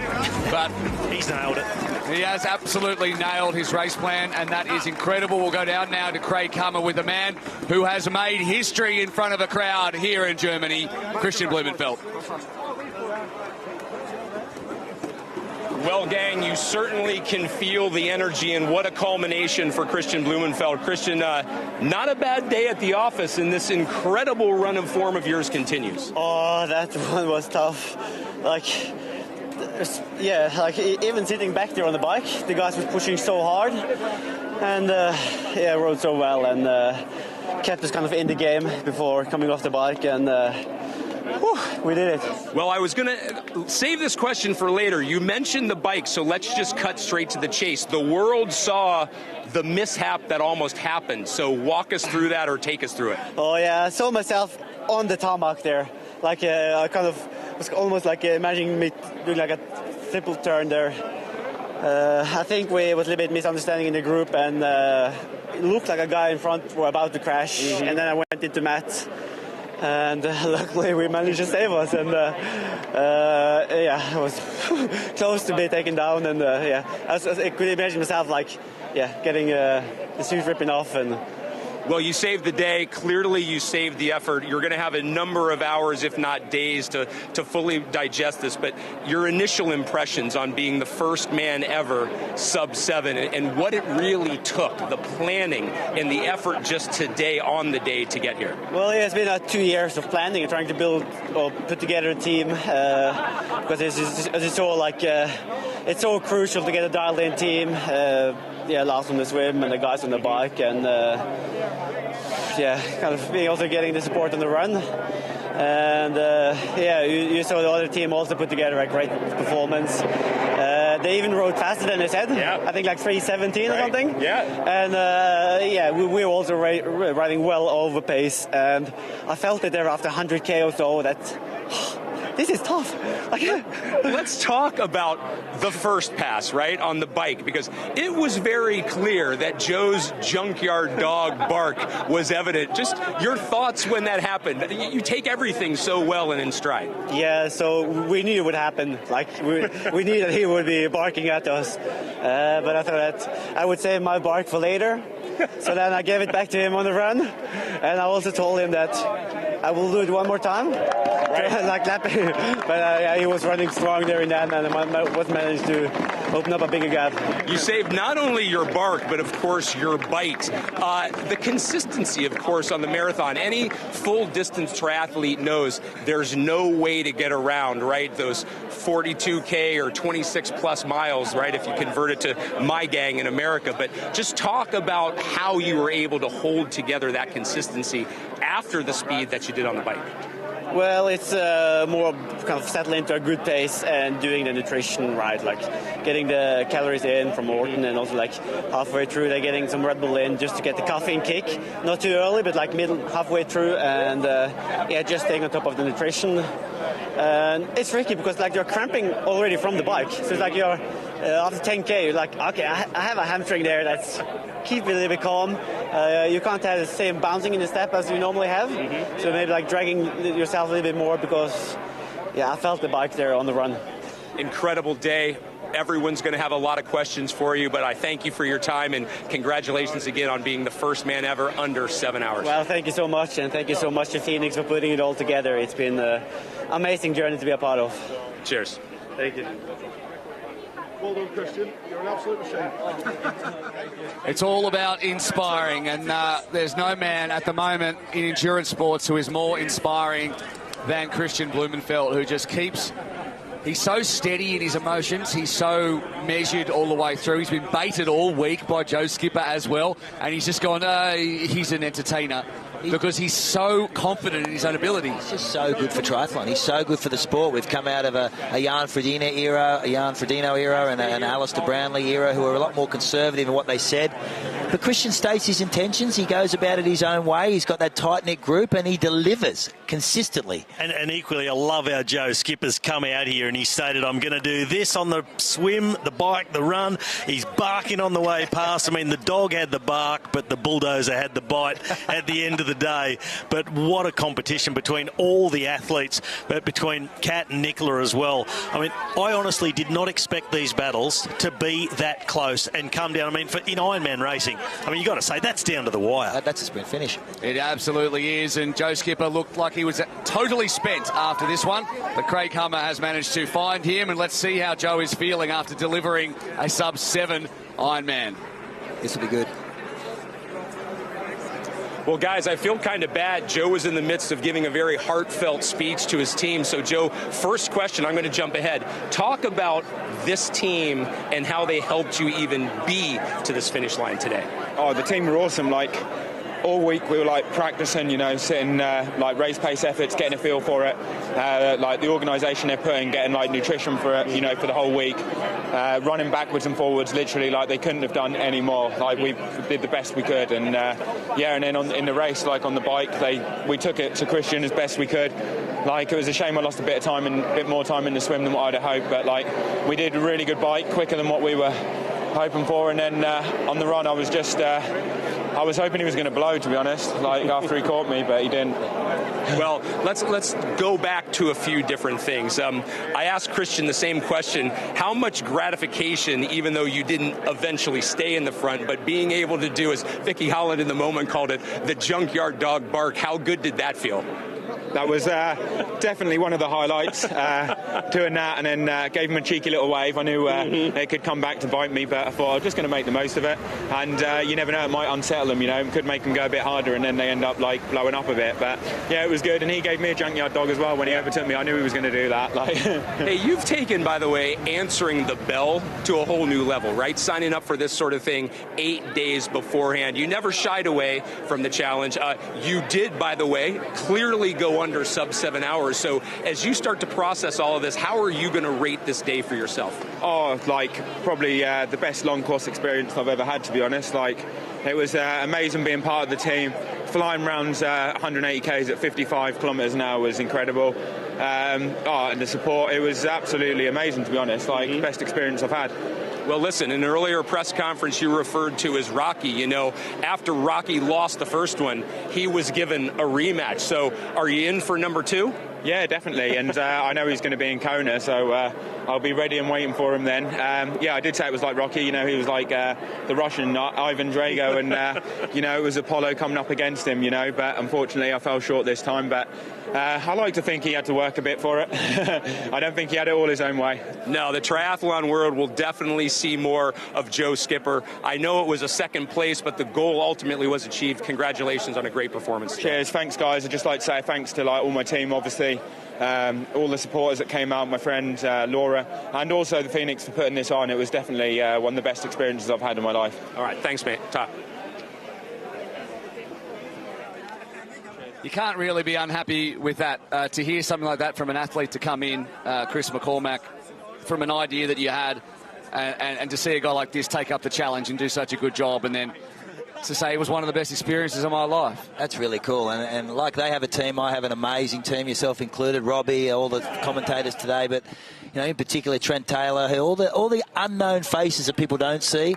Lisa Pringle, there's so many people behind this. Wojciech Krasinski.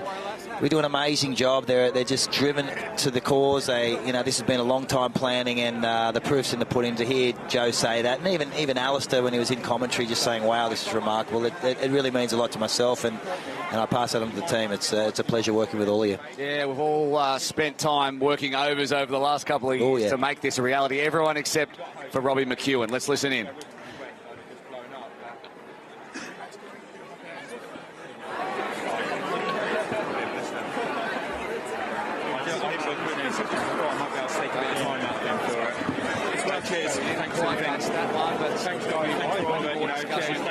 Let's go back for a second to... Yeah, there you go. We'll go back and talk about Nicola Spirig because, as you say, she's probably more fundamental to this foundation in terms of all the work she does. A little bit like Alistair Brownlee and Johnny Brownlee, who run the Brownlee Foundation in cahoots with Pho3nix Foundation to make sure kids participate. And this is such a special moment for her. And you know, let's talk about her preparation for this. Only, 10 weeks ago, she crashed a bike, horrific crash on the bike, broke her ribs and punctured a lung. And to build herself up and to be here, just testament to the athlete she is, the human being she is, and just what a performance. Yeah, it's mad to think where she's come from over that last 10, 12 weeks to be here now and in that sort of condition. I honestly, hearing about her injuries and that she hadn't pulled out of the event, I thought, this is a bit nuts. I mean, you can't possibly even get through it, let alone be competitive. And she's been not only... doctor just said, wow. Will you let me race in 10 weeks? Will you let me race in 10 weeks? Yes. No, we will not. You have a hole in your lung. Eventually she went, Coach, will you... Yes, okay, I'm going to give it a go. And she ended up with a time that is the second fastest in the history of this distance, which I think is just the most incredible thing. At 40 years of age, after 3 children, with a law degree, with a foundation, it's just an incredible team effort from Team Spirig to be able to deliver that kind of thing. And before I get your thoughts, we're going to go to Vicky Holland, who I hear just a moment ago managed to talk to Nicola, and no doubt this will be an interview that will endear her towards us even more. Nicola Spirig, you have just become the second woman ever to go under 8 hours, and not only did you go under 8 hours, you went so far under 8 hours. Was that more than you thought you were going to be able to achieve today? Yes, I had an absolutely amazing team. It was so amazing. I'm getting really emotional. Thank you to the team, thank you to the support crew. I think thanks to them we had a great race, and I'm really happy. Watching you race today, you could see it was all on heart, Nicola. You're such a heart athlete. You really put everything out there. And we saw that in the real racing element of what happened today. With that pass with 14 Ks to go, with the repass at 11 Ks to go. We heard you might be a little bit low on sugar. Is that what happened there? No, I just had a lot of cramps. I think I had enough sugar. I took a lot of salt. So it was just the muscles not ready for this. But I took a high risk, and I went out really fast. I knew it was a risk, but I just wanted to race, and I think it was really exciting for everyone. Well done to Kat. She's such a tough athlete. She did an amazing race. I have big respect for her, and I think I'm really happy I gave everything, and so, yeah. Nicola, you did a fantastic job, and before you started this morning, you said to me you wanted your legacy to be about the kids and getting kids into sport. I think you've achieved that. I think anybody who watched you today will want to get out there and want to be active. So thank you on behalf of our sport. Well done, and go and have yourself a nice rest. Oh, yeah, I'm looking forward to a rest now. Thank you very much.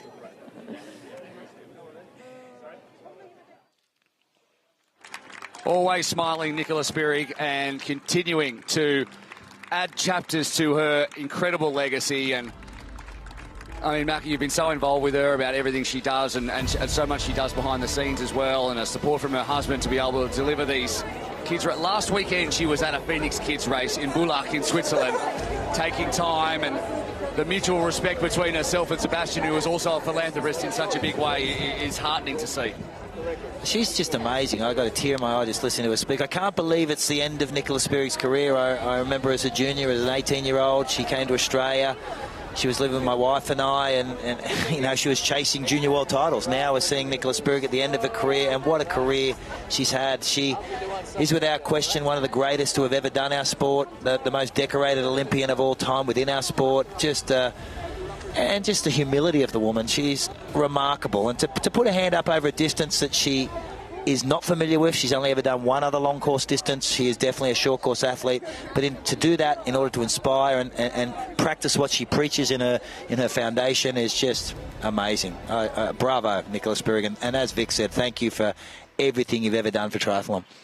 After a performance like that one, having so little experience in the Ironman distance, I don't know, do you smell a comeback already? I mean, she's going out this her last race, but she finished like 12 minutes ago. Do you want to go and ask her that? I mean, but you see what she's just achieved over this distance with so little experience in this distance. She'd almost be wishing, maybe just squeeze out one more. You never know.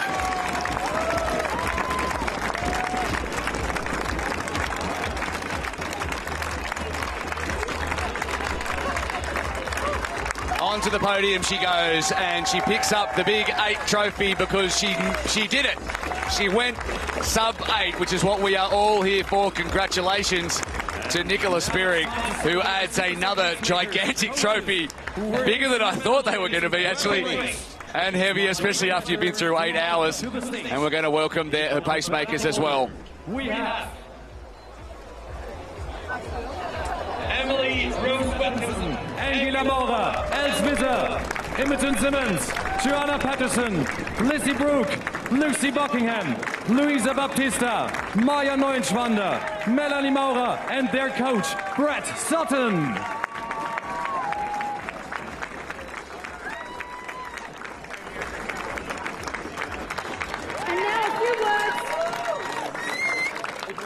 And now a few words from the incredible, and I cannot say incredible any more than I am now, the incredible Nicola Spirig. I want to thank my absolutely amazing team. It was so impressive. I had the best team ever. Thank you so much. Thank you to my support crew. It was such an exciting race. Congratulations to Kat. She was really, really tough, but I think, we put on a great race. We were together in the swim. Then we were pretty close on the bike. I was so impressed by my team on the bike. They did such a good job. And I took a high risk to go out fast on the run. I got to Kat, and then I got cramps and was suffering, and Kat was tougher than me, overtook me again. But it was an amazing race, it was an amazing event. Thank you so much for all the support. Thank you to Mana and Pho3nix to put on Sub8, Sub7 project. I'm really, really proud to stand here. Thank you.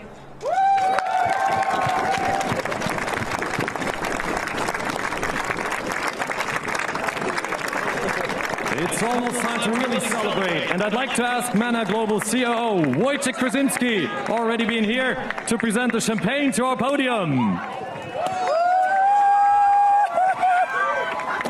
Ladies and gentlemen, let's give it up for Team Spirig!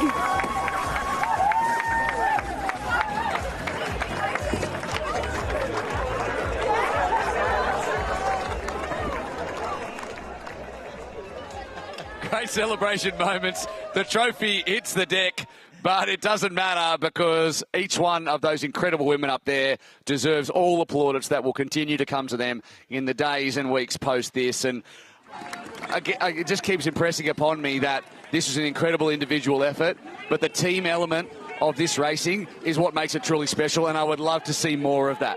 So would I. It's as I said earlier to Robbie, it's just something we don't get to experience as triathletes, and it's something you long for, and you're seeing what it means to us and means to triathletes to be able to share an experience like this.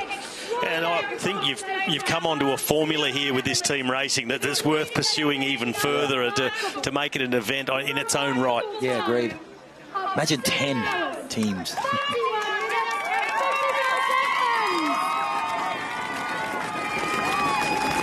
Let's give it up for Kristian Matthews!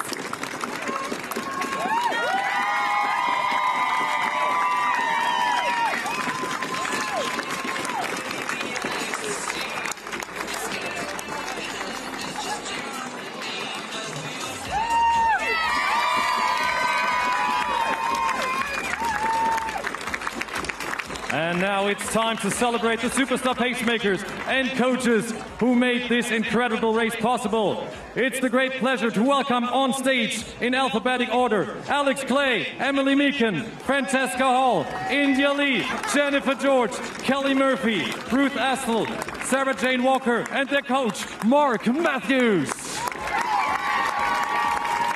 This is Team Kat.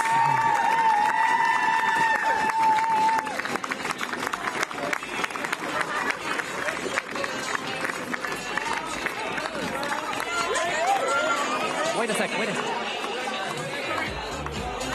Before we go to champagne girls, hold on a second. We need to hear from this absolute legend. Need to hear from this legend herself, Kat Matthews. Thanks everyone. Thanks Pho3nix asked to be here. Firstly, hold. I was saying hold all day long because I was the limiter. This team is the best, hands down. So thank you. Thank you and congratulations to Nicola and her team. You put on a massive fight. Hold! Hold! So yeah, thanks so much to everyone involved. I just said a minute ago in another interview, so I won't say it. Well, I will say it again. But I'm really excited for this format of triathlon. It's not like any other we've done before. So thanks again, and hoorah to maybe in the future. So one more time, this is Team Kat.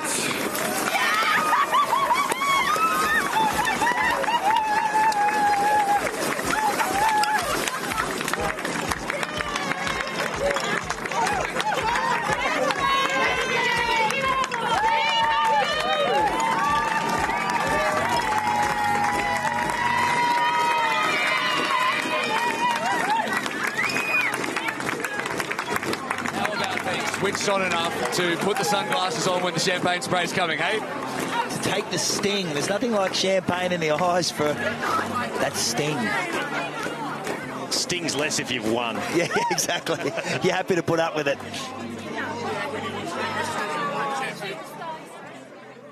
But then again, they've all won. Both teams, all 4 athletes that took part today, they've all won because they've all broken the barrier that was set before them and not just got over the line. They have smashed through it. It's just been a phenomenal day out for sport to watch, you know, one of the traditional barriers, things like people say, it's impossible. Yeah. They've gone out, they've defied it. And that's right, and let's hope we see more of it, because when we started this, we talked about, Roger Bannister, 4-minute mile, it's kind of like that. Well, it was broken so often after that, it was just a mental barrier. Yes. Hopefully this gives the same legacy to that, not only in triathlon, but also in the single distances, because we can go 3:16 in a team trial over 180 k's. It is impossible, not anymore. It's been done, and now it's time to welcome our second place getter from the men's, Joe Skipper, who broke sub-7, the second man to do so, onto the podium. Joe Skipper.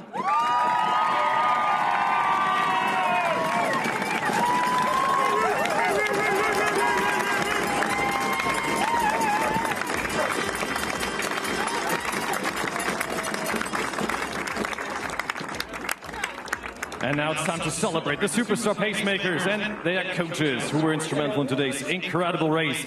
It's my great pleasure to celebrate with you Team Joe. This is Alex Downsett, Charlie Tenfield, Dan Bigham, Harry Tenfield, John Archibald, Michael Gill, Frank Schauer, Simon Wilson, Zeb Kiffin, Alistair Brownlee, and their coach, Jacob Tipper. Give it up for Team Joe.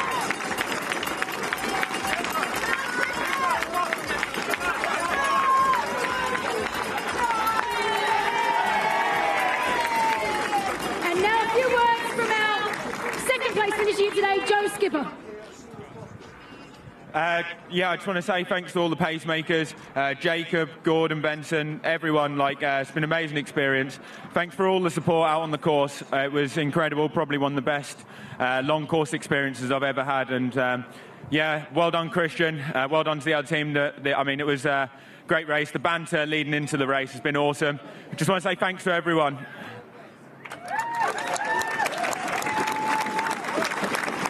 And now,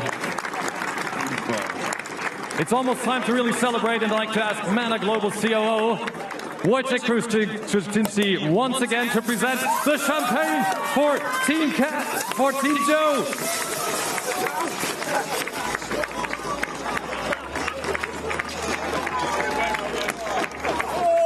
Ladies and gentlemen, let's give it up for Team Skipper.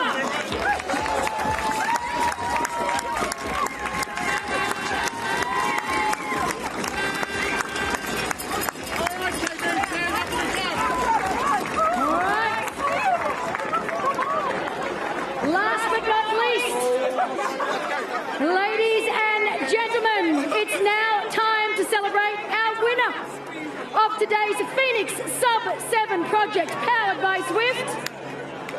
It was an extraordinary performance today from our fastest male athlete who completed today's event in a remarkable time. Wait for it, 6 hours, 44 minutes and 25 seconds. Let's give a huge welcome to the stage, Kristian Blummenfelt.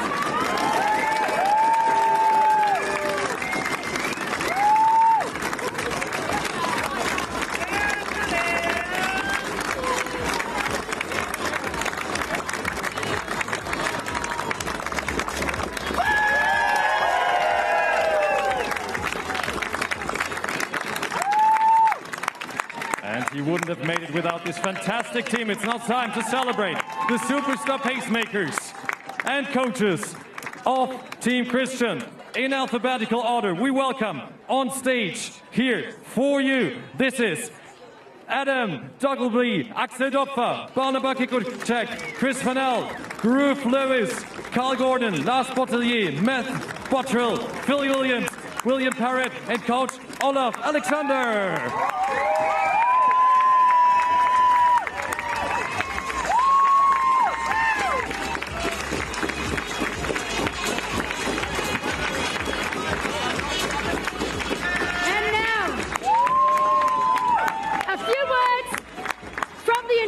Kristian Blummenfelt.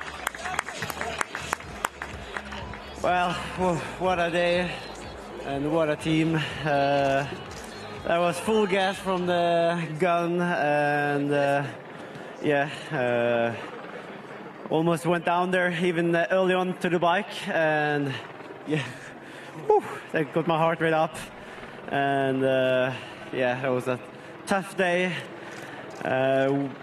Yeah, the legs was 100k in there on the bike. It was yeah, brutal just to stay on the wheel to these guys, and also a massive thank to Joe and his team for the tough battle, and yeah, luckily we managed to sneak just in front.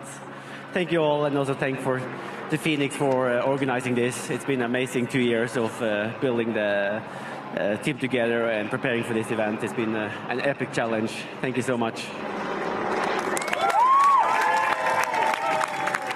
And once again, for the last champagne round, we welcome again Wojciech Kruczynski of the Mana Group.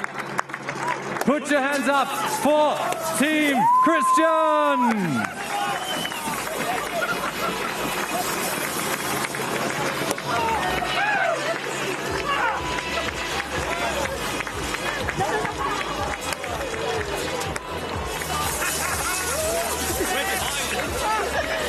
All right, ladies and gentlemen, give it up for Team Blumenfelt! Woo!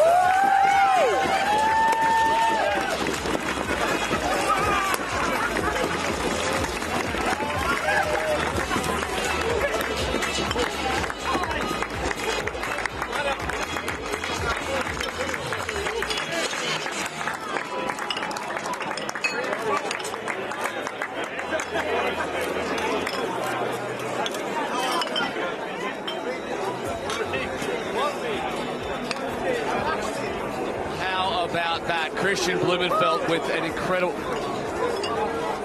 Blummenfelt with an incredible effort to be the first man in history to go sub-7. Celebrations with his team, I imagine, will be destructive. Chris McCormack, it's going to concerned about the VIP area. The VIP area, the party goes till 9 o'clock this evening, and the after party's kicking on at the Arshad. I know all the cyclists have said, we're on for a big one. It's been a long 2 years of prep, and they're on for a big night tonight.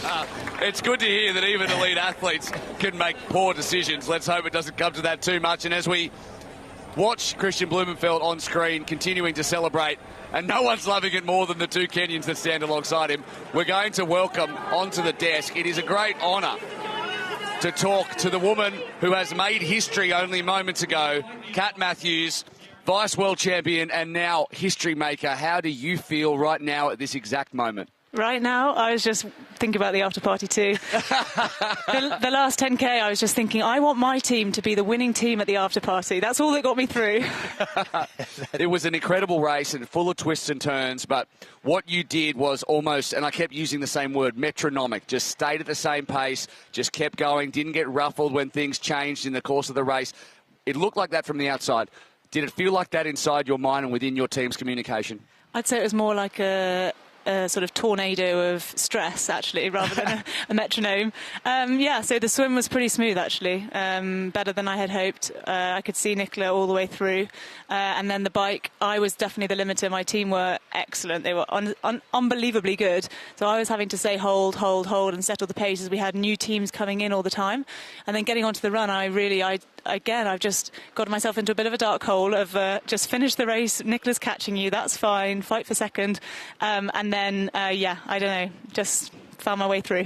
Oh, you spoke about that bike leg and you're talking hold. Going into it, you set a target for yourself and your team of 45 kilometre an hour average. You end up averaging 47 kilometres an hour. You did the bike leg in 3 hours 50. I mean, during that and knowing that was how you were tracking along then, were you getting worried that you were going too quick?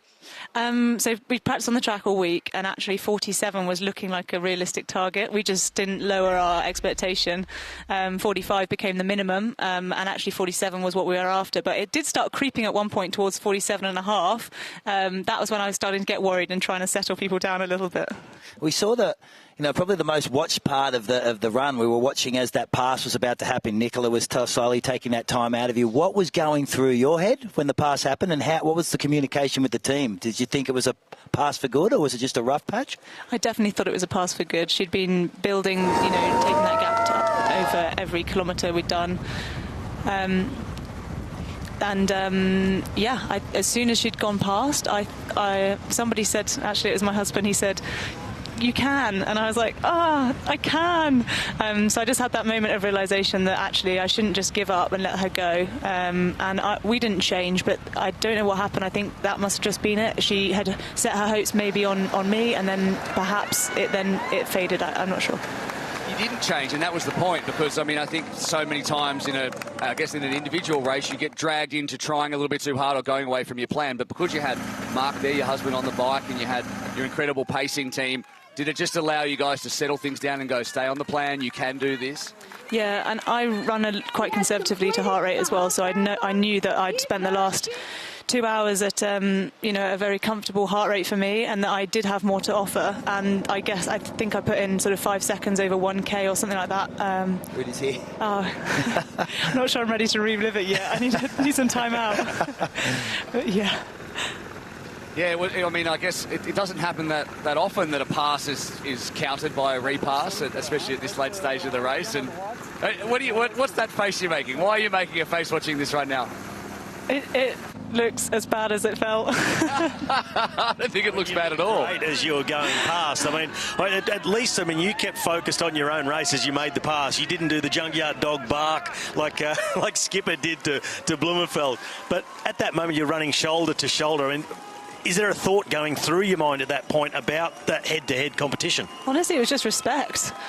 There's nothing to sort of battle against. Nicola, I was like, wow, I couldn't believe she'd put that bike together firstly, and then to run like that, she was on for a 2:35 or something, I think, if she'd have hit those. So just respect. Yeah, just incredible speeds throughout the entire day. Just tell us about the feeling of doing an Ironman try with a team. Yeah, this for us was the best. When you see your team come down, what does that feel like? You could see the emotion. We're all in tears here. Oh, it was so good.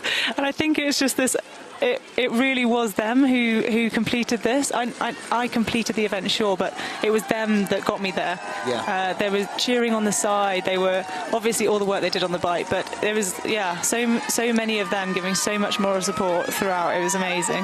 We saw the cheer squad go next level when you made the repass and you got back to the front. Suddenly your team, there was so much more energy. They were jumping up and down on the side and cheering their lungs out. I mean, does that give you a lift? Oh, massively. So we'd spent 2 hours and I'd accepted that we were going to be second, and I just the lap before mouthed to them, I was like, I'm so sorry, because it was me. I'd let them down on the run, and I was like, actually no, come on. So I think then the next lap when we were in front, and I was like, I'm pretty sure I've got this. It was, yeah. What's the plan now? You've just made history. You've just become the first woman to go sub-8, and you've absolutely smashed it. What's the plan now for the next 1 hour, 6 hours and month? A nice refreshing beverage, yes, and nice. Something quite fatty or sugary, and then the next month back into training. I feel like I'm not ready for a break. Like, I'll probably regret that in 2 weeks' time, but I came off a bit of a low period before St George, low period. Now this, I want a consistent training block, and then obviously Collins Cup, Kona. That's the difference between you and me. You're like consistent training block, and I'm like 2-week bender. Let's go. that's the reason we're on opposite ends of the bench. Thank you so much, Kat. Congratulations. You are a history maker, and you defied the impossible just like we knew you would. Congratulations. Awesome work, Kat. Thanks, Pho3nix. Well done. Thanks to Pho3nix. What a moment that was. Just incredible. And I tell you what we're going to do. We're going to get you two out. In a minute, we're going to get the boys in, and we're going to talk to Skipper and Blumenfelt together. Ooh, are you ready for barking? that? Thanks, Kat. Let's see you at the after party. Robbie, you're going to make way, and Macca, we're about to talk to Kristian Blummenfelt and Joe Skipper, and it's going to be a really interesting chat. And both those men have equally reason to celebrate. Yeah, well, amazing, and Kristian's last 12 months, and he's here now, it's just been remarkable. He stated his intention when we talked about this project. He was one of the first to put his hands up and said it is possible, and he proved today it is. And one of the interesting things was when we signed Kristian up for this, you hadn't. This last, 18 months of work we hadn't seen. So a lot of people are like, oh, Kristian Blummenfelt. And now, to all the doubters, how do you like them apples, eh? Yeah, how do you like it? Exactly. He keeps calling what he's going to do, and then he keeps doing it, and he's crossing the line on the screen. But right here in the studio, he's sitting alongside Macca, making Macca look a little bit out of shape. Macca's sucking it in now because he's got Blumenfelt and Skipper next to him as well. Joe joins us too, and these are two men who have just done what they said could not be done with the help of 20 incredible athletes as well. Kristian, we'll start with you. You've had 10 minutes to soak it in. You've had a minute to take a breath. And you've just done something absolutely incredible. How do you feel right now?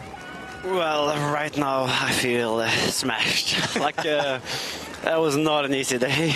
Like, the pace on the bike, as Joe said, like, it was higher than normal race pace or power that he's doing, and the same for me.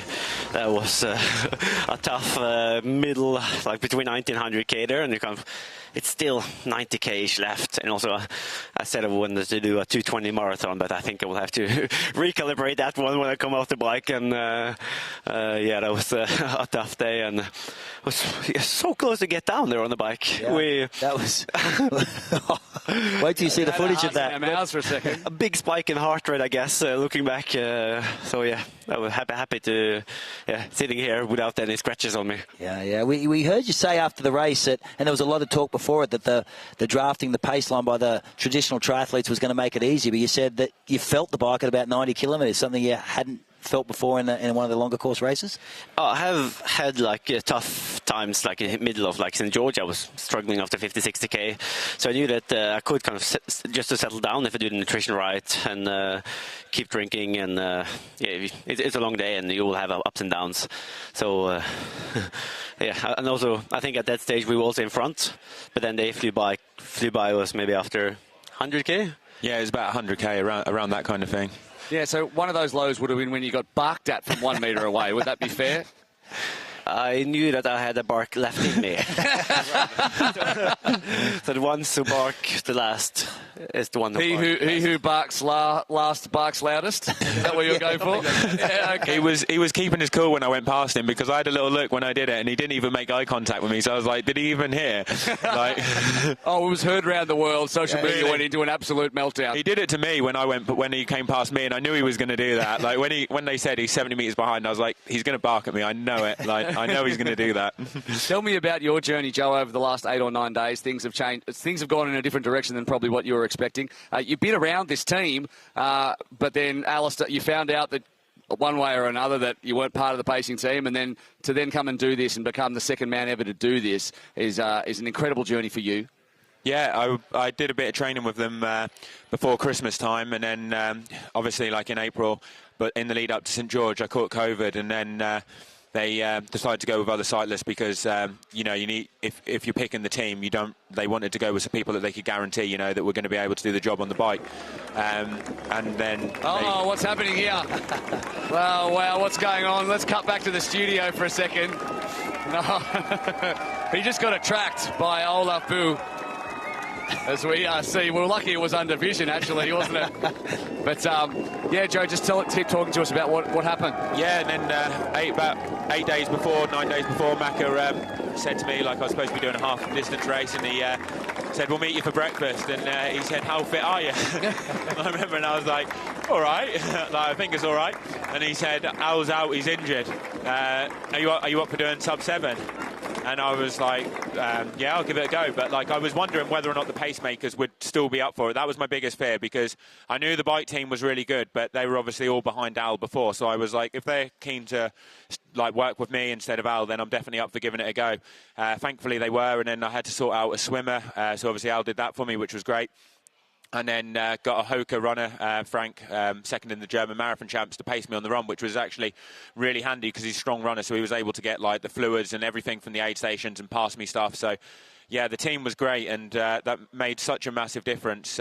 It was actually a really good experience. Like, I'd say it's probably my favourite long course experience I've ever had in triathlon.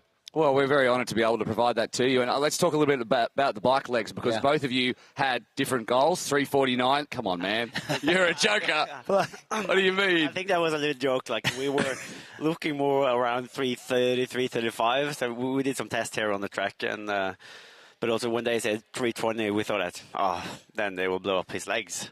but then we all ended up, I think, 3:17 and 3:24 or something. Yeah. Way faster, faster, or at least faster than what we were expecting. So, yeah, super impressed by the guys who's been doing the work in front. Yeah, you were super dialed too. That team was incredible. Yeah, it was awesome. And, yeah, we said 3:20 and everyone thought we were full of rubbish, didn't they? But, like, people didn't think we were going to do it, did they? And, yeah, we did it. But I knew, like, to be honest, we had to try and put Kristian under pressure to try and get the win. So when we caught him, we wanted to put time into him. You know, there's no point saving your legs and then starting the run with him. You have to play the cards that's going to work best for you, isn't it? So it was all about getting the time on the bike, making the most of the stronger cyclist, hoping, if anything, that his team went a bit harder than they wanted to, and then they would blow up and become disorganised. So we had to take the race to him. Yeah. And then when I got on the run, I actually felt pretty good, and it was just a case of just doing the best I could. I actually hoped that Kristian was going to blow up in the last 10, 12k. The team that was running with me kept saying, he's hurting, he's hurting. I was going to say, how did the legs feel after the run, being a completely different format, the drafting? Were the legs a bit fresher than they'd normally been, or? No. I tried early on to do like some stretching on the bike, because being on the TT position for in that pace, and also a little bit different way of putting power in, because you're kind of on top of the speed, and so I already felt it like in the hamstring after 10, 12k. That okay. Feel those spikes as I mean, 12 after 10, 12k on the run. Ooh, like okay. The hamstring was okay. It is something there. Yeah. So just keep calm. Get into the 25, 30k mark. And then as I passed him, I thought, okay, now his race is over. Now I can settle in a little bit more. Look at his face. Look at his face. But I was looking back, and he's still there. He's still there. We have to keep the pressure on. I said to you, mate, didn't I, when you come past, I said, if you blow up, I'm going to have you. Didn't I? I told him, I'm going to bark again next lap. Yeah. That was what that was, because we saw that little bit. We didn't pick it up on the cameras, though. I'm going to have you. But, yeah, I would say, actually, like, you don't feel that fresh getting off the bike. Like, my power was higher than what it would be in a normal Ironman. And Kristian said that he felt his hamstrings, but I actually felt just above my knee, like in one of the muscles there. Like, I felt like I was on the verge of a cramp with when I got off. And I was like, ooh, like, that's what I said to my friend. I said, get me some electrolytes, get me some electrolytes. It died down and it felt better. And I actually felt okay running, but I wasn't sure. You know, it was different. And the thing is, you want to come off the TT bars, but if you come off the TT bars, you're less aero, and then there's a chance you get dropped. So you're literally like, you're trying to hold an aero position, you're grinding away, you can feel this like burning, and you want to come off on the TT bars, get some respite. But if you do it, you're likely to get spat out the back, and then you're screwed. So you literally have to just die on the TT bars, you're holding it. Hopefully, I'll be all right on the next straight, because one straight was always harder than the other, and it changed as it went on, didn't it? And you're like, I hope I can get a bit of recovery on the next bit. I hope they do a smooth change, with the sweeper. And then at one point, with about 20 k's to go, I had to say to the guy in the car, get Tanfield, which was one of the teammates, to be the sweeper, because it was so much easier behind him, because I think he's a bit bigger. So I said, get Tanfield, I need him as a sweeper. It's just like really hard. Like, felt like I was redlining it, and I was like, God, I've got to do a marathon after this. It's fun because you're flying around, but it's pretty brutal because there's no respite. If you go back, I mean, Kristian, you probably felt it as well. Like, if you lose like a meter off the wheel, the power is huge, isn't it? And then you're trying to get as close as possible to save the energy. It's just a crazy, crazy race around there. It has been a crazy race. It's been crazy to watch. We thank you both so much for being part of this project backed by the Pho3nix Foundation and powered by Zwift. You have been incredible ambassadors for Pho3nix in doing what you have done. You have showed us that the impossible can be possible. And you just keep winning, and you just keep winning, all right? Just keep going on from this and keep doing what you're doing. Thank you both so much, and we'll see you at the after party. Thank you so much for putting it all together. Yeah, thanks for the opportunity to take part. It's been absolutely amazing. Not a problem whatsoever. We have loved every single minute of it. There you go. The only two men in history to have gone under 7 hours for the full distance triathlon. As we look now to Nicola Spirig, who came down in emotional scenes.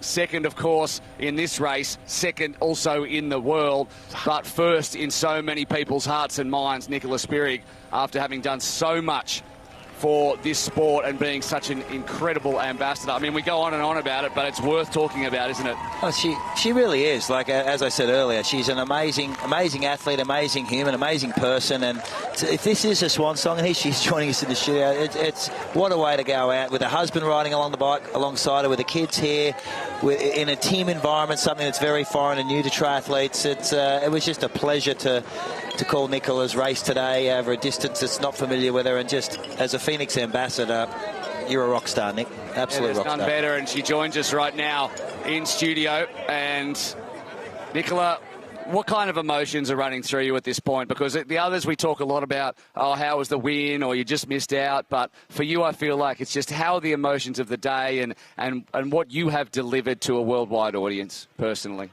Oh, I'm so happy to be finished. My legs are aching now. I'm so proud of my team. It was amazing to have I think I had the best team today. They did an incredible job on the bike and then pacing me on the run, being with me. When I had a few bad laps in the end, they stayed with me and it got me through. And still running quite a fast marathon. So I'm really, really proud, really thankful for the team and for the support crew. It was a completely different race, and I think for me, it was really exciting because it was actually a race, and like Kat and me were always like, it was really close, kind of, and that made it really exciting. It certainly did from our point of view. And one thing that we kept talking about was the team element of it and how good it was and the moment that they came across the line. And I guess when we're talking about Pho3nix, we're talking about inspiring kids. But one of the messages that seems to be popping up is just how important it is to have those social connections. And especially in this COVID time, to have that. And all the athletes are saying that was the best part. Yeah. I think it was even more special because we are individual athletes normally. We race for ourselves, of course, for our team, but we never have a team like that normally. And it was really exciting for me to have that team, and really inspiring. And yes, definitely, you always need a team, even if you do individual sports. You will never win an important medal without a team. And I think today just showed it even more. Yeah, well, I think it's never illustrated enough in an individual sport like triathlon is. You have a team around you. There's so many people involved. And I think today put that at the forefront. It must be such a nice way for you to finish in that environment to have teammates all around and help you to that final finish line. Yeah, I got really emotional when they came down to finish. I had tears in my eyes because... So did we. We really did. It was just incredible. Like what they did, what performance they did, how they really gave their best for me and for the team effort was amazing. Yeah, and I think an event like this, I mean, we saw the agony of it as well. It was, of course, a great team experience, but the physical agony of the event must make it an easier way to finish and not think, I need to do another one. That was the last one I had in me. That's it. I got nothing left. I was counting down the laps. Yeah. I saw my family. That was another nice thing for me. It was like, just 2 laps and I can be with my kids. Just 1 lap and I can be with my kids.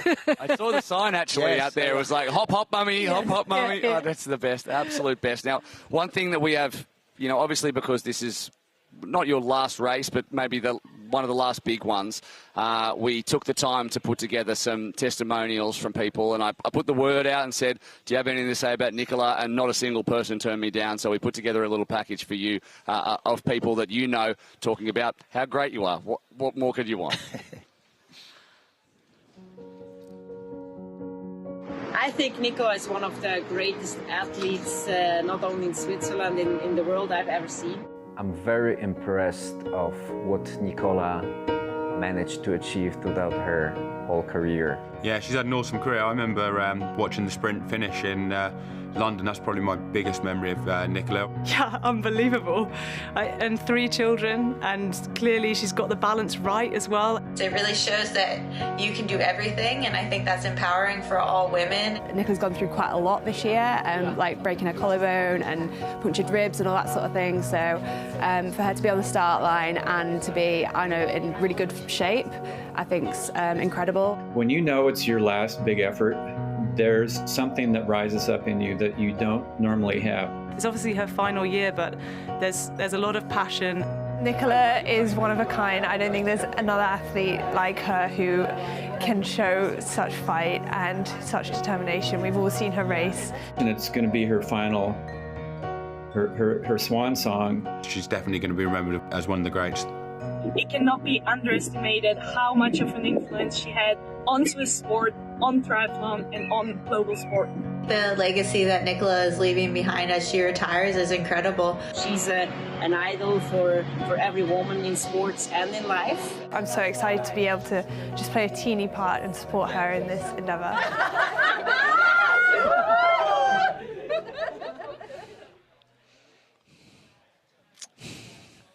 What do you think of that?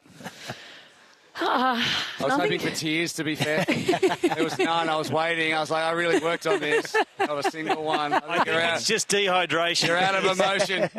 Maybe some dust just coming out of the eyes. No water left in your body. But congratulations. I really appreciate it. It's very, very nice to hear. And they are such great athletes themselves, what we have just seen. So to hear it from them, it's even more special.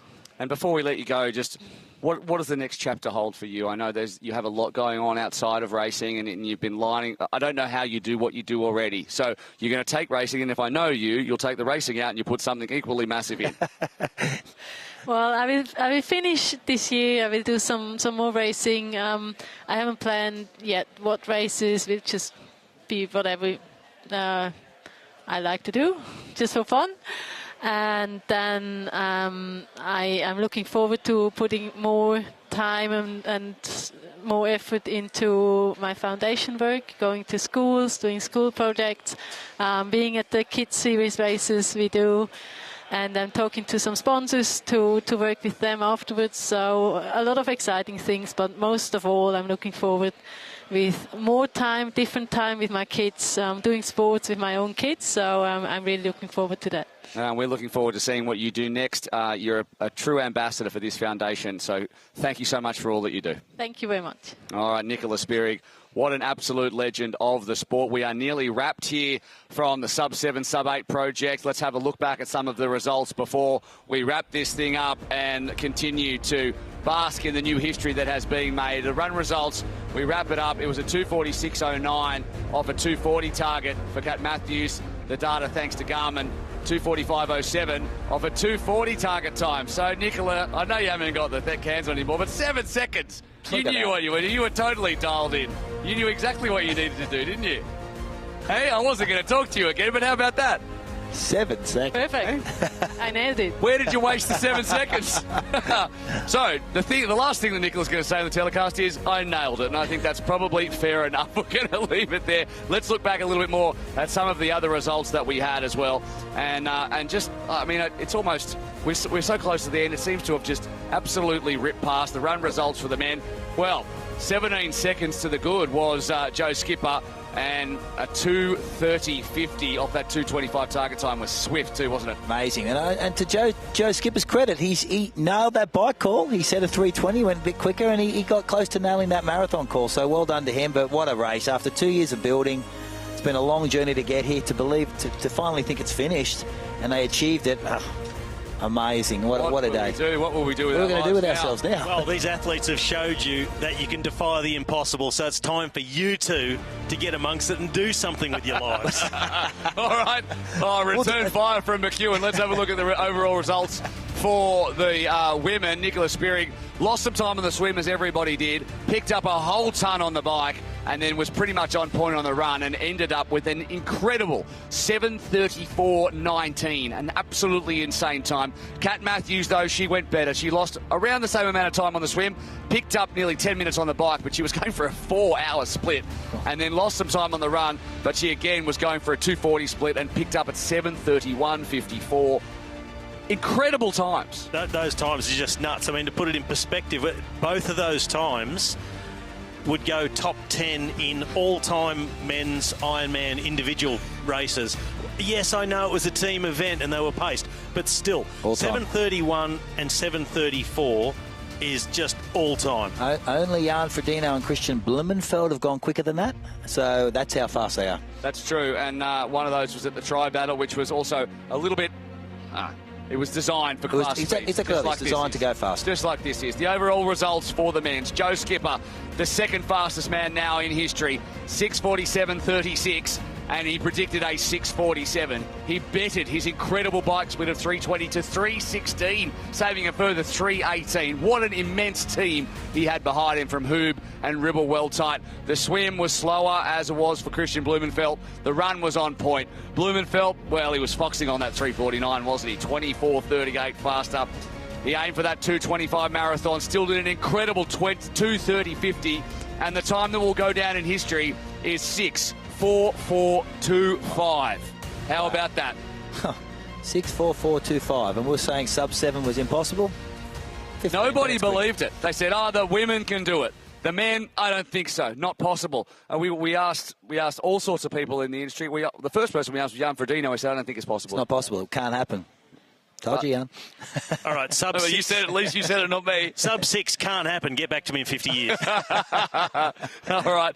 We are now at the end of our telecast. We've been going since very early this morning, and it's been an absolute honour. It's flown past. I've been honoured to share the desk with these two men, and as well as Georgia Taylor-Brown, Vicky Holland, Alistair Brownlee, all world champions, Sebastian Kulczyk, Wojciech Krzyzinski, all of the sponsors. What about the lobster? The lobster, Craig Hummer, I was leaving for last. I thought he was absolutely outstanding as well to co-call alongside me play-by-play.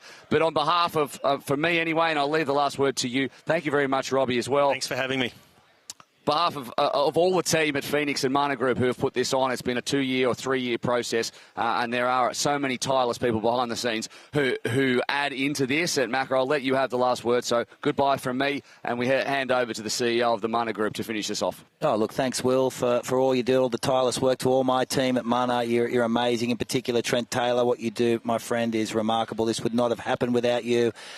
Your leadership in our group is impressive, and you're believing in the project, to Lisa Pringle, to even my lovely daughter who came, to Marcus Altman, to everyone. I'm going to forget all the names. We don't have enough time, but thank you all. You know who you are. Joanna, you're an amazing girl, and thank you to everybody. To you, Robbie, thanks for joining us. Maybe we'll get you to a triathlon soon, and let's think of another crazy idea. And let's deliver it, because that was a lot of fun. That's what Mana Group does. That's what the Pho3nix Foundation does too. So on behalf of everybody, we hope you've enjoyed watching this incredible telecast. We have enjoyed bringing it to you. And we will say bye for now from here at the Lausitzring in Germany. You have witnessed history, and you just wait for the next one.